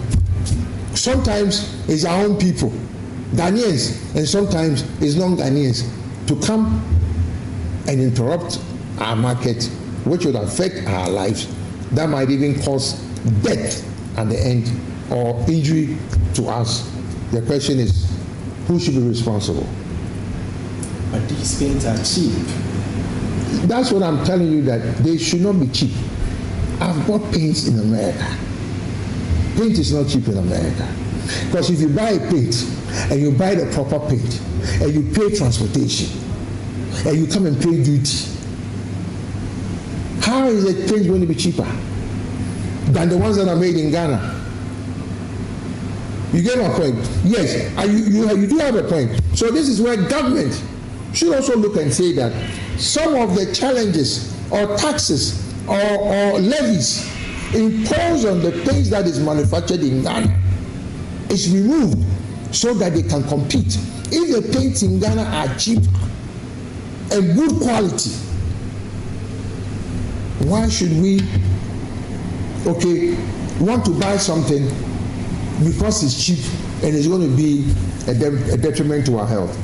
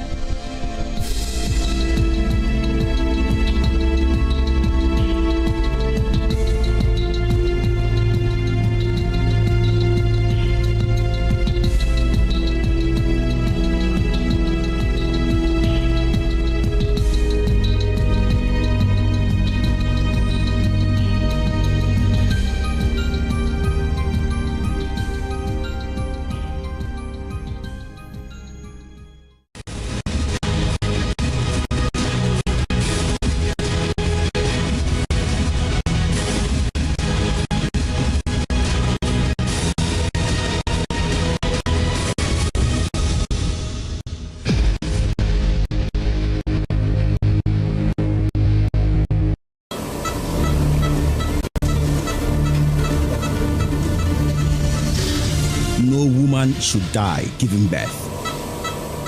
It's important to care about maternal health because every life is important. The world is on a mission to achieving this, a task to save the lives of especially women giving birth as prescribed by the Sustainable Development Goals.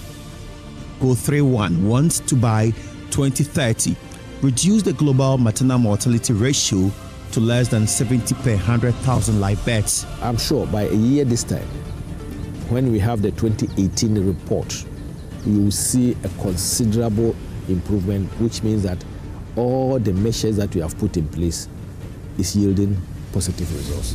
A woman who is basically, let's say, is going according to her life and responsibilities and rights of reproduction and die. That is terrible. I always say that when a woman dies, a family dies.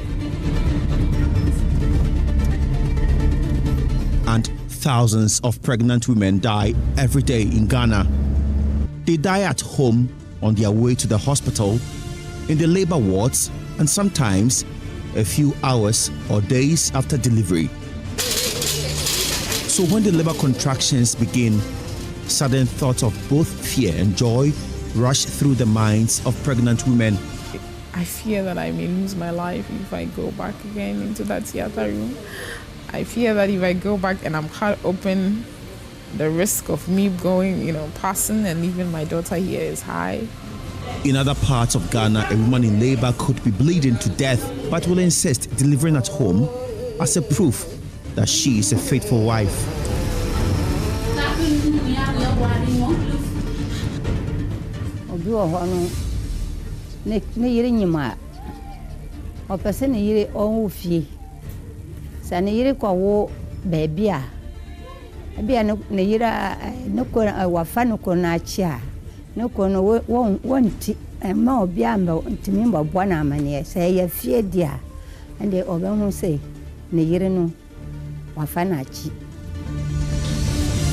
I am Seth Kwame Boatin.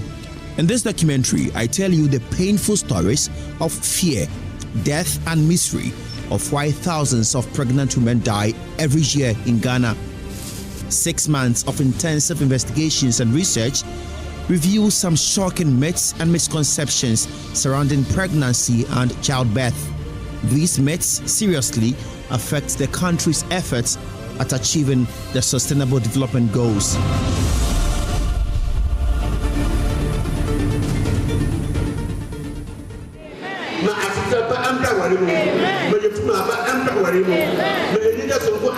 I am at a wedding ceremony and prayers are being said for the couple.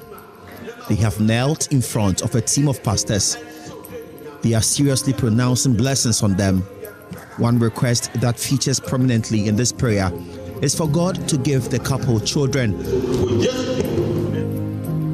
In our culture, childbirth is crucial.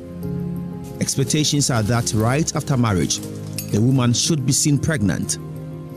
There are scores of marriages that have broken down as a result of difficulties in bringing forth children. We say that as Africans or Ghanaians, we are a pro-natalist society. We love children. And like you rightly said, we pray that you would have children, you'd be fertile and all of that. Dr. Peace Mamule-Tete is a senior lecturer at University of Ghana's Sociology Department. She teaches sexual and reproductive health issues as well as culture and development. Dr. Mamule-Tete says there is a historical background to why our society places so much premium on childbirth. The economic reasons have been given where people want children to work on the farms, for religious reasons in a traditional setup. If you have children, then you qualify to become an ancestor, where you transit from this earth to become an ancestor. If you are childless, you cannot be an ancestor. But from a sociological perspective, the social organization is based on kinship and the family. And so in my opinion, the main important reason why we emphasize childbirth and children is because that is how society is able to continue, the continuation of the lineage. So if you have a family and you have a wife who cannot have children or a man who cannot have children, then in a way there is a termination at some point. So having children perpetuates the lineage, and that is why there is a lot of emphasis on having children.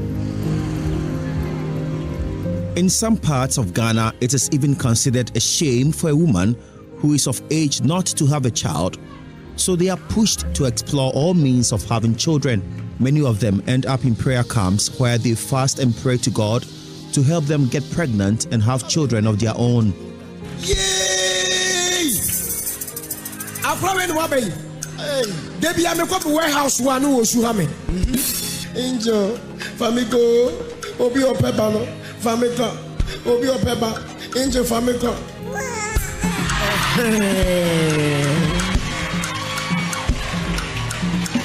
Hey, yow!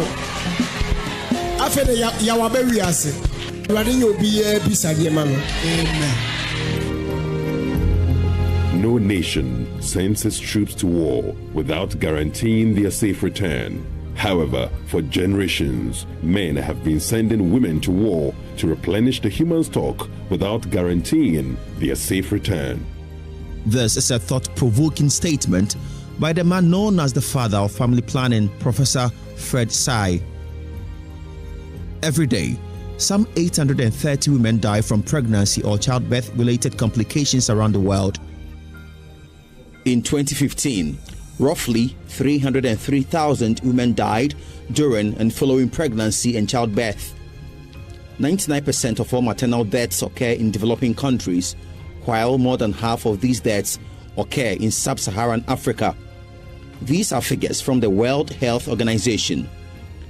According to the United Nations Children's Fund, UNICEF, maternal mortality in Ghana is unacceptably high, with an estimated 378 deaths per 100,000 live births. Maternal health has been and continues to be a global issue, hence the global attention accorded it as evident in the Sustainable Development Goal 3.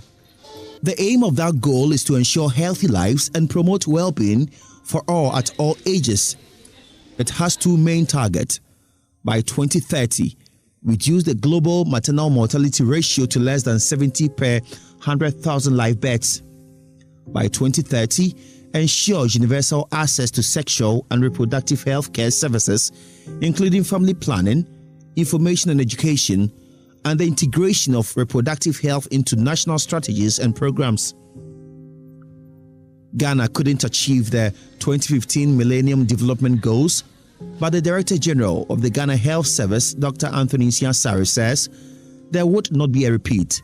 We are very much concerned about maternal deaths because it's a proxy to see if our health system is working well or not working well.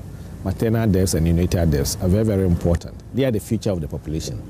So we, as a health sector and as a country, we couldn't achieve the Millennium Development Goals, even though we did considerably very well. But we are working tirelessly to achieve the Sustainable Development Goal 3. So we reduce maternal mortality to its lowest level, and we also hope that we also reduce neonatal. If you improve maternal mortality, it also affects neonatal mortality and then infant mortality as a whole. Ghana, like all other countries, have less than 13 years to achieve this. Why are mothers dying? Why are sisters, wives, daughters dying in the attempt to bring to this world another life? According to UNICEF, maternal deaths in Ghana is unacceptably high, as we record 378 deaths per 100,000 live births. Almost all these deaths occurred in low-resource settings, and according to the World Health Organization, most of these deaths could have been prevented. I am in the Volta region, which is one of the worst-performing regions, which lies on the eastern part of the country, with a population of approximately 2,200,000 people. That's according to the 2010 population and housing census. It is the fifth largest region in terms of land size and the fourth poorest in the country. In 2010, its maternal mortality rate stood at 706 per 100,000 live births, which was higher than the national average of 485 per 100,000 live births. It's certainly not at the level that we want. There's a lot of room for improvement. And as you can imagine, maternal health is at the core of the health sector. And where we are not very comfortable. Dr. Yao OFORI-ATTA is Deputy Director in charge of Public Health in the Volta region. He is certainly not happy if about 363 women have died in his region in a space of 4 years whilst giving birth. That is between 2012 and 2016. Losing a single woman through pregnancy is extremely, extremely bad. So we are not comfortable at all with that. And these preventable maternal deaths still continued in 2017. Between January and October, we've also lost about 50 women through that. So the situation is bad. Trend analysis of maternal deaths in this region in the form of graphs and pie chart are boldly pasted on a board directly opposite his desk. These scary statistics of death stare at him every day, knowing that behind these figures are the lives of women who have left families in deep misery. We relate the deaths to 100,000 live births. So that gives us, a good measure. So if you look from 2010, we improved.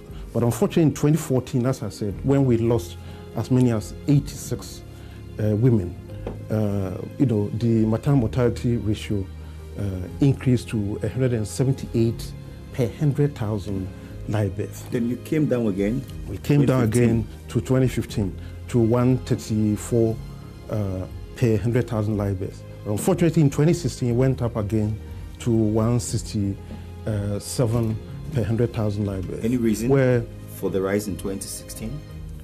So, you realize that we've been fluctuating since 2013. Yes. We've fluctuated, so we haven't fully addressed all the issues. There were some, specific issues, but having said that, they are all being addressed. Statistics from the Ghana Health Service shows that North Tongue District is one of the districts in the Volta region which consistently record huge maternal deaths, and the Bator Catholic Hospital is the main hospital where most of these mortalities occur. Our location puts us at an advantage and also at a disadvantage. Why am I saying this? This is because our patient population is heterogeneous. Okay. We attend to 3 regions. We attend to 3 regions. 60% of our cases are from the Greater Accra region. 60%? 60% from Greater Accra. But you are in Volta region? Yes, we are in Volta region. So as we speak now, you can see that we are on the western side of the Volta Lake, this part of Volta region. We are on the western side, or in other words, the Accra side of the Volta Lake. So we share boundaries with Greater Accra, Eastern region, and then the Volta Lake. So 60% from Greater Accra, 30% from Volta region, and then 10% from the Eastern region. I have come to the Bator Catholic Hospital to investigate why this hospital is gaining notoriety for maternal deaths here in the Volta region. 4 out of the 8 obstetrician gynecologists in the whole of the Volta region work in this hospital. At least 240 deliveries are done every month in this facility. Sadly, most of these babies have to begin life without their mothers because they die due to excessive bleeding or some birth-related complications, while such babies lie in the cold crying for maternal warmth. The cold bodies of their dead mothers are wheeled into the morgues nearby. This is a major worry for health officials here. Specialist obstetrician gynecologist Dr. Bernard Hayford Atuguba, who also doubles as the medical superintendent here at the Bator Catholic Hospital, has sleepless nights over these deaths. As it stands now, in 2016, we recorded 10 maternal deaths. 10, 1, 2, 3, up to 10. It's unacceptable. But if you look at the circumstances surrounding these 10 maternal deaths, sometimes you are helpless. There's nothing much that you can do. Yes, about 40% of these maternal deaths attended, or 40% of those who died last year attended the prayer camp. So prayer camp is one of the causes of what? Attendance of prayer camp is one of the causes of our delays in this institution. This year, so far, we have about 7 maternal deaths. And then out of the 7, 3 of them attended prayer camps. So we are in November 2017, exactly. And we've recorded 7 deaths 7 deaths already. We are still with 2 months to go. So who knows what will happen the next 2 months. And about 70% of those who died with in less than 24 hours. So meaning that they come in very bad state. It takes hours to drive to these prayer camps, although it is just a few kilometers from the Bator Catholic Hospital.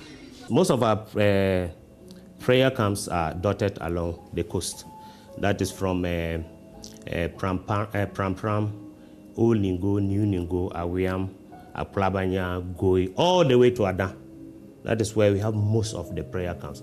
From Awayam to Adan, we have 49 prayer camps. The prayer camps are one of the biggest problems that we're having in this country. Somebody will tell you that, oh, maybe let's make some rules. But rules alone that will not work. So why are prayer camps taking the place of hospitals such that prophetess and prophets are assuming the role of professional midwives along the coast of the Greater Accra region?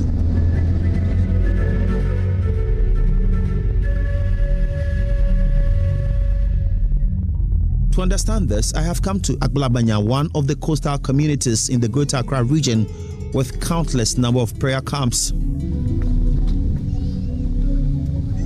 I am being led to one of them called Jerusalem Camp, and the stench emanating a few meters away from the prayer camp is simply unbearable. It is coming from a filthy stream filled with rubbish and human excreta. It is clear it has become a refuse dump, and church members cross this every day.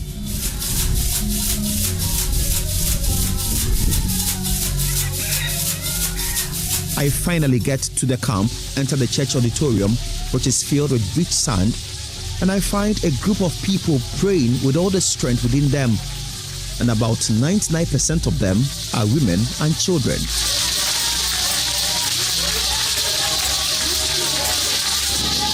Some women are sitting in the sand. Doctors say this can affect the health of the pregnant women. To even compound the problem, they do all this on the bare sandy floor. So when somebody bleeds, you will not be able to know, to quantify the amount of blood loss because you bleed into the sand. So they will not be able to know how much blood this person has lost. So they keep on with their prayers until the person goes into shock before they are referred to our institution. So most of them, they get here, they're already gone. They are not just praying, asking God to bind the devil. They have also been taught how to kick and slap the devil. The pregnant women among them have been made to believe they would die if they visit the hospital. So this prayer camp serves as their antenatal and delivery home. 22-year-old Acheampong is one of the many pregnant women here in this prayer camp. She is expecting her second child.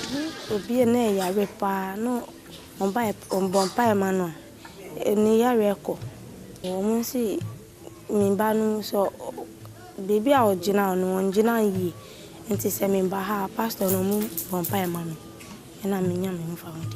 And Doctor Nessa baby abandoned in Taubaha, over Jim Pie. Now, Oba and Assessor. Mpatra Sissa, I didn't say, or more vampire mammy. And Tierna Hosassa. Or assistant said, let me call a hospital, be a mamma say, baby no I die ye pa. And Tusha, Gidi Nam warning and Society the Bano, in Tamotai Bahano. Mpatra. It's a higher number one, number hospital. Oh, me I didn't know so. Oh, no, I didn't hear. Oh, because I'm near me power, auntie. Unswitch, your shame, would you so bit me over? Mpatra. The Benamania Sagidino. Oh, meaning saying Yamiwa. It's me. Now, firstborn, higher than one. They be me one hospital. I didn't want to solve a course with our number so. Oh, me, says I remember who say, I know near my wahane a be in the hospital. A be a hospital now, or more national worker choice of Berfie and Timewa. Berfie Bede. A be a wound to me who hospital until worker choice of Berfie. Aisha is almost due. She believes that when praises go up, blessings come down, so she goes back to continue.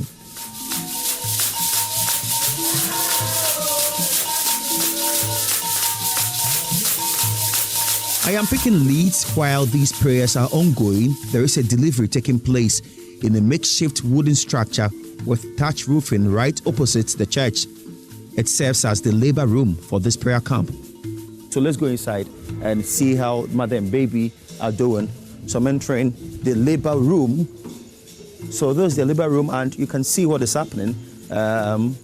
It's a makeshift structure, and they cook here. They do all sort of things here, and at the same time, people sleep here. 30-year-old Doris Patiafo has no smile on her face, though she's excited she had safe delivery. She justifies why she risked rushing here to deliver instead of the hospital. At times, if you go to hospital, if there is no prayer, you cannot born the baby. So because of the prayer, I came here to come and go. I don't understand. As in, you can go to hospital, yeah, the baby will not come. Or how? Actually, at the first, when I was going to born my first baby, I got some pain. So because of this one, I don't want to go to the hospital again. That's why I came here. Because of the prayer, I want to born the baby here. So when did you come here? I came here around 4 to 5. So before, is here a place you have been coming for prayers often, or you came only today? Every time. Here is my prayer camp. And you had a safe delivery? Yes. Without any complication? Yes. But were you afraid if you had gone to hospital, there would have been a complication? No. You wouldn't have had any complication, but you decided to come here? Yes. Or because of prayers? Yes. Is it because you don't believe in a hospital system, or why? Oh, not like that. But what? It's because of the prayers. What does the prayers do? Maybe if some enemies, they will not allow you to born. And if you go to hospital, you face some space before you born. So because of the prayer, I want to come here to come in. So here, you didn't face any pains? No. Really? The baby just came? Yes, without any medicine. Without any medicine? Yes. The safe delivery in this prayer camp means she conquered her enemies on the battlefield, and it calls for more celebration.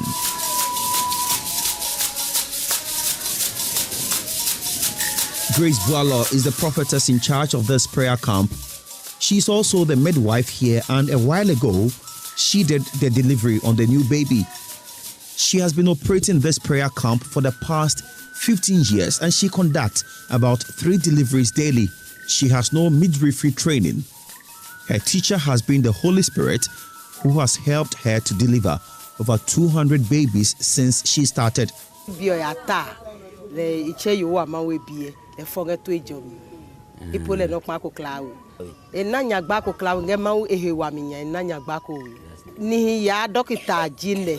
Seke esufomi bio nge nyo wa nge chuo hio aba hio le kenene amafo nge we mi hu mamu kokro ke mitomu nyu la benye mafo hu mamu kokro ke mitomu nyu loke iyera benye mafo pele isare wa doctor ya ikwa pe ka benye bani denye ke mafo ifonge to ejom. This prophetess may have successfully conducted many deliveries, but I dread a possible infection on these babies and their mothers, since she does the deliveries with her bare hands.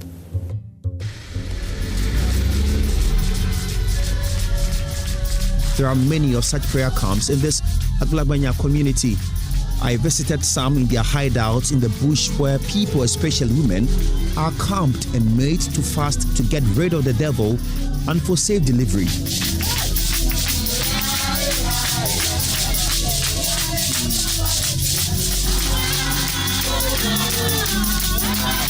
40% of those who died last year attended the prayer camp. So prayer camp is one of the causes of what? Attendance of prayer camp is one of the causes of our delays in this institution. 40-year-old Isaac Do Akwe nearly became a victim of these delays. He nearly lost his wife. His wife moved to one of the prayer camps when she was pregnant. Though she initially visited the hospital and had been given the delivery date, Isaac claims the prophetess asked her wife to ignore that.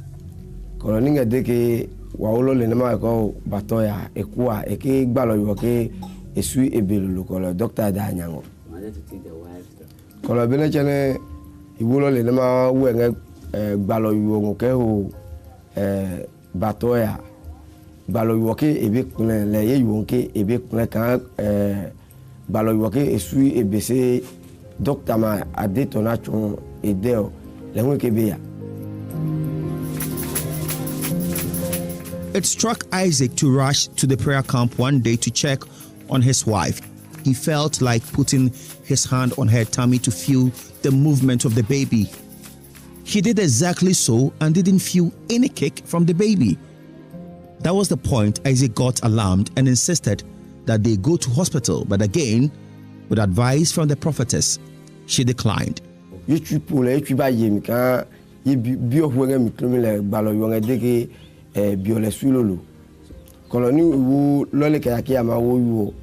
Balo yo sumene sti pasa e makpele kolo e pejwe kan ni ya ke lolio se pelo ke gbalo yo ke bi kunle ma fi agbalo yo po ke ni basa nge kapo bi e yuo enweche amanie le ike yuo nu chon wa ya stilo gbalo yo kunwe se kan iwo lole ka maske e na kan yin me ne chuchu e chuketa ke engo yuo we ni mo yo ke jo ma pie ni se nge kapo ni ya enyu ne deno kunle. They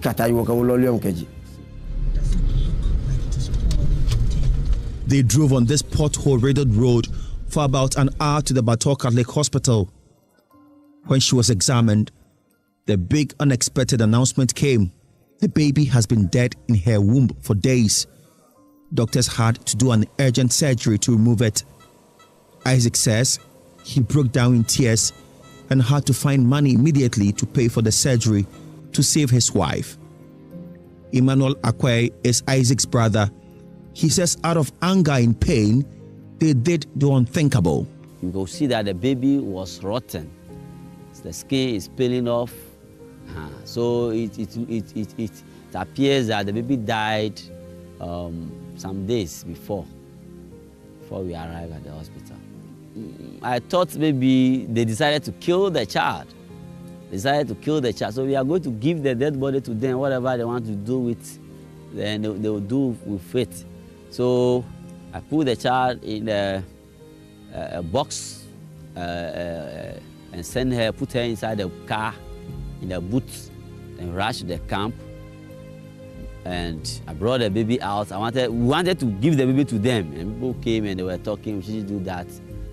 And we have to listen to them and take the body away.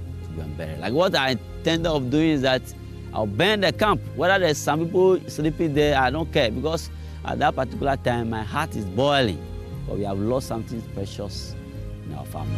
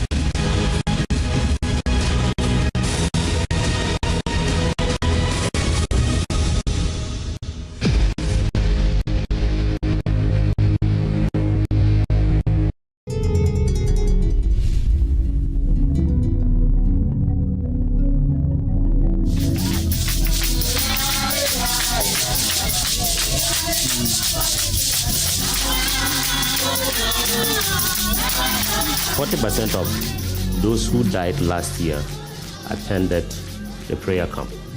So prayer camp is one of the causes of what? Attendance of prayer camp is one of the causes of our delays in this institution.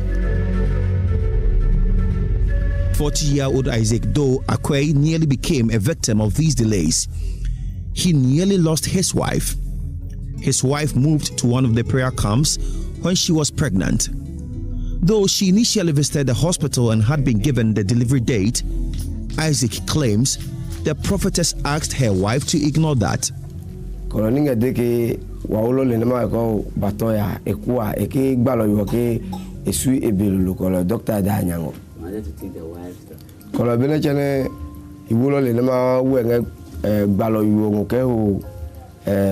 batoya balo yoke ebe kule le ye yonke ebe kule kan balo yoke esu ebese docteur ma adetona chon edeo le wonke be ya. It struck Isaac to rush to the prayer camp one day to check on his wife. He felt like putting his hand on her tummy to feel the movement of the baby. He did exactly so and didn't feel any kick from the baby. That was the point Isaac got alarmed and insisted that they go to hospital, but again, with advice from the prophetess, she declined.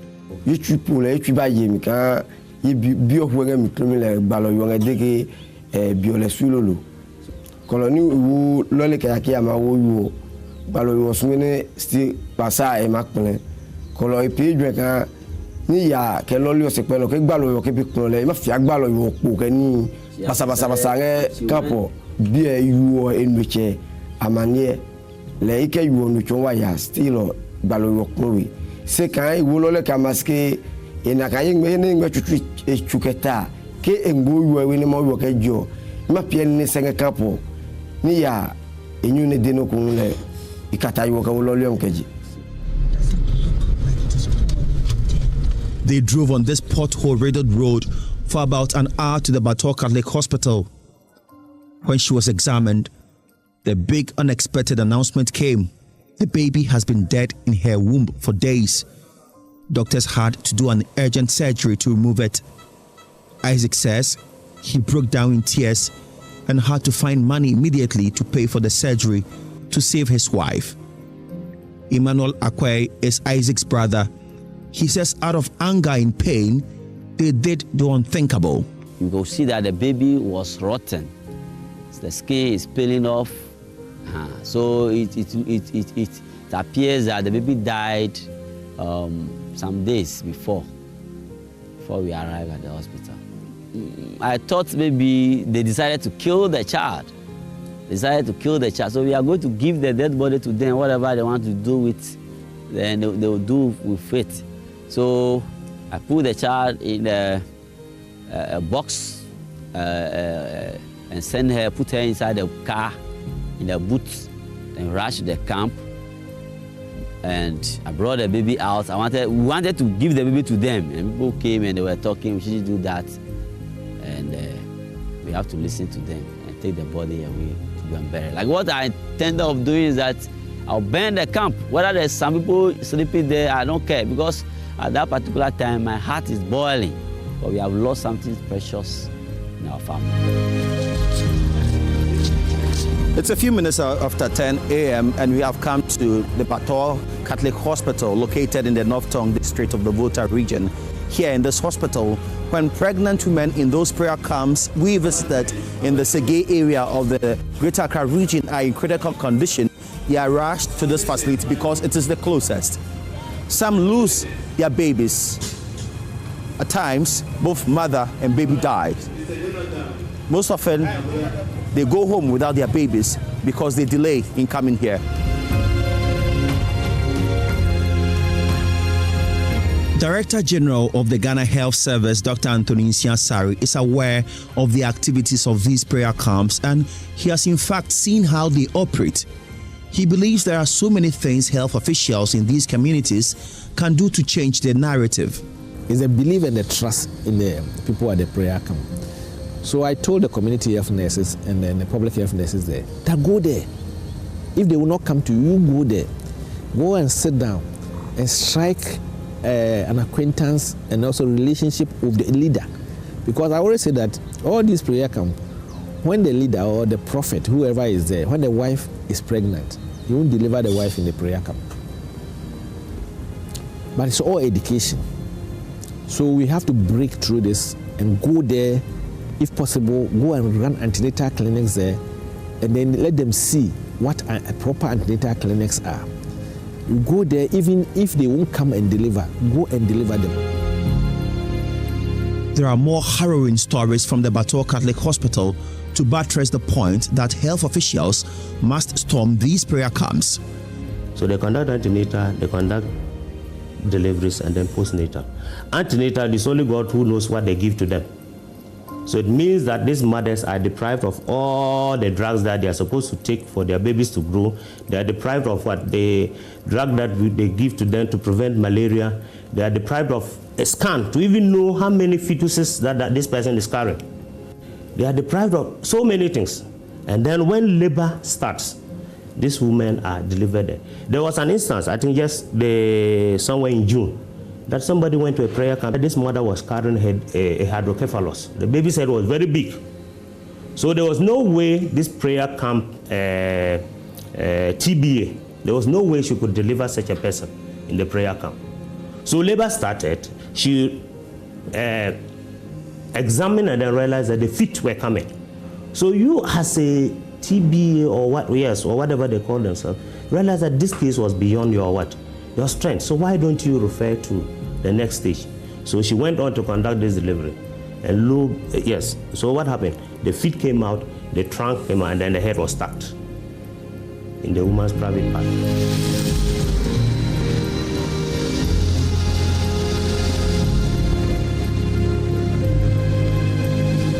Still, in the Volta region, some 5 years ago, the whole municipal hospital was a no-go zone for pregnant women. Before 2013, it was a place of no return for women who went there to deliver. Because the facility was noted for having these bad maternal cases, these bad figures for maternal death, and even babies dying. So, of course, if you are a mother and you have to come and deliver a place like this with this bad reputation, of course you won't come. Previously, this facility used to record very high maternal deaths. Like? A year you could record 14, you could record 19, and so forth and so on. As the second stage was delivered. He is Dr. Lawrence Yaokumi, the medical superintendent at the whole government hospital. He said it took them a lot of discipline and commitment to reverse the trend in a matter of 4 years. We knew there was no dedication. We knew there was no promptness. There was no quick response. Because most of the cases that they lost could have been saved. So those are the things we put together.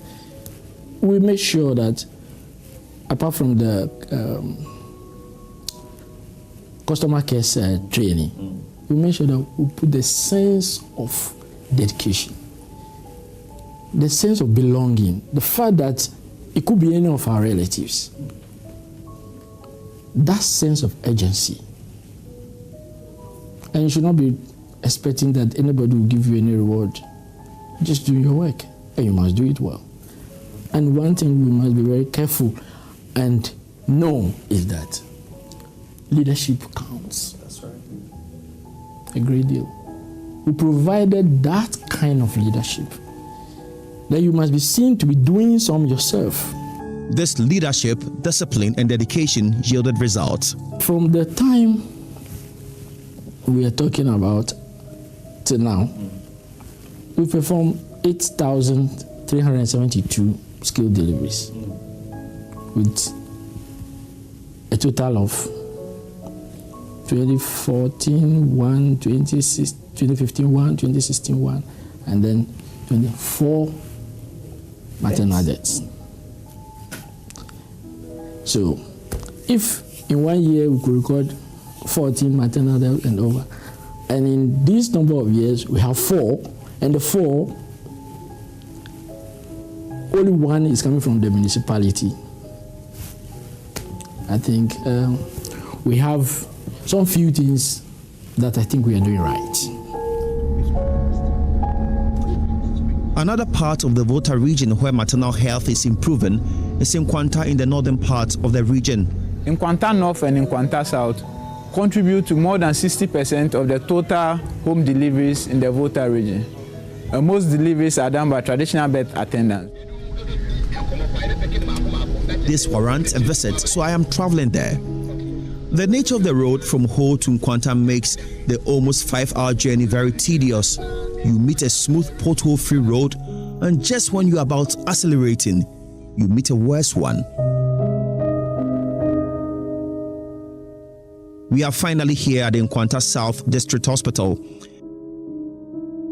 It looks very quiet, and it is so unusual of a district hospital, especially as it serves about 216 communities.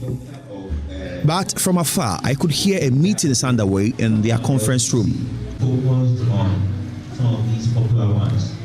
Then this is the spatial. I got closer, and I saw a number of doctors, nurses, midwives, and other health assistants in a meeting. Something had gone wrong, and management of the hospital need to find answers. Apparently, a woman nearly died in one of the facilities at the point of delivery. So they have gathered for assessment and to learn new ways of preventing another near-miss situation, as they call it.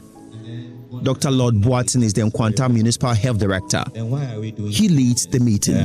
Death is a rare event. If you talk about maternal mortality, you get maybe 1, 2, and it's not only. We can't wait for the death to happen, but what we can do is to take advantage of the near misses, look at what happened, the operational challenges, the technical challenges, and then prepare. For us, we are not happy that the woman lived. We are more interested in the quality of care. For every maternal mortality that happens, a greater percentage of women have morbidity. They will go with maybe fistulas, with cervical laceration. That's all these things impair on their quality. So if you take good care of the near misses, you'll be able to prevent the deaths as well. Doctors and health officials in these two districts have declared a zero tolerance for maternal mortality. And many of such meetings, according to Dr. Lord Boatin, have helped them save the lives of many pregnant women, to the extent that when I went there in November 2017, they had lost just one pregnant woman. We are sad about that, but also we've been able to save many lives. We had 235 referrals that have come from all over, from about 4 districts, and we saved each one, every one of them. Some of them were very critical, and it was because of the lessons that we learned a year ago, 2 years ago, on how to improve community engagement, how to improve emergency response, how to facilitate transport, how to react better in the hospital. This is why today we can say that there is some gains that have been made, and we hope to sustain the gains.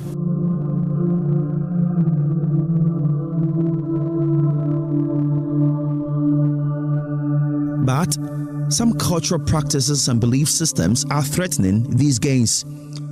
Dr. Kutu Acheampong, acting medical superintendent of the Nkwanta South Hospital, tells me more about these beliefs. It is assumed when you give birth in the hospital, you are weak. So it is only the weak and the feeble who come to the hospital to come and deliver. When you deliver at home, you are allowed to go through the pain, and going through pain shows how matured you are. But when you come to the hospital, you might be given some medications to reduce the pain as well.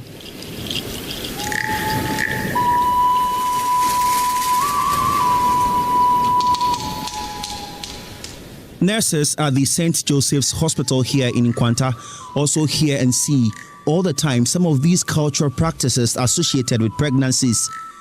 The shocking one to me, as explained by the nurse manager here, Cecilia Bill, is how men decide whether their wives must deliver at the hospital or home. The men will like them to deliver in the house, because to them, if you deliver in a health facility, that means you have not been faithful to your husband. Therefore, they will try all means, giving the local concoction which contains oxytocin, which acts on the uterus or the cervix to be contracted. The woman will just be bearing down. You could imagine if the woman is not ready, with labor, it goes systematically. So if the woman is 2 cm, you are giving that concussion, the woman will be bearing down. Meanwhile, there's no time, so anything at all can happen. The woman can rupture the uterus. For them, they marry plenty wives. So if one is gone, it's nothing to them. So But the impact that you bring to the small child who lost the mother, yeah.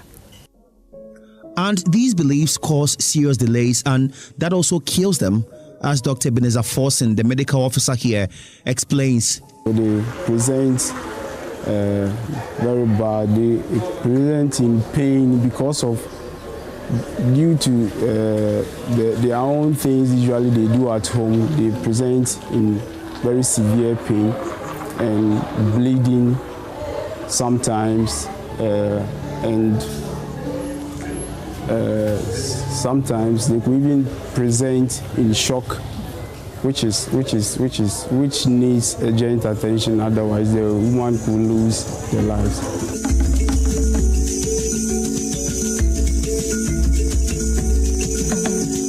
This is what culture can do. This is the extent people can go in the name of that invisible bond which ties people together. Some can even die for that. These things are happening in the villages here in Nkwanta in the Volta region.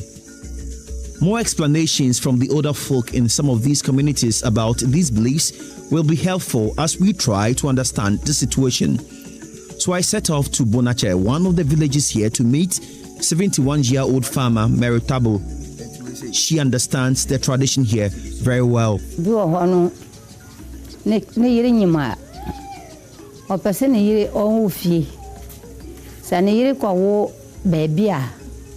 Ebia no yira no ko wafa no ko na achia no ko no wonti ma obi amba ntimi mbabo na amane se ya fie dia ande obehu se ne yire no wafa na achi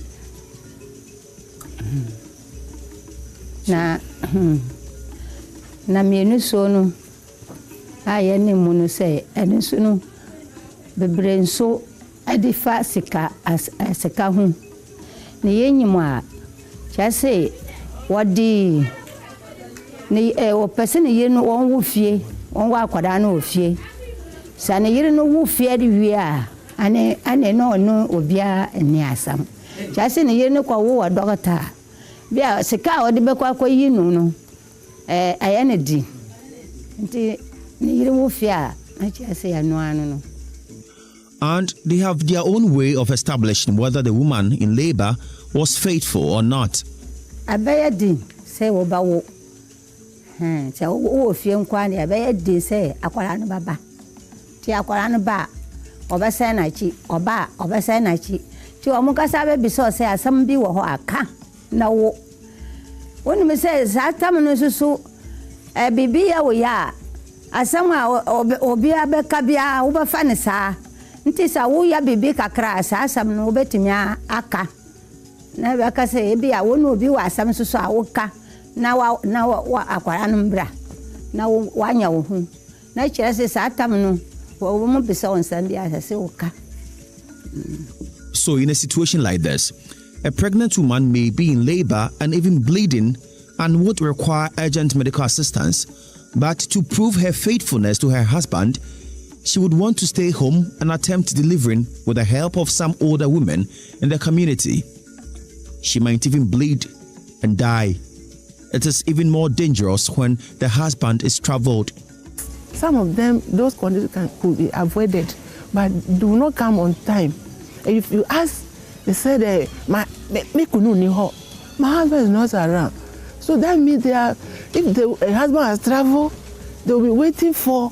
So you could imagine how many will die in the homes that we will not be aware of because of that. So we continue to educate them. Does it mean the husband must be there before the decision will be taken? That means the delay. And if the husband comes to, they have to gather and then decide. So you could see that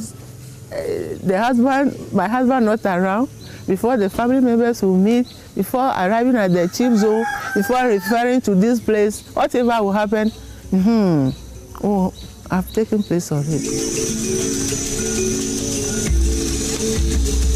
A mental health nurse at the Pasa Health Center, Emmanuel Nate, confirmed epilepsy cases are high in his area because of these delays. once they are delivering in the house, the environment may not be very clean, so there may be infections that may set in to also go into affect the brain, which may lead to epilepsy or mental disorder.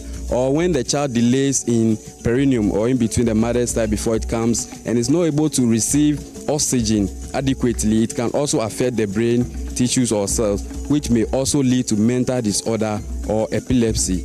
And that has also resulted in the high epileptic cases in that part of our district. Thanks to intensified education and advocacy, the tables are turning now. The good thing about the whole situation is the traditional authorities are in favor of we intensifying our education to their people. So we have the support of the traditional leaders, and it is beginning to yield results. These results show in the number of pregnant women who are now visiting health centers for delivery. Thanks to the community-based health planning and services initiative popularly called CHIP centers, the lives of these pregnant women are being saved. Director General of the Ghana Health Service, Dr. Anthony Nsiasari, is excited with this. Now CHIPS is our lowest level of healthcare. We want to make sure that every CHIP center, at least every CHIP zone, covers about 5,000 population, so that people can get to a trained, skilled person to deliver.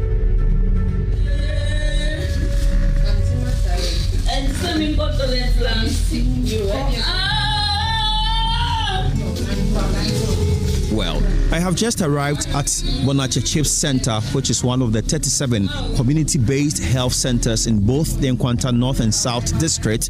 And what is happening here now confirms that the education is working. A lady is in labor and has come here to deliver.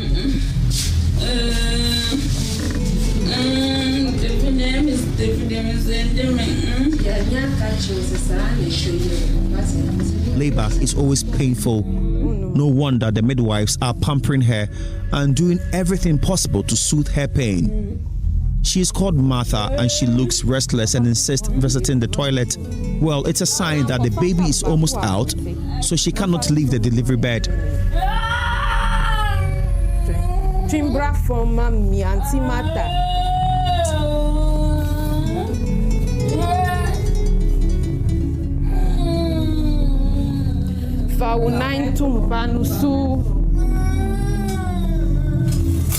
Martha's mother is around and she equally looks restless.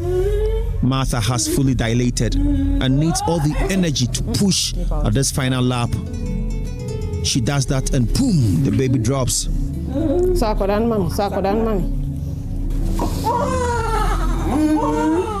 It's a boy and everybody here is excited.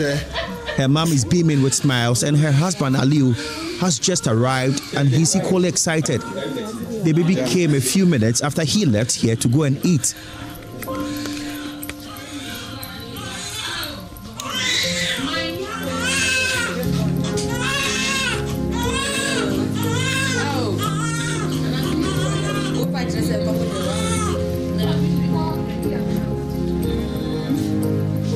I come to be serious. Dear Ben Namuniaji. Oh, manya will Friday, manya Agyapong. Manya, I met my friend one day as one and I made it. Tell me the pounds, manya will fry. Now, Obana Bema. Bema. It's needing to say, and now Yantunidi. Yantunidi. They didn't buy it. And it appears Martha has soon forgotten about those labor pains moments ago. I come at 3. Obesa wotre. Fashion. Awo yesi awo nye yakura na besa wotre no. Ya, nsumi here phone tino. Here phone. Fashion. Ade na here phone. Sansa me wo phone na meji me hwe omo so. Nti na me pe phone be ho. Nti we your firstborn. Fashion. The point of delivery in our part of the world is gradually becoming synonymous with the war front or a point of no return. Many women get there and die. No midwife or doctor would ever be happy for a woman in labor to die in their hands. So it is always joy for them when there is a problem-free delivery. It is the reason Ms. Aratu Bolanli, the midwife in charge of this CHIP center, is all smiley.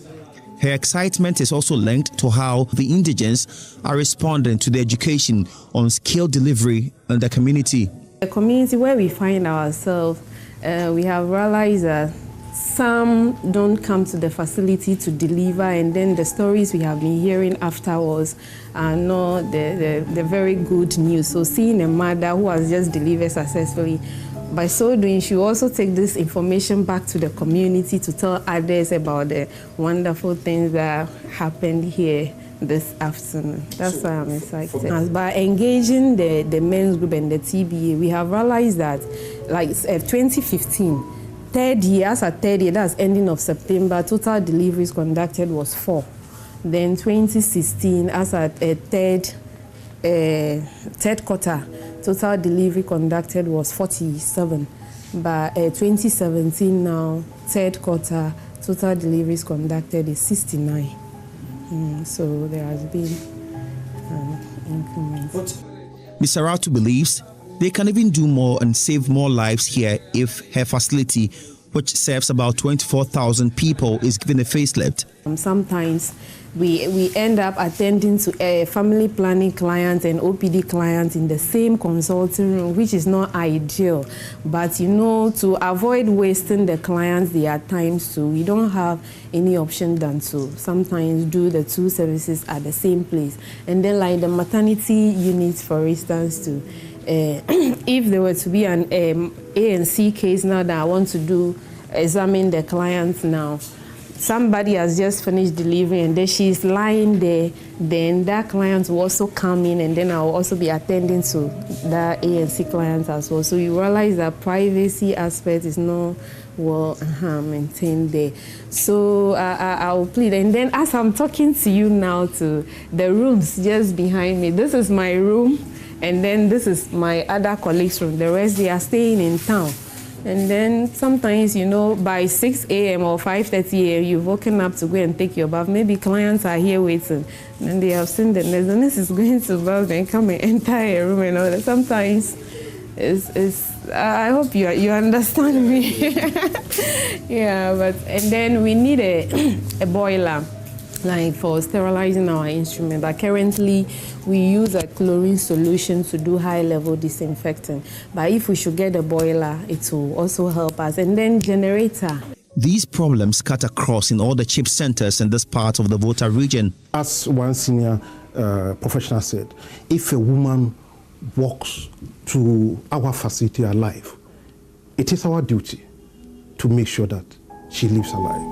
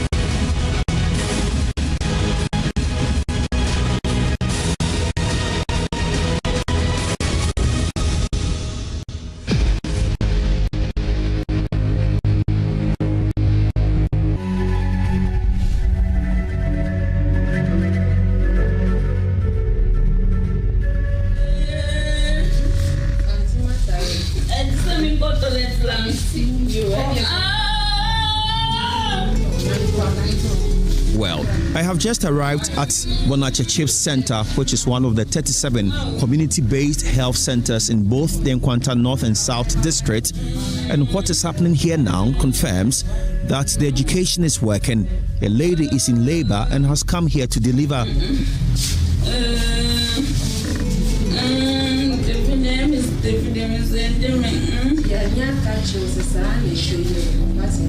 Labor is always painful. No wonder the midwives are pampering her and doing everything possible to soothe her pain. She is called Martha and she looks restless and insists visiting the toilet. Well, it's a sign that the baby is almost out, so she cannot leave the delivery bed. Twimbra from Mammy, Auntie Martha.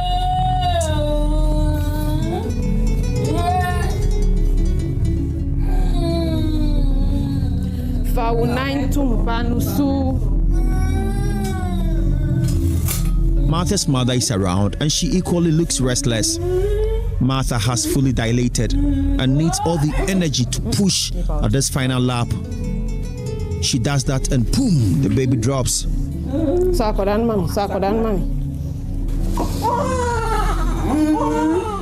It's a boy and everybody here is excited. Her mom is beaming with smiles and her husband Aliu has just arrived and he's equally excited. The baby came a few minutes after he left here to go and eat.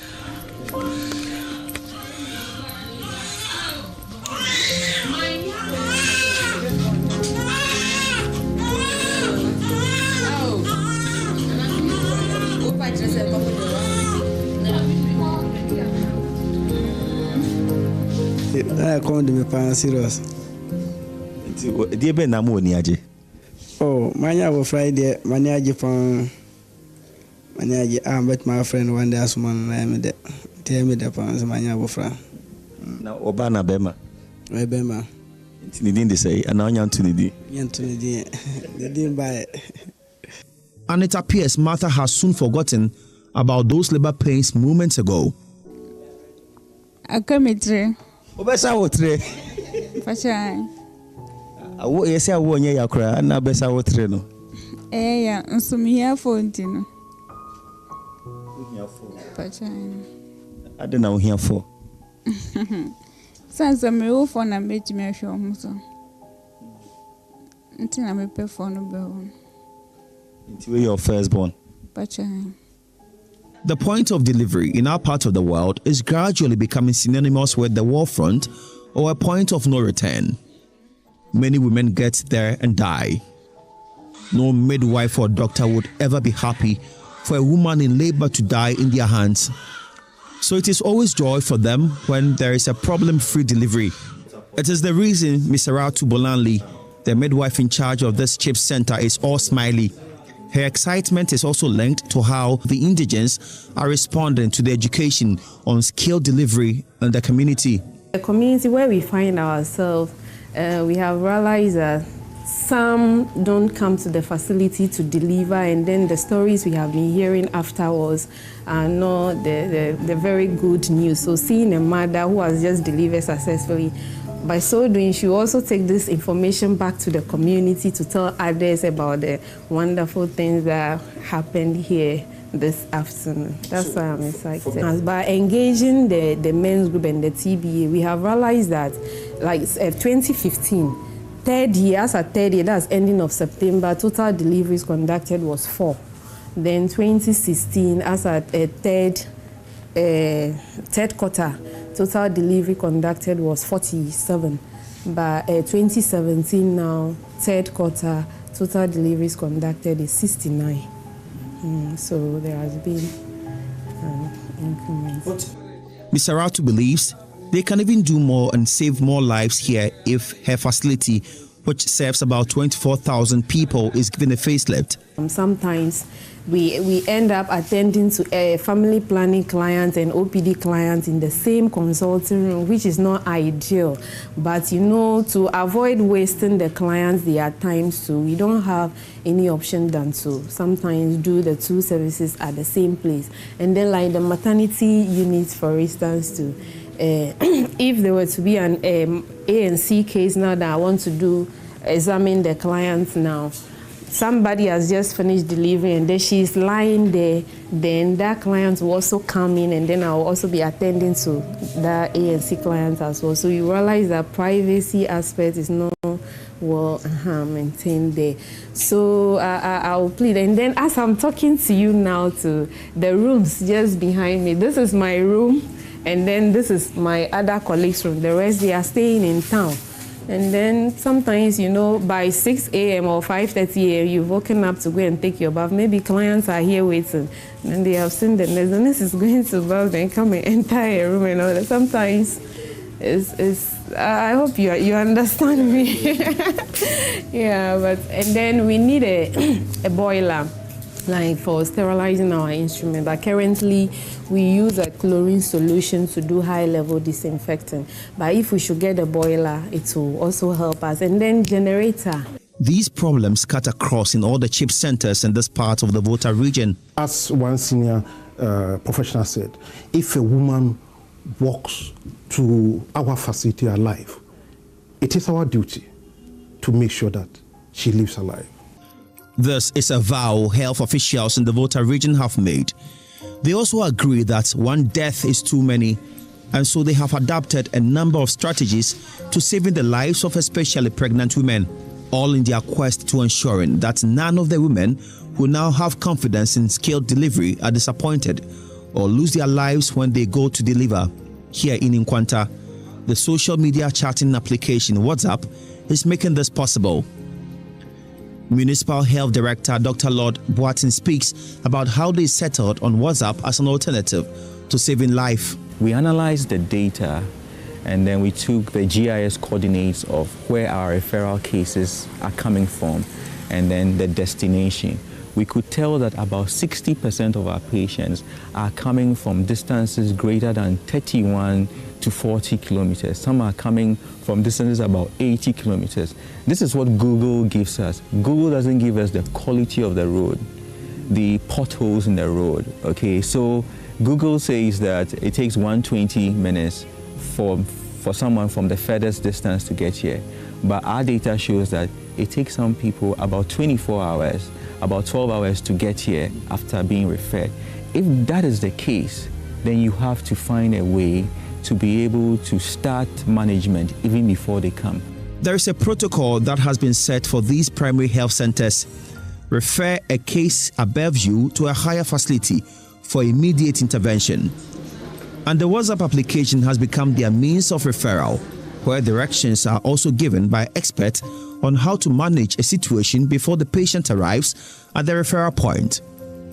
Dr. Kutu Acheampong, the acting medical superintendent of Nkwanta South Hospital, says the impact has been great. Immediately you have a case that is beyond you, you take a picture of the referral, then you upload it on the WhatsApp page so that the facility will be prepared to wait for you.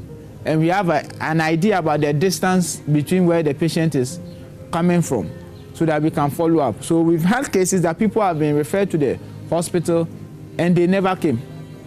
But because we are in constant touch on WhatsApp, the referring facility got to know that the people didn't come here. So they followed up, and after a day, they realized that the person had rather gone home. So in this case, they went back to the person and advised the person to come. So the next day, the person arrived. In the past, this person would have been lost to follow up because the referring facility would have assumed the patient was with us, and we would have not known that somebody had even been referred to us. So now we get to chase and we get to track them. So if you don't come, somebody is sent to your home to go and find out why you are not coming. If there's a need for them to bring you, they will bring you with their own car. When you come here, then you'll be asked to pay for the transportation later. All the sub-district health teams and health staff are on this platform. Dr. Lord Boatin says it has drastically cut down on delays.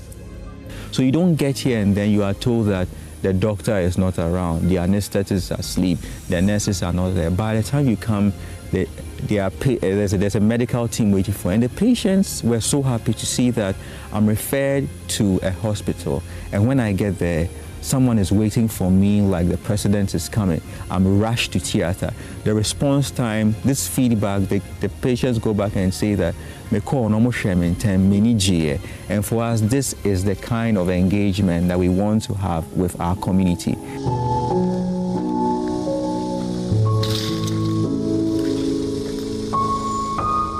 In one of the deprived communities here in the Nkwanta district called Gabonguli, health officials manning the CHIP center with the help of WhatsApp recently saved the life of a pregnant woman. The road to that town is so bad that no vehicle wants to ply that road. Motorbikes are what they depend on. It is a cold community because of the many mountains around and its proximity to the Volta Lake. It has a rocky environment and their mud thatch roof buildings are far from one another. I meet two nurses, Richard Noel and Paulina Dogbazi, who used the WhatsApp platform to save that pregnant woman. Esther Zagodo reported with severe abdominal pains, and they tried all they could, but the pain would just not go away. Apparently, it was ectopic pregnancy. I explained what ectopic pregnancy to her, that this case cannot be managed here unless I refer her to Nkwanta to go and do scan. If they go and the scan show that it's not ectopic, whatever it is, they will treat her. So she agreed on it. We have a page, a WhatsApp page, that if you have any case concerning maternal health, you put it on the page before you refer the client. So that's what I did. I just pasted the referral form on the page. So it was there before they go to Nkwanta. By here in Gabon, the ability to refer a dying patient via the WhatsApp is dependent on the availability of network. The community has one of the poorest, and that affects their operations, as Richard Noel explains. The network, you have to be going to vantage some demarcated areas before we can have access to the network. Like what? Like the school park, then the clinic, where the pavilion is in the clinic. That is where you get very strong networks to send informations or likewise receive. So sometimes you have to, I remember I had a rope attached to a bag with a rope attached to it, hanged in front of the clinic entrance. That is where you put the phone, so that if anybody calls you, you can receive it. So when it rings and you can't leave the phone, then what do you do? When it rings, you pick and then you stand at where the bag is hanging. Or else when you move, it goes off. According to the World Health Organization, poverty and inequity are underlying contributors to many maternal, newborn, and child deaths. And evidence shows that poor households have more than twice the risk of mortality of wealthy households.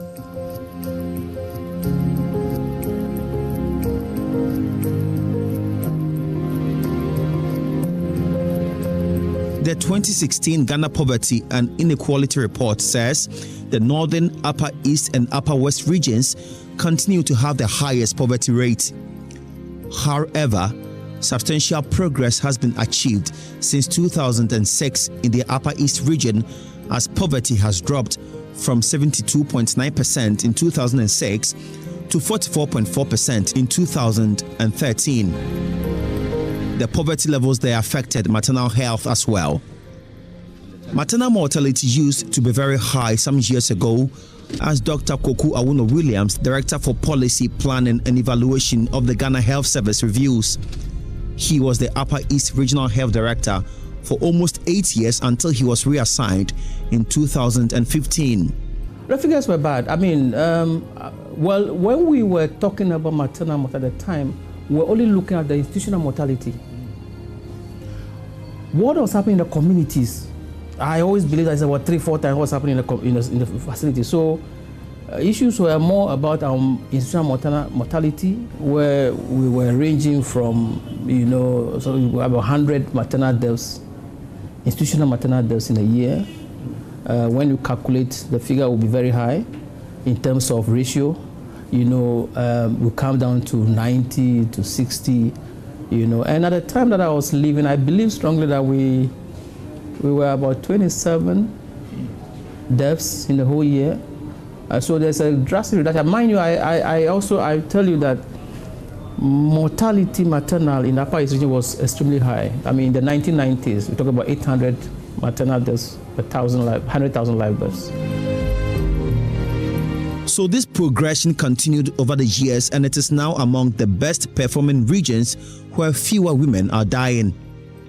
I am heading to the Upper East region to investigate how health officials there are working hard to reduce the rate of maternal deaths. My visit to a number of communities revealed that here too our wives, mothers, sisters and daughters are dying in the name of culture and tradition. It's an indigenous community. They are very particular about their culture. I have come to the Barbary Chip Zone in the Boko Central constituency, and nurses here have so many stories to share about how pregnant women are prevented from eating some foods because of superstition. The only midwife man in this facility, Alice Yeboah, says it is very frustrating getting the people to demystify so many of these beliefs. They have this whole thing that if you eat an egg, the child will be a thief.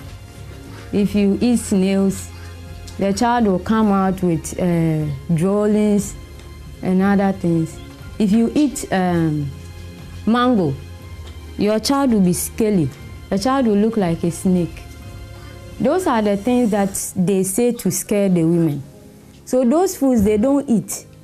And whilst we are giving them the iron folic acid supplement, it makes them hungry. Some of them, that's what they say. And then their food will be one way. So probably the iron folic acid will not even work because it needs vitamin C too. And then they are telling you don't eat orange, don't eat mango. So those are the things. They scare them somehow by telling them some of these things. Safe delivery is a consequence of careful, healthy lifestyle where the pregnant woman deliberately has antenatal visits, taken to prescribed medicines and nutritious meals. These are essential for the survival of the mother and baby. But Razak Mohammed, who is in charge of the Baribari Chips Center, reviews that it's rare for a pregnant woman in this community to seek antenatal care because the concept of antenatal visits is against certain cultural beliefs.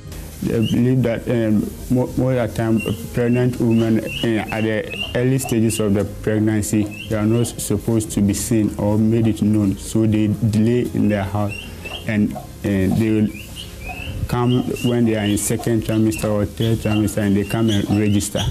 It also affect them. And sometimes when the woman is in labor, she wants to delay in the house with the perception that when she comes, her other colleagues will say that she is a weakling or she is a pharaoh, so she has to be in the house enduring the pain. So maybe sometimes complication can set in. By the time she comes to the facility, the complication has already gone high. So why do they believe that you mustn't be seen when you are pregnant for the first 3 months? So sometimes what happens is that they believe that it's a superstition, that is someone can do something against the child and it will affect the unborn child, whether the child will be born abnormally or the child will die during the pregnancy. So we are just trying to protect the unborn child. My interactions with the health staff here also revealed how powerful mother-in-laws are in this part of the Upper East region. Their roles cannot be underestimated. In fact, the survival of a pregnant woman and her baby depends largely on their mother-in-laws. I would say, aside the husbands, they are the decision makers. When it comes to here, once you get married, your mother-in-laws, they become your mother. Anything about your pregnancy, anything about delivery, and all the myths surrounding the pregnancy and everything, if you get a good mother-in-law, they will teach you what to do. If you don't, give you all these scary stories about coming to seek maternal care and stuff, and they listen to them. Because if you don't listen to your mother-in-law, you might have trouble somehow. That's what I've seen since I came here. So will the mother-in-law say, okay, let's rush her to hospital, let her deliver home, or what? Yeah, most of the time, that's what they do. And when they come with their mother-in-laws, almost all of them. So when the labor becomes difficult, probably there's poor maternal effort. All we need is to call the mother-in-law. They'll just talk to them and magically everything will be all right. So I would say they listen to them more. They are like, they are husbands somehow. That's how I would put it. These mother-in-laws usually take all the important decisions related to the pregnancy. They usually get it wrong, and this threatens the very lives of their daughter-in-laws. When the delivery process at home is getting out of hand, the Boku Presbyterian Hospital is where they end up. Sadly, the medical superintendent here, Dr. Clement Opon, tells me some of these expectant mothers do not make it to this hospital. within the district, when cases are supposed to be referred to the hospital, it's very, very difficult. We use motorcanes and other things. And this year, I've lost 2 patients from one health center just across here, Mongnori. When I was there, the midwife called me and told me that there is a case. We was in labor, the woman suddenly collapsed, and then he was supposed to send the patient to me. We were all ready.